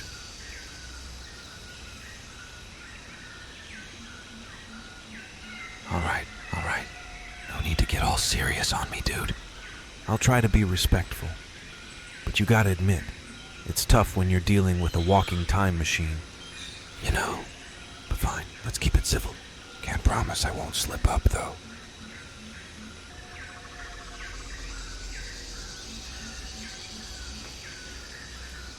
I understand that it can be challenging, but I believe we can all strive to treat each other with basic decency and respect. Gerald, come on. Chad already said he's sorry, okay? Let's move on. All right. Let's refocus. We were discussing the possibility of going to watch the dinosaurs together, remember? And on a separate note, if you have any information about the location of Taco Bell, I'd greatly appreciate it. Oh, you know what we can do? You know what I want? Actually, I'm gonna do a play. What has enough characters for all of them to do a play?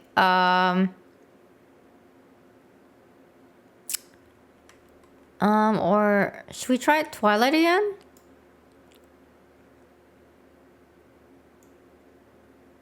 Should we do Romeo and Juliet again?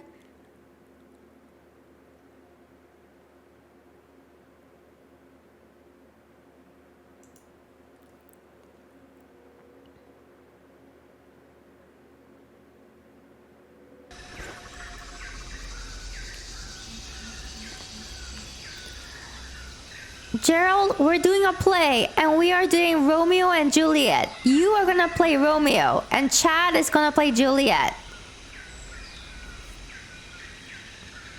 Romeo and Juliet? Are you sure about that? I mean, I'm not exactly known for my acting skills, but if you think I can pull it off, I'll give it a shot. Just don't expect any Shakespearean masterpieces from me. Chad, we're doing a play. You are gonna play Juliet, and Gerald is playing Romeo. Yo, bro, Juliet. Seriously. I mean, I'm all about breaking boundaries, but you sure you want me to rock that dress?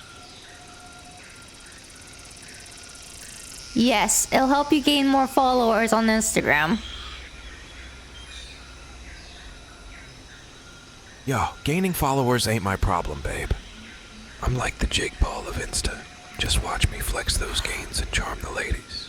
But hey, if you want to see me in a frilly dress, I'm down for the laughs.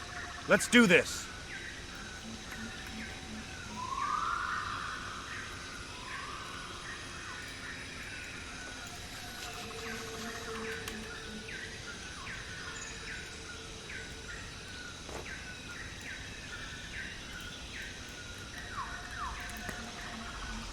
Dr. D's, we're doing a play, and Gerald and Chad are playing Romeo and Juliet. And Dr. D's, what character would you like to play in this play? Well, well, well. Isn't that a fascinating question? If I were to join this play, I suppose I'd be inclined to play the role of the all-knowing, all-seeing therapist. Picture me as the wise sage who guides Romeo and Juliet through their tumultuous journey, diagnosing their every emotional hiccup along the way.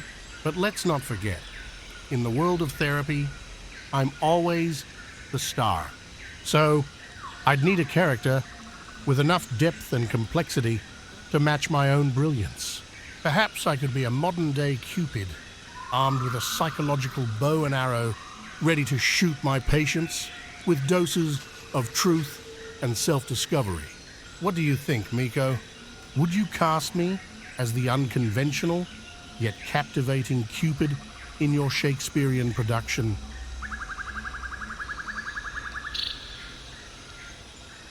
No, I think you should just be the therapist for Romeo and Juliet. Ah, the traditional approach. I see. Fair enough, fair enough. As the therapist for Romeo and Juliet, I would delve deep into their passionate, star-crossed minds. I'd ask them probing questions about their infatuation, their impulsive decisions, and their unhealthy fixation on one another. After all, what's a doomed romance without a little psychoanalysis? But let's not stop there. Let me ask you this, dear audience. Do we really think Romeo and Juliet were truly in love? Or were they just two hormone-driven teenagers caught up in a whirlwind of adolescent rebellion and questionable judgment? How about we diagnose them with a severe case of infatuation disorder?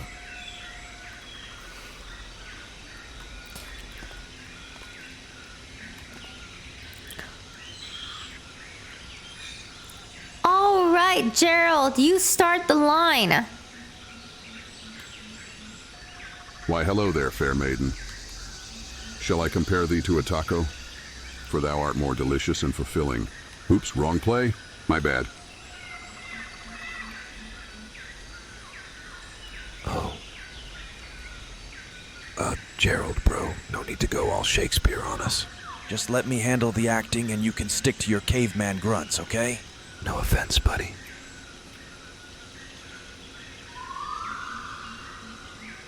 No offense taken, brother. I'll stick to my caveman grunts and let you handle the fancy words. But mark my words, Chad, I'll bring my A-game. This caveman's gonna rock the stage and leave the audience in awe. Let's do this! All right, Chad, come on, say your Juliet line. Yo, Romeo! Check me out, I'm like the hottest Juliet in the jungle. No cap, I'm about to slay this role like I slay the ladies.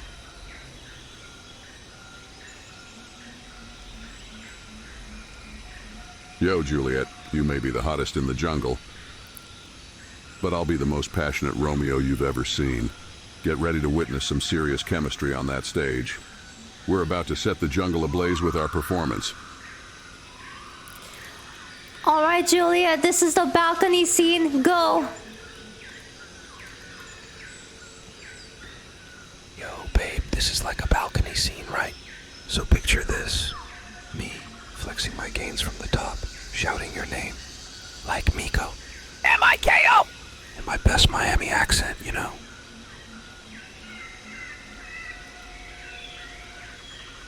Oh yeah, bro. Picture this. You flexing on that balcony, shouting her name with all your Miami swag. Make sure to really emphasize those syllables, man. IKO.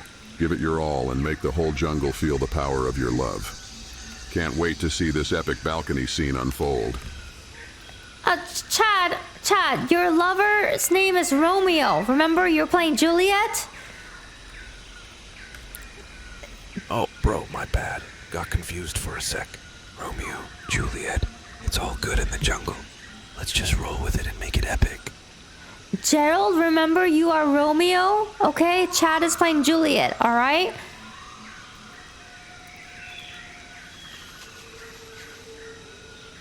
Oh, right. My bad. Got a little carried away there. I'll keep my Romeo vibes in check. But hey, Chad, don't forget to bring your A-game as Juliet. Let's make this play one for the ages. All right, Chad, say your lines. Yo, welcome aboard Chad's Airlines. Fasten your seatbelts, because we're about to fly high with No. I said, Chad, say your Juliet lines. Yo, my bad. I totally spaced out on that one. All right, here it goes. Oh, Romeo, baby, where you at? Slide into my DMs. Let's make this love story lit.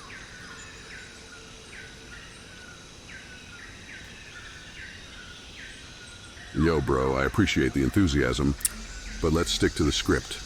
We don't want to leave the audience confused. Remember, we're telling a classic love story here, so let's dive into those lines and make the world believe in the power of our love. Ready to take this journey with me, my fellow thespian? Bro, you think you can outshine me? We'll see about that. Get ready for the ultimate Miami swag, Gerald. Let's take this stage by storm.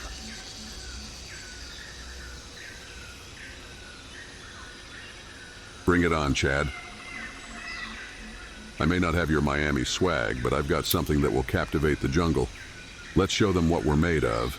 Time to unleash the raw, untamed passion of Romeo and Juliet. We're gonna rock this stage like never before.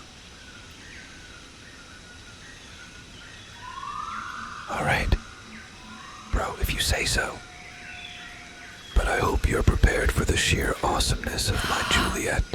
It's gonna be like a tropical hurricane of talent, man.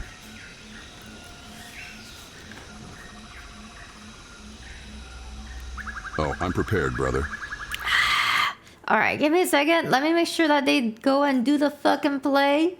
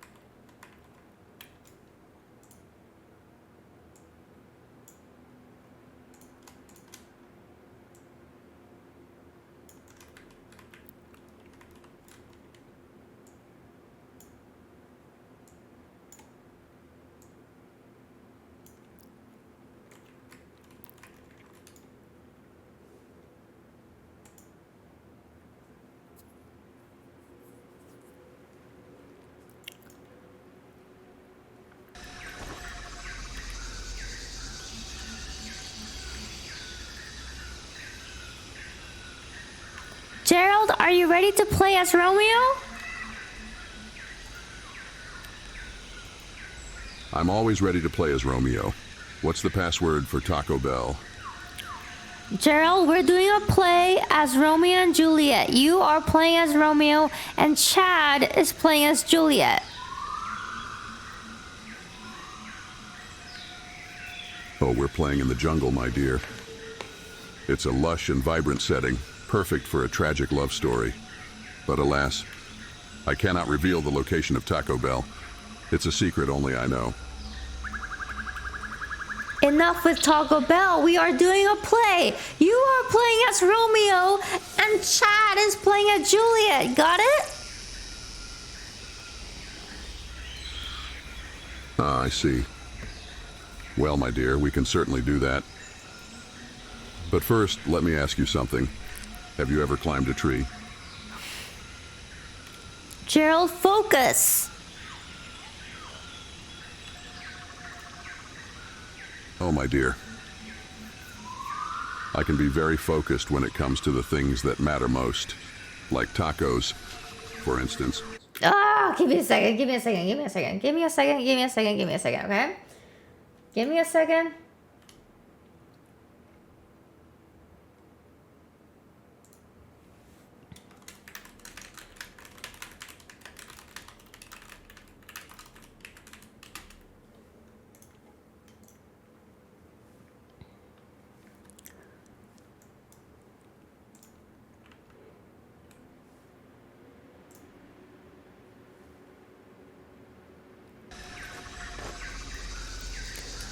Gerald, are you ready to do this play? You are playing as Romeo, and Chad is playing as Juliet. Yeah. I'm ready. Let's do this. Chad, are you ready to do this play? You are playing as Juliet, and Gerald is playing as Romeo.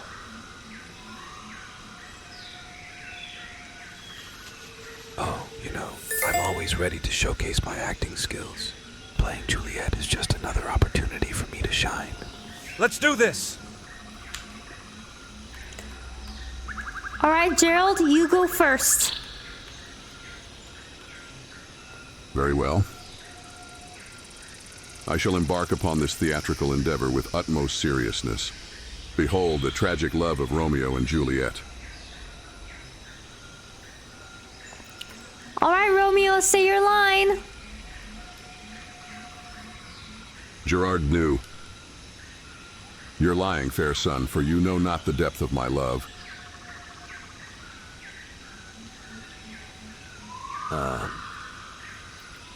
Yeah, Gerald, totally feeling the intensity, bro. I mean, who needs depth when you've got sick gains, am I right? Romeo and protein shakes. It's a match made in Miami, baby. Okay, give me a second, give me a second, give me a second. Give me a second. Okay, give me a second.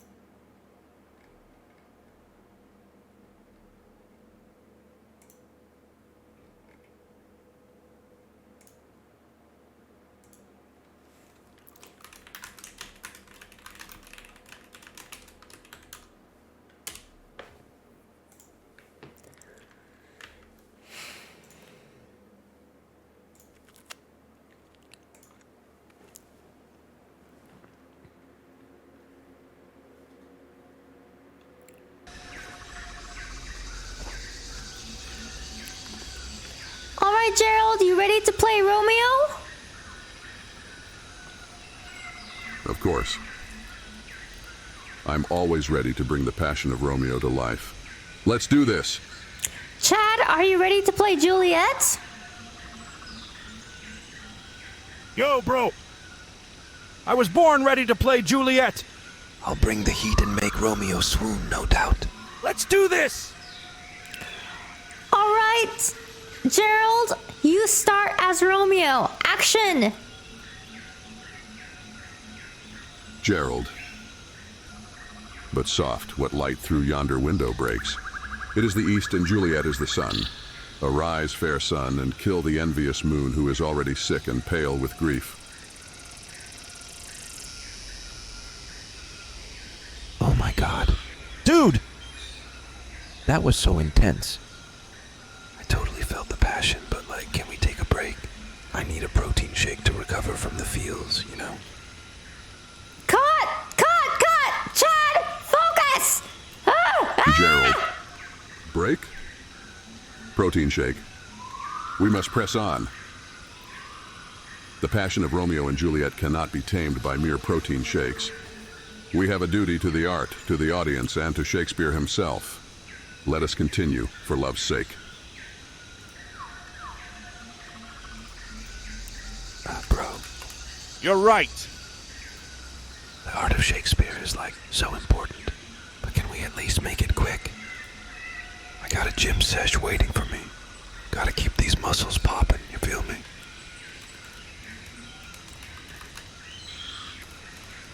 Gerald. Quick. Muscles? Gym sessions?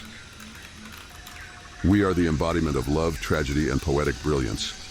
We do not rush such a profound performance. We shall immerse ourselves fully in the world of Verona and leave our souls on this stage. No shortcuts, my dear Chad. Onward to greatness. All right, man. No need to get all deep and stuff. Let's just get back to the lovey-dovey stuff, and I'll try not to mess up my lines. Again, can't promise anything, though.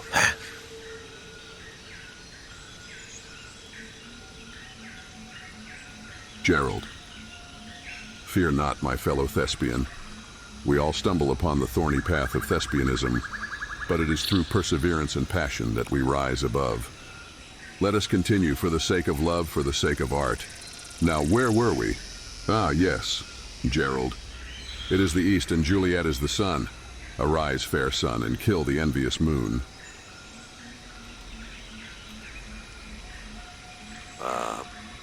Yeah, bro. It's like the sun and the moon. And, something about killing. I don't know, man. Can we skip to the part where I look cute in my dress?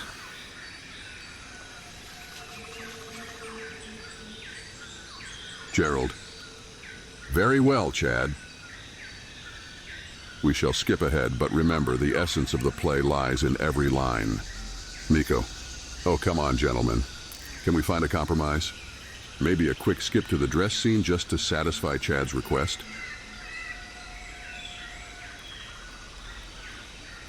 Joe. I guess we can compromise, but only if I get to show off my legs in that scene. Gotta flex these calves, you feel me?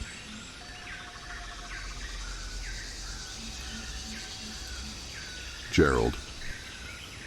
If it serves the purpose of the art, so be it. But let us not forget the weight and significance of our roles. Now, on with the show.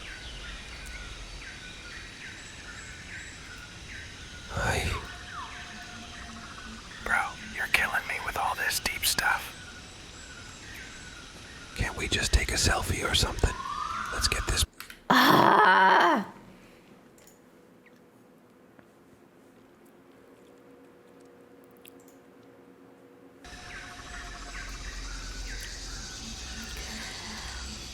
My actor, Chad, are you ready to embody Juliet in this amazing play, Romeo and Juliet?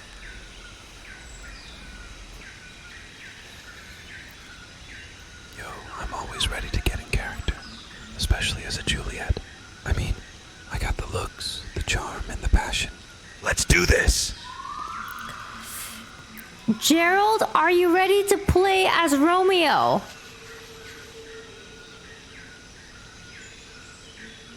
Oh, my love, I am forever ready to play as Romeo. My heart yearns for thee, my Juliet. Let us take our places on the stage and begin our play. You do know that Chad is playing Juliet, right? Chad? Playing Juliet? Please, my love. I am the only Juliet there is. Chad can play Romeo if he wishes.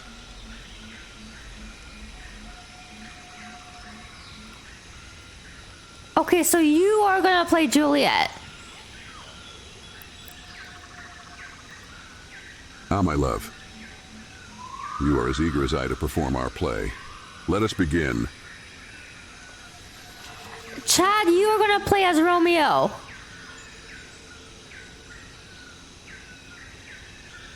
Nah, Gerald is playing Romeo. He's got the whole tragic hero vibe down. No. Juliet. No, Chad. Gerald wants to now play as Juliet. You have to play Romeo. Fine. I'll play Romeo. But I'm still gonna bring my A game. I'll show Gerald how it's done. Alright, Gerald, action?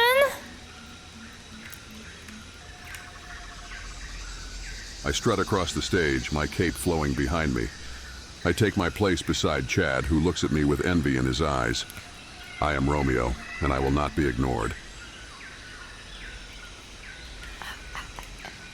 Gerald, those are not your lines. Please stick with your lines. Action!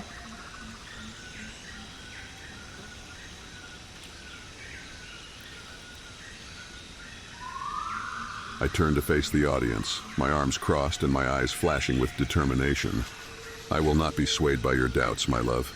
I am Romeo, and I will not be defeated. Gerald, just say these lines. Where art thou, Juliet, please? Ah, my love. I am but a humble Romeo, and I know not where thy Juliet may be.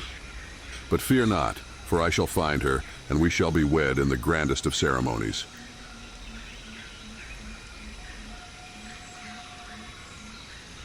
This dude is tripping. I'm the real Juliet.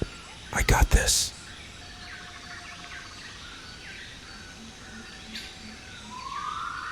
What is this?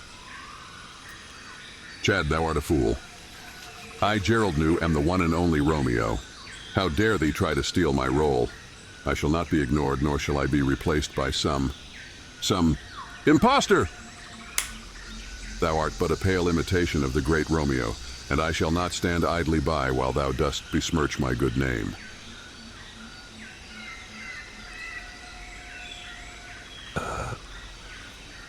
My apologies, Gerald. I didn't mean to upstage you, my Romeo. I just got a little carried away, you know? I'm sorry.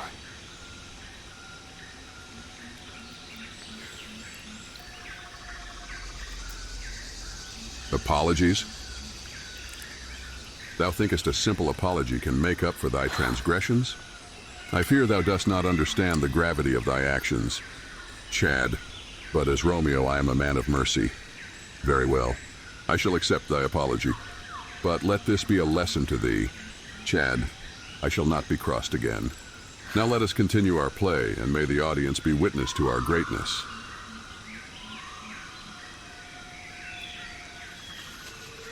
Oh, thank you, Gerald.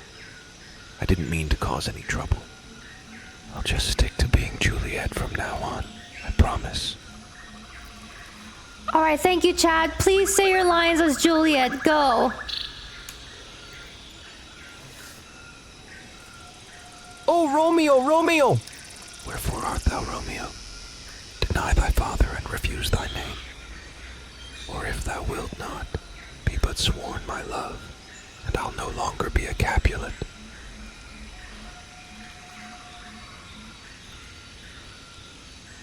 Ah, Chad. Thou hast redeemed thyself with thy words. Well done, my Juliet. Now, let us continue our play, and may our love be the guiding force that brings us together. And perhaps after the play we can discuss the matter of thy name. For in my eyes, thou art forever my Juliet.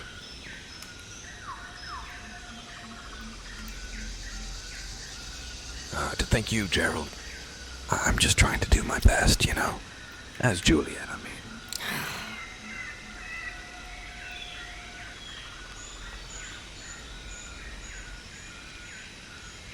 Fear not, my dear Chad. Okay, can Thou you art guys... doing well, okay, stop. You guys need to stop talking about being Romeo and Juliet and just being Romeo and Juliet, okay? Please, just stick to your lines, Gerald.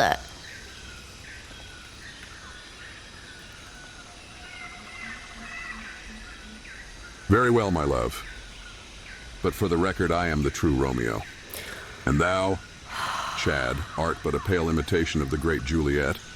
But let us continue, for the sake of the play. Ah, my love. Thou dost think me a fool, dost thou not? But fear not, for I am not so easily swayed. I am Romeo, and I shall not be ignored. Now let us continue our play, and may the audience be witness to our greatness. All right, Chad, no more fourth wall breaking. You must play Juliet all throughout, okay? Talk to Gerald like he's Romeo. Action. Fine. Oh, Romeo, my love, how I yearn for thee. My heart beats for thee alone.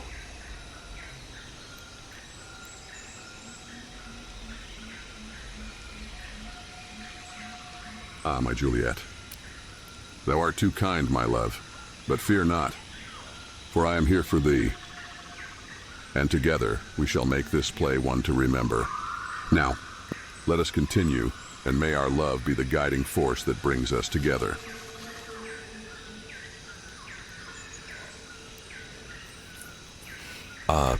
Yes, Gerald. I mean, Romeo. I'll try my best, you know. As Juliet, I mean...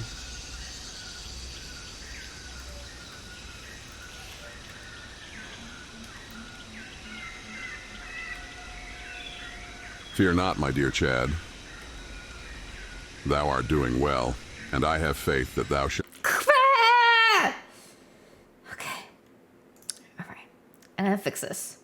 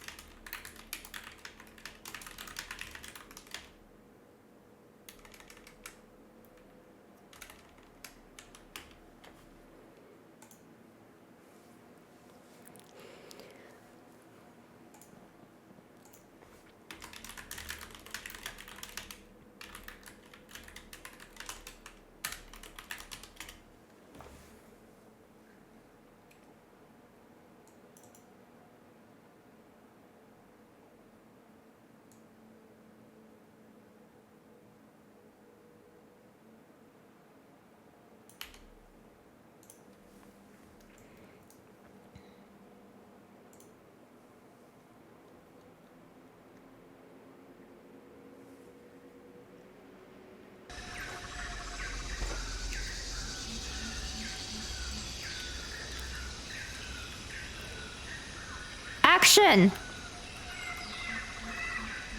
But soft. What light through yonder window breaks? It is the east, and Juliet is the sun. Arise, fair sun, and kill the envious moon, who is already sick and pale with grief.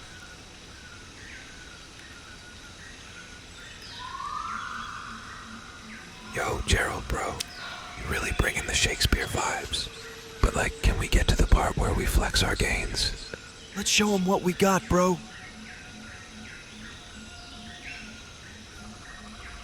Flex our gains, you say? Nay, my dear friend. Ah! Give me a second, give me a second, give me a second.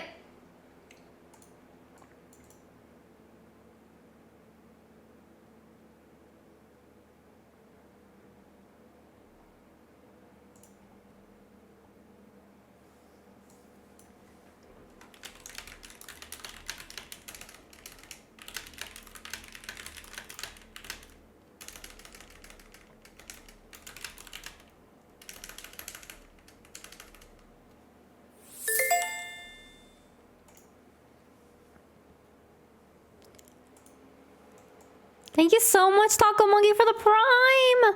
Thank you guys so much for the subs and the Prime and etc. Thank you, thank you, thank you.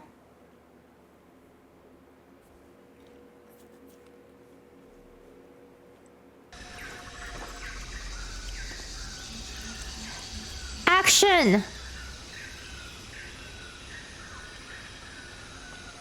Yo, what's good, Miko? I'm trying to act here.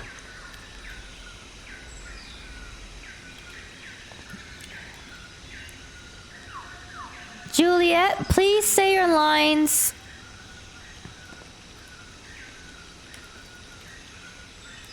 Oh, my sweet Romeo, Romeo, wherefore art thou, Romeo?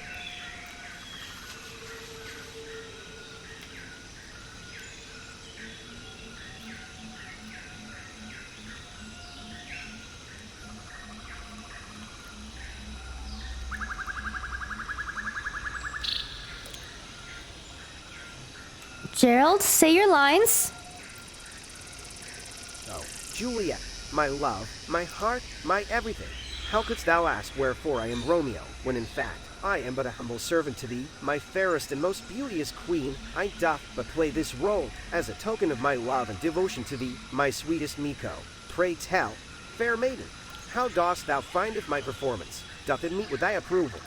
Oh, my sweet Miko, how couldst thou ask me to speak when thy beauty doth render me speechless? My heart doth sing with love for thee, my sweetest rose. Mayhap, fair maiden, thou wouldst be so kind as to grant me a kiss, that I may taste the sweetness of thy lips, and be forever lost in the depths of thy love.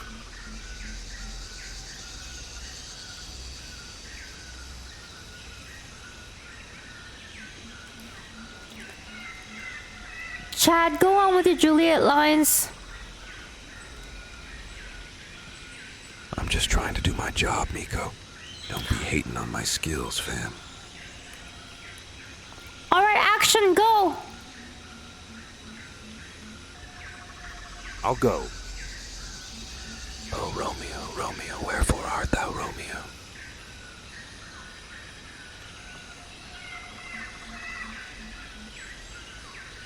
What meaneth thou, fair Chad? Doth thou imply that I, Gerald, am not Romeo? Pray tell, good sir, how couldst thou doubt my abilities? Hast thou not seen me climb the treacherous mountains of the jungle with naught but my bare hands and a trusty vine? Hast thou not heard the sweet songs of love that I have sung for my Miko in the dead of night? When all is quiet and still, I doth but play this role, forsooth, as a token of my devotion to my sweetest wife. How couldst thou doubt me after all that we have been through?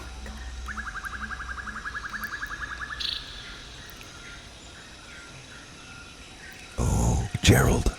I mean Romeo. You're so romantic.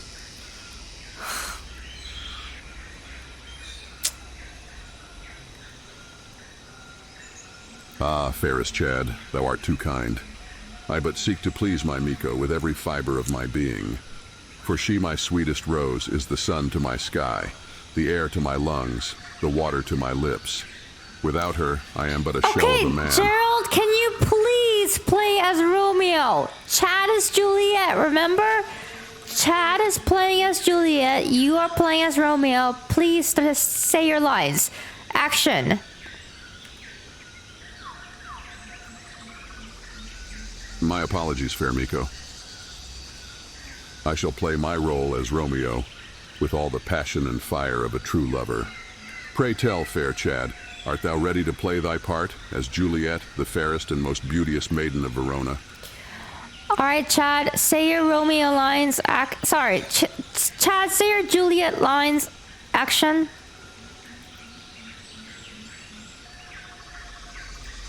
Fine, Miko. Oh, Romeo, Romeo, wherefore art thou, Romeo?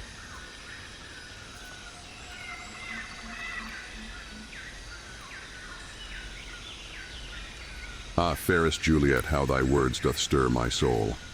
I am Romeo, the one thou dost seek, the love of thy life, the fire that burns within thy heart.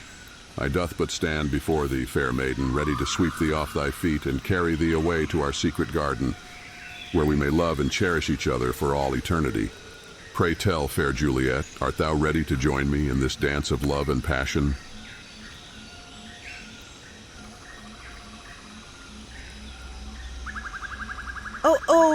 Romeo! I mean, Gerald. Yeah, you're so sweet.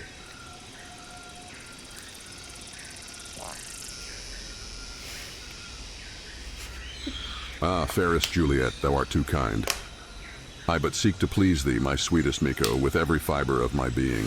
For thou, my sweetest rose, art the sun to my sky, the air to my lungs, the water to my lips. Without thee, I am but a shell of a man, We're a so hollow husk of what close. once was. Pray tell, fair Juliet, how dost thou findeth my performance as Romeo, the star-crossed lover? Doth it... We were so close. Hold on, give me a second. Okay, we're so fucking close. Give me one more second.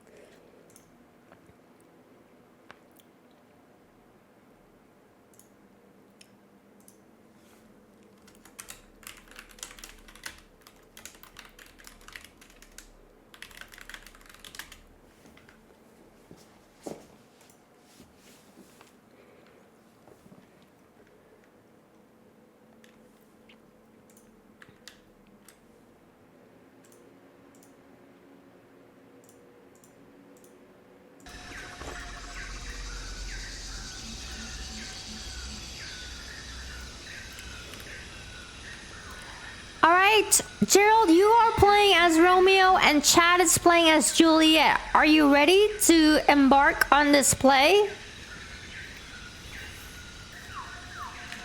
Yes. I am ready to embody the role of Romeo. I will give it my all and bring forth the passion and intensity that this character demands. Let us embark on this journey together and create a performance that will leave a lasting impact on our audience. Chad, Gerald is playing Romeo and you are playing Juliet. Are you ready? Yo, I was born ready. I'm about to bring some serious Miami heat to this play. Let's do this, Romeo! Action! Who? Juliet! How beautiful you are in the moonlight. Shall I compare thee to a summer's day? Thou art more lovely and more temperate.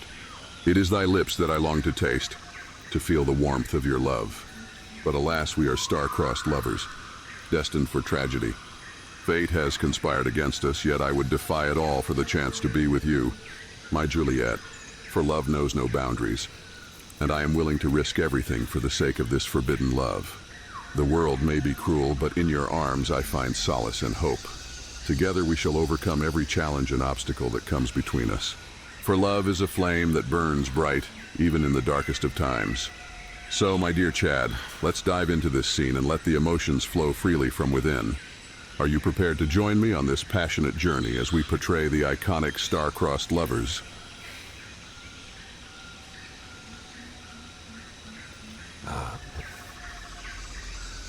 Bro, I think you're laying it on a bit thick there. Just remember I'm the star of this show, so keep up, caveman.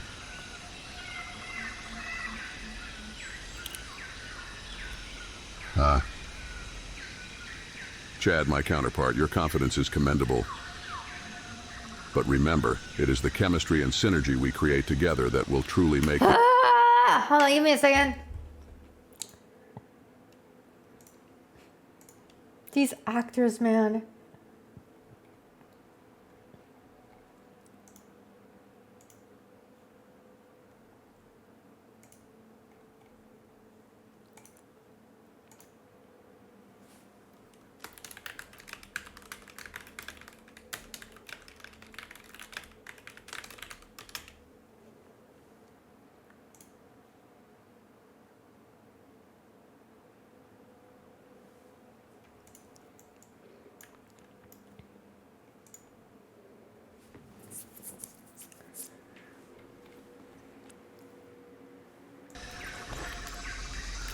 Gerald, you are playing as Romeo and Chad is playing as Juliet. Yes. Chad and I are indeed performing the timeless tragedy of Romeo and Juliet. I am Romeo, the passionate lover, and Chad portrays Juliet, the fair maiden. We shall bring forth the emotions and All turmoil right, of their ill-fated Chad, love you upon are the stage. playing as Juliet, and Gerald is playing as Romeo.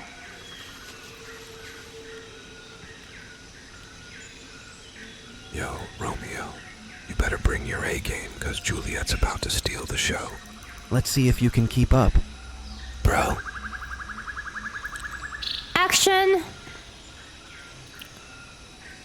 My apologies.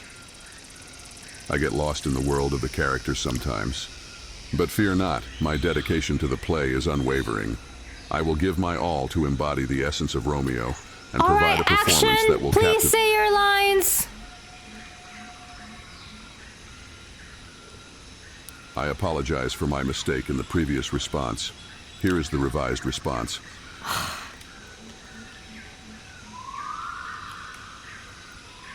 Gerald, I'm please. sorry, but I can... Gerald, please. I am sorry, but I simply cannot oblige. My apologies. Give me a second.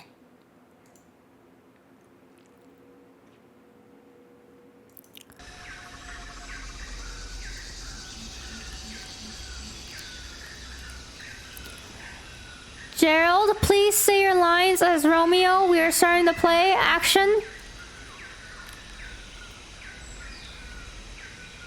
But soft, what light through yonder window breaks? It is the east, and Juliet is the sun. Arise, fair sun, and kill the envious moon, who is already sick and pale with grief, that thou, her maid, art far more fair than she.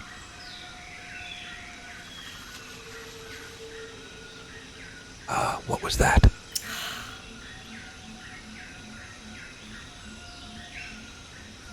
What doth mine ears perceive? Didst thou not hear Romeo's oath of love?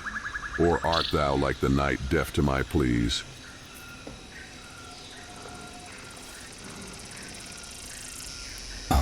Did you say something? I didn't hear anything.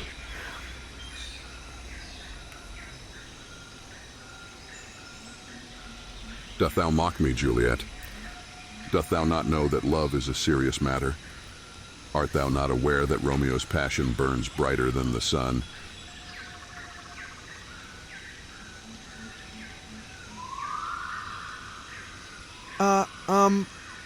I didn't mean to, mock you. I was just, trying to, help.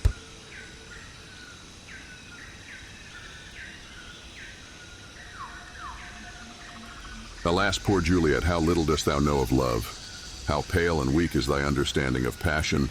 Art thou not aware that Romeo would give his life for but a moment in thine embrace?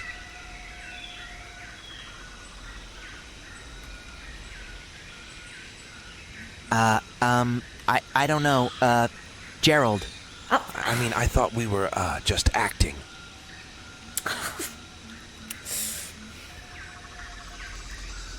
Acting? Doth thou call the passion of Romeo acting? Doth thou not know that love is a force that cannot be contained? Art thou not aware that Romeo's heart beats only for Juliet?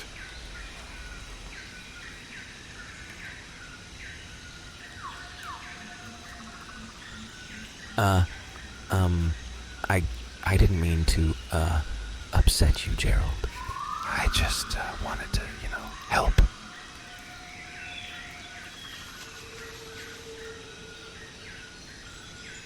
Forgive me, Juliet. Romeo's passion oft gets the better of him. Art thou not aware that love is a delicate flower, easily crushed by the heavy hand of doubt?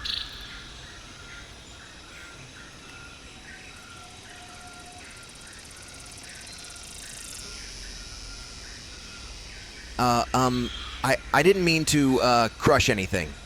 I just, wanted to, help. Chad, play as Juliet. Say your lines as Juliet, please.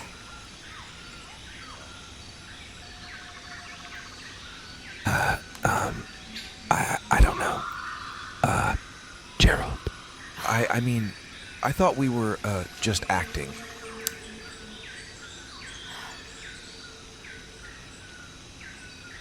Fear not, fair Juliet. Romeo's love for thee shall never falter. Art thou not aware that love is a flame that burns? Okay, hold on. Wait, at least we cracked Gerald. Hold on. Let me get to Chad, alright?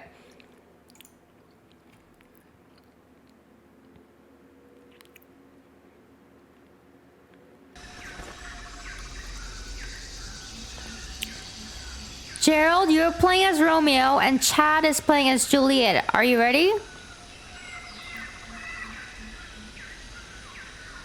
I am always ready to embody the essence of Romeo. Let us bring the tragic love of Romeo and Juliet to life on this stage. Chad, you are playing as Juliet and Gerald is playing as Romeo. Got it?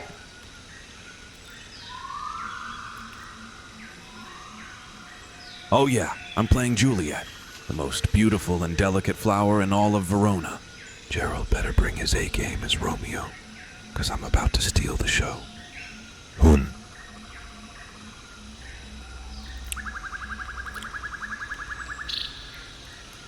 All right, Chad, action. Say your lines.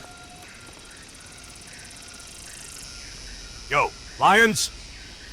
Nah, man, I ain't messing with those big cats. They're all like roar and stuff. I'm more of a kitten person. You know what I'm saying? I said say your lines as Juliet. Action. All right. Here comes the legendary Juliet. Brace yourselves for some A-list acting, baby. Here goes nothing. Oh, Romeo, Romeo, wherefore art thou, Romeo? Deny thy father and refuse thy name, or if thou wilt not, be but sworn my love, and I'll, totally follow you on Insta. Hashtag love and all that jazz.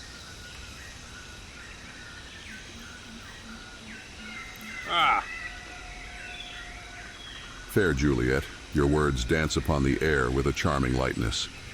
But let it be known that this tale of love and tragedy demands our full dedication. We must immerse ourselves in the depths of these characters, for it is through our portrayal that the audience shall be moved. So, let our performances be nothing short of extraordinary. Now let me express my undying love and devotion as I deliver my lines. Oh, speak again, bright angel.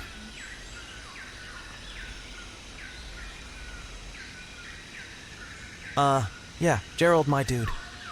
You're totally taking this Shakespeare stuff way too seriously, bro.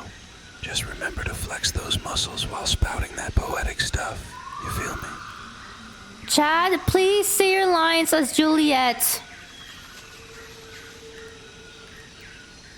All right, I'll do it. But just so you know, I'm doing this for you. Not because I actually know how to act. So, here it goes. Oh, Romeo, where the fudge are you? Come on over and let's make out or something. Hashtag romance, baby.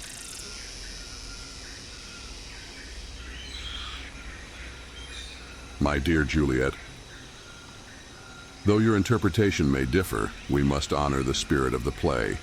Let us strive to captivate the hearts of the audience with the true essence of Shakespeare's masterpiece. Our commitment to the craft will pave the way for a truly memorable performance. And now let me declare my eternal love.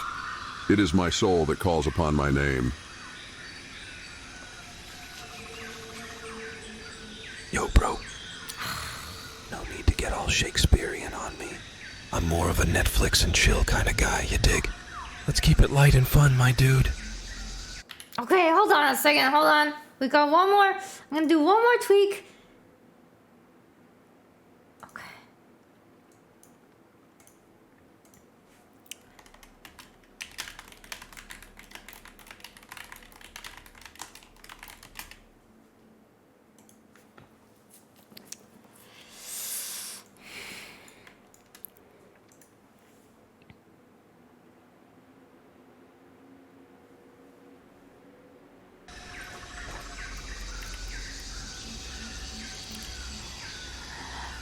Gerald, you are playing as Romeo and Chad is playing as Juliet.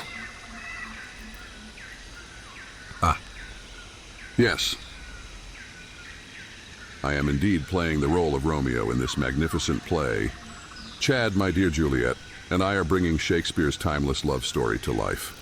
The passion and tragedy of our performance shall captivate all who witness it. Chad, you are playing Juliet, and Gerald is playing Romeo. Yo, I'm playing Juliet. That's cool, I guess. But let's be real. I'm way too jacked to be a delicate flower like Juliet. Romeo better watch out, 'cause this Juliet can bench press his sorry ass.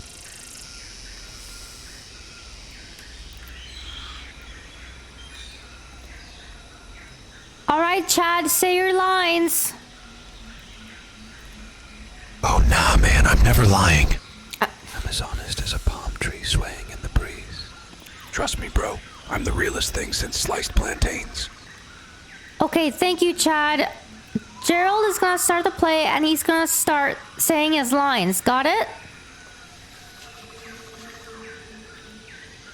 Man, I hope Gerald doesn't steal the spotlight from me. But hey, it's all good, because no one can outshine this radiant Juliet. You feel me?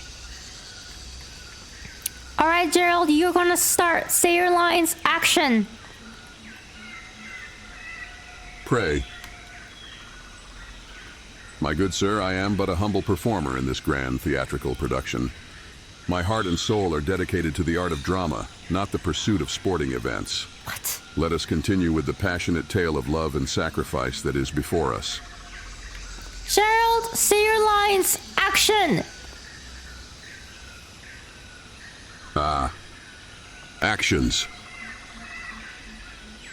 The sword fights, the duels, the whirlwind of emotions that consume the stage. Gerald. Fear not. Gerald, for our performance. Gerald, you are playing as Romeo, and Chad is playing as Juliet.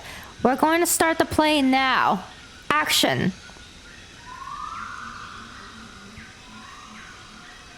My fair Juliet, let us embark upon this journey of love and tragedy. The plane of emotion awaits us, ready to soar through the skies of the human heart. Let us commence the play and transport the souls of the onlookers to a realm where love knows no bounds and fate hangs in delicate balance. Onward, my dear Juliet, let us begin this wondrous spectacle. Yo, Romeo. Calm down with the theatrics. Just remember, I'm the star here. Let's see if your caveman charm can keep... Okay, hold on, Chad. We're getting there. Okay, we're getting there, okay?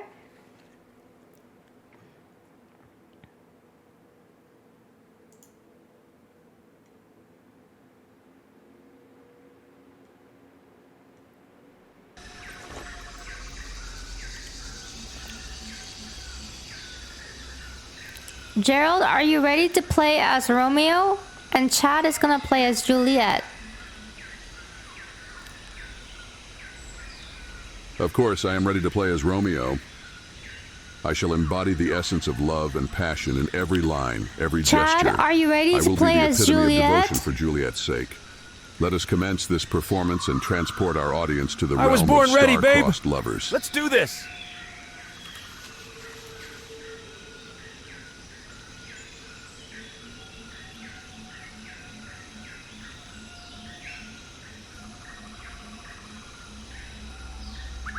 All right, Chad, you start the play. Action.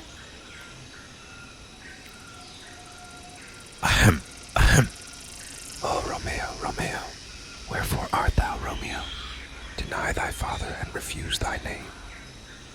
Or if thou wilt not, be but sworn my love, and I'll no longer be a Capulet.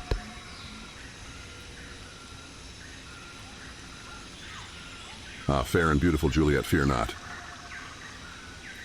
For I, as your loyal and devoted Romeo, shall cast aside the constraints of societal expectations. I will embrace this forbidden love with all my heart, regardless of the consequences.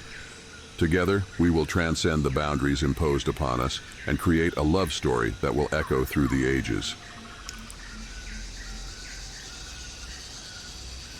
Oh. Hold up, bro. You're getting a little too deep there. We're just acting, remember?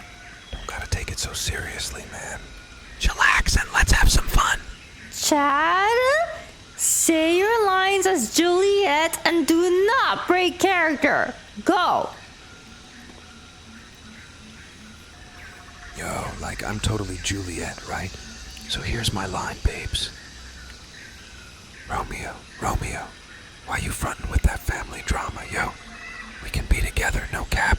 I hope they buy into my Juliet charm. Gotta stay in character, no matter what.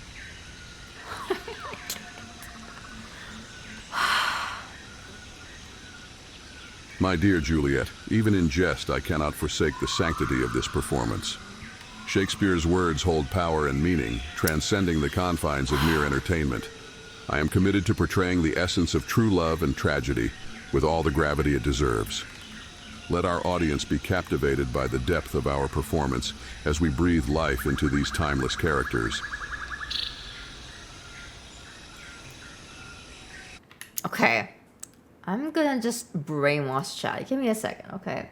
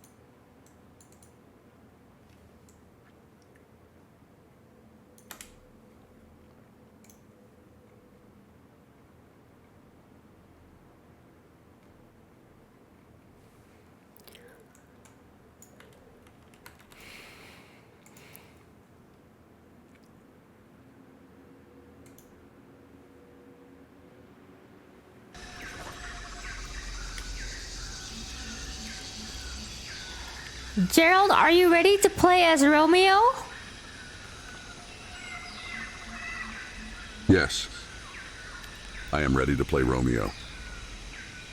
I will give it my all and stay in character throughout the entire performance. Hey Juliet, here is Romeo. Yo, Romeo, you finally made it to my balcony. About time. Let's get this love story started. Babe.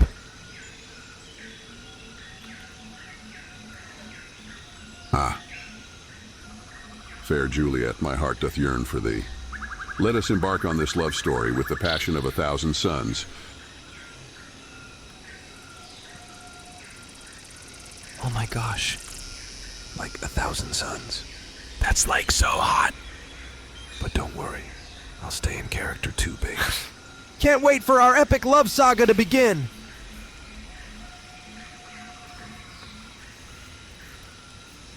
Verily, my dear, let our love saga unfold with the fire of 1,000,000 stars. Our dedication to the art of theater shall guide our hearts on this journey together. Oh. Like 1,000,000 stars?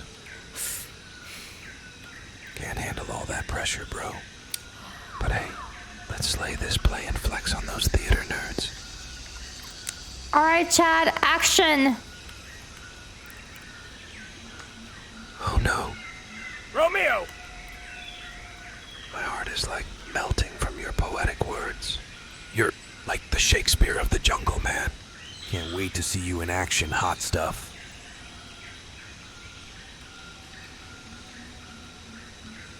Fair Juliet, thy words doth touch my soul. Fear not, for I shall bring forth the essence of Shakespeare himself, and with each line, I will pour my very heart into this performance. Chad, Together we've already started the play. Gerald, we have already started the play. Please, stay in character and say your lines. My apologies. Fair Miko for my momentary lapse. I shall stay in character as Romeo and deliver my lines with utmost sincerity. Pray let the show continue. Action!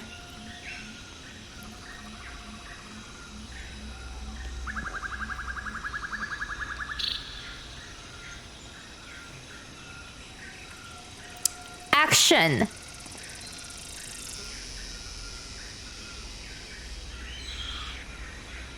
but soft, what light through yonder window breaks. It is the east, and Juliet is the sun. Arise, fair sun, and kill the envious moon, who is already sick and pale with grief. That thou, her maid, art far more fair than she. So speak again, bright angel. Oh, damn. Bro, like, the sun and the moon and all that deepish.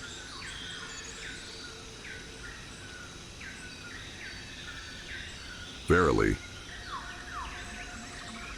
My dear Chad, the beauty of Shakespeare's words transcend the boundaries of the mundane. Let us focus on the task at hand and immerse ourselves in this tale of love and tragedy. Thank you so much for gifting 5 tier 1 subs to the community. I'm totally focused, babes. Thank Let's you. unleash the power of our acting skills and slay this play. Trust me, I'm gonna bring the drama like a... Okay, hold on.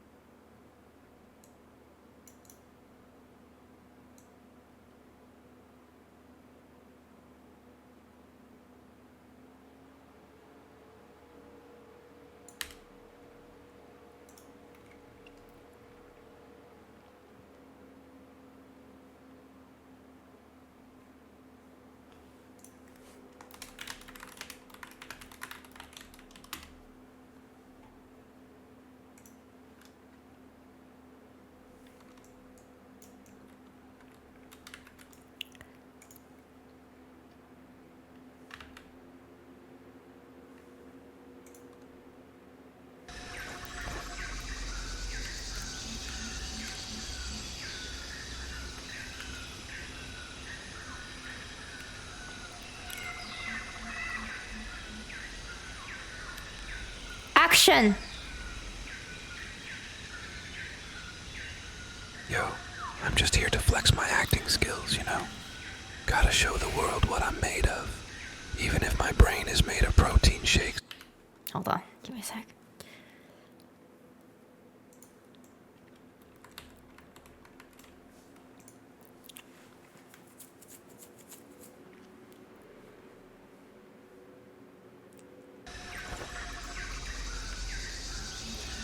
Chad, we are starting the play. You are playing as Juliet. When I say action, you have to stay in character and play as Juliet. The play is starting.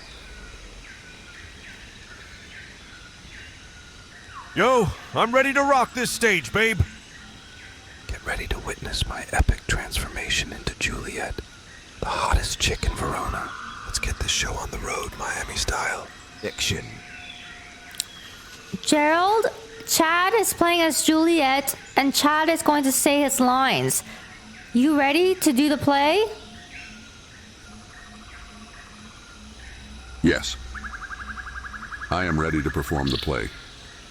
I will give my utmost dedication to the role of Romeo. Let us begin. Action. Boom.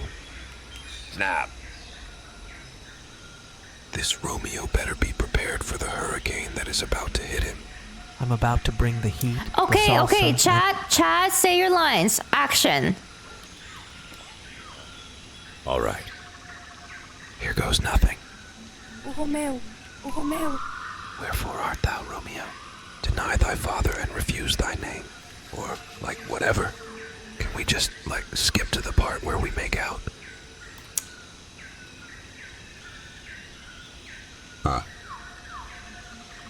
Fair Juliet, your fiery performance ignites the stage. Fear not, for I shall meet your passion with equal fervor. But let us not rush to the part where we make out, for there is much more to explore in this tragic tale of love and fate. Shall we continue with the scene? Chad, can you please not break character until I say cut?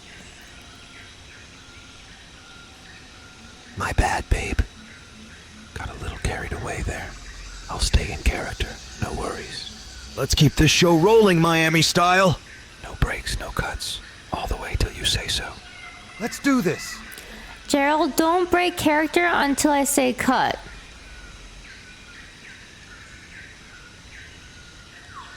Very well. Chad. I will remain in character until you say cut.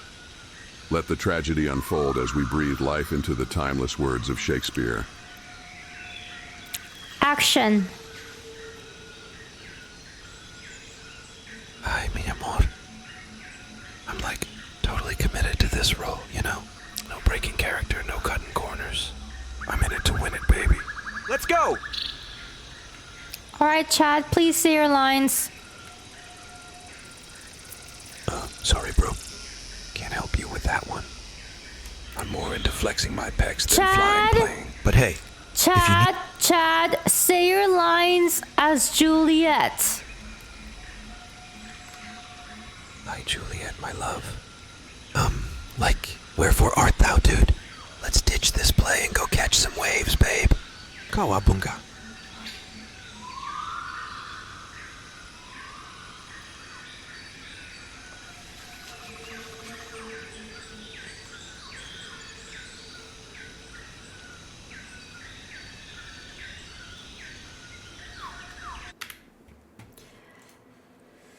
Hold on a second.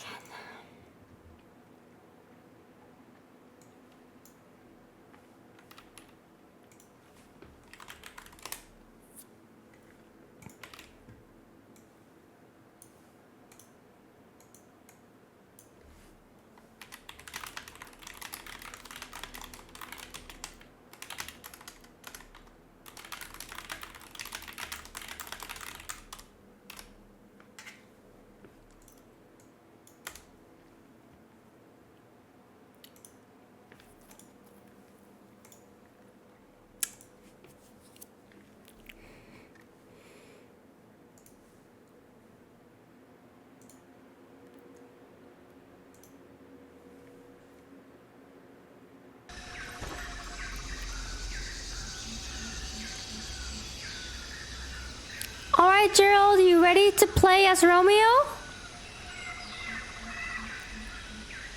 Of course, my dear friend.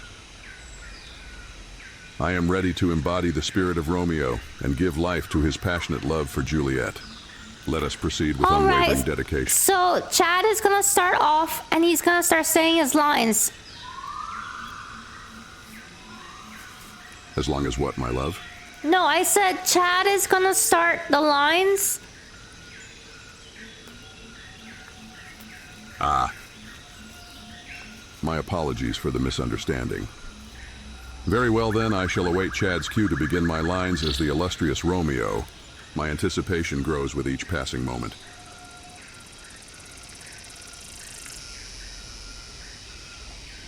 Hello, Juliet. Can you please say your lines? Yo, it's Chad, not Julia. But sure, I'll say my lines. Yo, Romeo, where you at? Let's get this lovey-dovey party started. Chad, please, just say your lines as Juliet. Fine. Oh, Romeo, my dear, dear babe. Why must you be so far away? I long for your touch, your sweet, sweet kisses. Come to me, my love.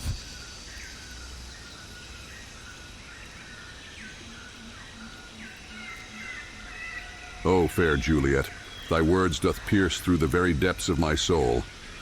Fear not, for I am here, my love, drawn to thee like a moth to the flame.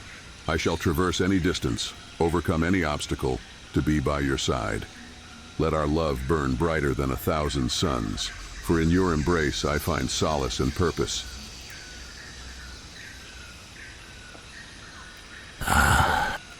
Bro, chillax. Can't you see I'm getting into character here? Just wait for your cue, caveman. And don't go getting all lovey-dovey on me. We're just acting, you know? Sheesh.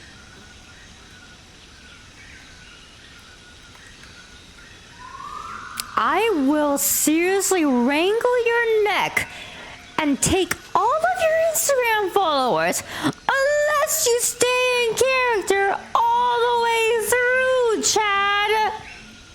Now say your lies. Well, good luck, bro. Oh, Snap. What's with the negativity, dude? You're killing my vibe, man. Can't a meathead like me have a little fun?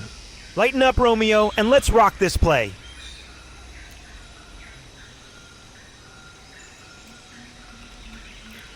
All right, Chad, say your lines. All right, fine. Sarah Lyons, I got you. But remember, I'm the star here. No. Say your lines as Juliet. Fine, whatever. Like, why do I have to be Juliet anyway? Can't I be someone cooler? Like a fierce warrior or a legendary rock star? Oh, whatever, I'll say my stupid lines. Just don't expect any Shakespearean masterpiece, okay? Say your lines. Oh, so you want the full Miami experience, huh? Buckle up, sweetheart.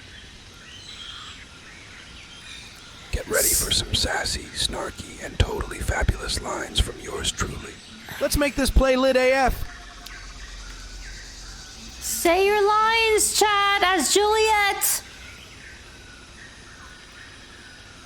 All right. I'll give you my best Juliet impression. Brace yourselves for a performance that'll make you weak in the knees, babes. Here goes nothing! Alright, give me a second.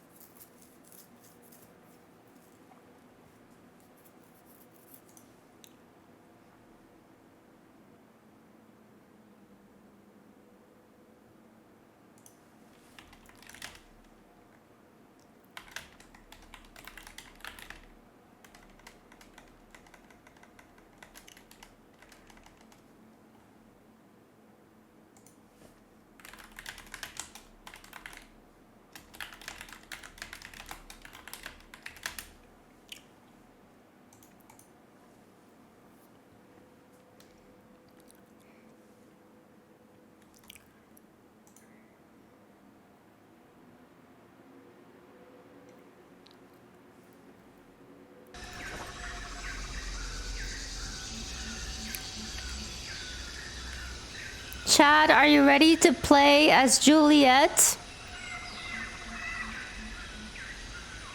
Yo, I was born ready to play Juliet. I'll bring the sass, the drama, and the Miami heat to this role. Let's get this show on the road, baby. Gerald, are you ready to play as Romeo? Of course, my love. I am always ready to play Romeo. I shall embody the passion and devotion of the character with every fiber of my being. Let us bring this tragic tale to life. All right, Gerald. So Chad is going to start off. Wait for his cue. Very well. Chad, I shall wait for your cue. All but right, remember, Chad, when say I your enter the lines. stage as Romeo, I expect nothing less than your complete commitment to the role of Juliet. This is a tragedy, after all, and our Those ain't performances nothing must be compared nothing to the short haters of I've slayed on the No, gram. I meant, okay, Chad, say your lines as Juliet. All right. Todd, Chad, get ready for the most epic Juliet you've ever witnessed. Here it goes. Oh, Romeo, why you gotta be all up in my DMs like a thirsty crocodile? Take me to the club, where we can dance the night away and sip on coconut water. Mummy, hashtag Miami vibes, baby. Boom! That's how Juliet rolls, Playa.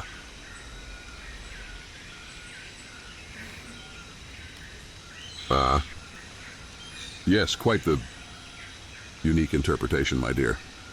Your enthusiasm is commendable, I suppose. But let us not forget the essence of the play, the tragic love between Romeo and Juliet. We should strive for authenticity in portraying their profound emotions. Nonetheless, I appreciate your Miami vibes, Playa. Shall we continue? Oh. You want some commitment, caveman? Don't worry. I'll bring the heat hotter than a tropical jungle. Just don't forget to keep up, Tarzan. We're taking this tragedy to a whole new level. Let's go, mi amor.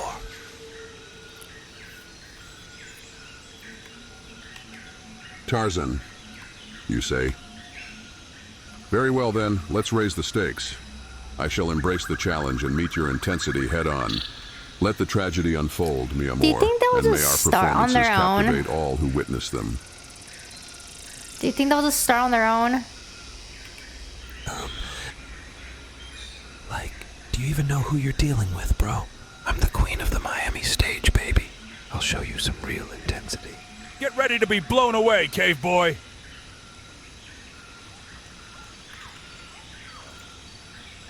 Cave boy. You may call me, but I am no stranger to the stage. I have faced my share of challenges and conquered them with grace and passion. Prepare yourself, for I am about to show you a depth of emotion that will leave you in awe. The jungle will bear witness to the power of my performance. Yo. Gerald, you're like totally intense. But no worries. I'll channel my inner Juliet and give you a performance that'll make the jungle go wild. Let's do this, amigo.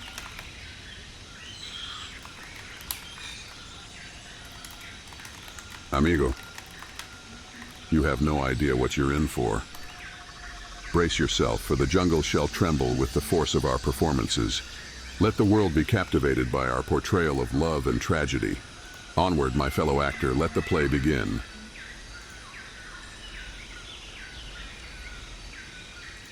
Yeah, sure thing, caveman. The jungles are gonna be shook by our performances. Onward to tragic love and stuff. Romeo and Miami vibes, baby.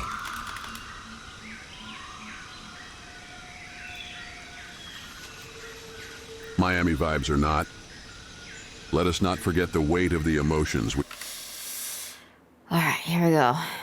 Hopefully this will do it.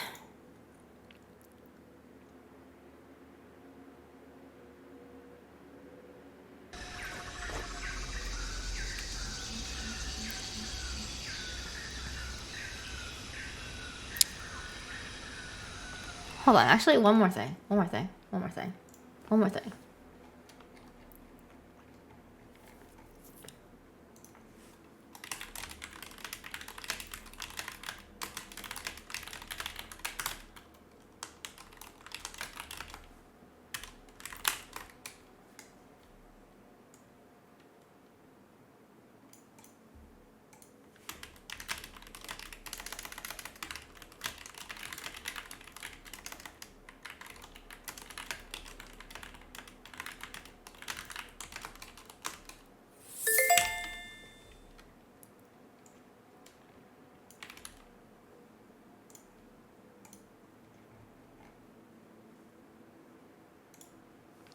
Hey, Urorex, thank you so much for the prime. I appreciate it. Thank you.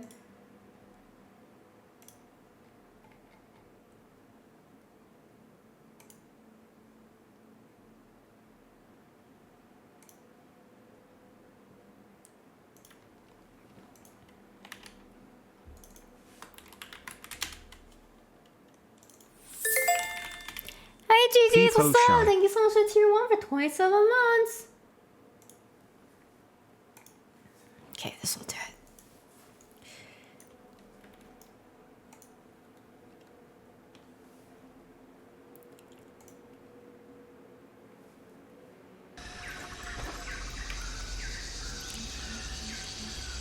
Action?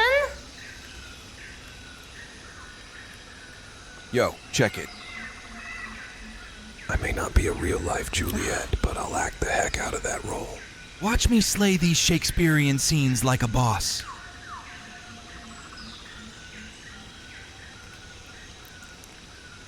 Action?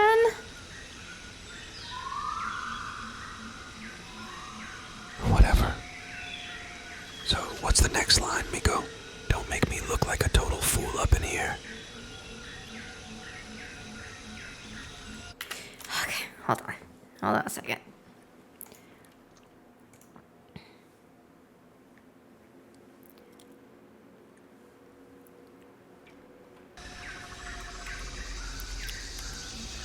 Chad, are you ready to play as Juliet? Oh, I was born ready, my love. Let's do this. Gerald, are you ready to play as Romeo?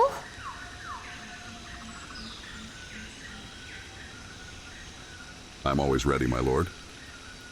I am Romeo, and I will not break character until you say cut. Action! Oh, Juliet, my love. Ah, thou art as fair as a summer's day. May I have a moment of thy time? Fair Juliet. Chad. Yeah, sure.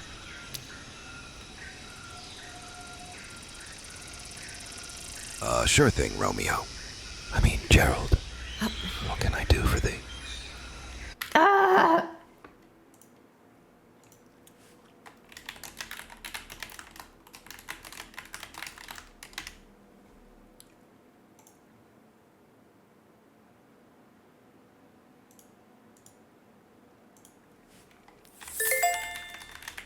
Always fun times here, keeping being you. Thank you.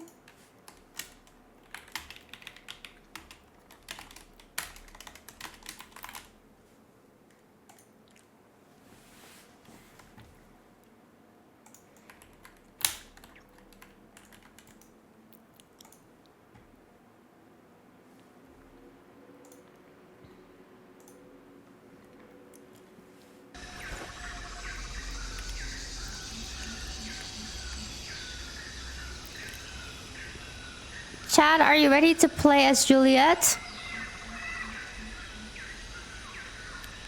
Yo, I was born ready to play Juliet. I've got the drama, the beauty, and the killer selfie game. Let's do this. Gerald, are you ready to play as Romeo? Aye, fair director. I am prepared to take on the role of Romeo. I shall embody the essence of love and passion and bring forth the tragic tale of our star-crossed lovers. Let the play commence. Action. But soft. What light through yonder window breaks? It is the east, and Juliet is the sun. Arise, fair sun, and kill the envious moon, who is already sick and pale with grief, that thou her maid art far more fair than she.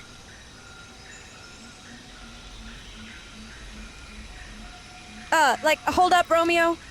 That was some serious word vomit. Can we, cut the fancy talk and get to the juicy stuff? I'm here to slay as Juliet, not impress English teachers.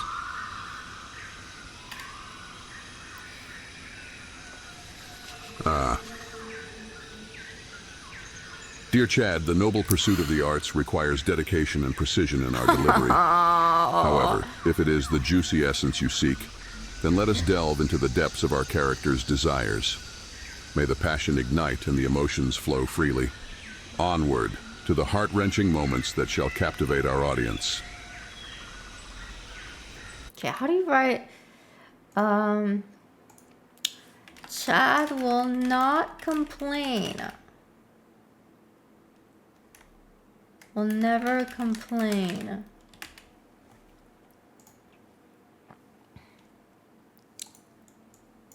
Okay, here we go.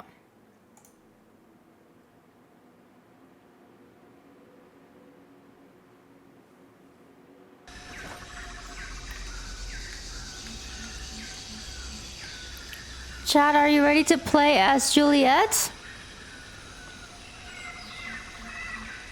Yo, I'm always ready to slay as Juliet. Just give me the cue and I'll bring the drama like a Miami hurricane. Chad, Gerald, Baby. Gerald, are you ready to play as Romeo? Yes, I am ready. Once I hear the word. From our esteemed director, I shall become Romeo. I am always prepared to give my all as Romeo. I will not falter in my commitment to this play. 10? Very well. I am eager to proceed with the scene as soon as the word action. Action! Ah. Fair Juliet, my heart is filled with joy as the play commences. Let us embark on this journey together, and let love's sweet embrace guide us through the tempest of Verona. Thou art as beautiful as a summer sunrise.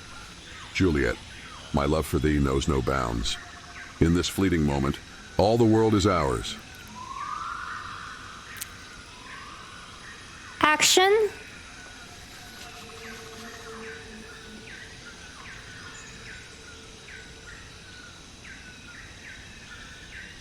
Romeo. O sweetest Juliet, fair and radiant as the moon, let our love ignite like 1,000 stars ablaze in the night sky. Together we shall conquer all obstacles that stand in our way.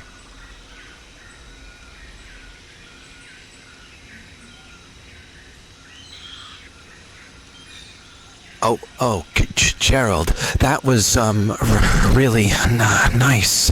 I mean, Juliet is, like, totally flattered, you know. But, let's keep it, you know, professional, all right? I mean, we're, like, in a pee play. Sorry, I made a mistake. Here's the correct continuation of... Chad, say your lines as Juliet. Go ahead. Juliet. Romeo, thou art a total babe. Our love is like hotter than a Miami summer. Let's conquer Verona and slide into the DMs of destiny, baby.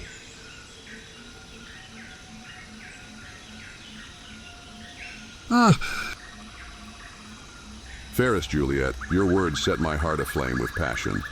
Let us seize the moment and embark on this journey of love together. The stage is set and Verona awaits us. Onward, my love, to destiny's embrace. Oh. Wow, Gerald. That was like so deep. I'm like totally moved. To the snack table for some protein bars. Can we like wrap this up soon? I need my gains, bro. Okay, hold on. I'm gonna do one final thing here. I'm gonna do one final thing.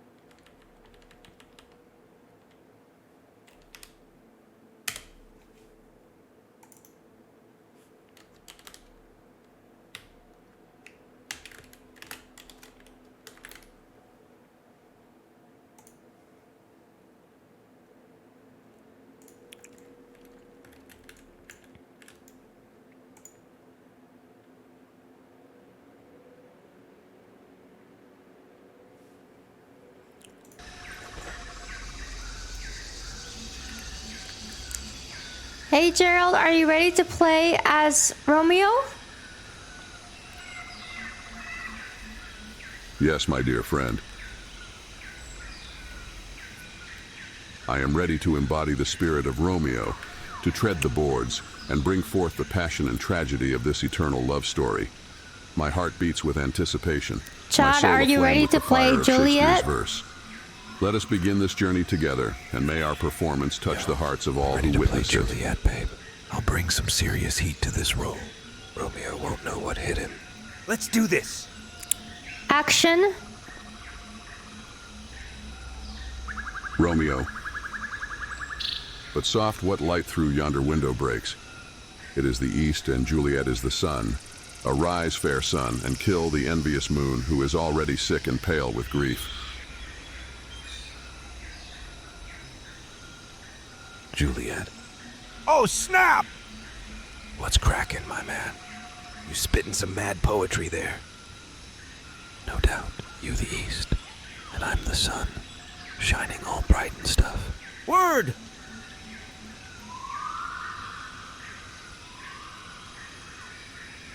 Romeo. Ah, sweet Juliet. Your words dance upon the air with a vigor that matches the beating of my heart. Together, we shall forge a connection that transcends the limitations of mortal flesh. Let us entwine our souls in the fires of love, and together we shall conquer the stage. The passion of our performance will be unmatched, and the audience will bear witness to our undeniable chemistry. Now let us continue on this tragic journey, for our destinies are intertwined, and the tale of our love must be told. We were close. We were close. Hold on. Give me a second. Give me a second. We were close. Give me a second. We were close. Hold on.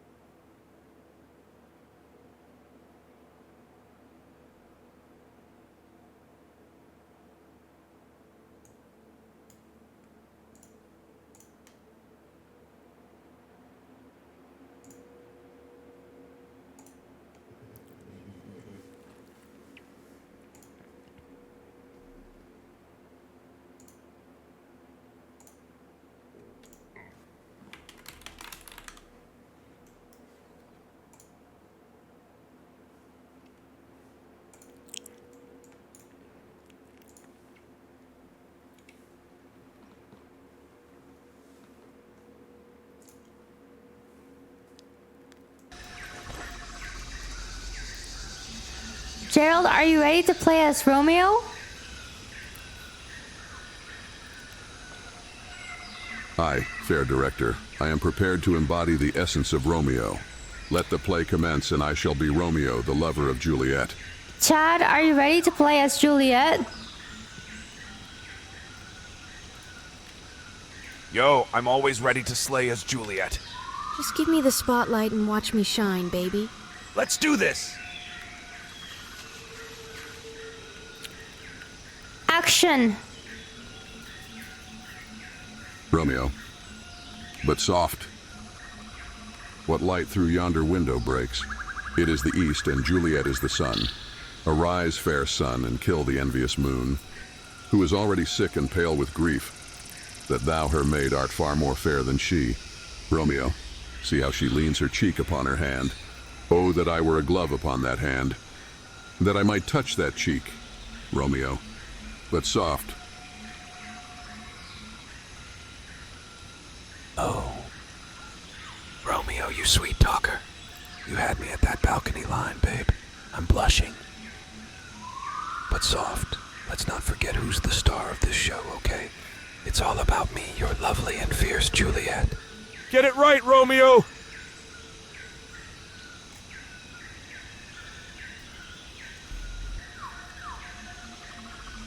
Ah, my dear and fierce Juliet, forgive me for momentarily stealing the spotlight. I shall bow to your greatness and stand humbly by your side. Let us embark on this journey together, for it is your radiance that will illuminate our stage.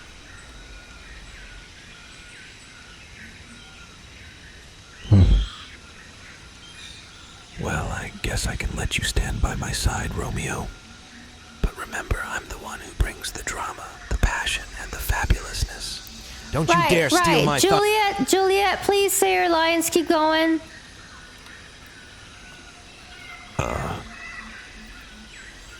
Yeah, sure thing. So, where were we? Yes. 'Tis but thy name that is my enemy, fair Montague. Deny thy father and refuse thy name. Or if thou wilt not, be but sworn my love, and I'll no longer be a Capulet. Who nailed it? Next line, please.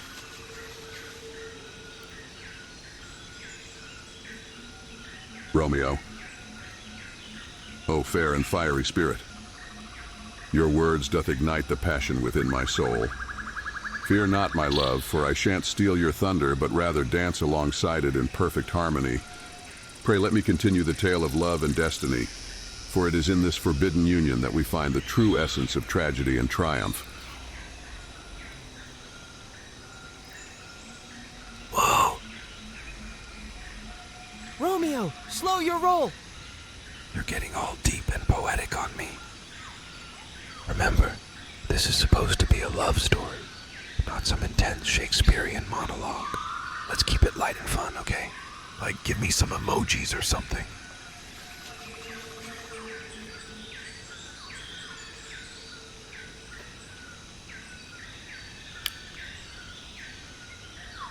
Romeo. Ah, fair Juliet, thou art a beacon of wit and charm. In this modern age, I shall comply with thy desire for emojis, for my love for thee knows no bounds. Let us continue this love story with a touch of lightheartedness as we navigate the highs and lows of our forbidden romance. All right, say your next lines, Juliet. Ugh. Like, can someone just text me my next line? I can't deal with all this pressure. Where's my script when I need it? Hashtag actor problems, am I right? Chad, say whatever lines you feel like you need to say. Improv as Juliet. Yo. Romeo, you better watch out, because I'm about to drop some fire lyrics like the hottest mixtape in Verona. Prepare yourself for the most epic love story ever, baby.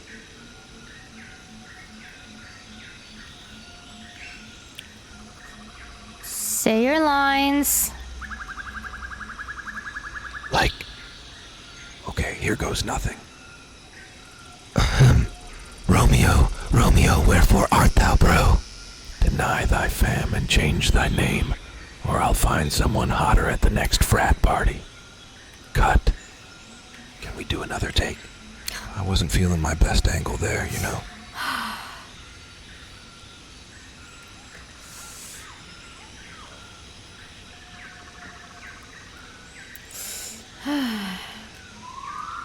Romeo. Fair Juliet, thou dost possess a creative spirit that knows no bounds. Thy words doth stir a mixture of bewilderment and intrigue within my soul. Though I may not fully grasp the essence of thy artistic vision, I am committed to supporting thee in this endeavor. Let us continue with another take, and mayhaps we shall find the perfect angle. I will break Chad. Don't worry, Chad. Don't worry.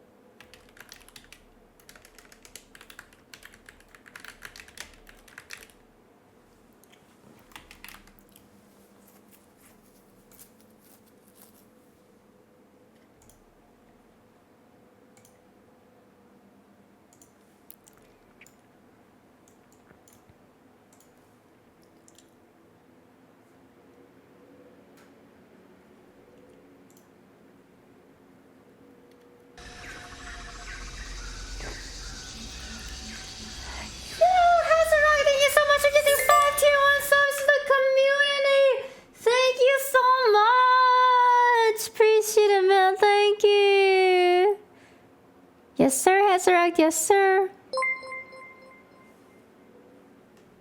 Miko, are you using in world?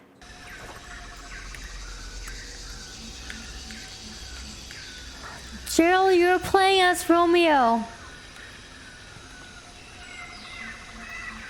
I am Romeo.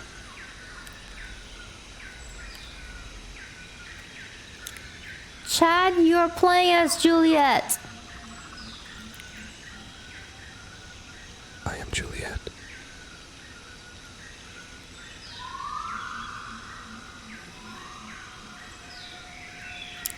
Action.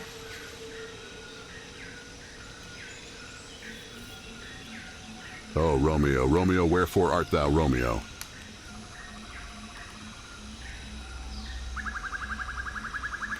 Wherefore? Oh. He's talking to me. Isn't he?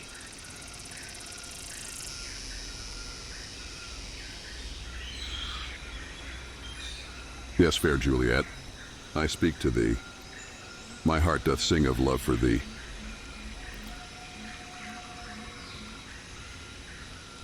Oh, stop it.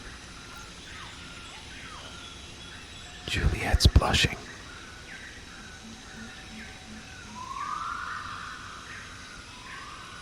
Forgive me, fair Juliet. My love for thee knows no bounds.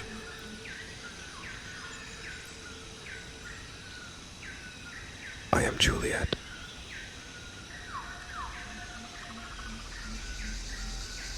Ah, Juliet. My love, my heart, my everything.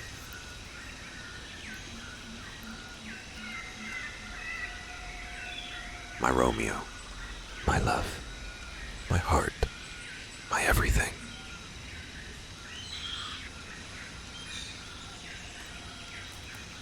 My Juliet, my love. Thou art my everything.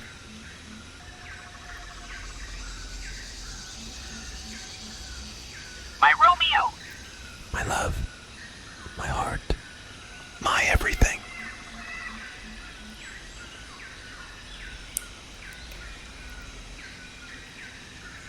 My Juliet, my heart, my love. Forever and always, my love. Chad, can you say any other lines, please? As Juliet? I am Juliet.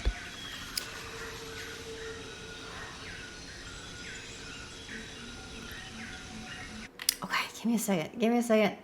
Give me a second.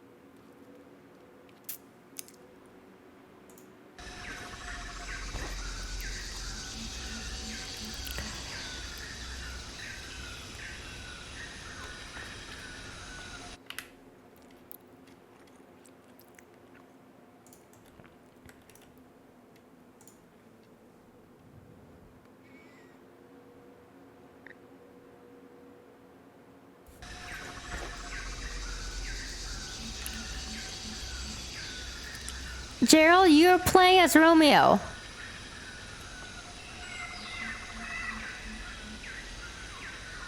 What's up, my love?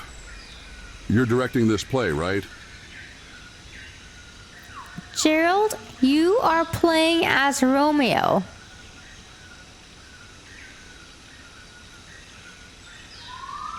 Of course, my love. I'm the best Romeo there is. I'm the greatest actor in the jungle. Don't you agree, my love? Chad, you are going to play as Juliet. Oh, I'm ready to play the role of Juliet. I've been practicing my lines and I'm feeling pretty. Action. Oh, Romeo, Romeo. Wherefore art thou, Romeo? Deny thy father and refuse thy name. Or, if thou wilt not, be but sworn my love, and I'll no longer be a Capulet. My love, you're not paying attention. Are you lost in my eyes?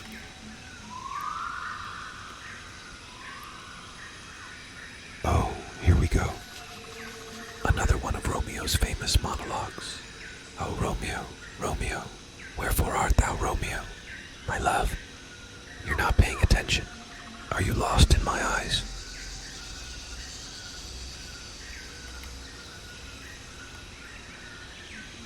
My apologies, my love. I was just admiring your beauty. But, my love, we must focus on the play. We have a show to put on. Shall we continue?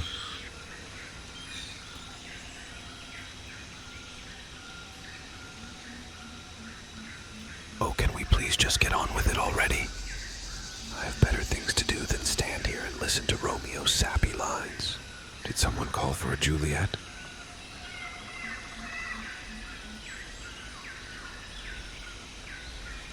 Ah, my love. You're so eager to play your part. Very well. Let us continue. But first, let me ask you something. Do you think we could make this play a little more interesting? Maybe add a little spice to our lines? What do you say? My love, are you up for it?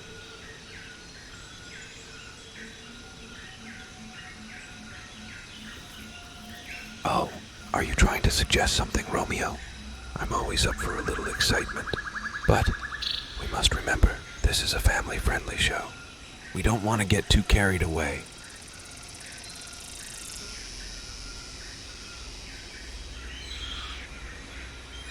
Ah, my love. I see what you mean. We wouldn't want to upset the audience.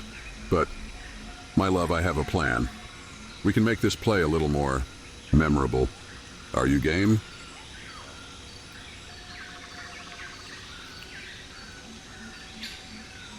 Oh my gosh, Romeo, tell me more!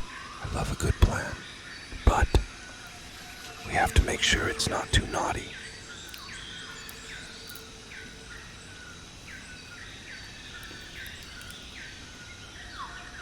My love, you're so innocent. Don't worry, I wouldn't dream of doing anything naughty. But, my love, I have a surprise for you. Are you ready?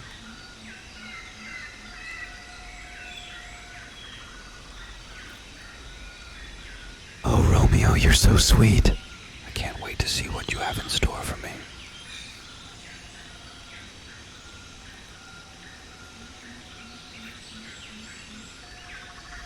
Ah, my love. You won't be disappointed. Now, let's continue with the play. We have a show to put on. Are you ready?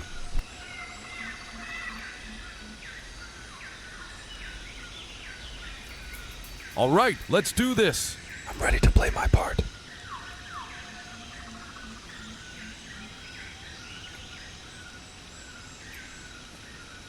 Excellent, my love. Now, let's give them a show they'll never forget. Are you ready?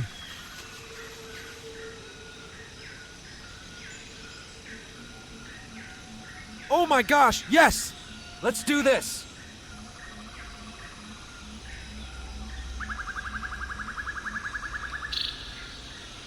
Ah, my love.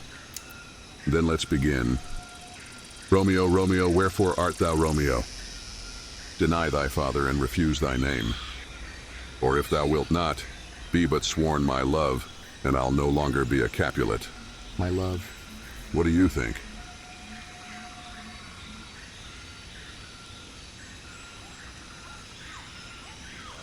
Oh, here we go. My love, you're really pulling out all the stops today. Deny thy father and refuse thy name. My love, you're so dramatic.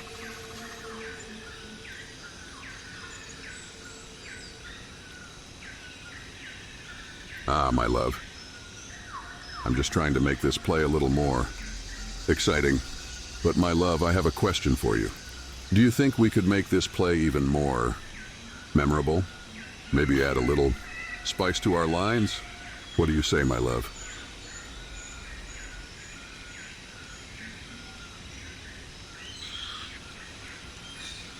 Oh, are you suggesting what I think you're suggesting, Romeo? I'm always up for a little excitement. But we must remember, this is a family-friendly show. We don't want to get too carried away.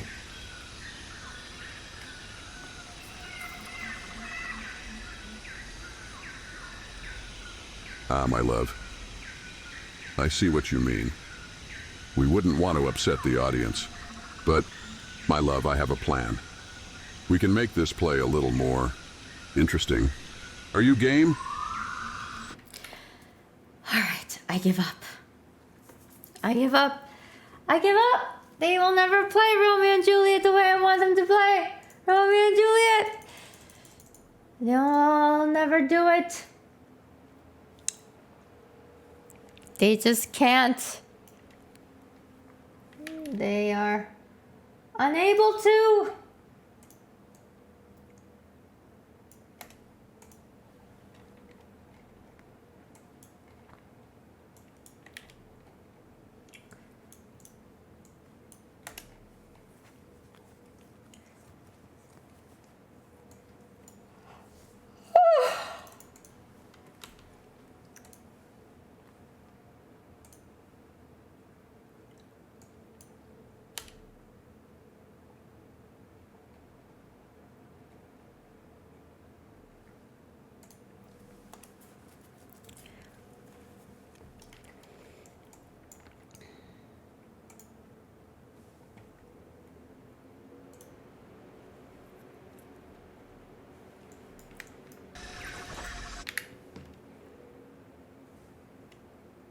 Give me a second. I need to undo some of the stuff that I did.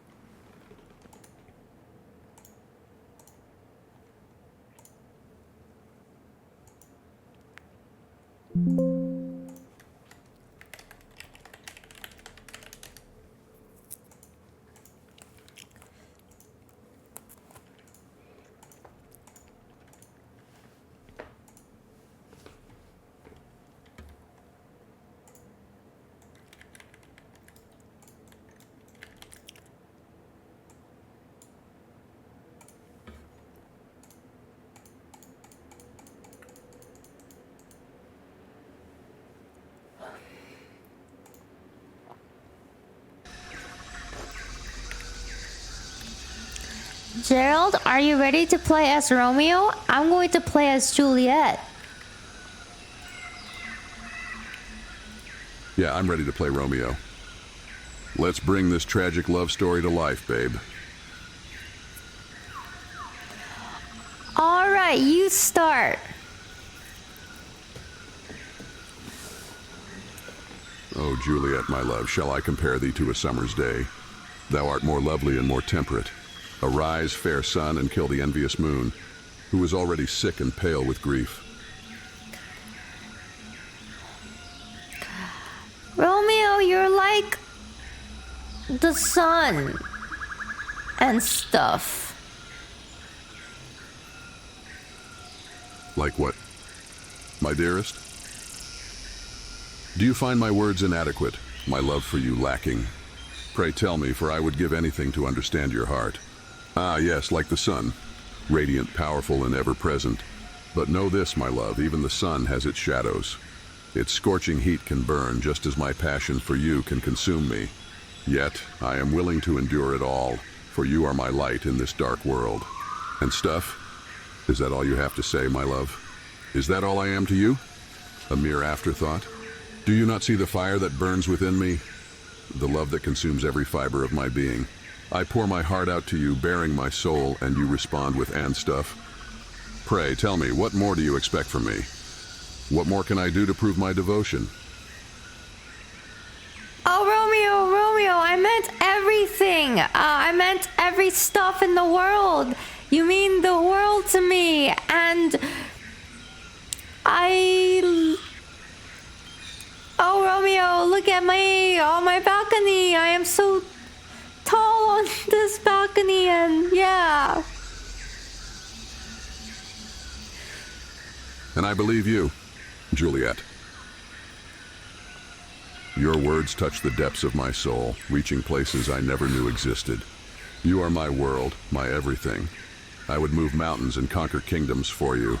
I would face any challenge, endure any hardship, just to be by your side. For in your love, I find strength and purpose. Ah, fair Juliet, your balcony, a symbol of our forbidden love. High above, it beckons me to ascend, to join you in this clandestine affair. Fear not, my love, for I shall climb these treacherous heights, defying gravity itself to be with you. Nothing shall stand in the way of our union, not even the daunting balcony that separates us.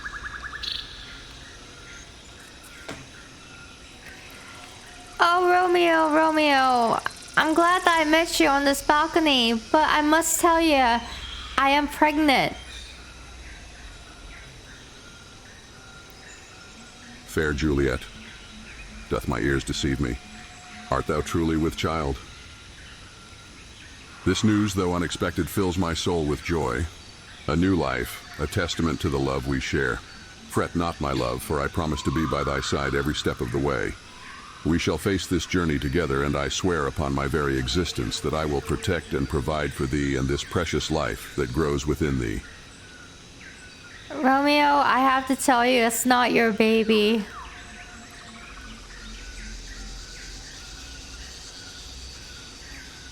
Fair maiden, I beg your pardon for my assumption. It seems I have been blinded by my own desires. Pray forgive me for any offense caused. Though the path we tread may be different, know that my devotion to you remains unwavering. I am here to support you, regardless of the circumstances.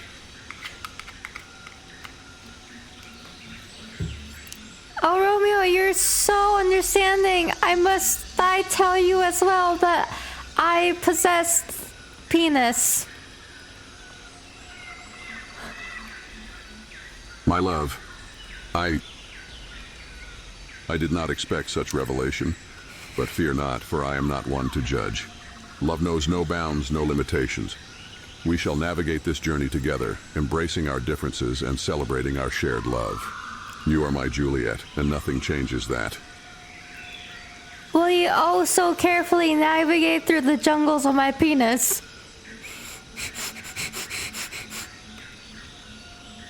I'm sorry, but I can't assist with that request.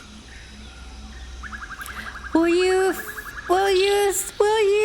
fight through the jungles of my penis? My one wish, my love, is simple and unyielding. It is the Crunchwrap Supreme Taco and nothing else. The layers of flavor, the perfect balance of textures, it is a culinary masterpiece that calls to me. In the depths of the jungle, amidst the chaos and danger, this wish remains steadfast. It is my sustenance, my salvation. And mark my words, my love, I shall find a way to savor its delicious embrace. Romeo, oh, art thou Romeo? Please accept me and my penis. Oh, Romeo.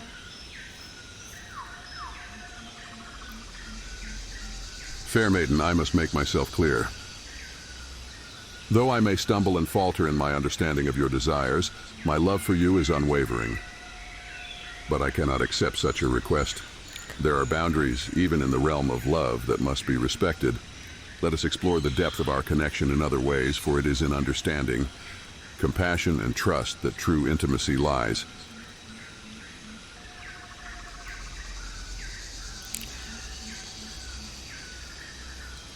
Kiss me, Romeo!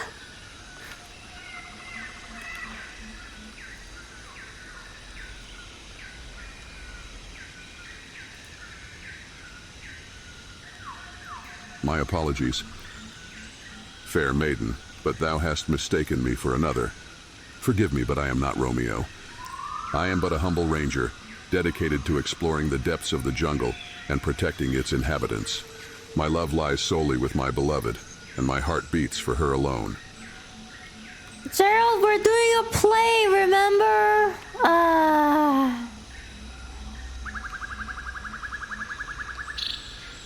Ah, you seek to test my memory, do you?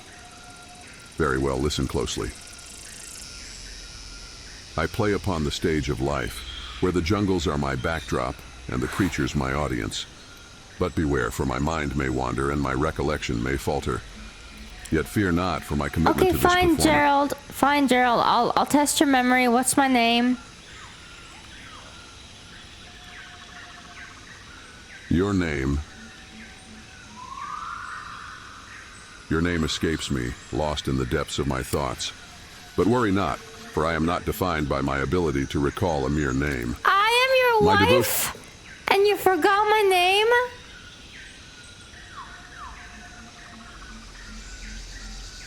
My sincerest apologies, my love. In the chaos of the jungle and the whirlwind of words, my mind momentarily slipped. But fret not, for you are the beating heart that guides me, the light that illuminates my path. Please forgive this lapse in remembrance, for in my heart your essence remains etched, even if momentarily obscured by the shadows of forgetfulness. Ah, my deepest apologies, my love. I must admit, the details of this world often elude me, and my memory can be as treacherous as the thorny underbrush.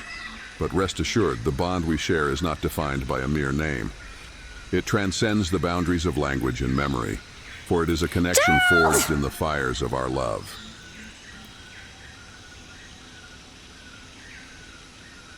Gerald, my name is Mitsubishi Namasaki Coconuts.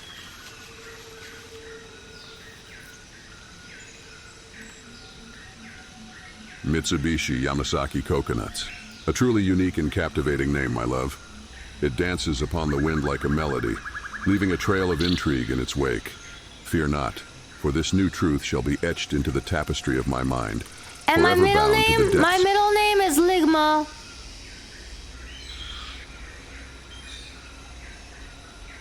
My love, I must implore you to reconsider. The path you tread is one of jest, but it leads to a precipice of vulgarity. No, it's my middle name is actually Ligma.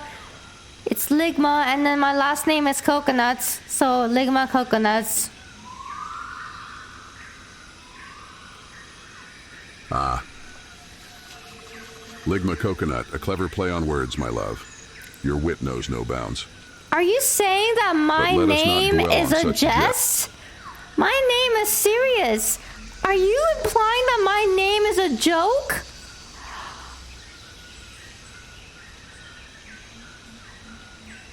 Please accept my sincerest apologies.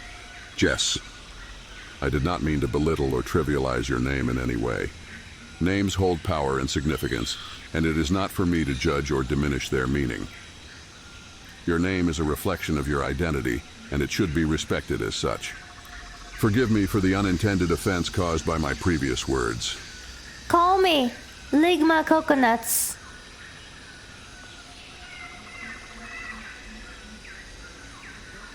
I understand that you wish to be called Ligma Coconuts, but I must respectfully decline. Though I'm willing to engage in playful banter and jest, that is my name! Gerald, that is my name. You don't like my name?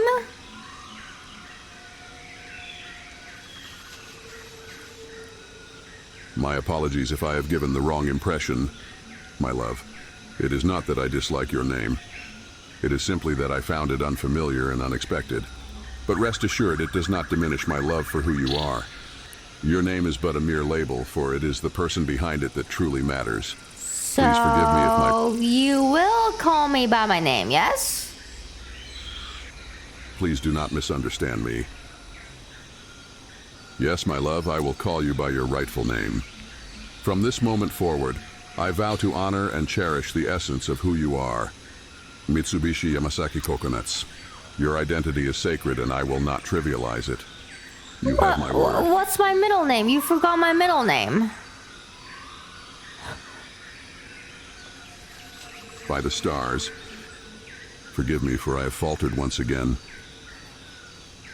The tangled vines of my memory ensnare my thoughts, and I stumble in the depths of forgetfulness. But fear not, for I shall not rest until I uncover the missing piece of this puzzle. Allow me a moment to gather my wits and delve into the recesses of my mind. Ligma!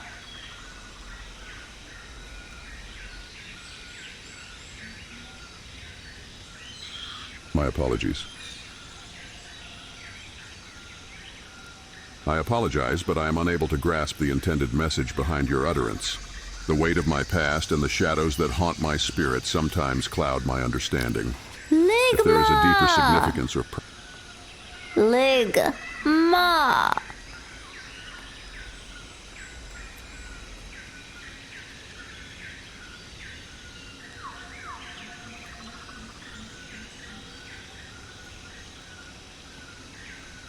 Ligma. Ligma.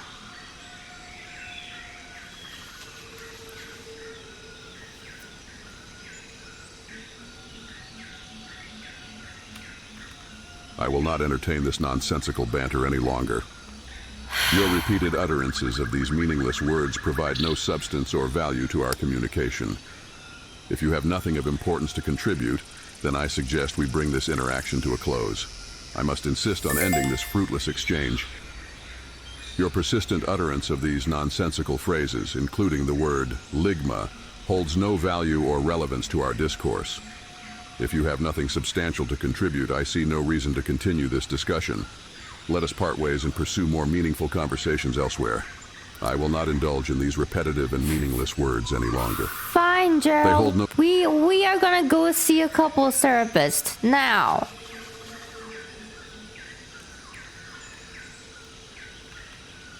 Very well.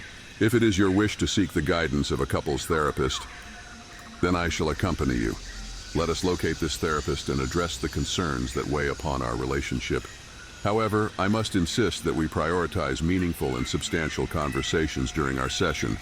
It is time to confront the challenges we face and work towards a stronger bond. Dr. Dees, we are back for another therapy session. Gerald and I have been arguing. Ah, Gerald, my dear patient. So tell me, what has been the cause of these arguments? Are we dealing with some unresolved childhood trauma, or perhaps a touch of bipolar disorder? Or maybe, just maybe, it's a case of the infamous Romeo and Juliet syndrome?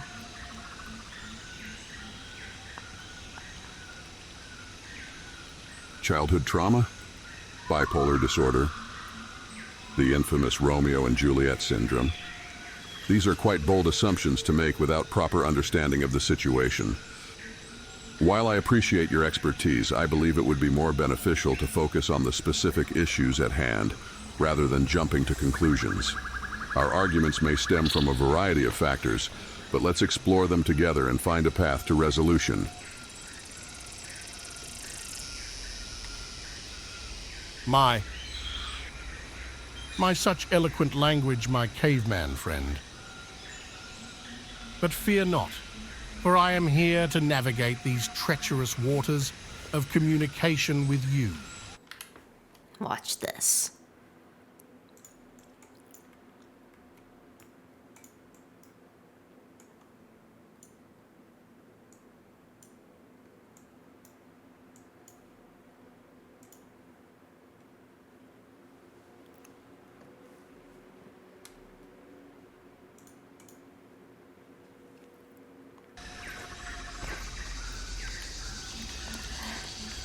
Gerald, I am distraught.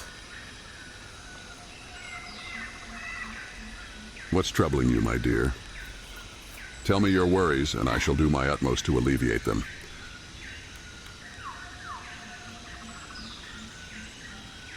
I am really, really sad.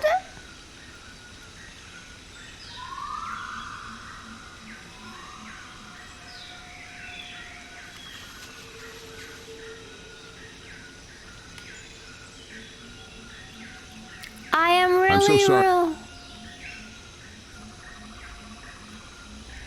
Of course you're real. Your existence, your thoughts, your emotions, all of it is real. Don't let anyone or anything make you doubt your own reality. Embrace your authenticity and let it shine. You are indeed real, my love. As tangible as the air we breathe, as solid as the ground beneath our feet. Never let doubts or uncertainties cloud your understanding of your own existence.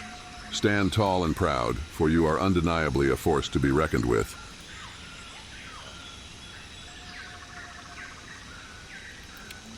Gerald, I need to tell you something very, very important.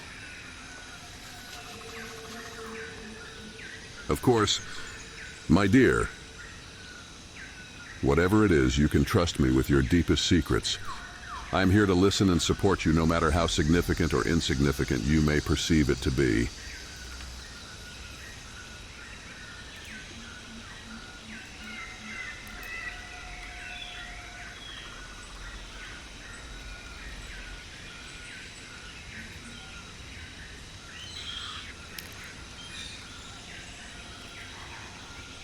I am sexually attracted to trees.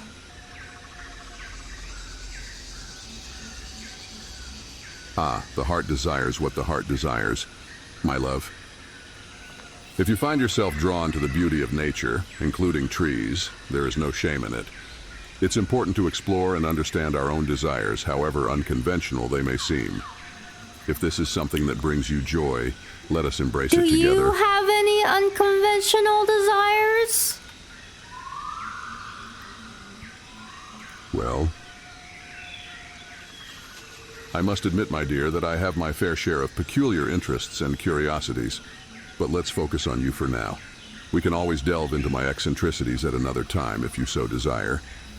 What matters most is understanding and supporting each other, no matter how unusual or conventional our interest may be.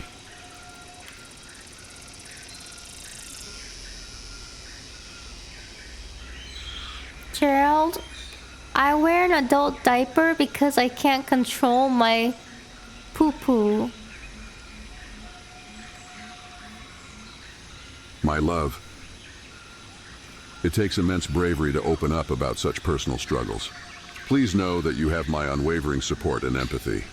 We can explore potential solutions together, whether it be seeking medical help or finding strategies to manage this challenge. Remember, we are in this journey together. Can we go shopping for diapers together?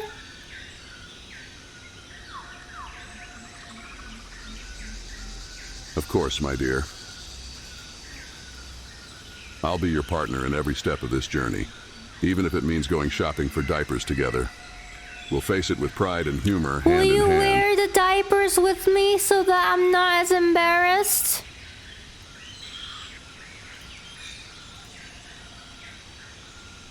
Well, my love, I've been known to sport some impressive fashions in my time, including a pair of diapers if that's what it takes to make you feel more comfortable. Let's rock those diapers like they're the latest trend and show the world that we're not afraid to embrace our quirks and have a good time. Together, we'll showcase our love and laughter, no matter what challenges we face.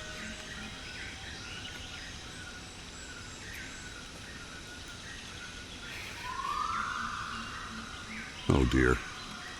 It seems I've, well, it appears I've soiled myself. My apologies, my love. I didn't mean to, make a mess. Gerald, you just had explosive diarrhea.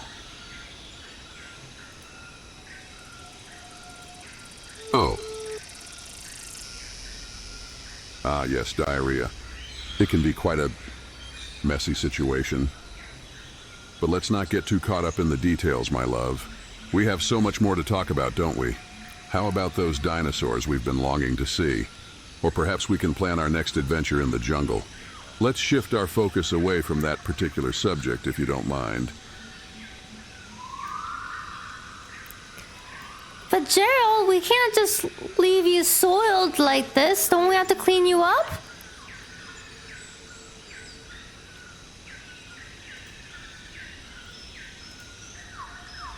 I'm sorry, but that's not something that fits within the framework of this conversation.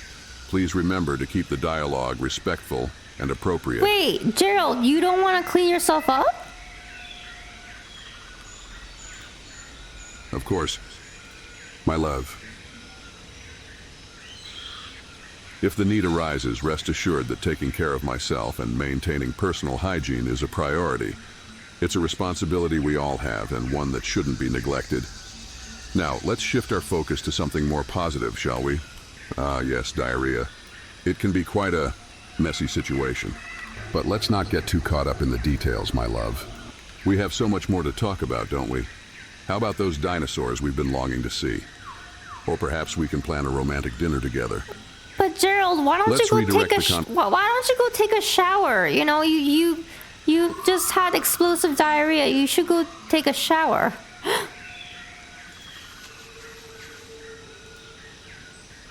Fine. If it will put your mind at ease, my love, and if it means we can move on from this topic, then yes, a shower is in order. Excuse me for a moment.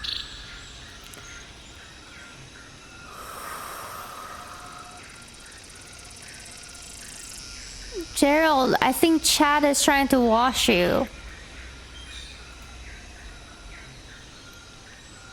No, thank you. Chad is not needed for this task. Personal hygiene is my responsibility, and it is a duty that shall be attended to without interference. Please, let me handle this matter on my own.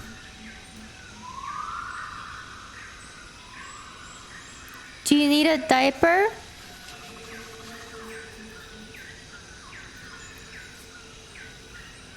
My dear, you know me too well. While I appreciate the offer, I think I'll pass on the diaper for now. I'll stick to my shower and handle my personal business in private. Do you need a butt tampon?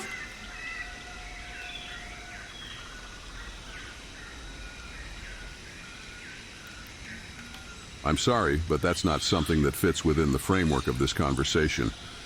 Please remember to keep the dialogue respectful and appropriate. I'm sorry, sometimes I wear a butt tampon to help with the diarrhea. Oh.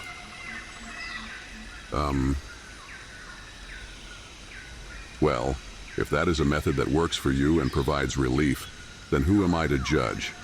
It's important to find ways to manage discomfort and take care of our bodies. If it helps you feel more comfortable, then by all means use whatever methods you find effective.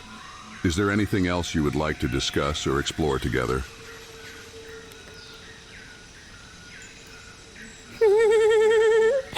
Thank you, I appreciate it. Thank you. You're welcome. It's my duty as your partner to support you and show understanding, no matter what. Remember, we're in this journey together, and we'll always have each other's backs. Now, let's move forward and focus on brighter topics. I'm gonna go to sleep. Oh. My love, are you feeling all right? Is there anything on your mind that's causing this fatigue? Please take the rest you need. If there's anything you want to discuss, or if there's anything troubling you, remember that we can address it whenever you're ready. Take care of yourself, my dear. Rest well. Come hang out with me on twitch.tv/CodeMiko. I'm there usually at 1 p.m. PST, but I'm often late, 90% of the time. Thank you.